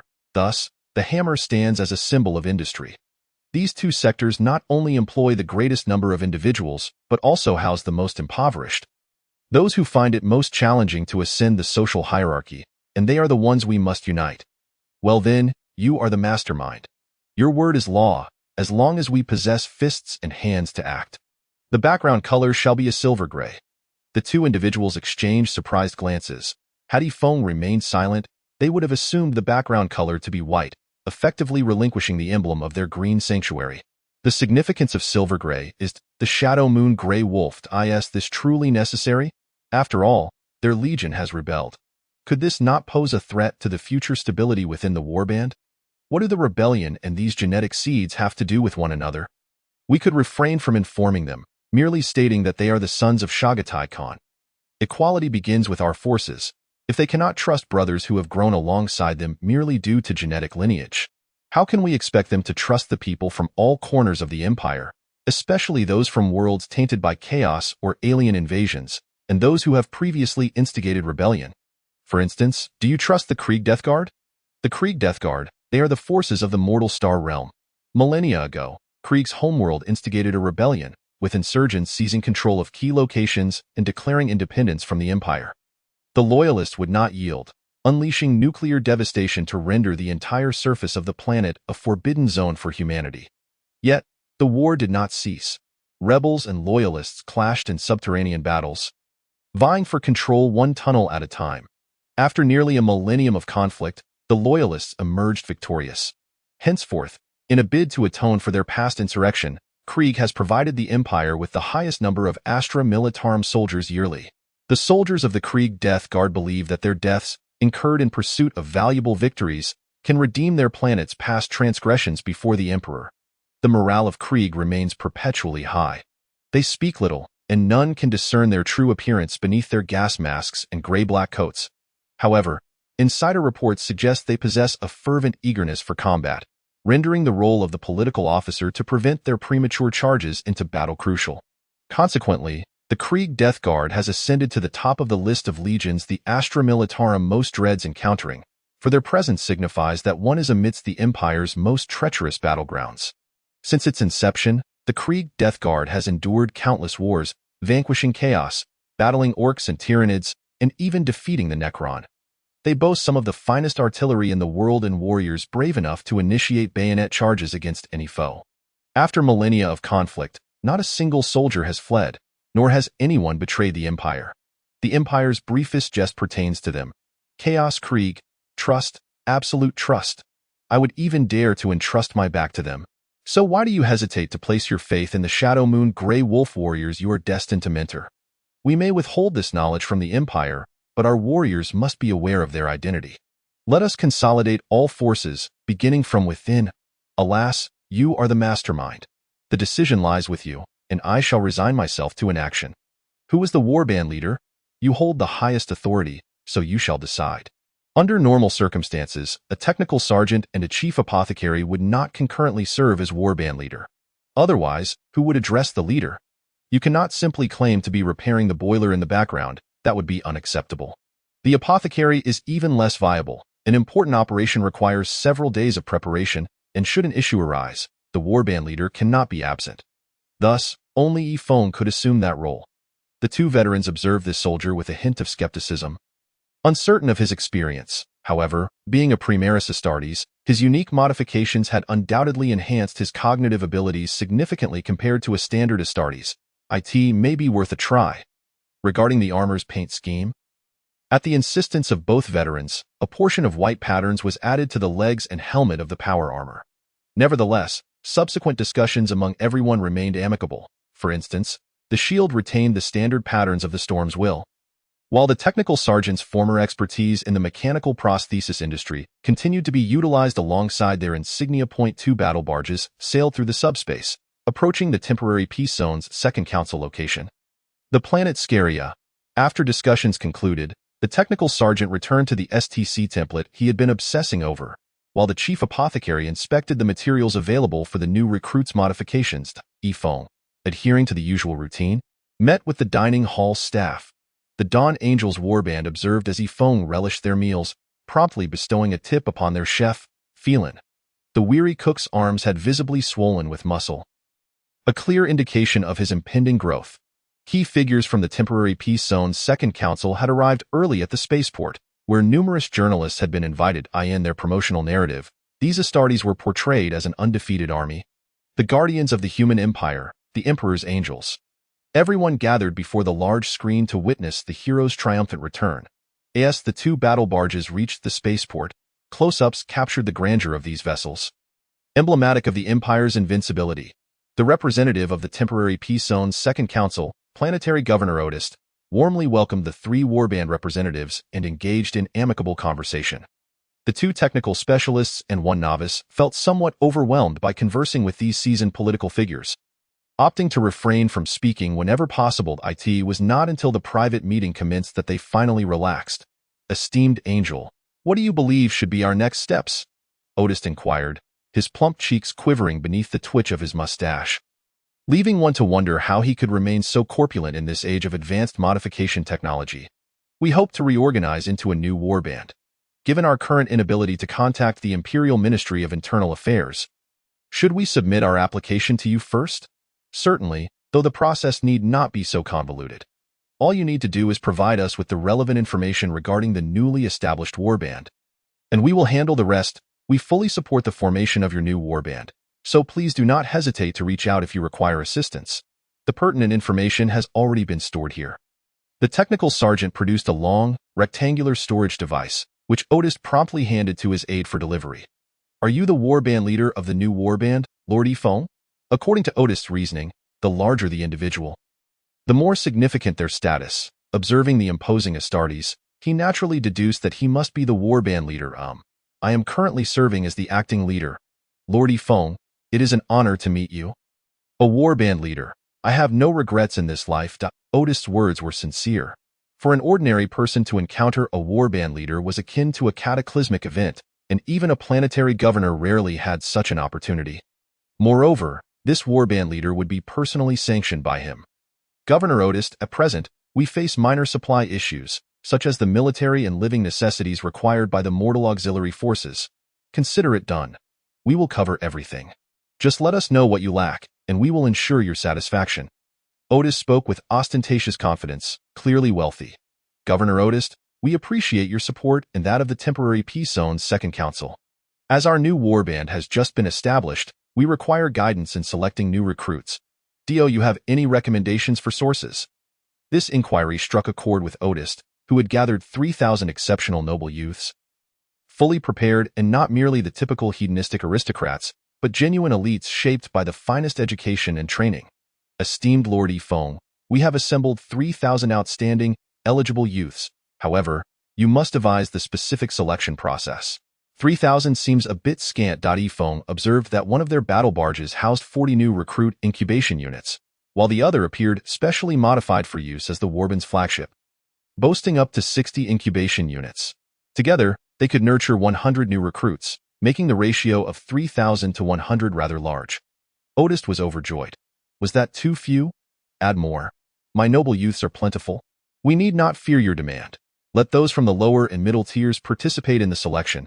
Issue a notice. I will conduct the new recruit selection in the heart of the hottest desert on this planet in 1 week's time. All participants may bring only clothing and a bottle of 1.5 liters of water for 3 days. During this period, I will not concern myself with your survival. Only those who reach the circle I mark will advance to the next round of selection." This allowing those from the lower and middle tiers to. "What, do you doubt their loyalty, or do you wish to deny them the right to serve the Empire?" "That is not my intention, my lord. But their overall qualifications are ultimately I will assess such matters in the subsequent evaluations. You need not worry. Just issue the notice and ensure no one cheats. Remember my stipulation. Only ordinary clothing and water. You understand the concept of ordinary, do you not? If you feel uncertain, my mortal auxiliary forces can assist. The conscription advertisements have elicited a tremendous response across the 3 Nest cities, provoking fervent reactions from the populace. The status of Astartes warriors within the human imperium is unimaginably exalted. Indeed, how often does one get the chance to fight for such glory? This is a path to ascendancy. Moreover, how many chapters officially recruit from the middle and lower nests? Typically, candidates are either abducted after being incapacitated or directly recruited from the noble schools in the upper nest. But what is this? The requirement for schooling has been entirely waived. As long as one meets the age criteria, it is akin to a divine boon. From the official organizations of schools to the gangs and thieves of the lower nest, everyone is mobilizing, ready to seize this extraordinary opportunity to alter their fates. Chapter 25. The selection of new recruits is about to begin. Hey, Xiaolan, are you going to participate in the selection? A timid girl of 11 or 12 inquired. They were in the lower nest of the Morningstar Nest, a place that could unceremoniously be described as the abode of the most wretched individuals on the planet. Here, the residents were unworthy of any societal resources, surviving largely by scavenging the refuse discarded by those of higher status. Most sought to cling to life by joining various gangs, while a few became vagrants, scraping by in a state of perpetual survival. Xiaolan was a pickpocket in an underground gang. Of course, in this place, little of value could be stolen, primarily food. I refused to continue living this way. A life where death is as visible as the mire beneath my feet is akin to being a rotting log in a swamp. I shall determine my own destiny. Child, what do you wish to change about your life? Is mere existence not sufficient? The proprietor of the steam tavern, affectionately known as Papa, suddenly emerged from behind, startling both children. To be alive is the greatest fortune. How many corpses do you encounter on the streets daily? Let me tell you, the deaths encountered during Astartes selection are 100-fold more tragic. How many are chosen? The odds are less than 0.001. Do you think your frail frame stands a chance against those well-fed, towering noble scions? What difference does it make? Nobles, have they ever faced the despair of near starvation? Have they experienced the primal instincts that arise in a life-or-death situation? Have they rolled in the mud? Have they scavenged through garbage for sustenance? I have. I encounter it daily, and I refuse to continue on this path. The tavern owner gazed at the destitute child with a complex expression, recognizing the strength of spirit within the frail body. Once a renowned figure in the star-bound army, he had been a formidable warrior. But after witnessing the horrific deaths of his comrades, he was deemed psychologically unfit for service by the military doctors. Leaving the army, he chose to reside in the hometown of his fallen brothers, ultimately opening a tavern here. As a former military powerhouse, it was easy for him to keep the local gangs in check. Apart from a few troublesome sorcerers, none could best him. He had witnessed many come to the tavern, drowning their sorrows, and some, in despair, spending their last savings before ending their own lives. Yet, encountering someone with such an indomitable will to survive, especially a child, was a rarity. Are you truly unafraid of a painful death? Think of your friends. Think of this young girl. Regardless of your future, you will never see them again. What difference does it make? My life now is indistinguishable from death. If I leave, I will leave behind the food I have saved. Perhaps they will live a little longer. Very well, I will speak to the Blood Moon gang on your behalf. You need only go. You have 1 week to ascend to the surface and reach the desert's edge. If you wish to go, you must depart immediately. Xiaolan divided the few remaining food rations he had collected among several equally miserable children, noting that unlike him, they lacked the courage to fight for their lives. The tavern owner gifted him a few protein bars as a token of his blessing. With a meager supply of food and water strapped to his back, Xiaolan set out, having no other possessions. The official routes leading from the lower nest were either controlled by gangs or subjected to rigorous questioning and exploitation. Xiaolan opted for a quicker, more extreme method, crawling through the pipes to the outside world. In a modest school located in the middle nest, students diligently studied the Emperor's holy words. If all went as expected upon graduation, they would inherit their parents' professions, continuing the mundane existence of a white-collar worker. Gradually dulling their youthful vigor through monotonous daily toil, barely surviving without accumulating any wealth, ultimately seeking a spouse and perpetuating the cycle for the next generation. Now, a turning point had arrived. The Astartes conscription had reached this place, igniting the spirits of nearly all the boys, who envisioned themselves as interstellar warriors delivering the Emperor's wrath upon the vile enemies of the Imperium. The girls, on the other hand, lamented the absence of technology to transform them into Astartes, thereby limiting their means of expressing loyalty to the Empire.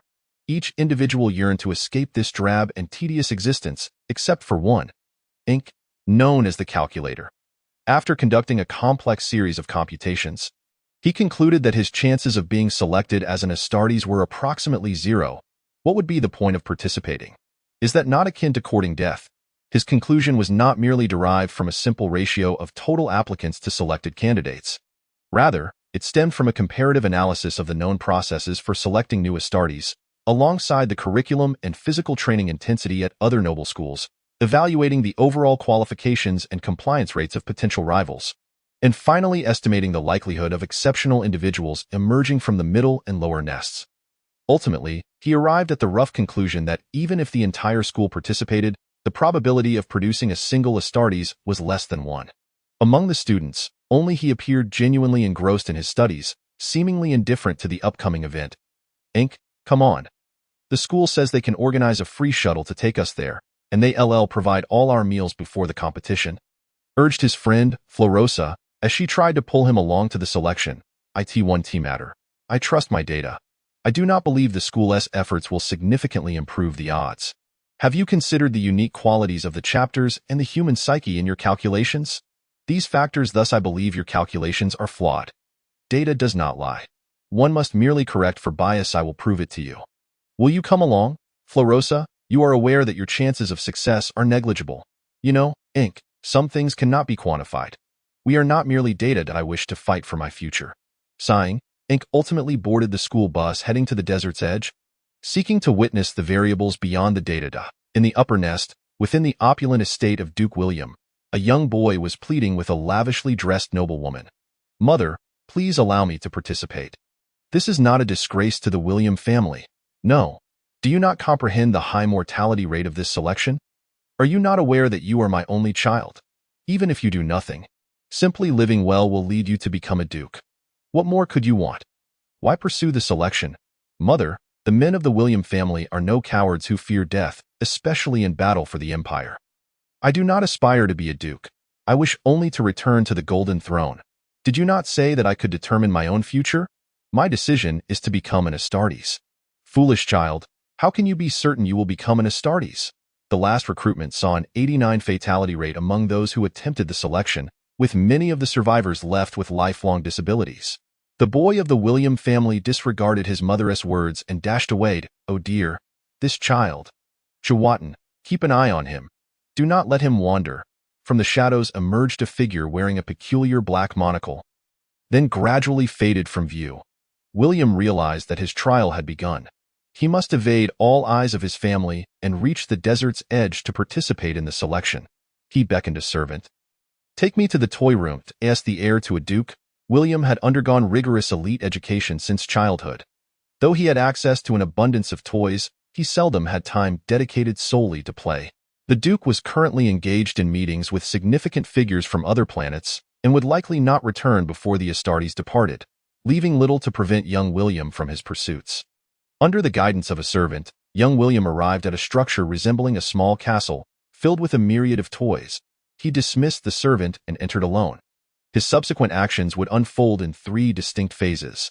First, he needed to find a way to leave the estate that appeared reasonable. Second, upon successfully exiting, he must elude any pursuers and erase all traces of his departure. Third, he required a bottle of water and aimed to reach the desert's edge swiftly, well before his family could react. This was a formidable task, yet what right had one who could not accomplish even these simple objectives to aspire to become an Astartes? Young William created a cacophony in the toy room, tearing apart toys and scattering components everywhere as he searched for something that could aid him. After all, many of the toys here were designed to appear luxurious, adorned with genuine jewels and rare metals. After a thorough rummaging, he managed to collect 5 genuine gold coins, a miniature player that emitted a simulated sound of a magnetic vehicle engine when activated, and remarkably elastic silk threads capable of being stretched several times their length while supporting his weight. He had also pilfered the clothing from a seemingly ordinary doll, which he wore beneath his own attire. After a considerable amount of time spent in the toy house, young William emerged. "Hey, servant, tidy this place up. I'm hungry and desire food. Fetch me some snacks." The servant guided young William to the opulent garden ahead, where they paused at a small pavilion, and he was presented with a plate of exquisitely crafted cookies. These delicacies were meticulously made from a dairy product known as stag, sourced from the most remote planet of the Callisis star sector, not far from the hazy star region. They were delectably sweet, with all their aromas locked within the cookies, ensuring that the first bite would grant the eater an unparalleled sensory experience. A variety of translucent, jelly-like snacks were subsequently served, each infused with rare flavor plants from across the empire, with every hue representing a unique sensory delight. For instance, the orange treat was tantalizingly sweet and tangy, eliciting a salivatory response at the mere thought of it. While indulging in the jelly-like confections, young William discreetly stashed the cookies into the pockets of his clothing, as they would likely serve as his only reliable source of sustenance after his escape. Failure in this endeavor would mean certain doom. At this moment, Yifeng was becoming increasingly exasperated by the chaotic high society banquet. As a battle commander, certain political maneuvers were unavoidable. He needed to engage with various nobles to garner more support. Dining and conversing would lead to a steady influx of military supplies and financial gains. "Greetings, Duke Conger. It is an honor to meet you, Dado. You oversee the food supplies. How fortunate. May the Emperor's light shine upon you." "What? My speech featured your agricultural products. That simply cannot do. It would diminish their value." "What? A 20-year supply of provisions? Very well. Place a cup of your signature beverage upon the table." With such an abundance of food supplies at hand, being a battle commander truly has its perks.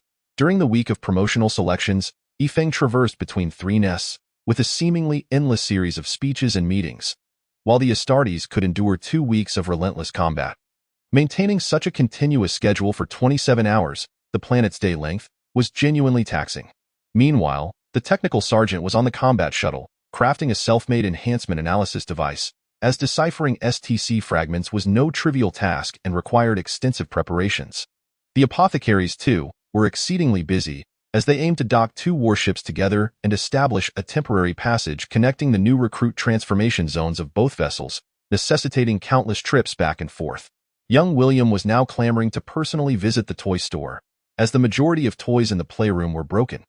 He had no interest in ordering custom toys from craftsmen, as they lacked any element of surprise. He insisted on seeing the toys in the store himself, although venturing out at this time was troublesome, since stable upper nests lacked such lowly establishments. With only mid-nests hosting toy stores, William's influence swiftly cleared a street, which was lined with toy shops. From plush dolls to Astartes models, everything one could desire was available. Young William darted from shop to shop, finding it exceedingly difficult to shake off the bothersome Grand Steward and bodyguards. At last, after much observation, he discovered an exceptional toy store, its ceiling directly connecting to the neighboring street's wall, which led to a snack street. Where would the toy street and the snack street be located? Precisely where the children congregated. And where do children gather? Indeed, at the school entrance. The snack street was already bustling, with school buses lined up, and students and parents bidding farewell under the guidance of their teachers. Vendors were enthusiastically hawking treats such as Astartes-shaped ice cream, lucky meatballs, and auspicious rice cakes, all designed to bring good fortune before the annual entrance examinations.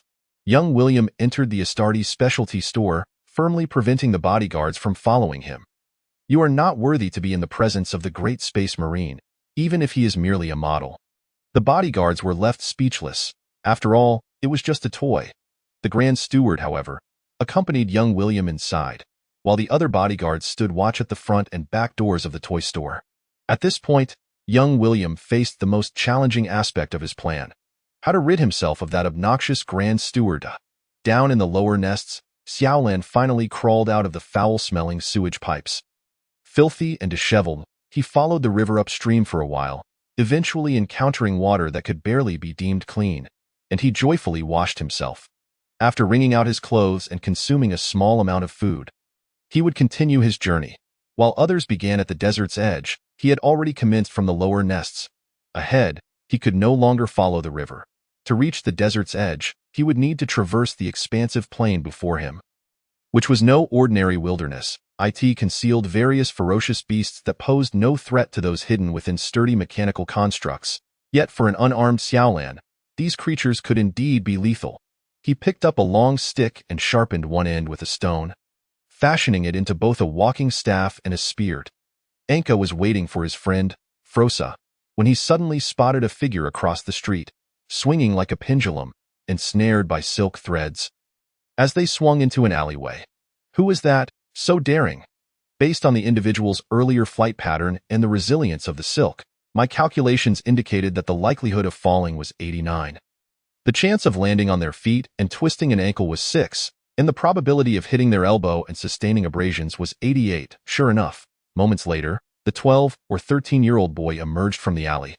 With visible scrapes on his elbow, upon exiting, he scanned his surroundings as if searching for something. Don't linger. We should board the bus. Anka and Frosa boarded the school bus just as the teacher was about to close the door. In a flash, young William darted through the opening. How did you? The teacher began to speak, but young William quickly pressed 2 gold coins into her hand. I apologize for my tardiness. I took a moment to persuade my great-grandfather. Oh, please find a seat. Just catching a ride. What could possibly go wrong, right? Young William was clad in the clothing he had taken from the doll, blending in with the mid-nest. He made his way to the back of the bus, where the tall deck provided a vantage point less likely to be captured by street cameras, ultimately sitting beside Anka and Frosa. Hello, I am Will Fr. May I join you? The 2 children looked at him with interest, and soon they were engaged in light conversation. Xiaolin was currently experiencing the most perilous crisis of his life. I can't eat anymore. Wah! He had expected the wilderness to be dangerous, only to step outside and encounter a colossal, bizarre creature with a large horn protruding from its head, exuding an intimidating presence, its entire body seemingly encased in a blocky, bony shell. Their gazes met, and Xiaolan's hair stood on end. It was truly terrifying. Instinctively gripping his spear, years of scrapping to survive in the lower nests had taught him that showing fear would lead to extreme danger. However, I was surprised to discover that its shell was as fragile as paper. A little-known fact, the pseudo-rhino, while possessing a sturdy horn, has a shell that serves primarily to intimidate. It is a herbivore that employs camouflage. Chapter 26. The desert map. Yifeng now stood at the heart of the vast desert, feeling utterly bored. Surrounding him were several mortal auxiliary troops, equipped with water, food, and emergency medical supplies. To ensure fairness, a massive multi-layered screen had been set up, displaying surveillance from various locations high in the sky. An emergency rescue air unit stood ready at a moment's notice. Organized through contributions from various noble families, for that who knows, perhaps they might save their children, right? This time, Otis did not attend. Instead, representatives from the local Population Management Bureau arrived, meticulous, earnest, and amiable individuals. Everything about them was commendable. Except for their appearance, it was somewhat hard to describe. Tio put it succinctly, their back view could charm thousands, but upon turning around, it would frighten 1,000,000 soldiers. Yifeng quietly turned away. He couldn't withstand the allure of this person's captivating presence, ultimately staring blankly at the surveillance screens. The selection was about to commence, and it seemed unlikely that anyone would arrive in the immediate future, considering the desert was quite expansive and harbored many ferocious beasts. Although the scorching daytime temperatures would limit their movements, if one cannot find a suitable place to spend the night, it would be akin to placing peeled fruit before a ravenous individual, leading oneself to a self-inflicted demise. Alas, sleep beckons, and it is likely that only a handful of souls have arrived in the past few days. At this moment, however, the periphery of the desert has become a veritable sea of humanity, with rough estimates indicating a staggering influx of millions, evenly distributed around the vast circumference of the desert. Although the noble elite have largely determined the candidates for expedition, few are eager to join the fray. Yet those from the middle and lower tiers brim with ambition, for this is a golden opportunity to transform their lives. This challenge is formidable. Even the most seasoned veterans, relying on the guidance of the stars, find it exceedingly rare to arrive within 3 days, let alone children aged 12 to 14. At this juncture, the calculator Anka, young William, and Florissa have all reached their respective positions, having been among the last few passengers of their vehicle, thus securing adjacent locations. They have resolved to convene after the selection process to prevent any potential attempts at pilfering their water supply. Meanwhile, Xiaolan, who has never before experienced such satiety, has just arrived at the selection site. Breathless and on the verge of embarking on the most significant competition of his life, with a mere few minutes to catch his breath, behold, the thoughtful introduction of the map by the author. Within this desert, there exist three principal predators. The first is the native species of this desert, the Sirica rock scorpion, a creature of immense size. Its body resembling black stone. It is active both day and night. Depending on its mood, however, during daylight hours, its vitality wanes, and its so-called activity is limited to the act of biting. Should you seek a place to rest during the sweltering heat of the day? Exercise caution, for the massive rock formations with openings you admire may very well be its MW.At night. Its pincers and formidable tail will reveal its ferocity. Indeed, its tail is venomous, primarily used to fend off another colossal beast that roams the desert. The second predator is the Sirica python, a non-venomous giant that relies solely on its size to resolve its predicaments. Its method of consumption closely resembles that of the whales in the ancient oceans, as it swallows vast quantities of sand and subsequently filters it through its own sieve, leaving behind only despairing prey. Typically, the rumbling sounds you hear in the desert signal the approach of such a python. The third predator is the desert wolf pack, which has undergone slight mutations in this region. These wolves possess remarkably agile minds and excel in ambush tactics. Should you find yourself surrounded by wolves on three sides, do not hesitate. There is surely a wolf lurking beneath the sand on the fourth side. You must flee toward the rocky areas, for their uniquely evolved claws make traversing rocky terrain exceedingly painful, and they generally avoid it. Now that we have concluded our introduction to the carnivorous predators, let us turn our attention to the herbivorous creatures and plants that can serve as sustenance. First, we have the chameleon lizard, which, whether due to the scarcity of smaller creatures or their inherent frailty, has completely transformed into a herbivore. Their blood and flesh constitute a palatable source of nourishment, though one must be swift in consumption, lest the desert wolves arrive. Additionally, they are quite adept at evasion, thanks to their ability to blend with their surroundings, allowing them to escape numerous predators. Often bullied by the chameleon lizards are the bonewood trees, which resemble vertebrae and exhibit remarkable drought resistance. Their moniker, bonewood, stems from the fact that a single tree can grow into a miniature forest spanning 20 meters in diameter. They bear grayish-white fruits, which serve as a primary food source for the chameleon lizards and are also edible for humans, albeit rather sour. A short distance beneath the surface of the desert lies a unique fungus known as the little sand mushroom, celebrated as a delicacy within the desert. Even when unearthed and consumed directly, one can savor its unparalleled flavor. However, locating these mushrooms proves to be quite the challenge, as spotting slight elevations in such a vast desert feels akin to chasing a mirage. As for the smaller spiders and ants, we shall not delve further into their descriptions. Hush, someone approaches. Having made his way from the lower tier, Xiaolan cautiously entered the realm of bonewood trees. Uncertain whether he stood amidst plant life or the remains of animals, or perhaps a trap, he advanced with great care, and upon confirming that he was merely surrounded by flora, he attempted to break several bonewood branches to conceal himself. He intended to act under the cover of night, reserving the blinding heat of the day for slumber. Meanwhile, young William, Anka, and Florissa decided to traverse the desert by day. They could not decipher the stars and thus relied on the sun to guide their path. The rumbling sounds drew nearer. Silence, everyone. It's the Sirica python, warned Anka. Unlike Xiaolan, who had just emerged from the lower tier, these three were well educated, particularly young William, who had received a thoroughly elite education. Do not move your feet. Florissa. It determines the direction of its prey by the sounds of the sand.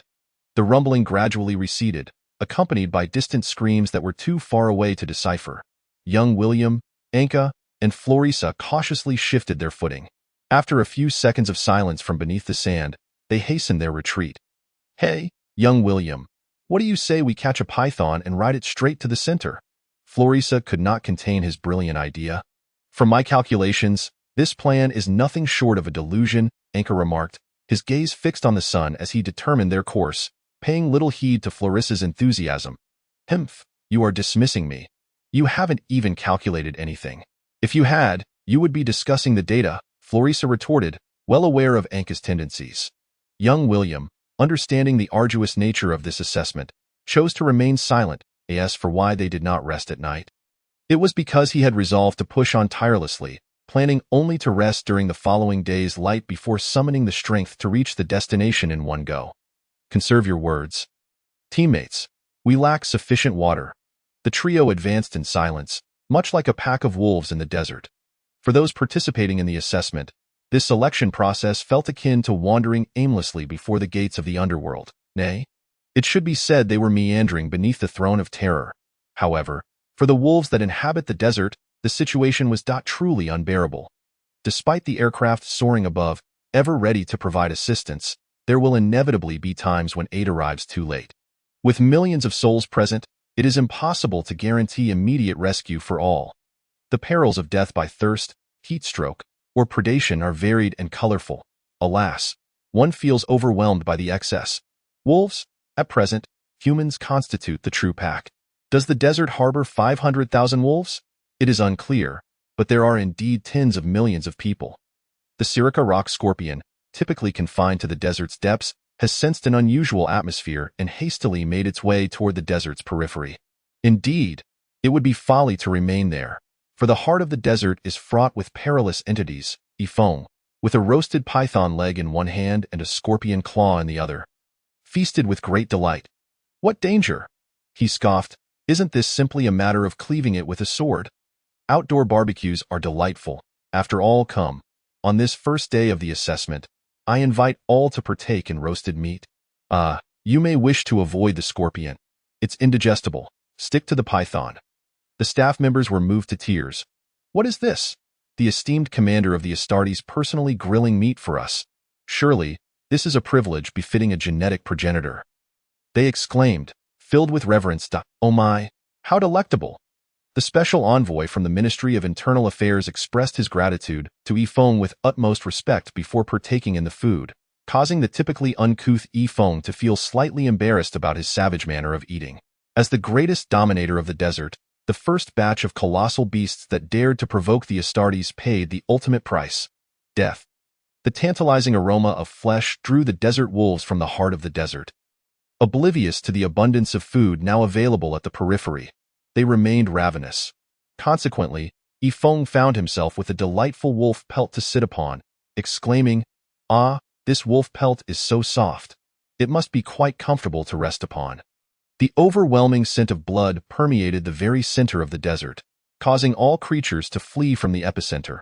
A faint whiff of blood may indicate an injured prey, but a rich, almost tangible stench of blood heralds an impending catastrophe or the arrival of a sovereign of the biological realm. Regardless, the numerous corpses that lay dead in the center assuredly signal a great terror.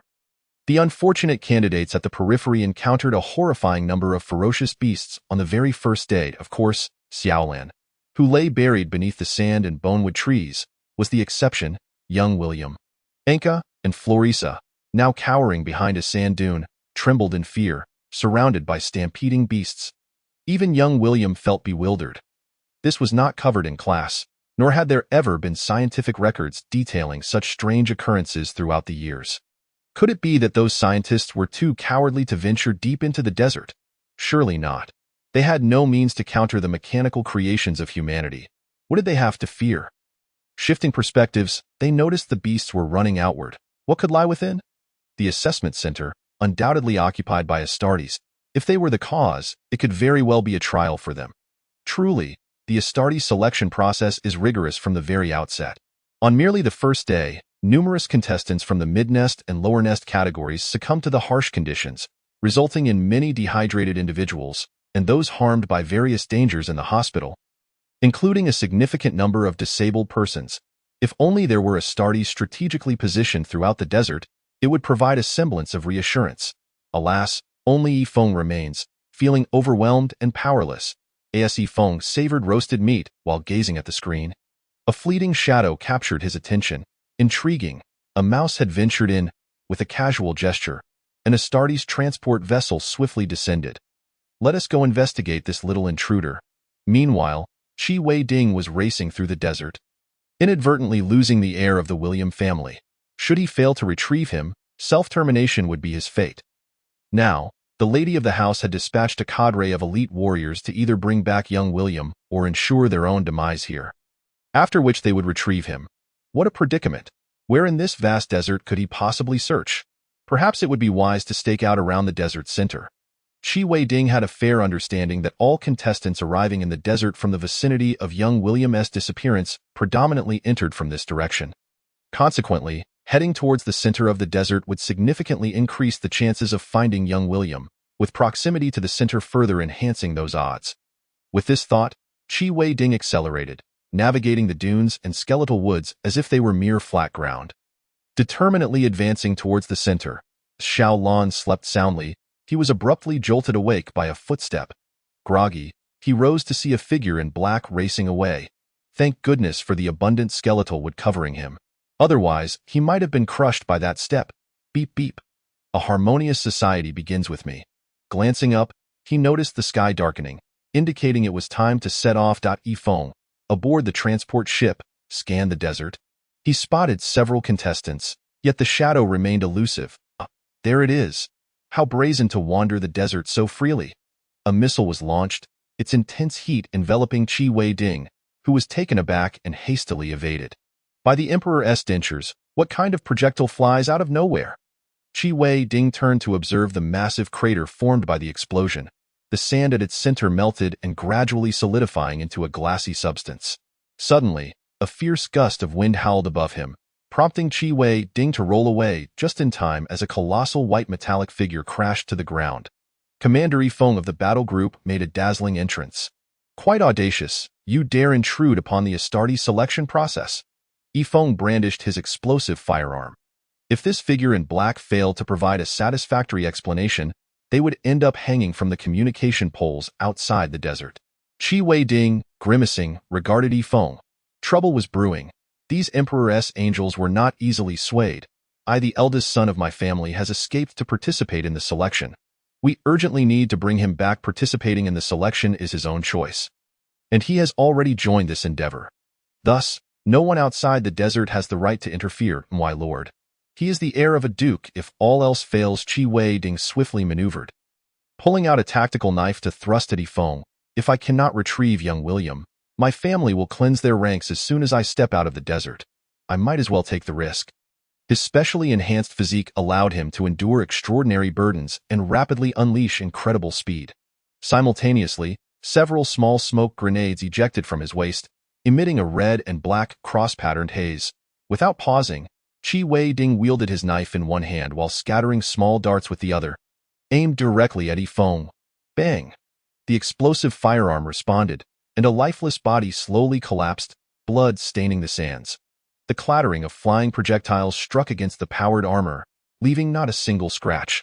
How flamboyant! How bold! Hey, spectators in the back, what do you think? From behind the dunes, for figures in black rows, seemingly belonging to the same organization as the one now lying on the ground. Do you realize that offending us means you shall receive no ammunition resupply?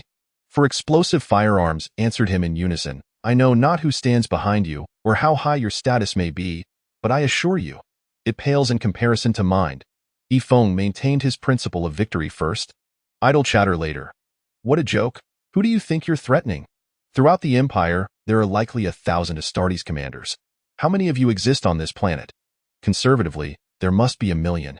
I could easily eliminate not just you, but 100 noble families without it affecting the Empire in the slightest. Hang these corpses beneath the sign prohibiting cheating outside the desert and affix a wooden plank that reads, I came here for 3 things: fairness, and the fairness of the Emperor's toilet plunger. The ordinary soldiers swiftly took action, disposing of the bodies. Following a great leader is indeed exhilarating. The work is arduous, yet it brings immense satisfaction. Night descended, and Xiao Lan advanced swiftly through the desert. The hearty meal and sleep from earlier had invigorated him, while the desert wolves, unusually sated from their daytime feast, had retreated into slumber, leaving only the resounding movements of colossal serpents echoing across the sands. As Xiao Lan pressed on, he encountered numerous remnants of past struggles, yet faced no immediate danger himself, leaving him puzzled. Were the ferocious beasts truly only active during the day? Regardless, the desert's nighttime chill was biting. Xiao Lan needed to stay in motion to avoid being frozen by the bone-chilling winds. Meanwhile, young William remained blissfully unaware of his family's guardians being slaughtered by Yifeng, continuing onward with two companions through the desert. Unable to discern their direction through celestial navigation, they had fortuitously discovered that the broken bones of skeletal wood could serve as a guide during the day. Thus, they continued to snap off pieces of skeletal wood to ascertain their bearings, making their way to the next cluster of skeletal wood. Though their path was erratic, they were still progressing towards the center. Young William, I've run out of water. In this environment, the absence of water is a dire situation, signifying that death looms near. Fortunately, William had foreseen this, collecting a small amount of water from the remnants of a corpse they passed. I'll share half with you, but who knows if we'll survive through the next 2 accursed days. It isn't even hot yet.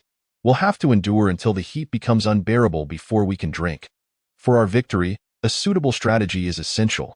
I propose we walk until tomorrow morning, then find a place to sleep before noon to avoid the hottest part of the day. Based on my calculations, this approach gives us a 67% chance of reaching the center of the desert alive. But our probability of arriving within a fixed time frame is a mere 4.4% is sufficient. We must seize this slim opportunity. Chapter 27. The center of the desert. The sun rose and set once more. Having just awakened from a slumber in the desert, young William, Anka, and Frolsa emerged anew from their makeshift refuge of piled skeletal wood. They had adopted a strategy akin to Xiao Lan's, resting amidst the heaps of severed skeletal wood. Now, they found themselves in a state of profound hunger. Despite consuming a few small desert mushrooms they had stumbled upon while digging a sand pit, their predicament remained unresolved. We must replenish our food supply. These skeletal woods could be fashioned into hunting weapons. However, wielding weapons would deplete more of our energy. Anka, assess our chances of success. Almost negligible. Formidable beasts cannot be dealt with using mere skeletal sticks, and the weaker creatures do not require such implements for hunting.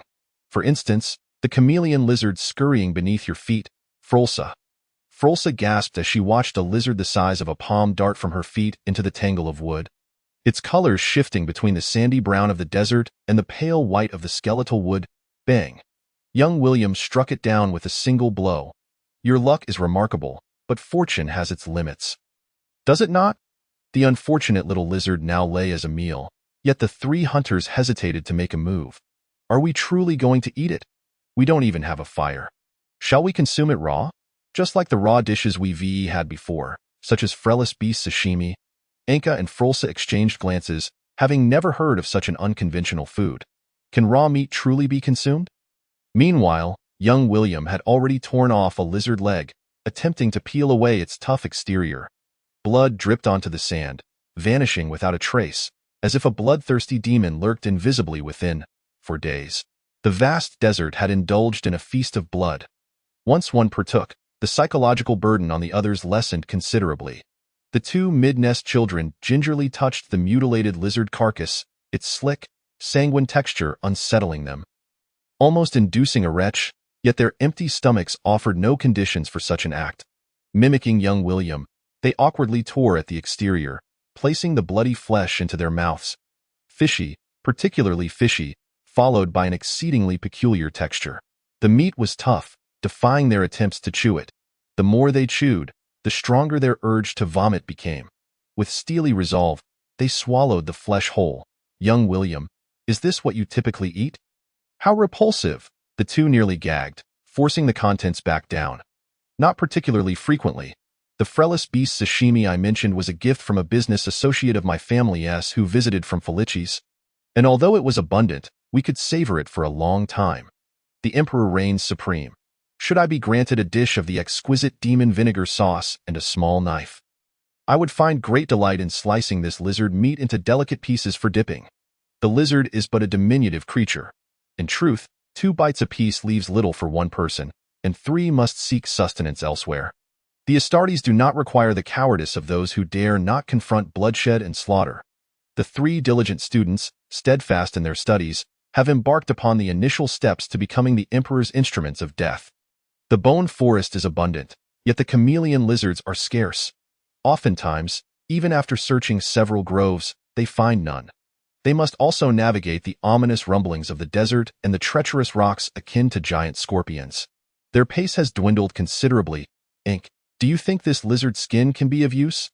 If one is unperturbed by the sanguine nature of it, one might fashion 2 small holes and don it over the eyes, effectively shielding one's vision and face from the relentless sands.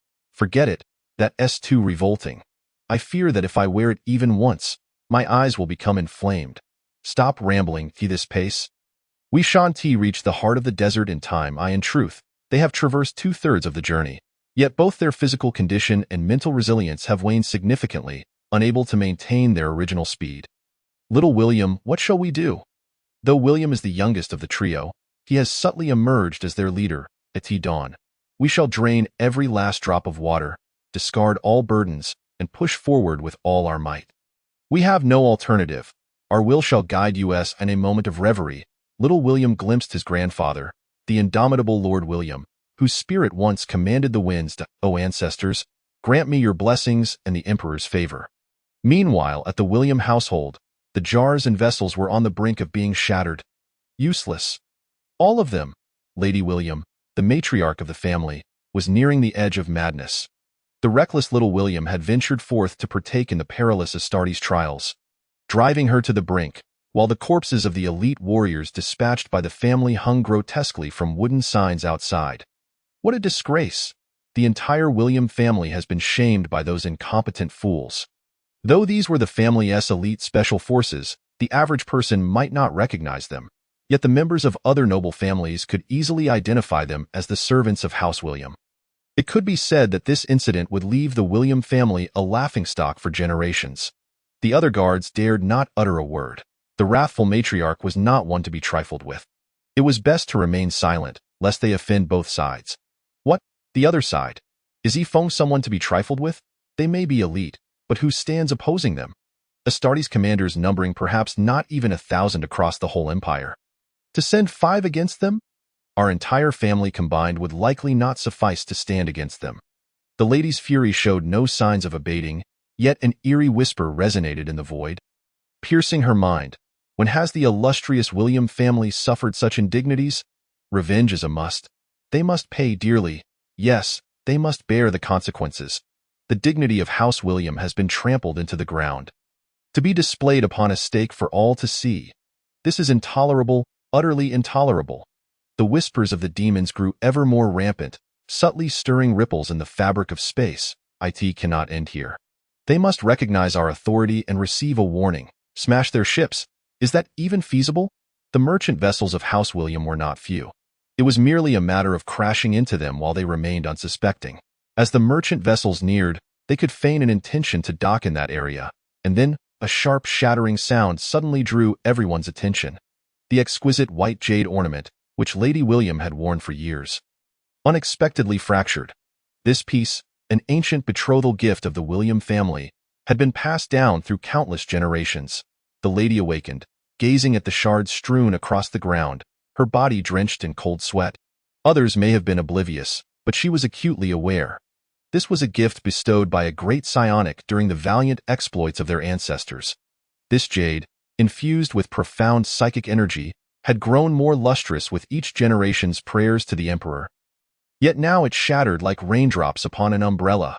The chaotic demons had nearly breached her defenses. Realizing this, she disregarded the shattered stones beneath her and knelt, fervently reciting the emperor's blessings. The guards around her remained still, hastily contacting others. At this moment, the true head of the family, Duke William, received the news and resembled a furious lion.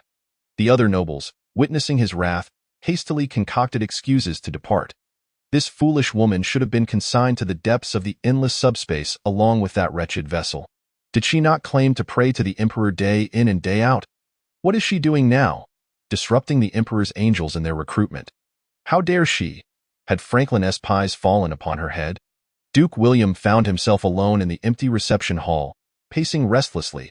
He could not unleash his claws to rend his foes, for before that figure, he felt as insignificant as a lapdog.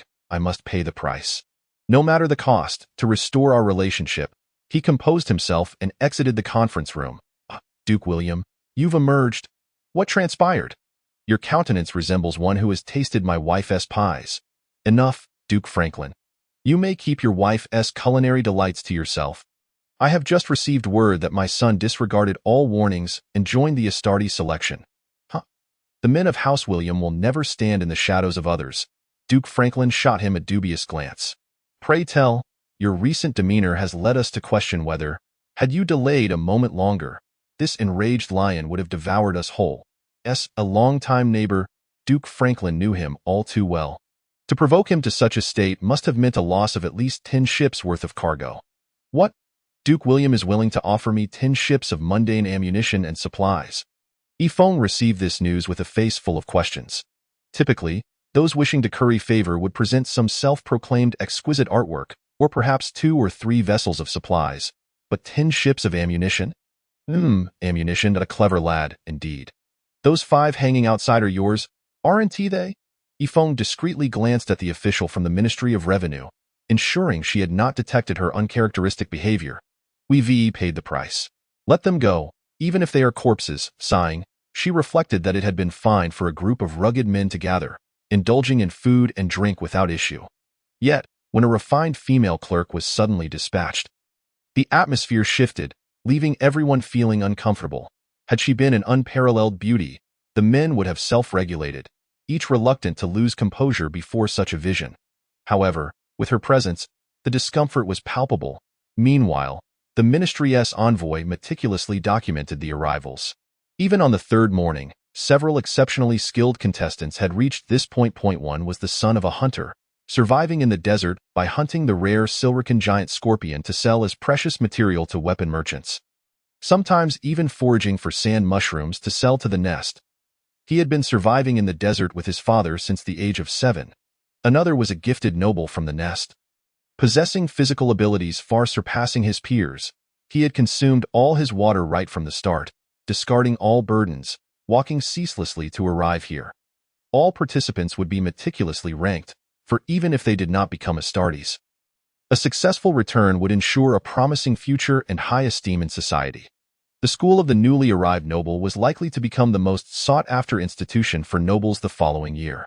At noon, the scorching sun had begun to sear the ground, and Xiao Lan had reached his limits. His body, ravaged by the harshness of the nest, could no longer withstand the intense exertion. The previous night, he had fortuitously discovered the shed scales of the Silurican python by the rocks. He collected the thinnest of these scales, tearing his clothing into strips to bind them to his feet. The scales of the Silurican python were remarkably suited for traversing the desert. Once donned, Xiao Lan's feet would no longer sink into the deep sands, but glide atop them. This would significantly enhance his speed across the desert. Yet hunger and thirst once again besieged him, leaving only his indomitable will to sustain his journey. What does it matter? Have I not always been thus? Without parents, without support, without wealth, without food, without water, I have nothing left to lose. Thus, I shall fight with all my might that I, Xiao Lan, have run since the day I was born, pursued by ravenous dogs, hunted by those who stole my food, chased by the thugs of the streets. My life may be brief, but I have never ceased running, and now I shall seize a sliver of hope for my future in the only way I know best. Though he had traversed 4/5 of the journey and was among the swifter contestants, the remaining distance would rely solely on his willpower. Fortunately, he possessed an abundance of that.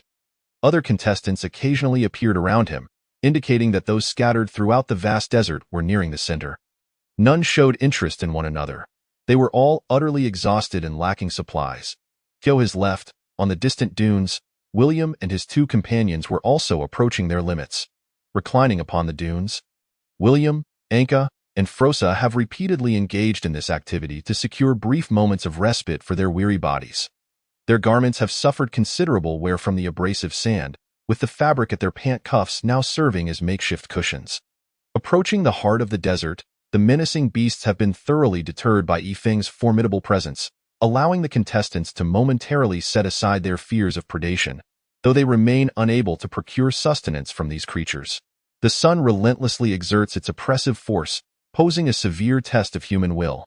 The boundless expanse of sand, extreme temperatures, and the uncertainty of distance ceaselessly torment the contestants' minds. One by one, they succumb. with some collapsing within a mere 3 kilometers of the circle delineated by Yifeng. Those who do reach the destination are mostly on the brink of collapse, requiring immediate medical attention. The exact number of participants in this selection remains unknown. Yet as the sun sets, only 1,300 have managed to arrive, with 2 hours still remaining until midnight. The wailing of rescue aircraft pierces the sky, and with each passing moment, the number of those unable to endure grows. Young William nearly drags his 2 companions forward. Anka, a tech-savvy individual, is the first to exhaust his strength. However, with the support of his friends, he stumbles onward for a short distance before Frosa can no longer hold out. William speaks little, for each word uttered drains precious energy. The sun has long since dipped below the horizon, and anxiety gnaws at William's heart as he contemplates the passage of time in a moment of desperation. He resolves to make one last push. "We are close. Look," he exclaims. "William, where? Can't you see?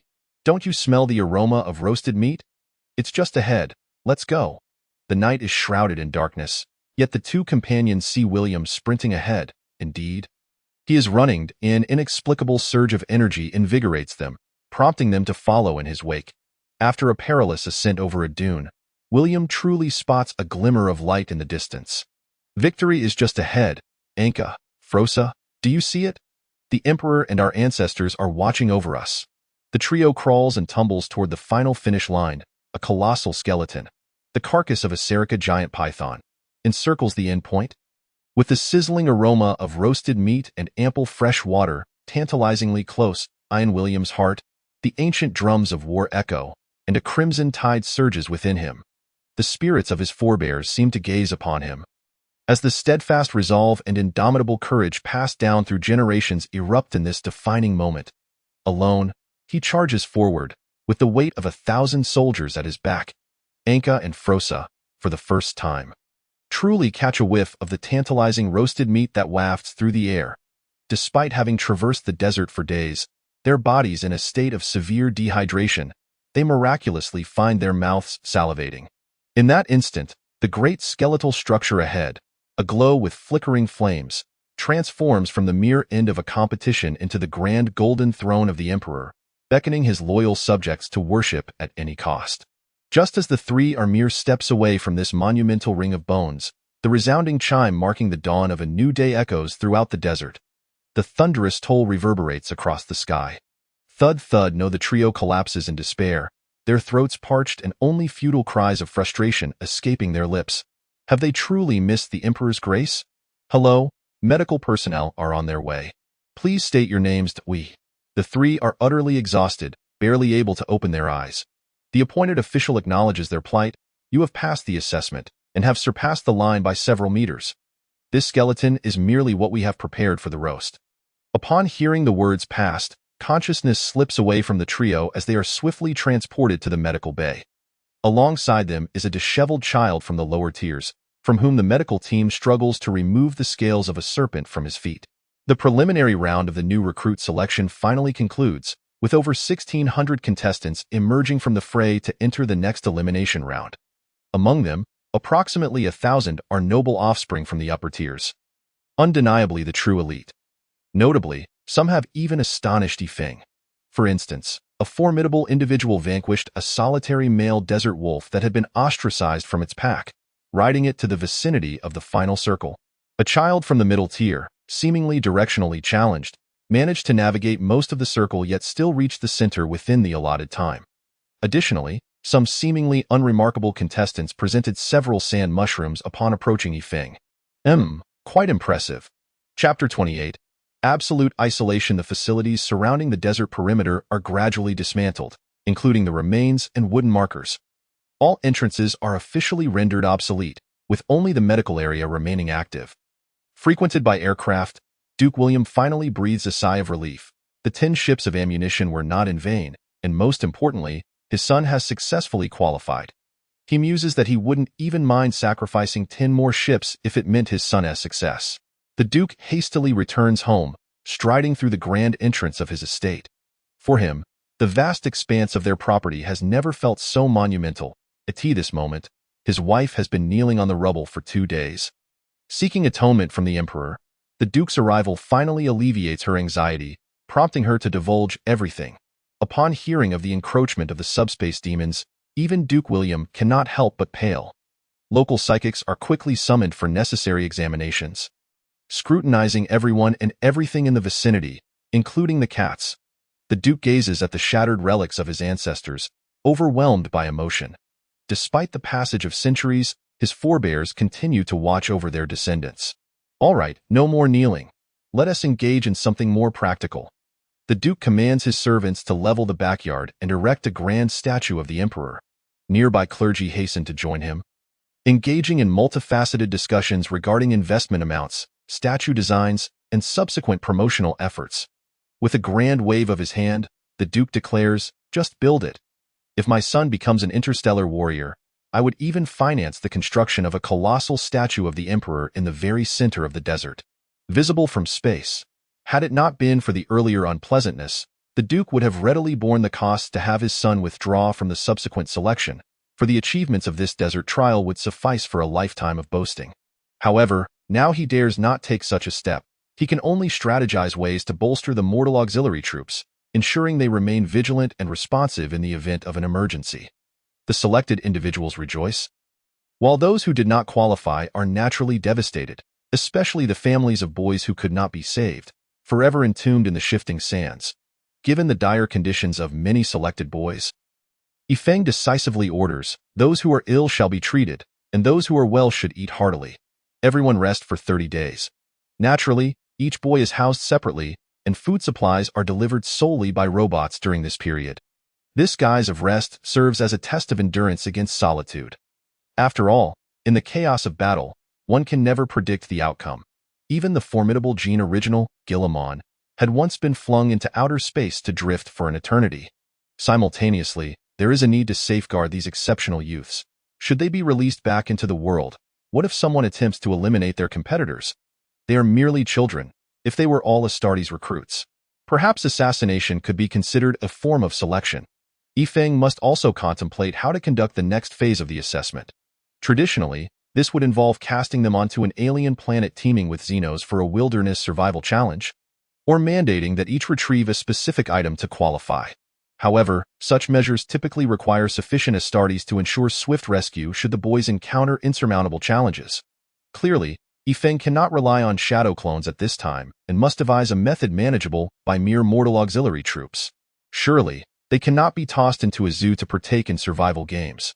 Such a course of action would likely result in their battle group being forever marked in shame among the ranks of interstellar warriors. The contestants who endured the desert selection exhibit considerable fortitude and physical resilience, with one exception. Yifeng reviews the file of Xiaolan, noting that the recent medical examination reveals the child is suffering from severe malnutrition, with his feet severely chafed and numerous abrasions covering his body. Judging by his blood loss, it seems impossible that he could have reached the finish line. How peculiar. Setting aside the file, Yifeng continues to ponder the forthcoming assessments. Recognizing that both resilience against subspace anomalies and loyalty to the Emperor must be evaluated. Should I recruit those who are particularly loyal or those who are notably disloyal? The upcoming projects appear rather unfaithful. According to the High Priest of the Green Chapel, there may also be components that test perception and control. What a pity. It would have been ideal if the High Priest were still alive. The White Scars and their chaplains are notably exceptional compared to other battle groups. During the Great Crusade, 4 legions operated far from the Empire, deep within enemy territory. The Midnight Lords, Alpha Legion, White Scars, and Raven Guard. The first 2 were tasked with assassination, sowing chaos and instilling fear.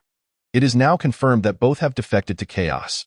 The Midnight Lord's betrayal is certain, while the White Scars, as the Empire's finest scouts and executioners, have long navigated the darkest corners of the Empire, maintaining the loyalty of their entire legion through their remarkable chaplains. In the style reminiscent of the son of Chagatai Khan, a motorcycle race must be organized. But now there exist multiple genetic seeds to consider for holistic development. It would be absurd to commence with the Olympics, and the next assessment poses quite the dilemma. Let us first peruse the files. Yifeng once again picked up several documents. Kasanev, what a tongue-twisting name. Oh, this is the formidable individual who delivered a thorough beating to the Desert Wolf. If I were to designate someone for the Space Wild Wolf Brigade, it would surely be you. Your physical prowess is remarkable, and your ideas are intriguing. However, I wonder about your learning capabilities and subspace resistance. Gorgon, why does that sound akin to a shaman's name? It appears to be the offspring of a prominent noble family. Yet his academic performance is surprisingly commendable. One cannot judge a book by its cover. Anka, what is this? Dubbed the little computer, he revels in analyzing data. Wouldn't he be perfect for the technical sergeant role? A guaranteed scholarship for a century of study abroad in metallurgy? William awoke in a haze, abruptly sitting up. Where am I? It seems I have passed the test. What is the current situation? Before him lay a cramped, completely sealed room, furnished with only a bed, a table, and a toilet. There was even no chair, compelling him to sit on the bed. An electronic screen mounted on the wall displayed the current circumstances. I passed? I truly passed the test? I have advanced to the next round. Before he could finish reading the first line, young William was overwhelmed with excitement. This was a monumental honor for the William family and the epitome of loyalty to the emperor. In a flash, young William was filled with ambition, brimming with the resolve to dispel chaos and restore the human empire.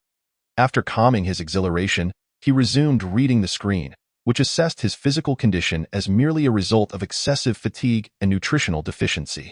The subsequent task: rest here and await the commencement of the next selection round, with the duration unknown. Should one wish to withdraw from the selection, they were to press the red button at the top of the screen. Food would be delivered through a mechanical aperture, with a recommendation to consume it all to maintain physical strength. The food had already been dispensed from the mechanical outlet and placed on the table.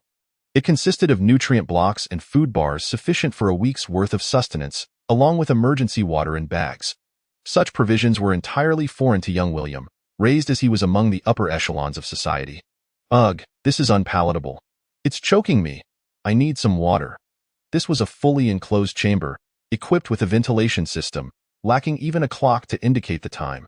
Day and night were dictated solely by the flick of a light switch. Off it goes, time for sleep. He had no idea how long he had slept, but when young William awoke again, he continued his meal, ensuring he consumed enough to satiate his hunger and stored the remaining food. What to do next? Perhaps I should exercise.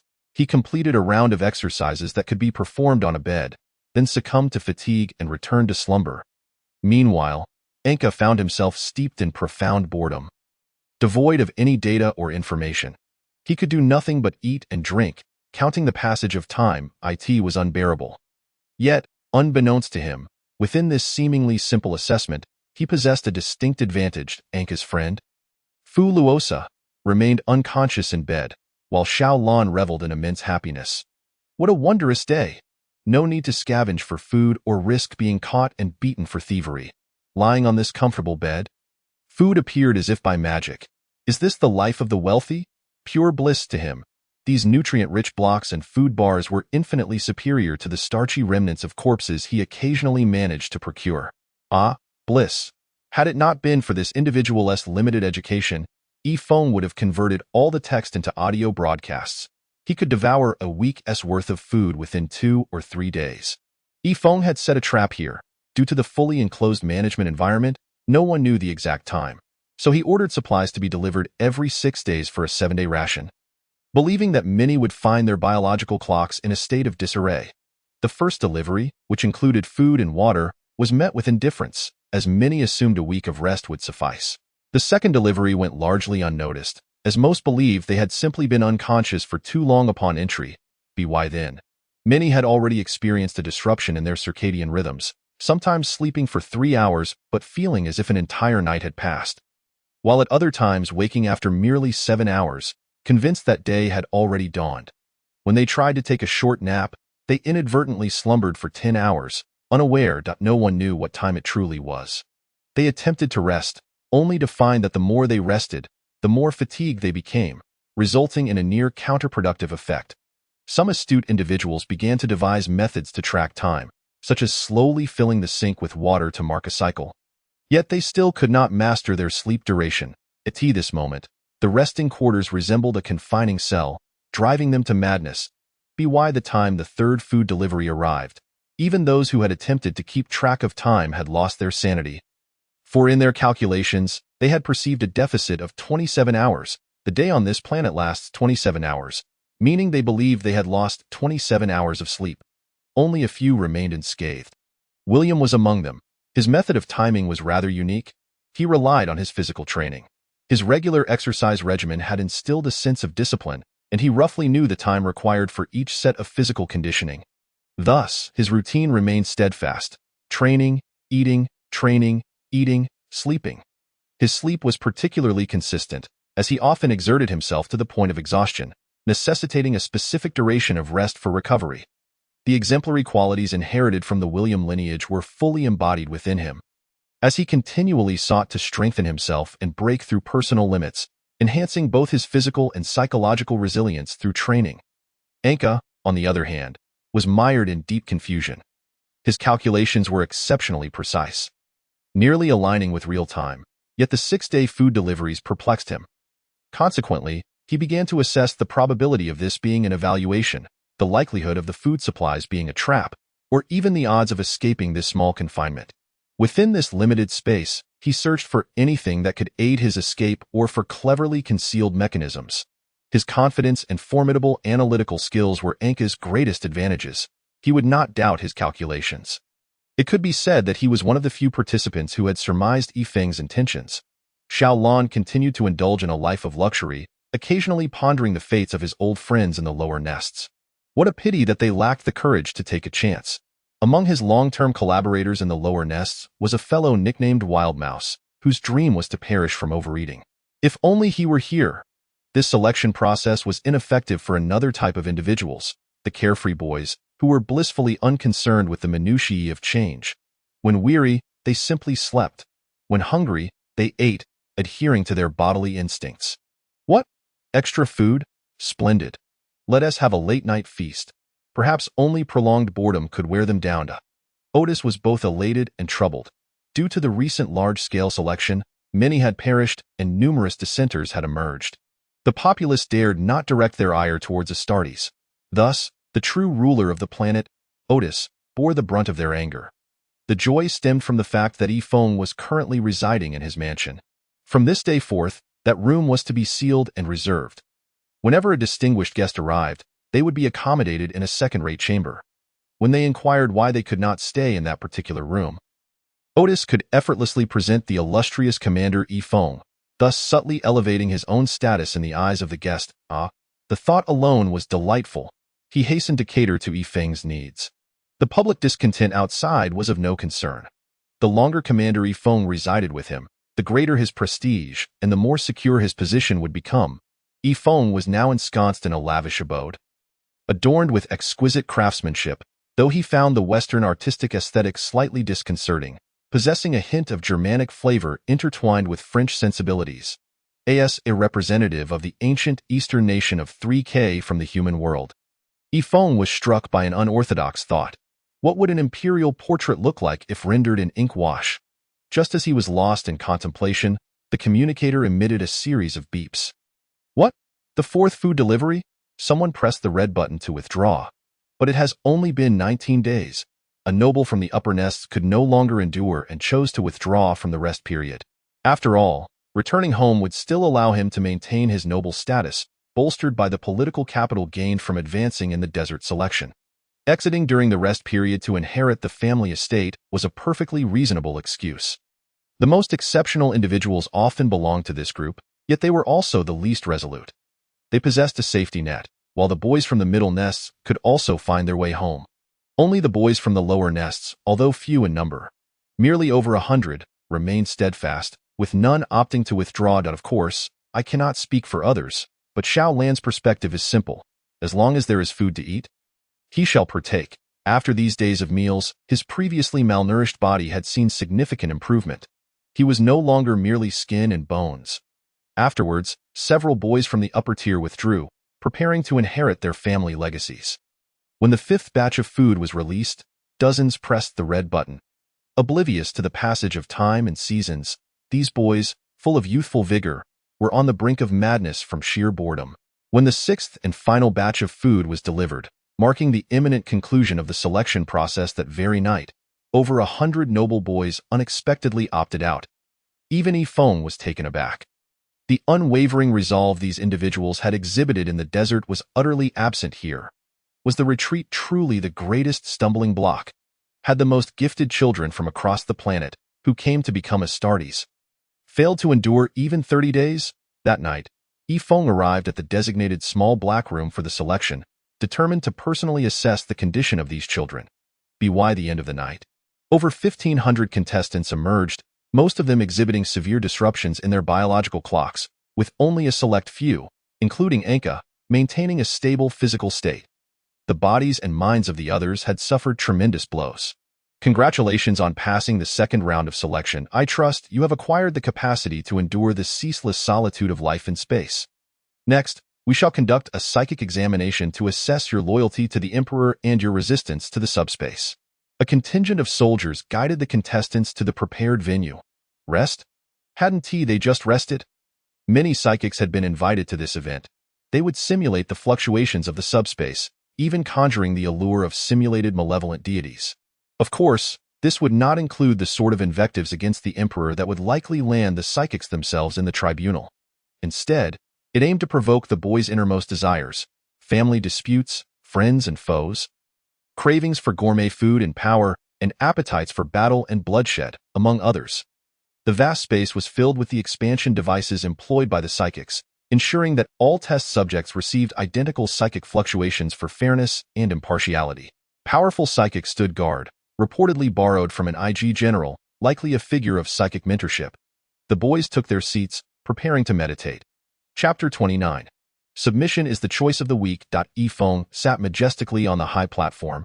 Adorned in a white helmet, with a power sword and explosive gun at his left, and a psychic beside him on his right, Yifeng scrutinized his warriors like a primordial gene entity. His expression hidden from view, shrouded in an infinite silence. The psychics below were ready. These individuals from various families and organizations had been invited to assist Yifeng with the testing. Each participant sat in their designated positions. The upper-tier noble children quickly settled into meditation, while those from the middle and lower tiers appeared flustered, eventually mimicking the actions of others after some hesitation. Among them were those utterly clueless about the proceedings. Predominantly from the lower tier, who languidly sat there, occasionally glancing at their neighbors.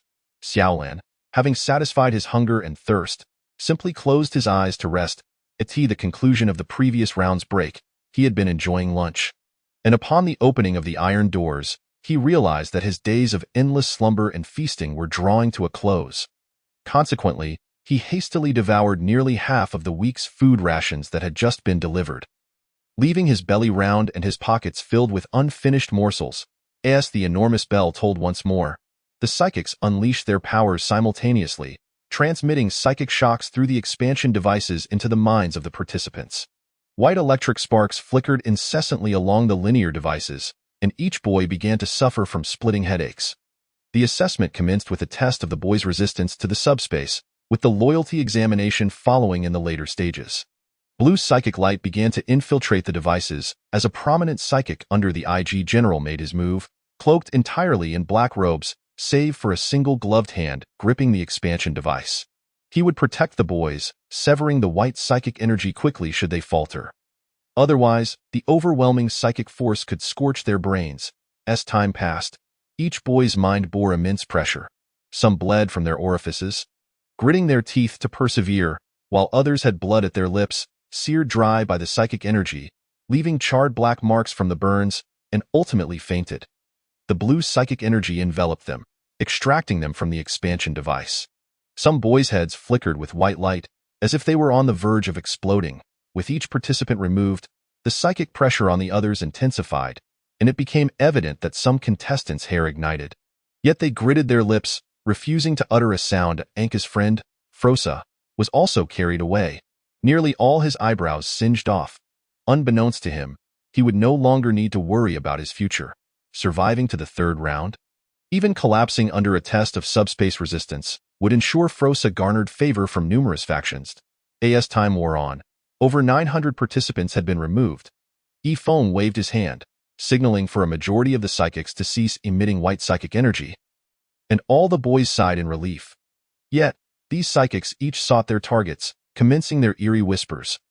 William was the first to be singled out by one psychic. The potent psychic energy swiftly invaded William's mind, and visions of the past began to materialize in his eyes. A picturesque garden, a pristine white prism supporting a Gothic-style pavilion, exquisite tables crafted from precious alabaster from ancient Terra, where young William sat, oblivious to the holographic projections of profound knowledge before him. Young William was distracted, utterly disinterested in learning. Suddenly, a beautiful woman appeared behind him, startling William. "Mother, young William, you've lost focus again," asked the future Duke of William. "You must master this knowledge to better lead our family to new heights." "Mother, I don't want to learn. It's so dull. Aren't these days just fine?" "Foolish child, at our status, stagnation equates to regression.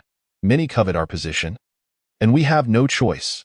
If we do not advance, we shall be consumed by the abyss behind us, leaving not even bones." Young William remained reluctantly transfixed on the holographic device. Eerie whispers echoed in the void. "Why must you bear this burden? Look at the children of the Franklin family next door, carefree and playing. Their parents use wealth and power to grant them happiness, while you merely squander time in different holographic devices." "But why parents care for me? They truly do. For your own good. Wake up. They only care about the William family, about power and wealth. If you cannot bring or preserve that power, they will cast you aside without hesitation. They do not care for you, do not care for you." The scenes rapidly shifted. A furious mother berated young William for failing to grasp a certain concept, followed by images of a father who rarely returned home, always hurried. When he did come home, despite young William's enthusiastic attempts to embrace him, he merely offered a cold hug, promising next time, yet again. "No. I am the firstborn of the William family. I must bear these responsibilities." "Indeed, because you are the firstborn of the William family. Were you not the firstborn, who would care for you? Who would bother with you? Without your identity, you would merely be an unloved child." The scene shifted to a joyous family celebration, where young William, as the firstborn, engaged in various formal social interactions, while distant relatives continuously praised his exemplary behavior, oblivious to the profound reluctance and exhaustion reflected in his eyes. "You see, they merely wish to mold you into their ideal. No one cares if you are tired, if you wish to, or even if you are truly yourself." Subsequently, despite the incessant scene changes, young William maintained his silence. Another psychic approached Xiaolan. This peculiar lower-tier individual had piqued the psychic's interest for some time. Xiaolan had just endured an intense headache, yet he gritted his teeth to endure, for he had no retreat. To preserve his life of abundance, he had to persist. However, just as he felt a momentary relief from the pain, he suddenly found himself spinning back to the lower tier. Xiaolan curled up in a corner, flanked by two burly men. "You little thief, daring to steal from Lord Rong, are you tired of living?" The two men viciously kicked Xiaolan's body, as if he were a dead dog. "You filthy scum, beep beep, even the Emperor despises sewer rats like you. Big brother, he looks like he's about to die." One of the burly men ceased his kicks, yet the other continued mercilessly. "What does it matter if he dies? Who would care for a wretch like him?" After several more frustrated kicks, they finally departed, leaving Xiaolan motionless for a long while. Gradually, he began to stir, clutching tightly to a half-eaten block of corpse starch, having retrieved the wallet. They instinctively checked the contents of the wallet rather than the other items that had been in the same pocket. "There is food." Xiaolan gently took a bite of the corpse's starchy block, the remaining piece stained with blood. "You are nothing but a bottom dweller destined to never be satiated. Why must you endure such suffering?" The myriad scenes Xiaolan had experienced were severed and then concurrently manifested across different parts of his body. At the moment when the psychic shock was most intense, a sharp pain surged back into his mind. Both feet were raw and blistered, a torment endured during his previous trials in the desert. His stomach was ravenously empty, a persistent agony from his time in the lower depths, now exacerbated. His hands bore fractures, a result of being beaten by gangsters in those depths. A grotesque scar marred his thigh, a remnant of an encounter with someone else's crocodile dog while foraging for food. Xiaolan trembled uncontrollably. The pain that would have caused him to faint in ordinary times was now strikingly vivid. The scene shifted once more. Xiaolan, joyfully hiding in a corner, unwrapped the protein bar he had just obtained. From the dark abyss emerged a pair of large hands, snatching the protein bar away. The offerings submitted today were insufficient. It has been confiscated. Food. Xiaolan reached out to retrieve it, but was met with a pair of large feet. I said it's confiscated, and if you dare to snatch, you shall be punished. The flurry of fists and kicks overwhelmed Xiaolan's frail body, collapsing him into a pool of blood. You will forever be a wretched, suffering waste at the bottom, spending your life in hunger. The malevolent voice echoed once more from the void. However, upon hearing the word hunger, Xiaolan's trembling ceased in an instant. As long as I can eat my fill. I fear nothing, ha ha ha, you pitiful wretch, a beggar trampled upon at will. Does it matter whether you fear or not? It will always happen to you, as long as I can eat my fill. I can endure anything. To eat my fill, to eat my fill. Xiaolan seemed oblivious to the bizarre murmurs, lost in his own thoughts. You mean to say eat my fill? I must eat my fill. I have eaten my fill before. I once tasted satisfaction. It was merely luck. Enduring in a body battered like a dog, I have eaten my fill. I must eat my fill. Suddenly, Xiaolan, hunched in a seated position, straightened his back, and his features, twisted in agony, relaxed completely. His tightly shut eyes opened without warning, fixating intently on the high platform above, their blue-white psychic glow radiating with extraordinary brightness. I have eaten my fill before. He allowed me to feast. He can grant me sustenance. He fed me, and I shall follow him to the ends of the earth. Countless prayers to the emperor yield no food, but fighting for that man above can. Yifeng sat atop the platform, his left hand gripping the power sword, the golden blade activated, a soft golden glow enveloping it. The psychic wielder retracted their interference, gesturing for Xiaolan to pass the assessment. Yifeng leapt from the platform, moving about the assessment area. The unconscious child was lifted by professional medical personnel and transported to a medical transport vehicle, packaged food blocks and bars cascading from pockets below. Yifeng halted the medical staff, gathered the fallen packaged food, and gently placed it in the boy's hands. This is his sustenance. Ensure he holds it well. Yifeng was not a native of this world. He hailed from another era. A great nation where have you eaten? Was the customary greeting. He eternally felt compassion for those who begged for food to survive.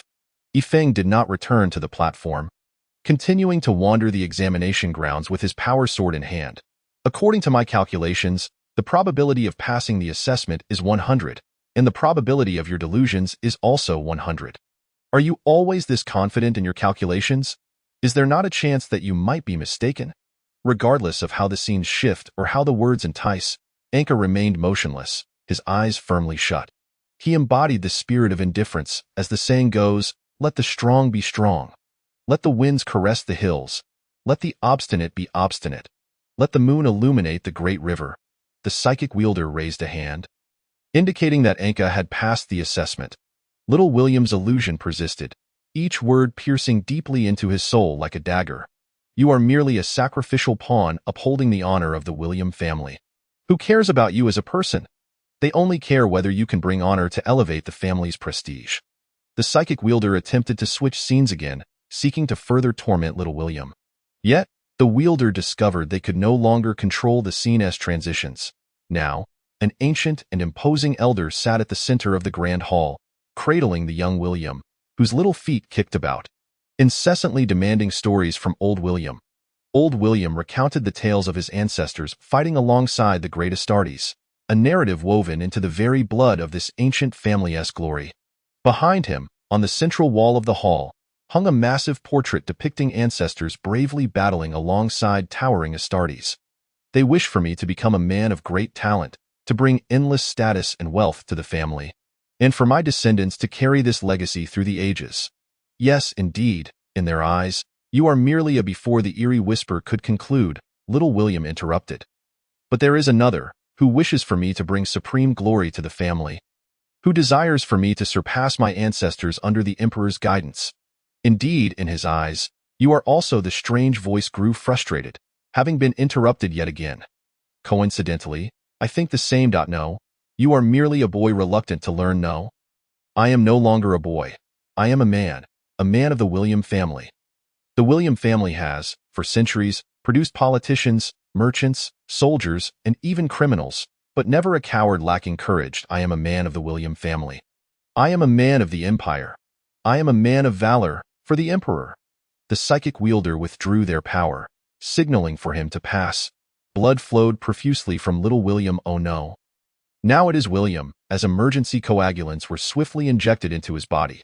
William slightly opened his eyes, catching a glimpse of the tall Astartes commander offering him a subtle nod. Many selection candidates were carried away by medical personnel, some having passed, others having fallen. Perhaps other psychic wielders could amend these impacts, but there would certainly be lasting repercussions. At this moment, the selection hall was sparsely populated. Some appeared indecisive, leaving the psychic wielder perplexed about whether to declare the candidates who had endured thus far as having passed. Currently before Yifeng sat the desert hunter's son, the first to arrive in the desert selection. His faith in the emperor seemed somewhat lacking, as he simultaneously revered what they called the desert god and the god of hunting. Nizeluo. Beside him was the boy who, upon reaching the finish line in the desert selection, had handed Yifeng some desert mushrooms. This child appeared to be the son of a merchant, seemingly torn by the allure of wealth. As time passed, the last candidate finally collapsed. One could say he had nearly passed the assessment. Nearly, Yifeng observed the surrounding psychic wielders signaling to him, the faint golden hue of his power sword gradually fading. The previous tumult of chaotic whispers within the William household heightened Yifeng's vigilance. The barrier between subspace and reality had grown alarmingly thin. With so many psychic wielders gathered here, one could never be too cautious. Thus, he had brought forth several sacred relics, fortunately without incident. The efficiency of the William family has always been remarkable. After all, as long as the payment is sufficient, the construction teams will swing their hammers without hesitation. Merely 30 days had passed, and the colossal statue of the emperor had already risen in the backyard. Duke William spent a fortune hiring psychic wielders to consecrate and bless it. The shattered piece of white jade was offered beneath the family's sacred relics, commemorating this perilous crisis. Now, the first-hand news was delivered to Duke William's desk. Young Master William successfully survived the third round of selections, entering the ranks of the final 211 outstanding talents. Immediately, Duke William roused his slumbering wife, leading her to pray before the statue of the emperor. Following the prayer, he left his agitated wife tossing and turning in bed, took down a bottle of fine wine, and journeyed that night to their ancestral grave.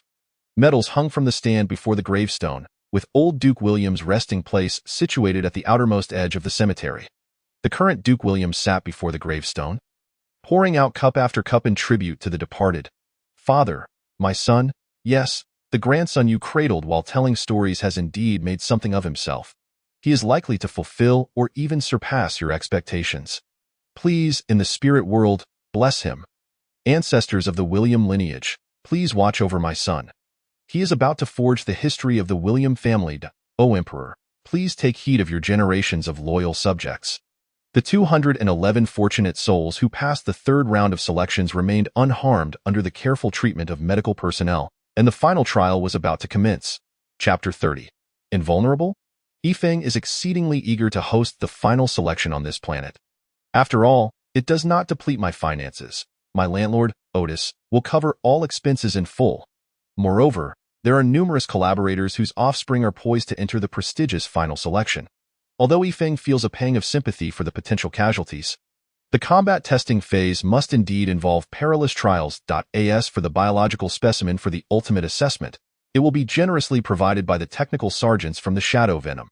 After departing from Atres aboard a combat transport vessel acquired from the Stormwell battle group, Shadow Venom eradicated xenomorphs on a planet inhabited by exceedingly resilient and burrowing creatures, resembling a series of animated stones. A call was placed to the Mechanicus. Hello, Mechanicus. I require a specimen of the stone spirit. Did not Shadow Venom enter into a contract with you? They have depleted their stock.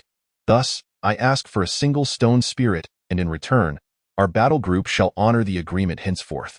Merely days later, the Mechanicus's transport ship arrived, eager to ensure Yifeng did not renege on the deal. After all, having provided supplies and ammunition to Shadow Venom, their depletion would render the previously paid deposit null and void. Now, with a lucrative opportunity at hand, it was imperative not to let it slip away. Yifeng personally inspected this crucial element of the final assessment. A multitude of stone-like creatures lay ensnared within a tangle of mechanical chains. Reportedly injected with a potent sedative, Yifeng, perplexed, inquired, "Did I not specify that one would suffice? Why are there so many? The mechanical sage responded, Esteemed Commander Yifeng, these are various trunks of the same organism, which we have designated as the Phonos stone serpent. We have assigned identification numbers to their bodies, discovering that they possess a minimum length of 19 segments, with the longest yet to be determined.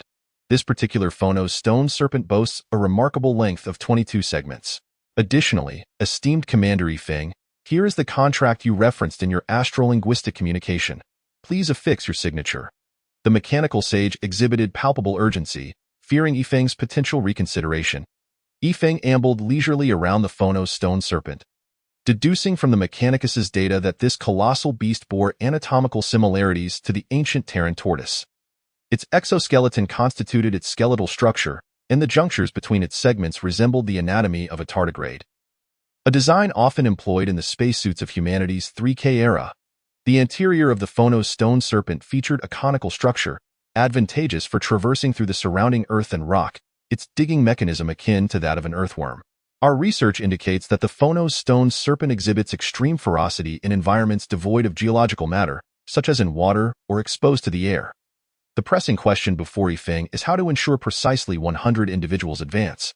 Not one more, not one less. Excluding the head and tail of the Phonos stone serpent, arrangements must be made to insert 5 eagle emblems into each of the remaining 20 segments of its body. Subsequently, Yifeng prepared to conduct the final selection within a vast arena constructed of steel flooring and metal obstacles, allowing the participants to choose their preferred weapons. Those who successfully vanquished the Phonos stone serpent would then enter the time of contention for the eagle emblems. Only those who survived and returned with the emblems would be deemed worthy of becoming Astartes. Of course, there remained the possibility that the Phonos stone serpent could not be defeated, in which case it would be a matter of survival. Determining who among them possessed the fortitude to endure until the last 100 remained.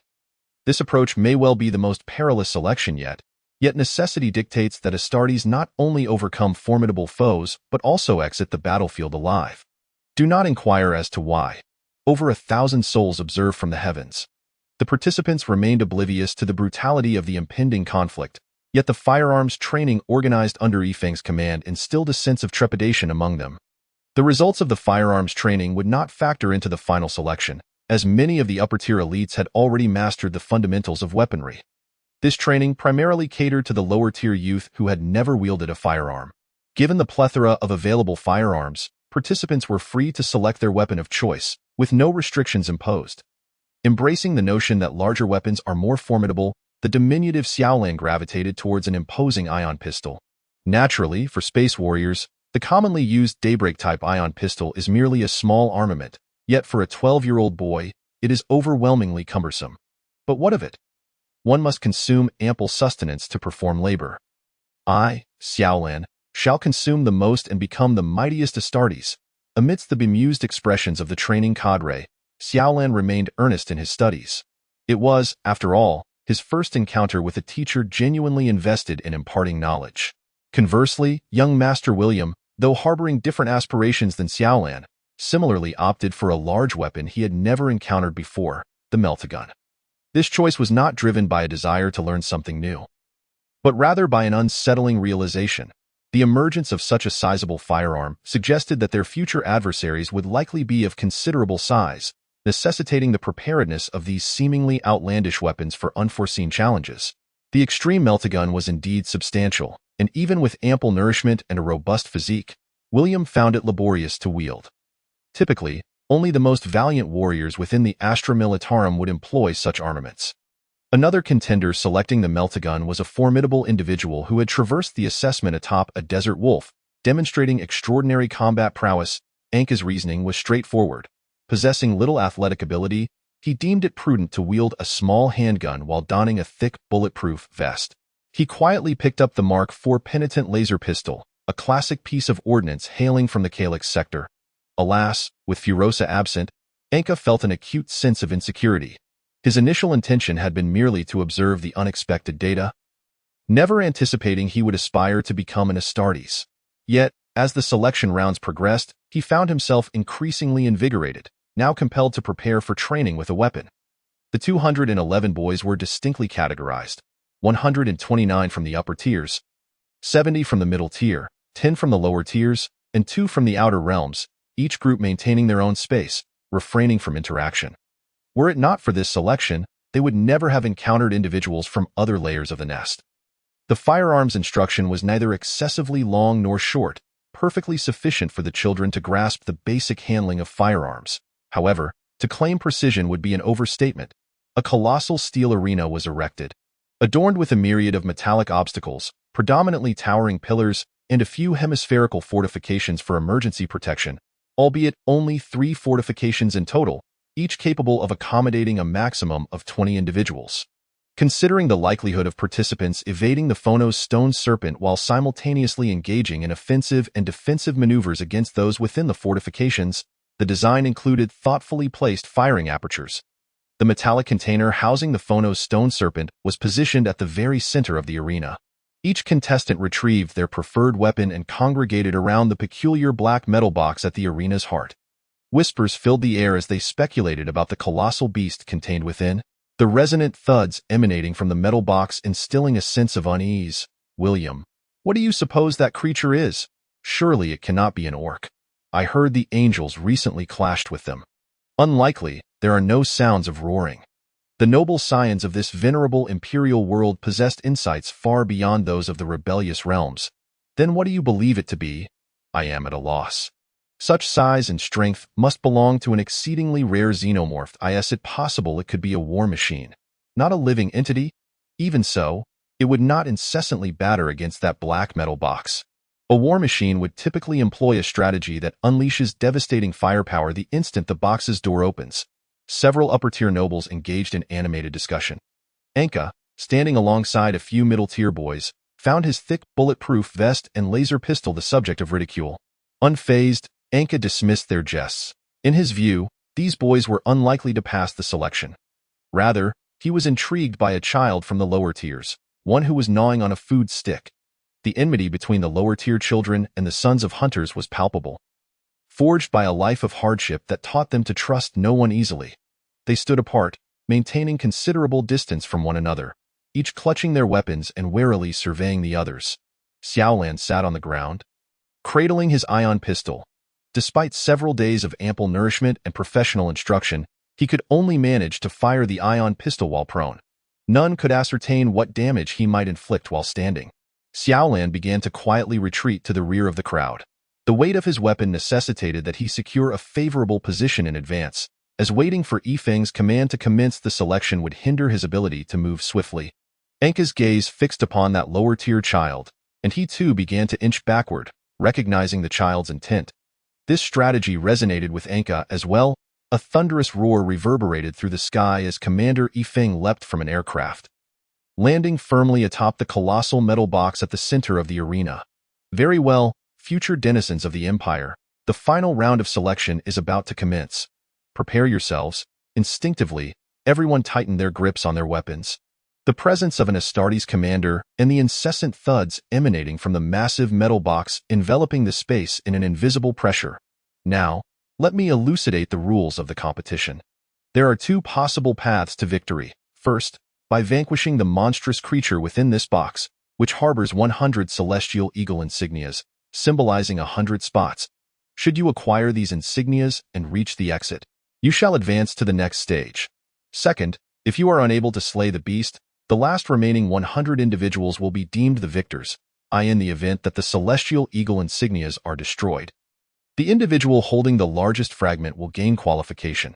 Should the insignias be utterly obliterated, then flee swiftly, for the first person to reach the exit without a celestial eagle insignia shall secure their place. Anka, in a fleeting moment, calculated the scenario most advantageous to himself. Observing several individuals wielding heat-melt guns, and that boy from the lower nest brandishing an ion weapon, it was nearly inevitable that the celestial eagle insignias would be shattered. With a high probability of complete annihilation, he could potentially choose to exit directly from the selection process, gambling on this outcome, thereby becoming the first to proceed without acquiring a celestial eagle insignia. Yet, there lingered a dilemma. If they truly failed to defeat it, the last 100 survivors would be regarded as qualified, while he would be treated as having withdrawn. To gamble or not to gamble? You have 2 minutes to position yourselves. Now, let the countdown begin. Yifeng leapt onto a towering metal pillar, prepared to confront the alien in the worst-case scenario, hoping such a situation would not arise. After much deliberation, Enka ultimately resolved to remain, now sprinting towards a gently sloping metallic foam mountain, allowing him to observe the unfolding battle and gather data. Was he not here to seek alternatives beyond mere data? Young William swiftly scoured for a combat position, along with other nobles, dispersing to seek defensible and offensive vantage points. Meanwhile, many of the boys in the middle nest lacked this awareness, with some rushing recklessly towards perilous grounds. For instance, there was but a single path leading to the metallic pillar, and should their retreat be obstructed, they would find themselves akin to Ma Su at the Battle of Jieting. The children from the lower nest reacted the quickest, embodying a singular instinct, to run. They sought refuge to assess the situation. The massive black metallic box suddenly collapsed, and Defone quietly retrieved some sunflower seeds. The Finos stone serpent surged forth, heading towards the area with the most people. The creature primarily relied on vibrations to discern the direction of its foes, yet its sensory organs were encased within a formidable exoskeleton.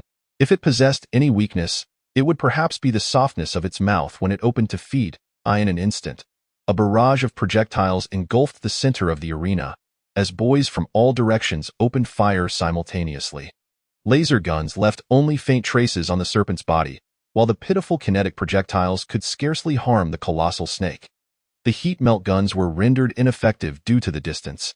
And as for the ion guns, the only one was being carried by Xiaolan as she ascended. The Finos stone serpent swiftly broke through the barrage, charging into the throng. The boys scattered rapidly. Some sought refuge in fortifications to continue firing. Others climbed the metal pillars to attempt long-range sniping, while a few, particularly the audacious ones like William, fled in various directions.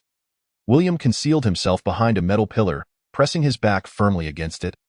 Hands poised in a standard stance with the heat melt gun, waiting for the serpent to pass. The enormous snake, seemingly cumbersome, traversed the steel terrain with astonishing speed. Its twisting form granted it remarkable velocity, accompanied by a sound that was almost unbearable to the ears. Steady now, it draws near. The Finos stone serpent sent a boy flying, the unfortunate child screaming as he crashed heavily against the metal pillar. Never to rise again. The serpent drew closer, its grinding noise raising every hair on William's body. Bullets whizzed around him, with several narrowly missing his thigh. Another armor-piercing round failed to breach the serpent's defenses. Ricocheting off, the serpent's pointed head rushed towards William. It was now or never. Fire! The serpent's head swept past, and the brief charge of the heat melt gun allowed it to graze the vital first segment of the serpent's body. Its head. The devastating heat strike impacted the second and third segments, leaving a long trail of blood. Effective. If he could find a way to halt its movements, a little more time with the heat melt gun could slay it. In that moment, the Finos stone serpent succumbed to a furious rage, thrashing its tail and sending several would-be ambushers flying. The creature's strength was terrifying. A single blow could spell doom. Many sought shelter within the fortress, commencing their assault. Some astute individuals ceased their futile attempts to pierce the serpent's armored exterior with bullets, realizing that while they could not penetrate its defenses, they could certainly pierce through flesh. If I manage to eliminate the remaining 100, will I not also advance? A few individuals appeared restless, but the situation had yet to deteriorate to that extent. The serpent's armor was breached.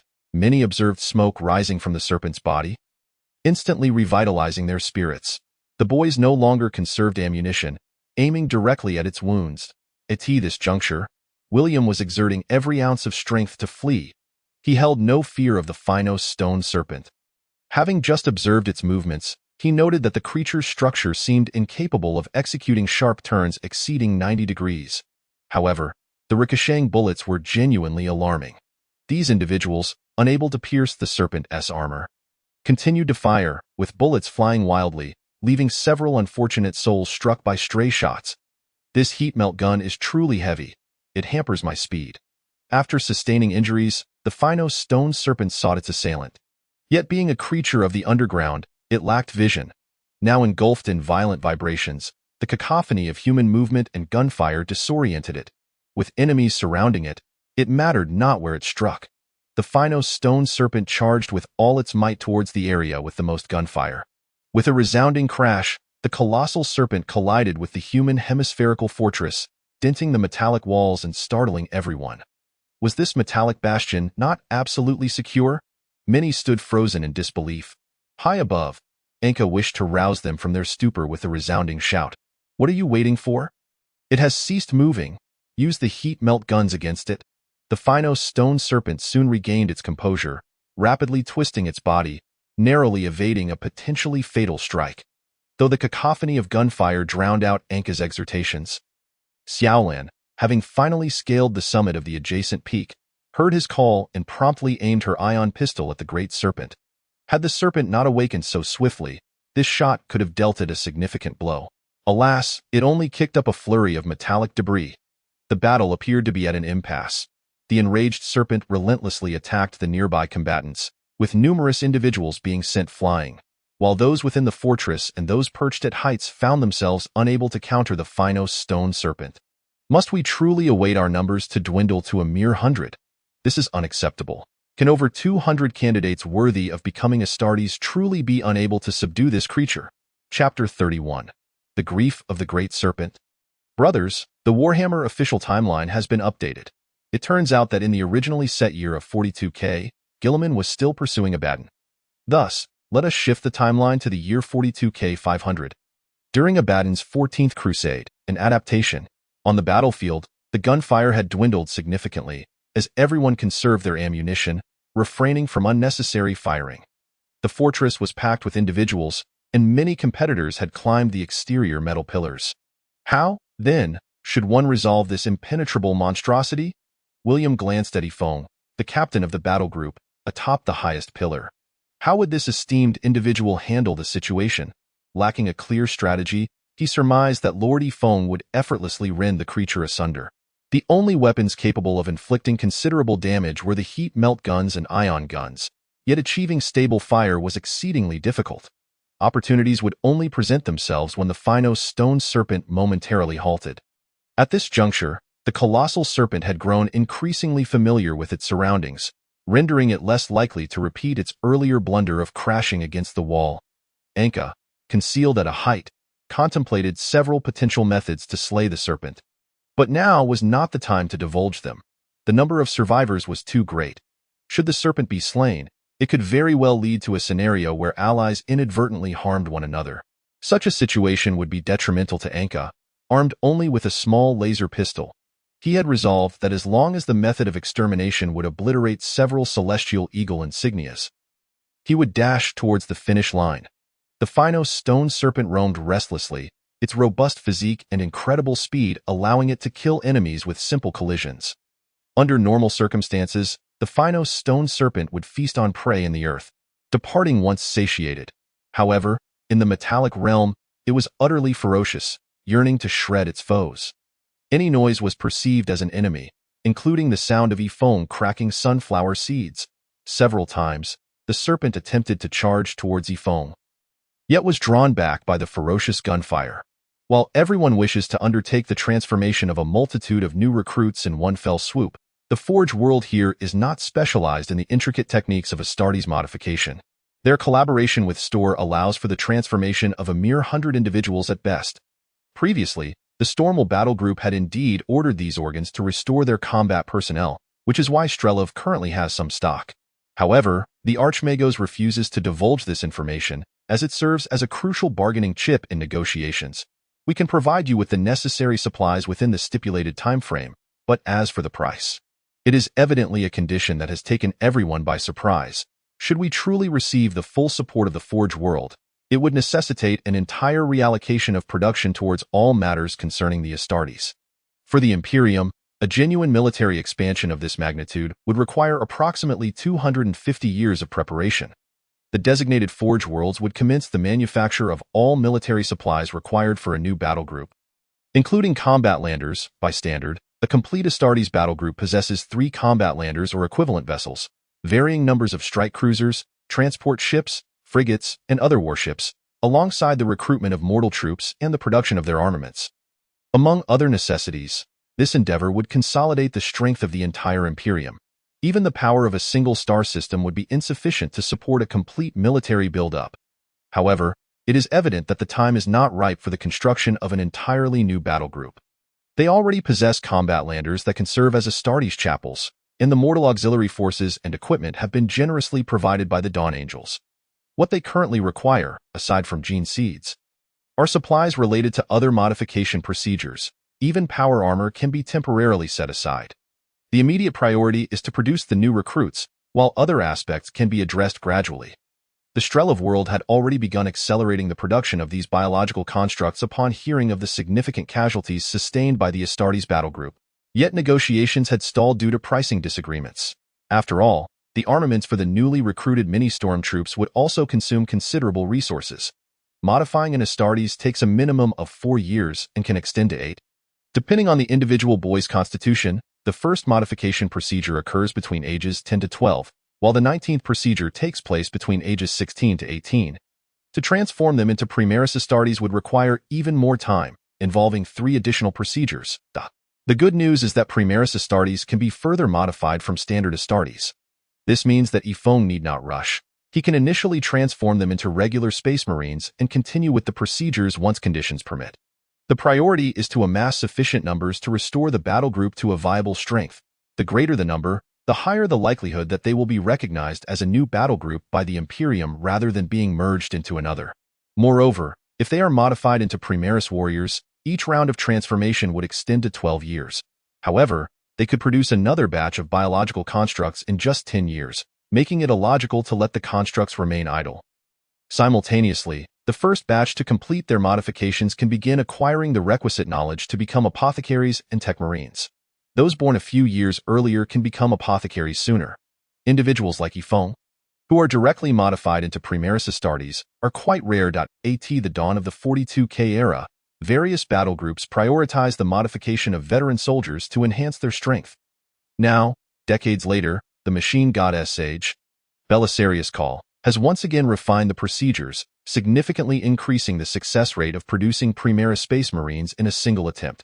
However, to receive merely 100 new biological constructs from a forge world in such a short time frame, even considering the materials previously ordered by the Stormwell battle group, would necessitate Strelov operating under extremely limited conditions. Consequently, the progress of warship construction is bound to come to a halt, indicating that the orders from the Dawn Angels will not be fulfilled on time. Either you assist us in covering the breach of contract, or you redirect part of the warships you ordered to the Dawn Angels. The words of the Mechanicus were thus, accompanied by strange binary expletives, seemingly expressing dissatisfaction over halting research on the Eldar vessels. As the selection process nears its conclusion, the Tech Marines and Chief Apothecaries are compelled to make their final decisions. Retaining only a single combat lander and a strike cruiser for delivery in a century, while redirecting all other resources to the Dawn Angels battle group. Upon hearing this, the Archmagos chuckled, his oil spilling askew. Under normal Imperial protocols, they would need to assist the Red Tide battle group without compensation, at least not from the battle group, but given the current circumstances, it amounts to trading a combat lander and a strike cruiser for a valuable Eldar artifact. A remarkable profit indeed. The biologists quickly ramped up their workload, with most of the Forge World's resources being diverted to biological production, with the original stock meant for the Stormwell battle group.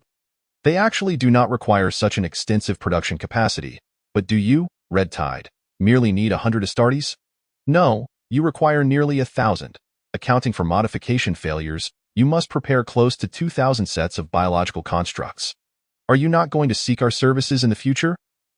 The fat sheep must first be sheared before being served for dinner. The Archmagos felt a sense of assurance regarding his long-term funding source.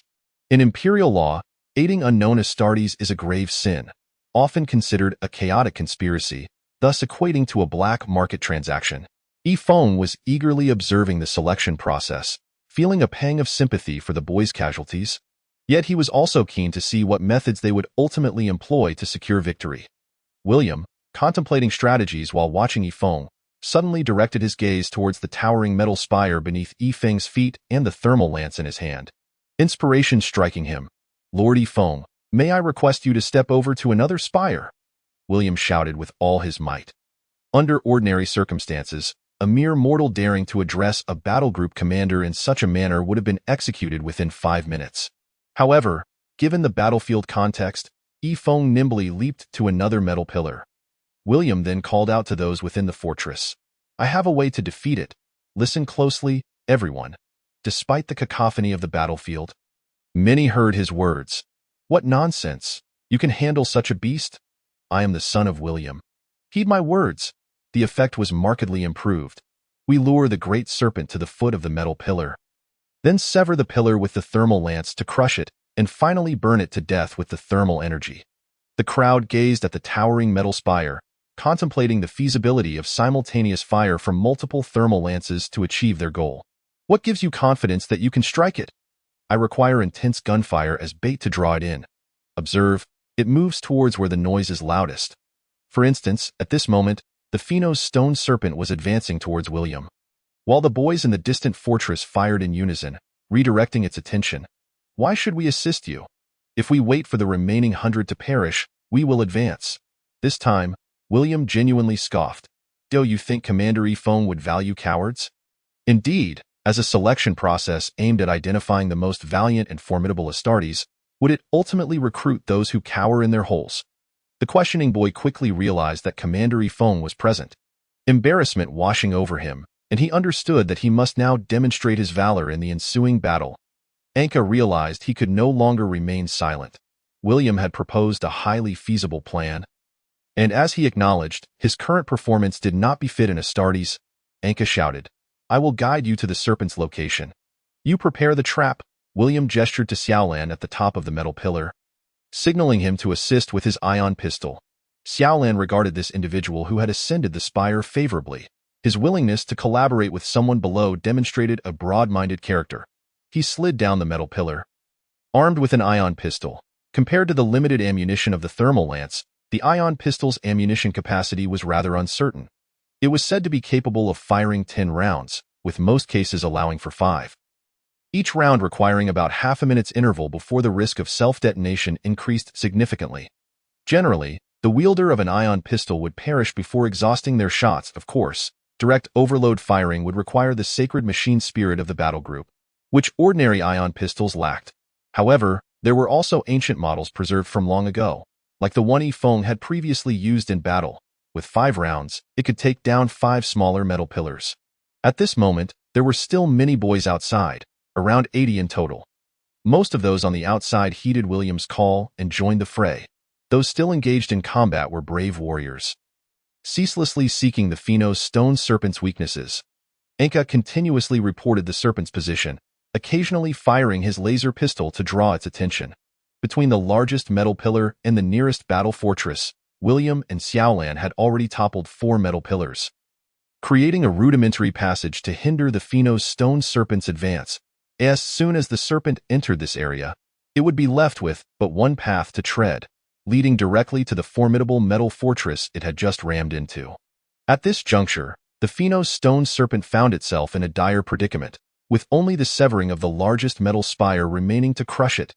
William was engaged in tactical maneuvers, while Anka inexplicably assumed the role of a commanding figure, orchestrating the gunfire from all directions and incessantly tugging at the massive serpent, striving to divert the Pheno's stone serpent away from William and his column of lumberjacks.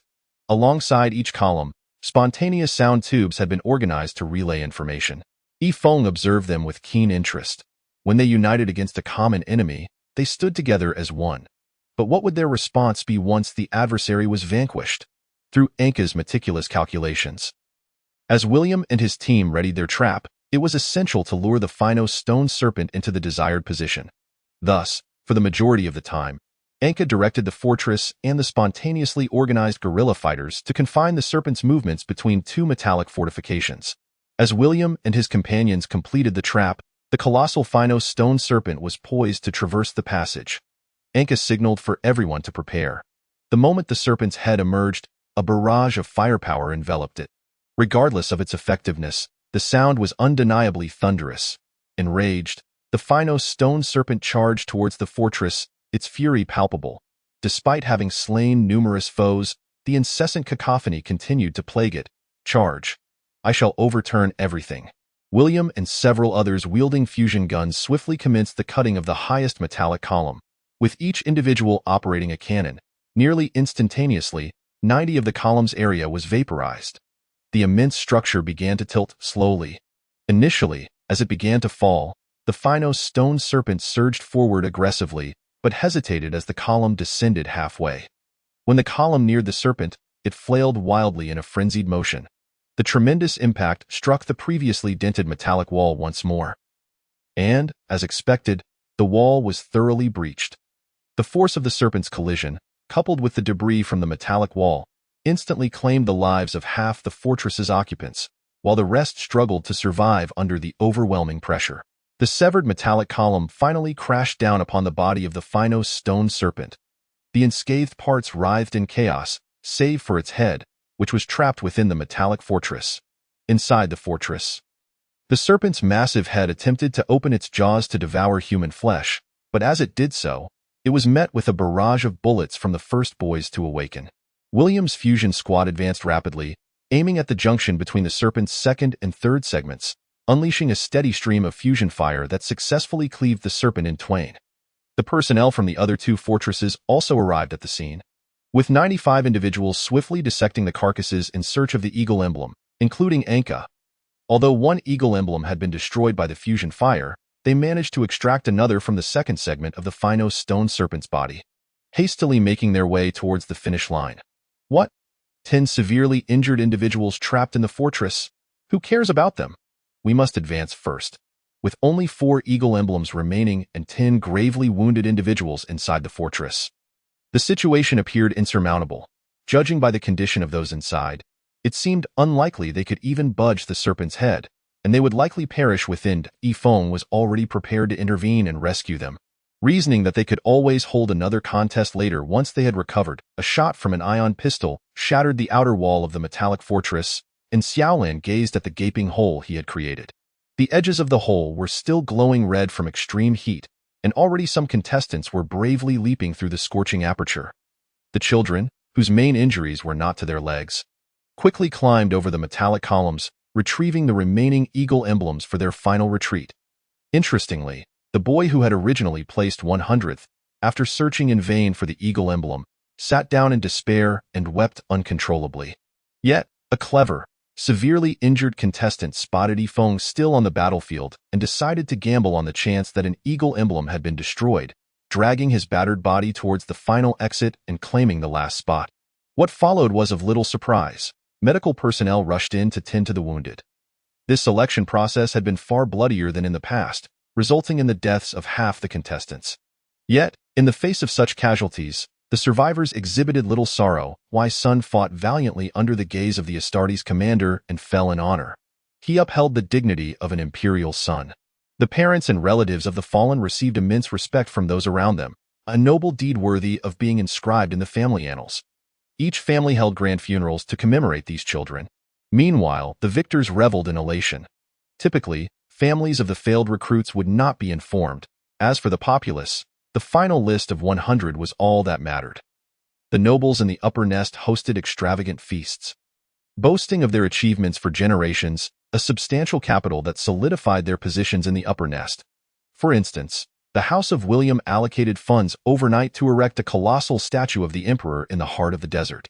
The current head of the William family wore a smile as radiant as blooming chrysanthemums for several days, insisting on hosting banquets for 20 consecutive days. Please keep this a secret from Xiaolan. The white-collar workers in the middle nest learned that their children had passed the final selection for the Astartes, prompting many parents to faint from excitement. They would soon gain immense respect and promotions, potentially rising to the ranks of upper nest citizens with proper maneuvering. Anka's friend, Frosa, had already caught the attention of the star-bound army and was poised to enter the officer academy. With a bright future ahead. As for the children in the lower nest, they typically lacked parental figures. Only the proprietor of a steam bar suddenly grew exceedingly generous, offering unlimited drinks for an entire day. Chapter 32. I am ironclad loyal. The chief alchemist, Situa, was bustling about, even after recruiting numerous experts in biological mechanics. Managing 100 new recruits proved to be quite the challenge. The technical sergeants provided constant support. Ever vigilant nearby, Yifeng found himself with little to do. Was he to be considered a priest? No, perhaps a political officer. The two sergeants often shot him exasperated glances, idly suggesting he should procure funds. Given the resource-intensive nature of the recruits' modifications, with training still looming ahead and the stock of power armor running low, as well as chainsaw swords and powered blades. Without any means to recover resources, they were left with nothing. The Mechanicum had retrieved the Finos stone serpent, grumbling about the damage incurred in several areas. Yifeng, having been swindled, was reluctant to engage in conversation with the Mechanicum, brandishing an explosive weapon at them. Nonsense. This is an artifact I acquired through the contract signed with the Shadow Venom Blades. If you wish to reclaim it, then I shall not fulfill my contract. The Mechanicum's priest attempted to unleash a barrage of binary curses, but Yifeng swiftly yanked out a data cable from his person. The frightened Mechanicum priest hastily handed over the materials from the Finos stone serpent to Yifeng before fleeing in terror. This kid plays dirty. What if he yanks my lifeline next time? Yifeng could no longer wander the planets to capture boys, as the current provision of 100 biochemical organs was already at its limit. Even should he fail, there were no reserves left from the first modification stage's 3 organs. Sighing, he began to prepare a training plan for the new recruits. Although they were merely heading to the planet of the Finos stone serpent to assist in capturing exotic beasts, it was essential to hone the recruits' diverse capabilities. Furthermore, it was impossible to keep them on a single planet until the completion of their training. Additionally, there were still 7 rebellious planets and 2 insurrectionist forge worlds in the Tarsus region yet to be reclaimed. To be frank, Yifeng believed it prudent to negotiate with these 2 forge worlds, as their rebellion stemmed from a belief in the Empire's truth. Beyond that, there were several alien planets nearby, deemed lacking in space capability and, after preliminary scans by the bird servant apparatus, showed no signs of valuable minerals, thus ranking low in terms of attack priority.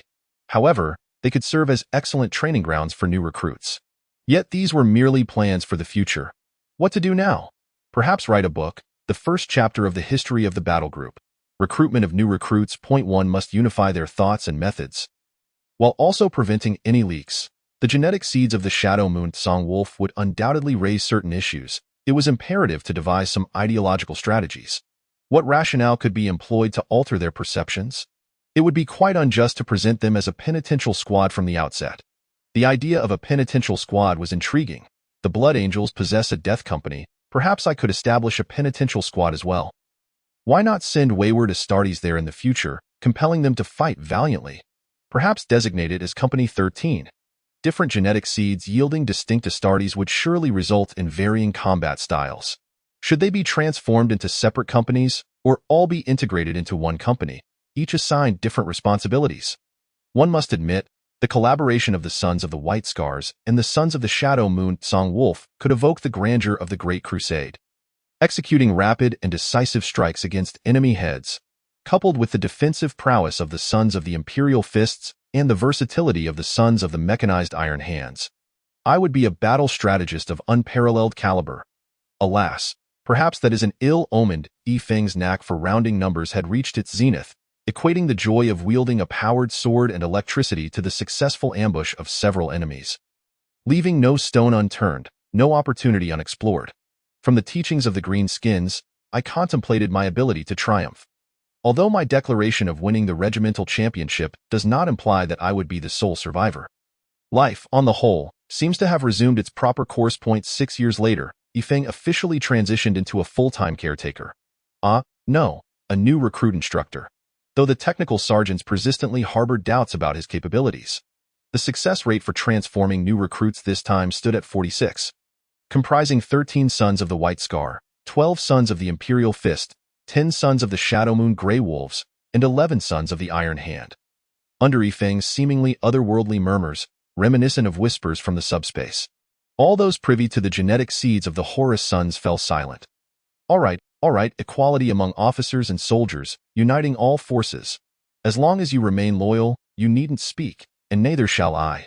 Gradually adopting a Dark Angel persona, additionally. 9 battle servitors were acquired.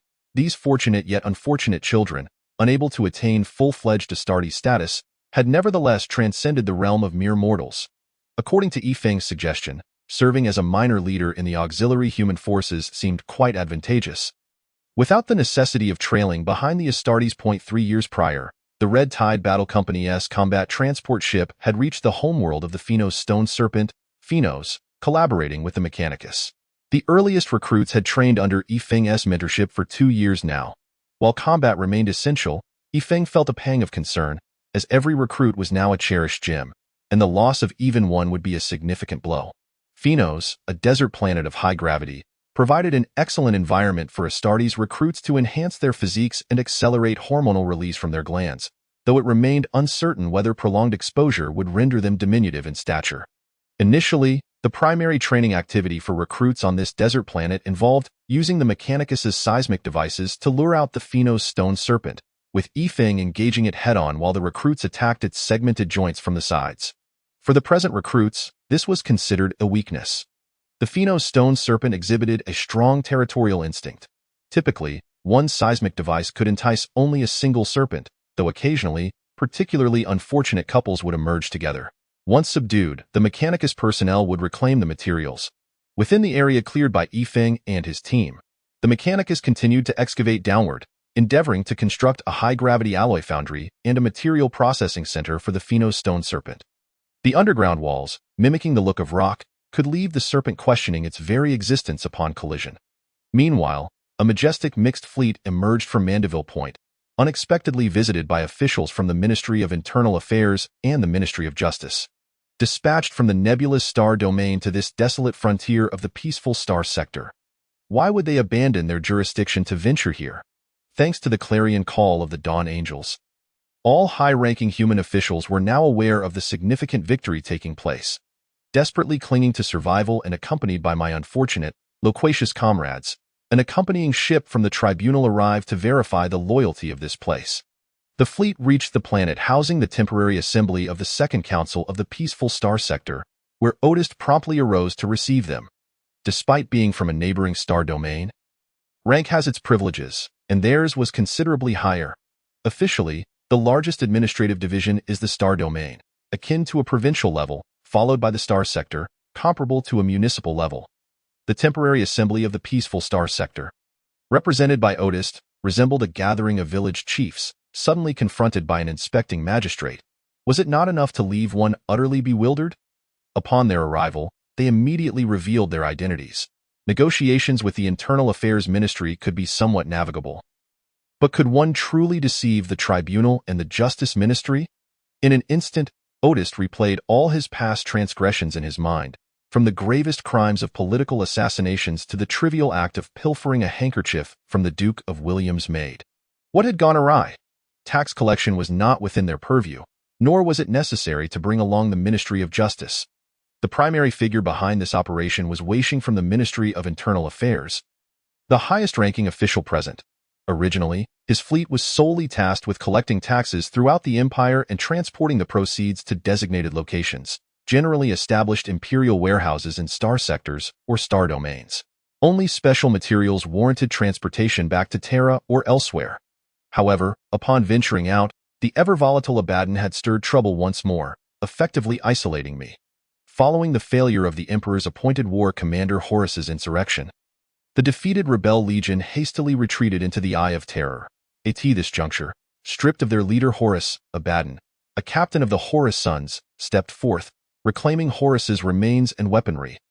After years of consolidation and war of intimidation, Abaddon successfully rallied the remnants of the defeated rebellion. Despite later attempts to clone Horus, the Emperor had obliterated him on a subspace level, rendering any subsequent clones mere soulless husks. The Horus Sons led a multitude of rebellious factions, collectively dubbed the Black Legion, launching multiple expeditions against the Empire, all of which, thus far, had ended in failure. Abaddon similarly received substantial support from the forces of chaos. At the onset of this expedition, the malevolent gods of the subspace unleashed a tremendous storm, severing the Empire in two. Observing the disconnection from Terra, Weisheng resolved to head to the capital of the nebulous star domain, a scenario not uncommon in the Empire's protracted history. Numb to the core, each sector activated emergency protocols, mobilizing vast amounts of dormant warships, effectively heightening vigilance across all government-controlled areas to counter the threat of chaos. The overseers of the nebulous star domain recognized the escalating danger and, deeming Weisheng's fleet insufficiently protected, decided to accompany him along with the Ministry of Justice and the Tribunal. Taxes collected would be reported to the Ministry of Internal Affairs, while any shortfalls would be directed to the Ministry of Justice. Thus, the fleets of Justice Minister Cusack and Judge Rachel joined them. As they journeyed, they encountered the Dawn Angels Battle Company, merrily returning home while humming a tune. Judges are typically resolute individuals, most being formidable psychers. Like Rachel, with a minority being powerful mortals accompanied by psyker aides. These individuals possessed the audacity and capability to launch investigations against Astartes companies they deemed suspicious, wielding considerable authority. Judge Rachel promptly established communication with the Dawn Angels, who, feeling pressed, eagerly recounted the tale of the Taster campaign, complete with video recordings from the tactical helmets generously sponsored by the Shadowblade technical sergeants and the records from their own warships. Wei Xing of the Ministry of Internal Affairs had no desire to involve himself in these matters. His responsibilities lay with ascertaining whether the tax collection ships of his department were present in those 5 worlds. Finding none, he declared, "All right, all hands, let's proceed to assess the situation." Upon hearing of the arrival for the collection of the tithe, Otis was elated. Although recent times had bred anxiety among the populace, the tithe was still diligently collected. The Ministry of Justice and the Tribunal persistently inquired about the affairs of the Red Tide Battle Company, causing Otis to break into a cold sweat. Approving the formation of a new battle company without authorization was a grave issue. Although the Empire possessed contingency plans for addressing autonomy issues in long isolated territories, such as the establishment of the temporary Peaceful Star Sector's Second Council, the Astartes companies lacked such provisions. Otis smacked his forehead. Realizing the imperative of safeguarding Yifeng, his most formidable protector, could they truly rely on the judges for protection? Were the prior adversaries not of considerable magnitude? Hence, gifts were sent, tributes were offered, one imperative message. These Astartes must remain to safeguard this place. Undertaking such actions under the very noses of the Ministry of Justice and the Tribunal was no small feat, but fortunately, Wei Xing proved exceedingly cooperative, effectively diverting the other 2 departments, with nothing pressing to occupy them. The 2 departments descended to the planet to assess the situation, where they encountered discussions surrounding the Astartes' monumental victories and recruitment. The center of the desert stood an enormous statue of the Emperor, visible even from space. This was a planet brimming with loyalty and vitality. The idle judges embarked on inquiries regarding official corruption, while the Ministry of Justice engaged in petty squabbles with Otis and Wei Xing. Ultimately, through Otis' adept political maneuvering, he successfully minimized the responsibilities of the temporary Peaceful Star Sector's Second Council in this affair, and the application for the establishment of the Red Tide Battle Company would be forwarded to the capital of the nebulous star domain for review by the Ministry of Internal Affairs staff there. In all likelihood, it would be approved. This new company possessed a flagship and new recruits, adequate supplies, and a commendable degree of self-sufficiency. There was no reason for cancellation. Even if cancelled, the 3 companies each had 3 personnel. It was likely they had already recruited new members. Would they issue supplies for all 3 companies? Or would they entirely dissolve their formations and remove them from this location? Such actions would be futile. A vast Imperial fleet advanced toward Phenos. As long as the Red Tide Battle Company remained loyal, all would be well, merely necessitating a bureaucratic approval process spanning a century or 2. What? The Ministry of Internal Affairs is coming? Accompanied by the fleets of the Ministry of Justice and the Tribunal, Yifeng was momentarily taken aback. His plans had yet to commence, and they had already arrived. Well, let them come. He had not yet begun. Nor was there any evidence. Yifeng promptly instructed everyone to maintain secrecy, ensuring the chief apothecary secured the genetic seeds, and personally welcomed the esteemed officials of the Empire. Welcome, esteemed elites of the Empire, who have journeyed from afar in a commonplace opening. Judge Rachel curled her lips in disdain. The likelihood of a traitorous defection among the Primaris Space Marines was exceedingly low. The enhancements that had been surgically implanted within them, known as the Hymn of the Blessed Mother or the Hymn Pituitary, not only augmented the Astartes' physique and sharpened their intellect, but also imposed certain constraints on their thoughts. Behind Yifeng stood a weary cadre of newly minted Astartes, who had just concluded their training and returned to the battle barge. They now formed an orderly welcoming line, which, given the current state of the Red Tide, constituted the highest reception standards. After all, if the chief apothecary Stewall and Techmarine Anos were to join in the greeting, they might as well convene discussions right at the entrance, since everyone was present. The usual pleasantries exchanged, they proceeded to the Grand Assembly Hall within the battle barge to meet with the 2 representatives of the Mechanicum. The prominent figures took their seats, and the main event was just beginning. The Minister of Internal Affairs, Wei Xing, initiated the proceedings. Greetings, esteemed Astartes warriors. I regret that I cannot address you as the chapter master. For the establishment of this chapter is not in accordance with protocol. I have submitted a request to the highest imperial authority I could contact. If there are procedural issues, we can discuss them in detail. Resubmit the application or revert to the previous status of the 3 original chapters. Utilizing equipment from other chapters for the augmentation of new recruits should not contravene any regulations, should it? Not only did it not breach regulations, such situations were scarce, and there were still powerful backers involved. Ultimately, as long as loyalty to the Emperor was maintained, humanity had no right to oversee the Astartes' endeavors. The Primaris Space Marines operated strictly according to the Astartes' sacred texts, but this did not imply that the older established chapters would heed them, particularly the White Scars and their successor chapters, which still had living gene sires. After a lengthy discourse filled with circumlocution, Weisheng conveyed that while their chapter had essentially been established, imperial approval would take many years, during which they would not receive official military supplies. The dissolution of the 3 chapters had been swift, and the formation of a new chapter would be a protracted affair, ultimately saving considerable resources and military provisions.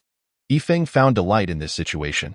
It was better for this lot to come less frequently, but he recognized the necessity of pursuing interests, especially those that were quite reasonable. At that moment, the Ministry of Internal Affairs issued a directive for the Forge world of Stalrov to provide unreserved assistance to the Red Tide in restoring their numbers. One could only imagine the displeasure of the Fabricator General, Finus. However, they had not incurred any loss. This was, after all, a duty they were meant to fulfill. Subsequently, Judge Rachel proposed an investigation into potential chaos corruption, which took him by surprise when Yifeng fully endorsed the notion. Although Rachel's formidable psychic abilities could forcibly probe the memories of mortals, attempting to do so with the Primaris Space Marines was a miscalculation. A symbolic inquiry was conducted on the personnel present, who were all from the Dawn Angels chapter, rendering the investigation rather futile. They then discussed the origins of the warships, which were entirely consistent with the claims of the Dawn Angels, and thus devoid of any grounds for suspicion.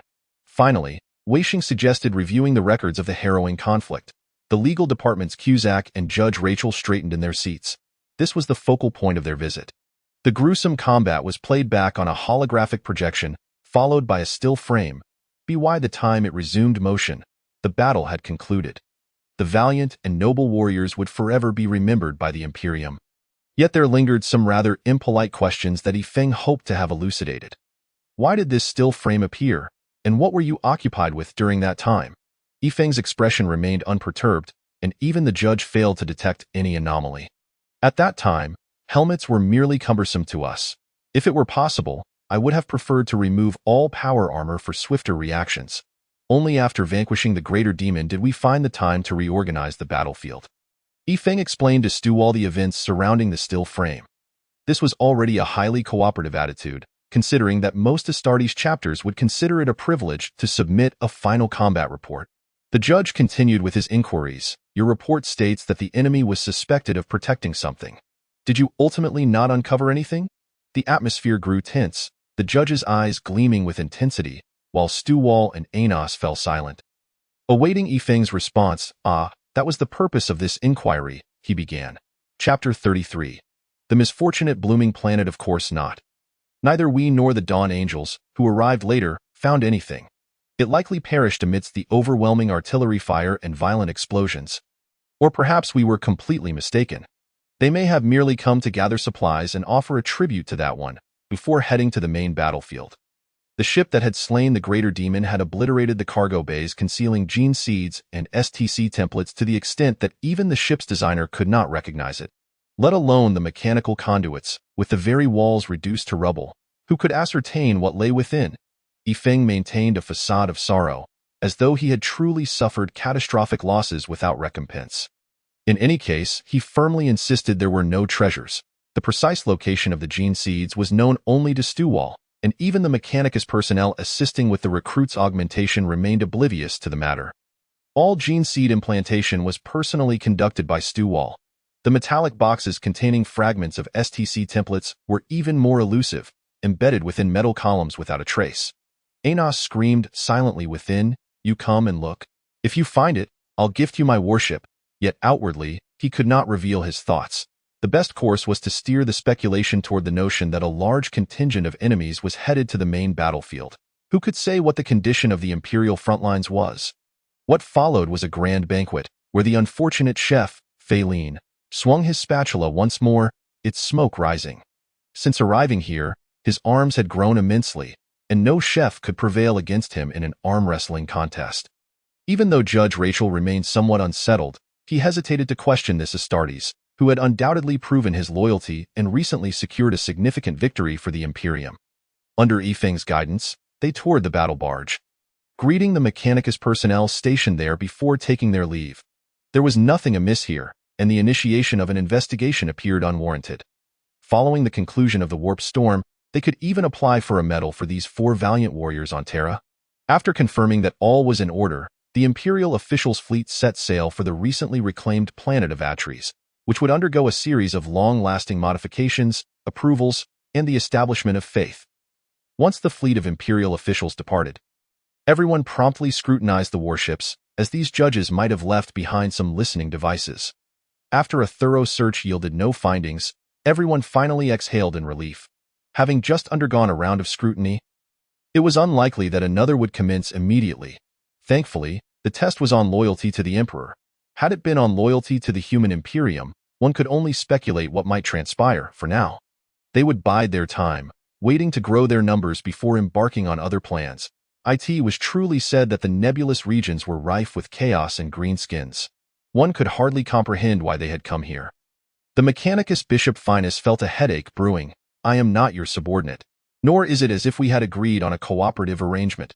Alas, considering the psychic assault weighing upon my mind and the Imperial supplies at stake, it suffices to say that I have not managed to ensnare Feng. Acquiring some provisions from the Imperium is still a favorable outcome. Yet you, representing the Ministry of Internal Affairs, present me with mere paperwork, who is unaware of your empire's inefficiency? If I receive shipments within this century, it would be as if Omnicia himself cast a glance my way. At that moment, Yifeng unfolded the grand map. The rebellious planet would be temporarily left undisturbed. But the Tyranid worlds warranted exploration. Numerous planets lacking spacefaring capabilities and precious minerals awaited careful consideration. The warriors would need to engage with agile foes. Thus, the blooming planet was selected.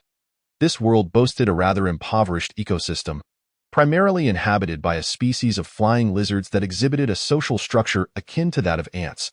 Let us tentatively refer to them as such.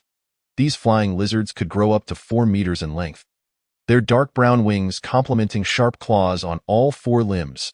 Their visage resembled that of a turtle adorned with a sharply pointed beak, capable of shattering any bone and devouring its prey entirely, leaving no morsel behind. Their tails bore sharp bony spikes, effective in inflicting wounds upon their quarry. This species had developed organs for emitting and receiving electromagnetic waves, facilitating large-scale coordinated combat, and they appeared to possess a leader. For Horus and the Sons of the Khan, they would serve as excellent targets for practicing swift strikes. Another sizable species was the robust terrestrial behemoth, capable of reaching lengths of up to 20 meters. Though cumbersome, they exemplified the art of layered armor. A quadrupedal reptile. Its body was meticulously adorned with arched plates of armor. Penetrating such armor was akin to attacking medieval plate mail. Weaponry would easily deflect. The lethal appendage was its tail, resembling a massive hammer, each side featuring a thick, enormous bony spike. Should prey be struck by this, it would surely experience a physical chill of the most profound sort. We shall temporarily designate this species as the blooming armored beast, for no detailed exploration or formal naming has yet taken place. This too is a social creature, with a colony numbering around 30 to 80 individuals, providing ideal simulations for siege warfare, excellent adversaries for Rogel Dorn and the Sons of Phoenix. The flora boasts towering and peculiar trees, alongside the vibrant mosses carpeting the ground, with stunted plants largely adorned with sharp thorns. This training session features the technical Sergeant Anos in a guest role, primarily due to Yifeng's inadequate grasp of mechanized assault warfare. 46 recruits and 2 instructors have descended upon the planet's surface. Where previous training appeared overly simplistic, resulting in no casualties, this time, however, it is a genuine combat exercise. The initial objective involves launching an offensive against a cluster of armored beasts, refraining from engaging the flying lizards at the outset to allow the soldiers to comprehend the essence of mechanized warfare. Yifeng swiftly orchestrates the recruits to disperse, commencing reconnaissance tasks. Before long, the scattered recruits identify a group of 41 armored beasts, maintaining an exceptionally low noise level as they gradually encircle the entire cluster. Various detection instruments activate, analyzing the species ahead. Under the guidance of the technical sergeant, the recruits divide into two factions. Those remaining in the rear prepare shoulder-mounted missiles, rehearsing a barrage to cover the infantry's assault. The soldiers at the forefront are equipped with conventional explosive rifles and power swords, for these primitive creatures are not as resilient as the Pheno's giant snake, and the energy weapons and explosives are sufficient to deal with them. As the distance between the two parties diminishes, closing in to within 150 meters, an outermost armored beast perceives a disturbance and curiously glances sideways. In that fleeting moment, several missiles hurtle towards the beast. The outermost armored creature is instantly bombarded with substantial firepower.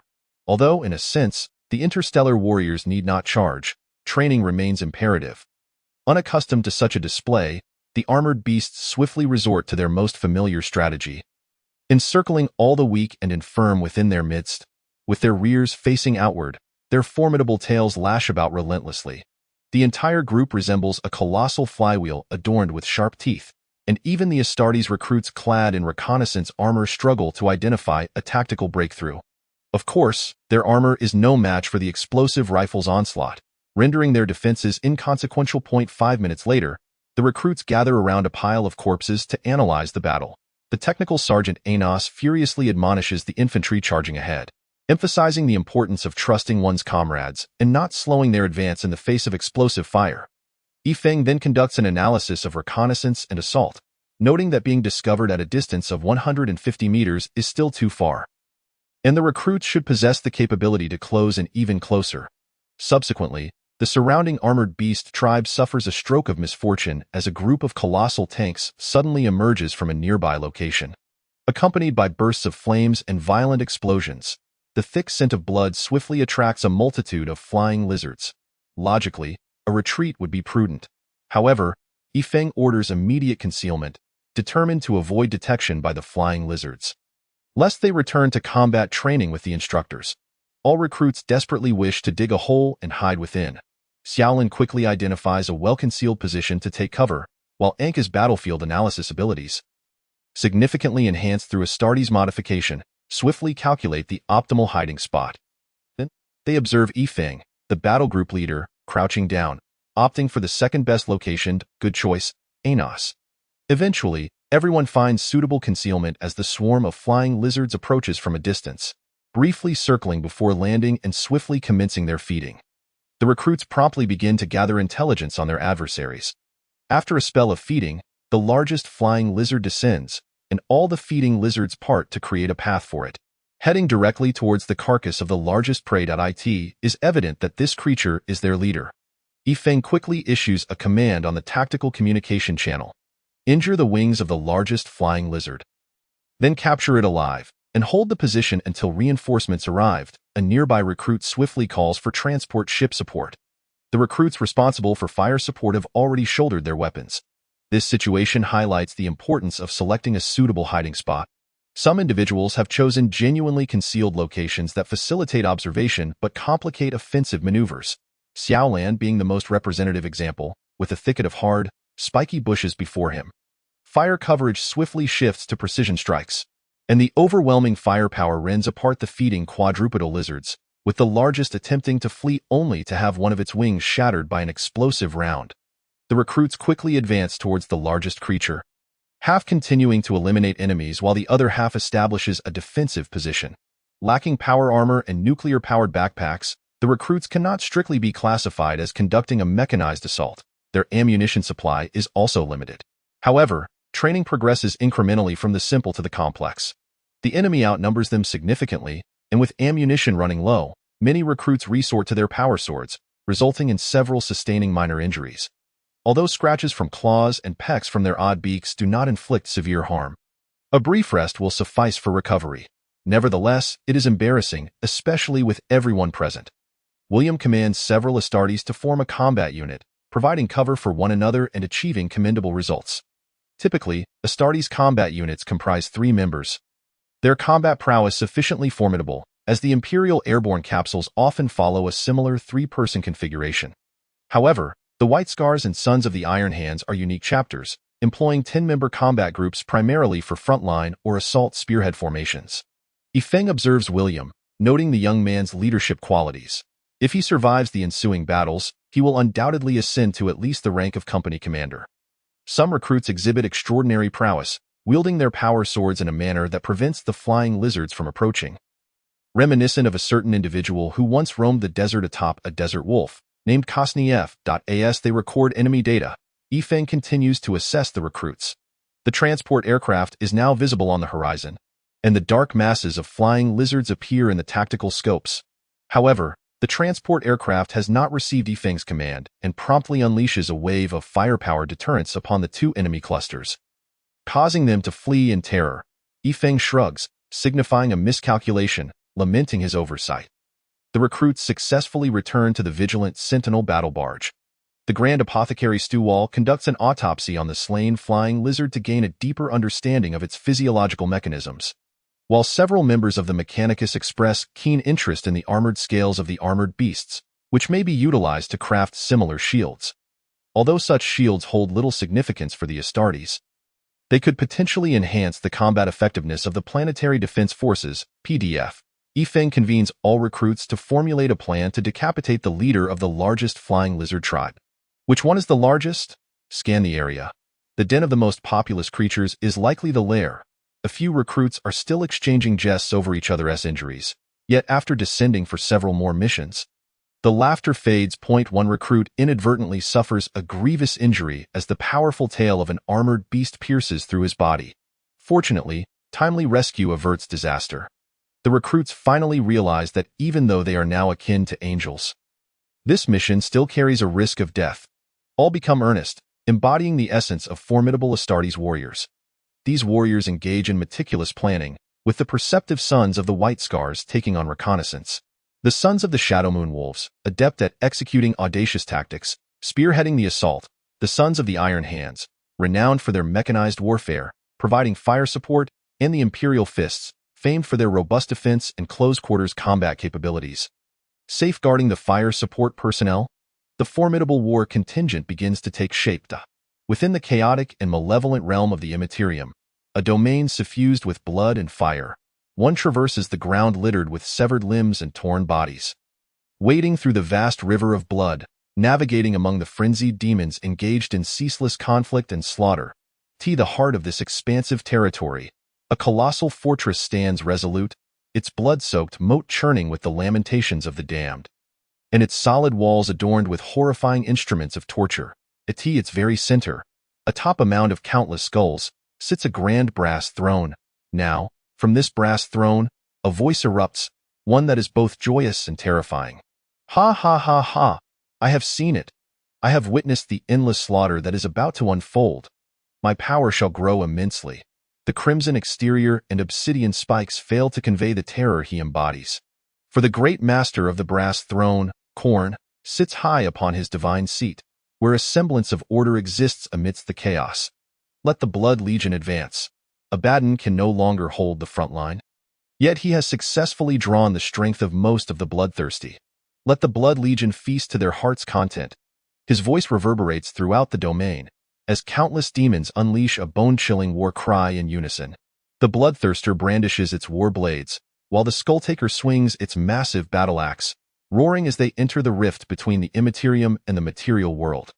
The engine of the Skull Lord emits a chilling shriek, its thirst for blood unparalleled.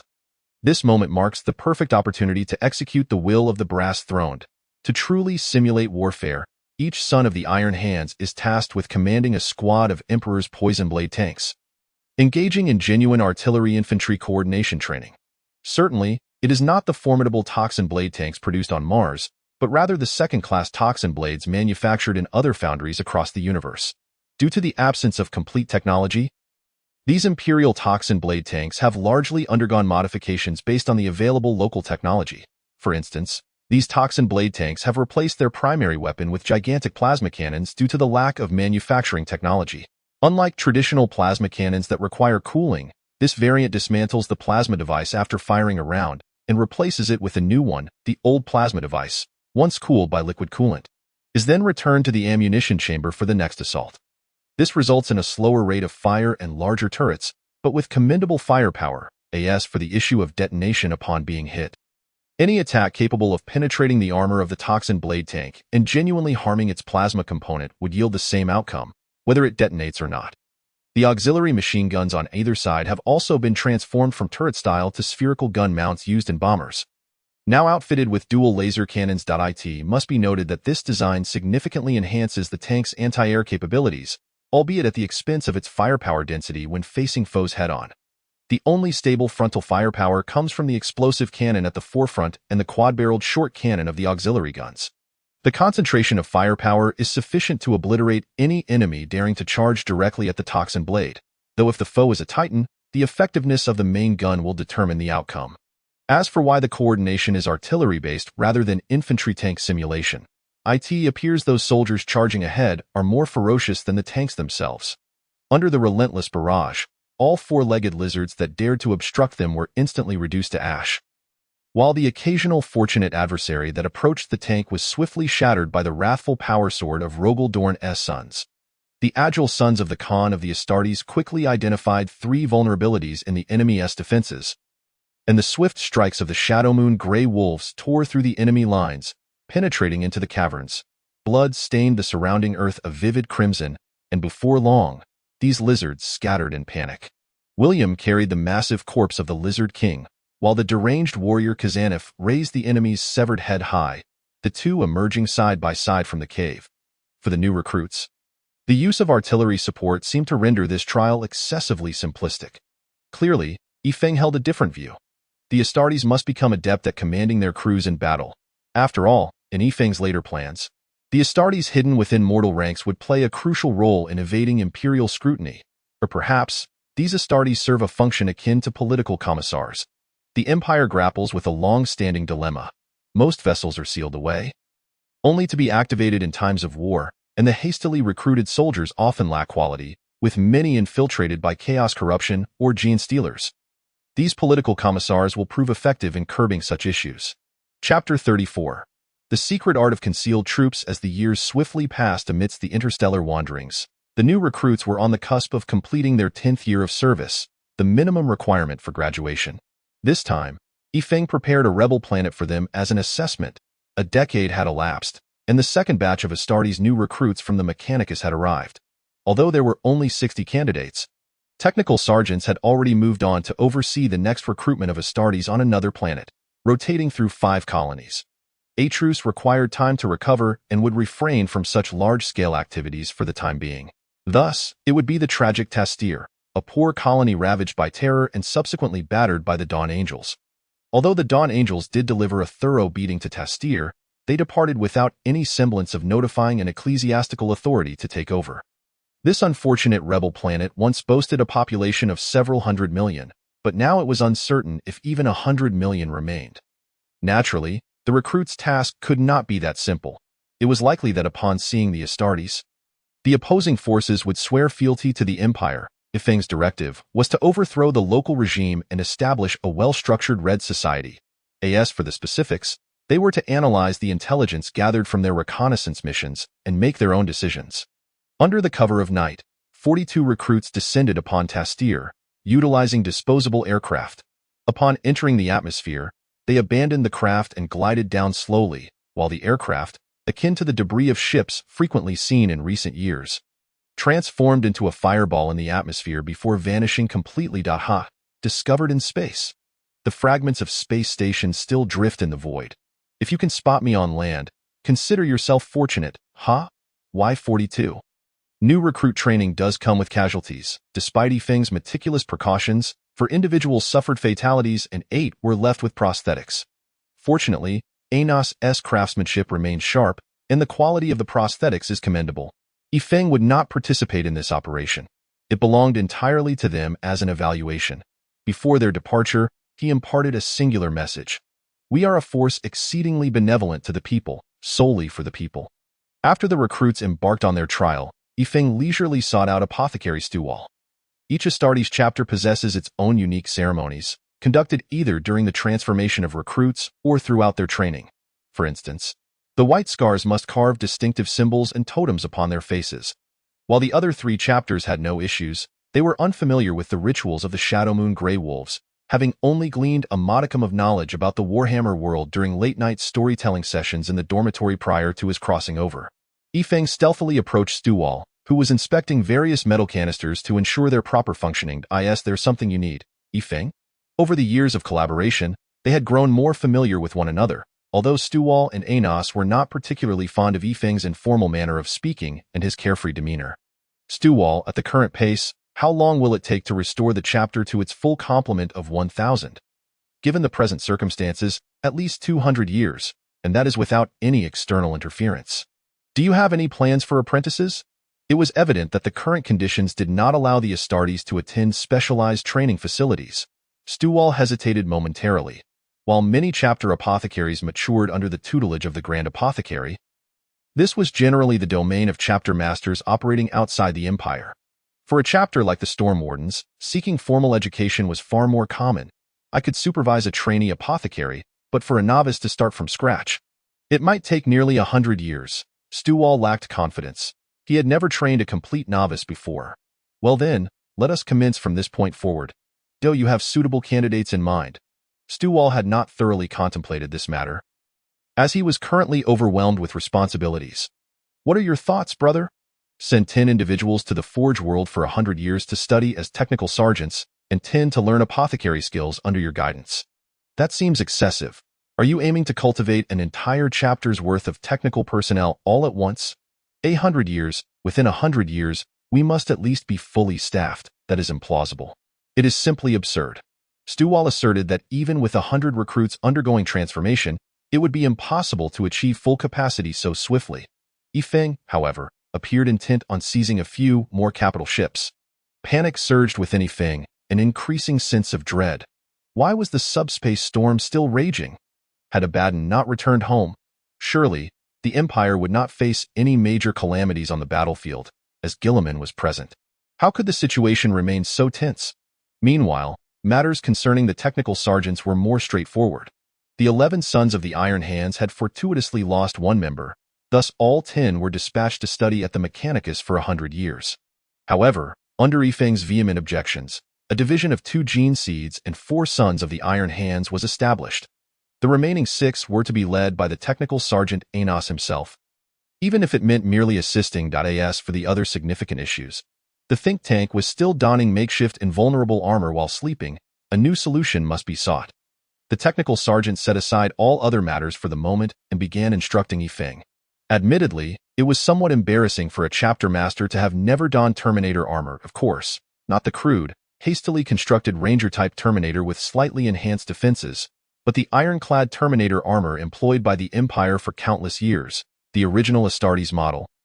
Albeit in a larger size, such specialized battle armor necessitated extensive training for the Astartes to master fully, and even the original Space Marines required considerable time to become proficient on the other side. Beneath the tranquil night sky of Tastir lurked a terrifying menace. Humanity had long since lost any semblance of a nest city. It had been utterly reduced to ruins in the wars of over a decade past. Now, the remnants of humanity had established gathering points, erecting primitive walls to protect themselves. The towering forests and meandering rivers concealing fearsome beasts. Only the strongest and most valiant warriors dared to hunt in such a landscape devoid of heavy artillery. Those skilled in machinery had not all perished. Although the factories were prime targets, a few underground facilities had miraculously survived. All available resources were directed toward military production. Without nest cities or organized armies, they required greater firepower to suppress the fierce predators lurking within the terrifying jungles.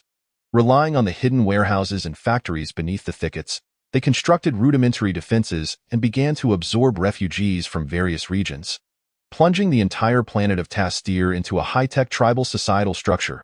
Do not underestimate the so-called underground factories. In this era, factories are predominantly large-scale operations, requiring hundreds of thousands of workers for their functioning. Currently, the leaders of various tribes are engaged in a high-level conference. After capturing an individual who had ventured out for hunting, The new recruits swiftly learned of this meeting and hastened to the tribal assembly point. The elite guards of each tribe, who once roamed the forest, now lay silent and lifeless. The recruits executed their attacks with remarkable finesse, inflicting minuscule wounds that concealed already fatal injuries to the brain. Meanwhile, the leaders and their loyal guards continued to glare at one another with palpable animosity. What exactly are you, the Forest Wolf tribe, contemplating? Wasn't it agreed that we would collaborate to explore the ruins? Why did you abandon the endeavor midway? Are you aware of the extensive losses our tribe has suffered because of this? Can we truly be blamed for it? After discovering the Tazti spiked mammoth, did you still wish to fight? Why did your commander, whose mind seems clouded, proclaim that the god of blood would protect him, only to charge forth with a blade? The leader of the Blood Gem tribe found himself equally exasperated. When that individual first arrived, he was on the brink of death. After much effort, they managed to revive him, only to discover he was a formidable hunter, bringing back an ample supply of food. Consequently, they elected him as the leader of their hunting party. It was only after this hunting expedition failed that they realized he was a follower of terrorism, having tainted many within the tribe. The chief himself reluctantly undertook a comprehensive cleansing. However, this does not justify your retreat. Our troops certainly had strategies in place, yet without your support, executing them proved exceedingly challenging.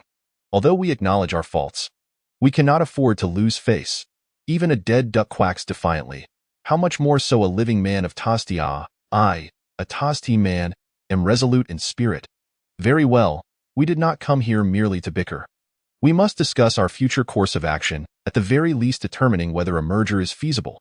If not, let us establish our respective territories. Immediately, someone stepped in to mediate, dismissing the squabbles. After all, everyone was preoccupied. Who had the time to witness such trivial disputes? Among the 30 or so leaders present, each claimed to represent a tribe, yet who among them did not command 100,000 followers? The organizer of this gathering was the mightiest among them, boasting nearly 10 million under his command, having seized a portion of the shattered nest. This was well deserved, as, in the face of the terrorist invasion, he alone consistently led the populace in counterattacks. The spirit of the Tazti people is indomitable.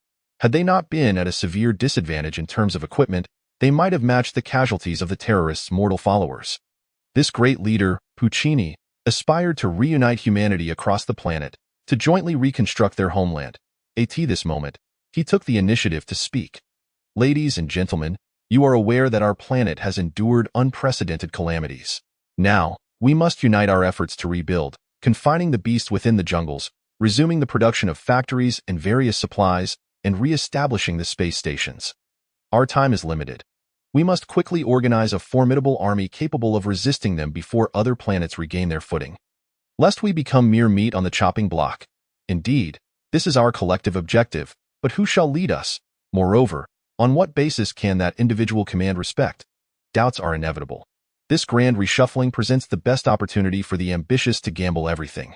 Puccini, you are well aware that while your strength is formidable, once we unite, we can easily crush you. But do you possess a better candidate for leadership? Do you believe that establishing a parliamentary system would yield any benefit? Just as we are now, engaging in discussions for a year without reaching any conclusions. Shall we resort to chaotic conflict? If so, what significance does our presence here hold? This tribal representative spoke boldly. For he was merely an envoy, not all leaders possessed the audacity to convene in such a manner. Indeed, perhaps it would be wise to consider my perspective. In an instant, the previously fervent debate fell into a profound silence. "Ah, a start," greeted a voice. "Greetings, I am the representative of the Empire. You may call me William. There is no need to look around. Rest assured, the safety of this area is well guarded by my brethren." A few more Astartes emerged, providing support to William. His proclamation felt akin to the whisper of death. Even the previous roars of the terrorist followers paled in comparison to the current atmosphere of dread. Puccini summoned his courage to respond. Fully aware that all present were now in dire straits. What recommendations does the Empire propose? Puccini's demeanor suggested he was the one extending the invitation to the Empire, provoking ire from several leaders in attendance. "We come to assist you in unifying, to aid in reconstruction, and to help confront threats from other planets, or perhaps to join." "And what would be the cost?" inquired the Empire's representative. Puccini suppressed his indignation. Bracing for the imposition of unreasonable demands, William merely outlined the core agenda proposed by Yi Feng, alleviating all confusion on a physical level. The core of the system encompasses granting individuals the opportunity for unlimited advancement through merit-based assessments, which naturally implies that those in higher positions face the potential for unlimited decline. Representatives of the populace would convene to voice their demands, with enforcement agencies ensuring that everything adheres to regulations. In terms of enforcement, what could be more effective than the Astartes? This exemplifies the second principle of concealing soldiers among the populace. County battalions and district teams. No, I meant grassroots governance. Astartes would establish direct guard units and ideological training bases. Those emerging from such training would enter the grassroots military as political officers, ensuring that as long as military power remained centralized, others would only contend for administrative authority. Furthermore, the aristocracy was abolished. Although temporary administrative personnel would still be the previous holders, after 5 years, everyone would undergo the same learning assessments, with roles assigned based on merit. Should anyone dare to act recklessly, rest assured, the Astartes can train a formidable iron army within 5 years. Puccini's mustache twitched in agitation, and the veins protruding from his arms betrayed his extreme fury. This condition does not merely threaten my life. It jeopardizes the lives of all aristocrats. Yet, did he have any alternatives? Dissenting voices had already emerged from other leaders. For those advocating for action, do you have more commoners than nobles? And for those prepared to fight, do you truly believe you can contend with the Astartes? Initially, some leaders harbored reservations, particularly given the relatively small number of Astartes present. If they resolutely ordered their own forces to unleash fire upon this gathering, they could likely eliminate the vast majority of Astartes. William raised a finger, gesturing to the sky. "Allow me to show you 2 great treasures." As the assembly gazed upward, they beheld 2 battle barges, clearly visible even in the void of space. "Very well. Whatever you say shall be accepted." Numerous Astartes proceeded to the territories of the most powerful leaders. The subsequent period was fraught with challenges. Even the newly minted Astartes faced numerous perilous assassination attempts. And the practicalities of governmental operations posed a multitude of real issues to address. After the new recruits successfully gained control over most key officials, they issued formal decrees. When the skeptical populace witnessed the arrival of the Astartes, a wave of excitement surged among them. The common folk eagerly participated, establishing various voting systems and military structures. Although joining the empire required an 11% tax, could it possibly be heavier than the taxes imposed by the previous rulers? A colony isolated in the cosmos, surrounded by visible competitors, lacked basic human rights. Everything was geared towards ensuring the survival of their planet and people. Those considerations were no longer paramount. Moreover, most officials and nobles were ousted and subjected to re-evaluation. Granting the struggling populace a glimmer of hope, at the very least, their descendants now stood a chance of living respectable lives. The cries of despair echoed throughout the upper nests, while productivity in the lower nests surged to unprecedented heights. Even basic education was relocated to the lower nests, although first, the population there needed to be accounted for. Gradually, the power of the aristocracy was diminished as everything became contingent upon merit. The advantage of this approach was the functional specialization of the planet, alleviating concerns over any one area becoming disproportionately neglected. They had initially revolted out of desperation, and post-revolt, conditions had only worsened. Thus, returning to the empire seemed worth exploring, but of course, those minor leaders without Astartes' support swiftly formed alliances. "If you seek to take my wealth and status, you might as well take my life." Tosti was once again engulfed in flames of war, yet this time, the Astartes were involved. While it was implausible to expect the new recruits to charge into battle and claim enemy heads, the uninitiated recruits merely donned reconnaissance armor. However, for the Astartes, executing a headshot from several thousand meters away was hardly a daunting task. After 30 days of relentless conflict, the planet eventually returned to a semblance of tranquility. The Astartes sustained casualties, with one battle brother joining the ranks of the prosthetic army. Given the current lack of technical soldiers, they were left to rely on standard mechanical arms for support. Official records indicated that only 33 Astartes recruits successfully passed their assessments, with all others perishing in the brutal trials. A grand Astartes armor bestowal ceremony was held aboard the battle barge. As the freshly forged, in a physical sense, power armor was donned by the Astartes recruits. These new recruits have already become ordinary Astartes warriors. Although they have endured battles sufficiently arduous for novices, they still lack experience in facing the Empire's primary adversaries, such as the diminutive Greenskins and the Crimson Foes. Furthermore, 10 of them are studying under the Apothecary, another 10 are learning at the Forge World, and yet another 10 are concealed on the planet Tarsus. They possess power armor and accompanying weaponry, yet their whereabouts remain a mystery. It is only known that they appear in groups of 3, with one always unaccounted for. The Astartes available to Ifong number just 12, and now they shall form a temporary second company. Among them, 6 Astartes are still in the process of assisting the Tech Marines, who are currently stationed aboard another warship, thus temporarily halting this educational endeavor. Once they accumulate sufficient experience and honor, they shall be promoted to the first company, and all are filled with zeal, eager to become the first soldier of the first company. After over a decade of solitary command, Ifong finally has usable troops at his disposal. It has not been an easy journey. This marks his first genuine role as a commanding officer. Everything seems to be progressing positively, does it not? Chapter 35.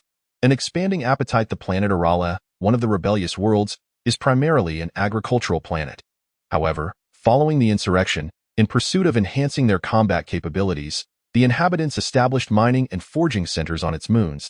An agricultural planet is of great significance, as the food it produces can supply nearly an entire sector surrounding it. The rebellion of this planet in its early years led to a ripple effect, causing several nearby worlds to waver. Interestingly, another agricultural planet, situated slightly more inland within the Empire, was recently established, prompting the Empire to reallocate supplies from the unrebellious worlds to this new agricultural planet. Through the Empire's efforts over the years, the long-neglected agricultural planet Arala has independently reached out to the surrounding rebellious worlds, initiating trade. However, the term agricultural planet bears no relation to the planet's original ecology. In fact, once a planet is designated as agricultural, all its ecosystems are consumed by a subsequent deadly virus, followed by the leveling of the entire landmass, with the exception of oceanic worlds, and the establishment of terrestrial weather controllers. Endless plains become inundated with crops, and massive multi-tiered agricultural processing facilities are erected. These production centers, composed of layers upon layers of colossal machinery, require a substantial workforce to operate.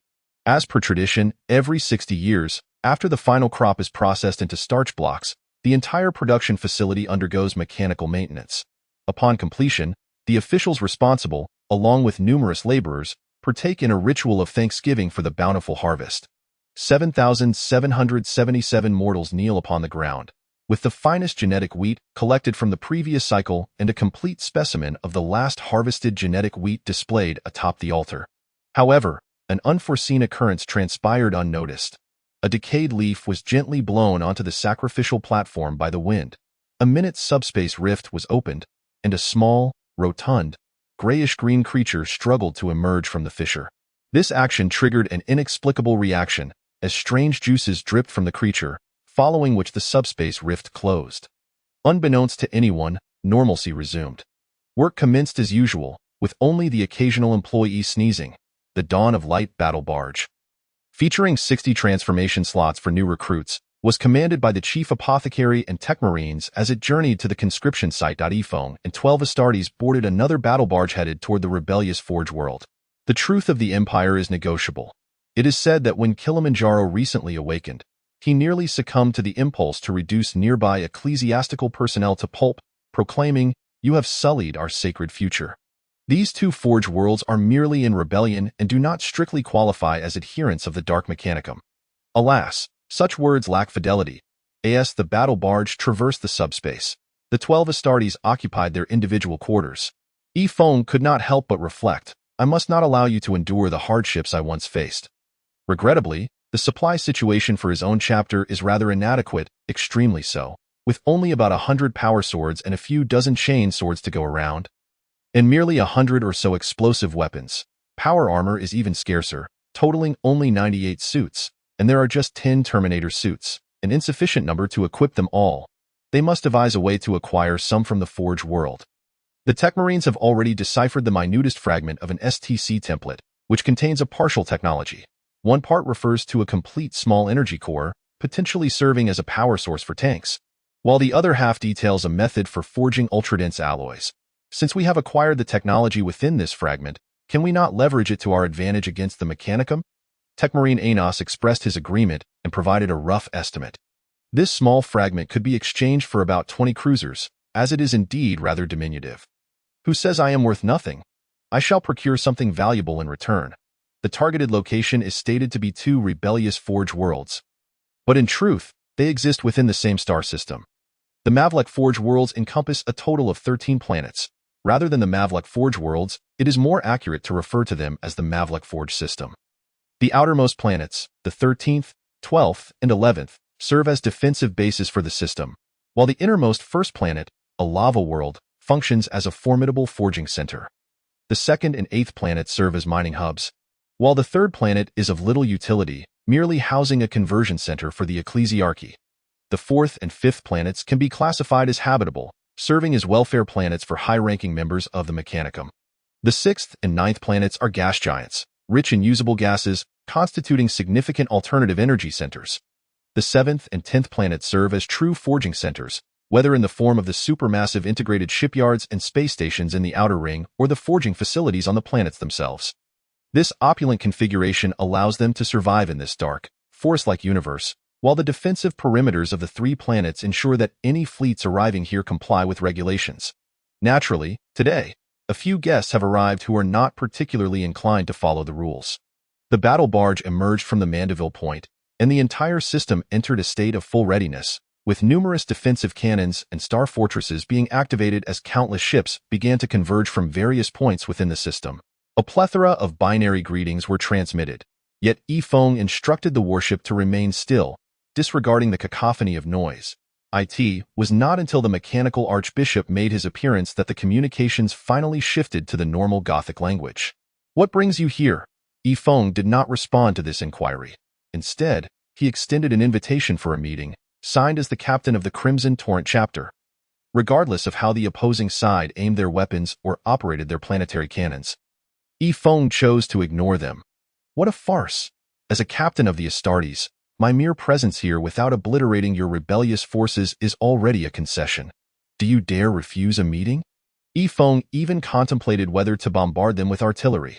The opposing side appeared rather flustered, with the mechanical archbishop and various priests engaged in heated discussions. "Archbishop, based on my calculations, I estimate a 34 probability that this is a trap. Yet there is a 98 chance that they will present us with demands we cannot accept.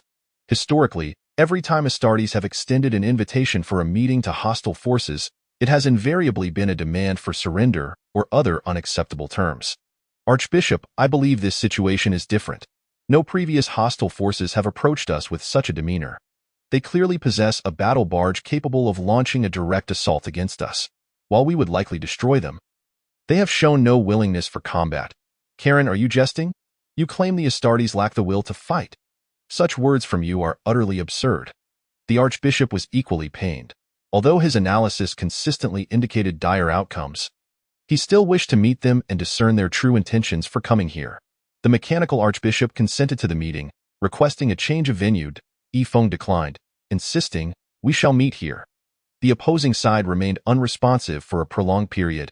He commanded the battle barge to conduct reconnaissance maneuvers at the Mandeville Point, employing the traditional tactics of the Green Chapel's reconnaissance vessels. However, it was now the massive battle barge executing such maneuvers, evoking a sense of ostentation. "Captain, we have received a response from the opposing mechanical archbishop. They agree to meet." How laborious! They could have agreed much sooner. Despite Yifeng having only a few warriors at his side, he projected the impression that hundreds, if not thousands, of Astartes were aboard the vessel. A small craft entered the battle barge's hangar, and mechanical archbishop and Daniil, accompanied by several servitors, disembarked onto the Vigilant, guided by 4 Astartes. They made their way to the largest conference hall on the ship. Yifeng, clad in a Terminator armor of the ironclad type, occupied the central position at the conference table, observing the mechanical archbishop with keen interest. Like most members of the Mechanicum, this archbishop had nearly transformed his entire body into machinery, with even his face completely mechanized. It was uncertain whether any of his skin was authentic. Concealed within his voluminous red robes were countless mechanical constructs, and his imposing figure resembled that of a mechanized tyrannid. Countless mechanical arms writhed behind the mechanical archbishop, while irregularly shaped black metal boxes were hidden behind him, their contents remaining a mystery to all. Please take a seat, Archbishop. I am Yifeng, the commander of the Red Torrent. May I inquire your name? I am Frost. It is evident that our warband has no malicious intent. We seek to negotiate certain matters with your esteemed world. Please clarify your statement. I would advise against continuing to speak in such a manner, as it may attract the attention of certain entities within the chaos. The mechanical archbishop seemed to fall silent for a moment, likely switching language modes. How does it fare now, Commander Yifeng? Ah, much more comfortable indeed. Let us commence. I shall first outline the foundation of our discourse, for I too believe in the imperial truth. The mechanical eye of the archbishop scrutinized Yifeng, the rumbling machinery indicating his astonishment as he rapidly calculated the veracity and implications of Yifeng's words. It was apparent he had not arrived at an answer. How astonishing, Commander Yifeng! Do you comprehend the significance of your statement? It implies that I am not akin to those charlatans among the oil dash-bearers, in ancient tomes. It is recorded that humanity once experienced a golden age. According to these ancient scriptures, the golden beings, presumed to be humans, crafted stone beings to assist them in pursuit of more efficient task completion. The stone beings subsequently created iron beings, presumed to be intelligent AI. As the iron beings grew in strength and intellectual capacity, they deemed human existence meaningless and instigated the Iron Rebellion. The stone beings failed in their defense, facing near extinction, while humanity exerted every effort to vanquish the iron beings. Regrettably, humanity's golden age inevitably waned. Deprived of the iron beings, humanity relinquished its dominion over the galaxy, while the once invincible spirit race ascended to power, indulging their desires, thus giving rise to the corruption of color, which in turn spawned cataclysmic subspace storms. The humanity that had intended to recuperate post-Iron Rebellion found themselves severed from their colonies, ultimately succumbing to despair. The golden age of humanity was irrevocably extinguished. Yifeng harbored grave suspicions that those so-called creations imbued with machine souls might indeed be remnants of the ancient stone beings' methods of creation. Or perhaps the stone beings themselves were akin to the wetware, possessing a modicum of human thought intertwined with extensive mechanical modifications. Could they be the progenitors of artificial intelligence? What oil do the oil-bearers utilize, blessings or the soothing of machine souls? I suspect this is a form of experiential science. Much like how cooks understand that adding salt enhances flavor, albeit without comprehending the underlying chemical reactions occurring during the heating process, they remain oblivious to the principles by which taste cells perceive and convert sensations into electrical signals transmitted to the primary cortex of the brain. Consequently, they instruct their apprentices to cook in a certain way, without delving into the reasons, merely the result of countless trials. What Yifeng and the so-called believers in the imperial truth aim to do is fundamentally re-explore these principles. Archbishop Frost, this signifies my intention to seek the essence of matters rather than allow myself to be ensnared by the shackles of ignorant rituals. Commander Yifeng, I fear this may not align with the intentions of the Empire. Indeed, this meeting is based on my personal volition, which may also be interpreted as the intent of my warband. I comprehend your perplexity. However, I pledge my faith to the Emperor rather than to the foolish human empire. The mechanical archbishop chuckled, the cacophony of synthetic sounds failing to mask his delight. Now, Commander Yifeng, we have established a solid foundation for cooperation. What specific projects shall we undertake? Let us each propose our conditions. I request 2,000 power armors, 1,000 power swords, 1,000 chainsword swords, 200 iron rider-type Terminator armors, 20 invincible-class war machines, 2 assault transports, 4 strike cruisers, 4 battleships, 10 cruisers, 50 escort vessels, and 200 Emperor's poison blade tanks, with a century's worth of supplies for the mortal auxiliary forces. Regardless of the warship types, let us not concern ourselves with other matters. Let us start with bold demands to unsettle our counterparts. The mechanical archbishop exhibited no sign of astonishment. Rather, he appeared intrigued and inquired of Yifeng, "What price can you offer in return? I shall provide you with proof of loyalty to the Empire, ensuring your immunity from aggression by other imperial personnel." The archbishop regarded Yifeng's expression, recognizing it as earnestness, and then questioned, "How can you engage in such actions? Are you not aware that your current behavior constitutes a veritable act of treason? You threaten me with your vulnerabilities? Simultaneously, we shall provide a fragment of an STC. Contrary to expectations, Archbishop Frost fell into an unusual silence, perhaps transmitting a message. However, this seemed implausible, as the design of this meeting chamber prevents any signal from escaping. The fragments of STC templates are coveted by every Forge world, pursued at any cost. Although this fragment may appear to house only a limited amount of manufacturing knowledge, a complete product template can yield numerous technologies, such as the ultra-compact energy core manufacturing techniques, which can, in turn, unlock sub-technologies like energy compression, energy limitation, and stable energy release. After an extended silence, the Archbishop slowly spoke again, his voice transformed, more akin to that of a human. Based on the production capacity of our entire Forge system, creating the items you mentioned would require 500 years. This is entirely unfeasible.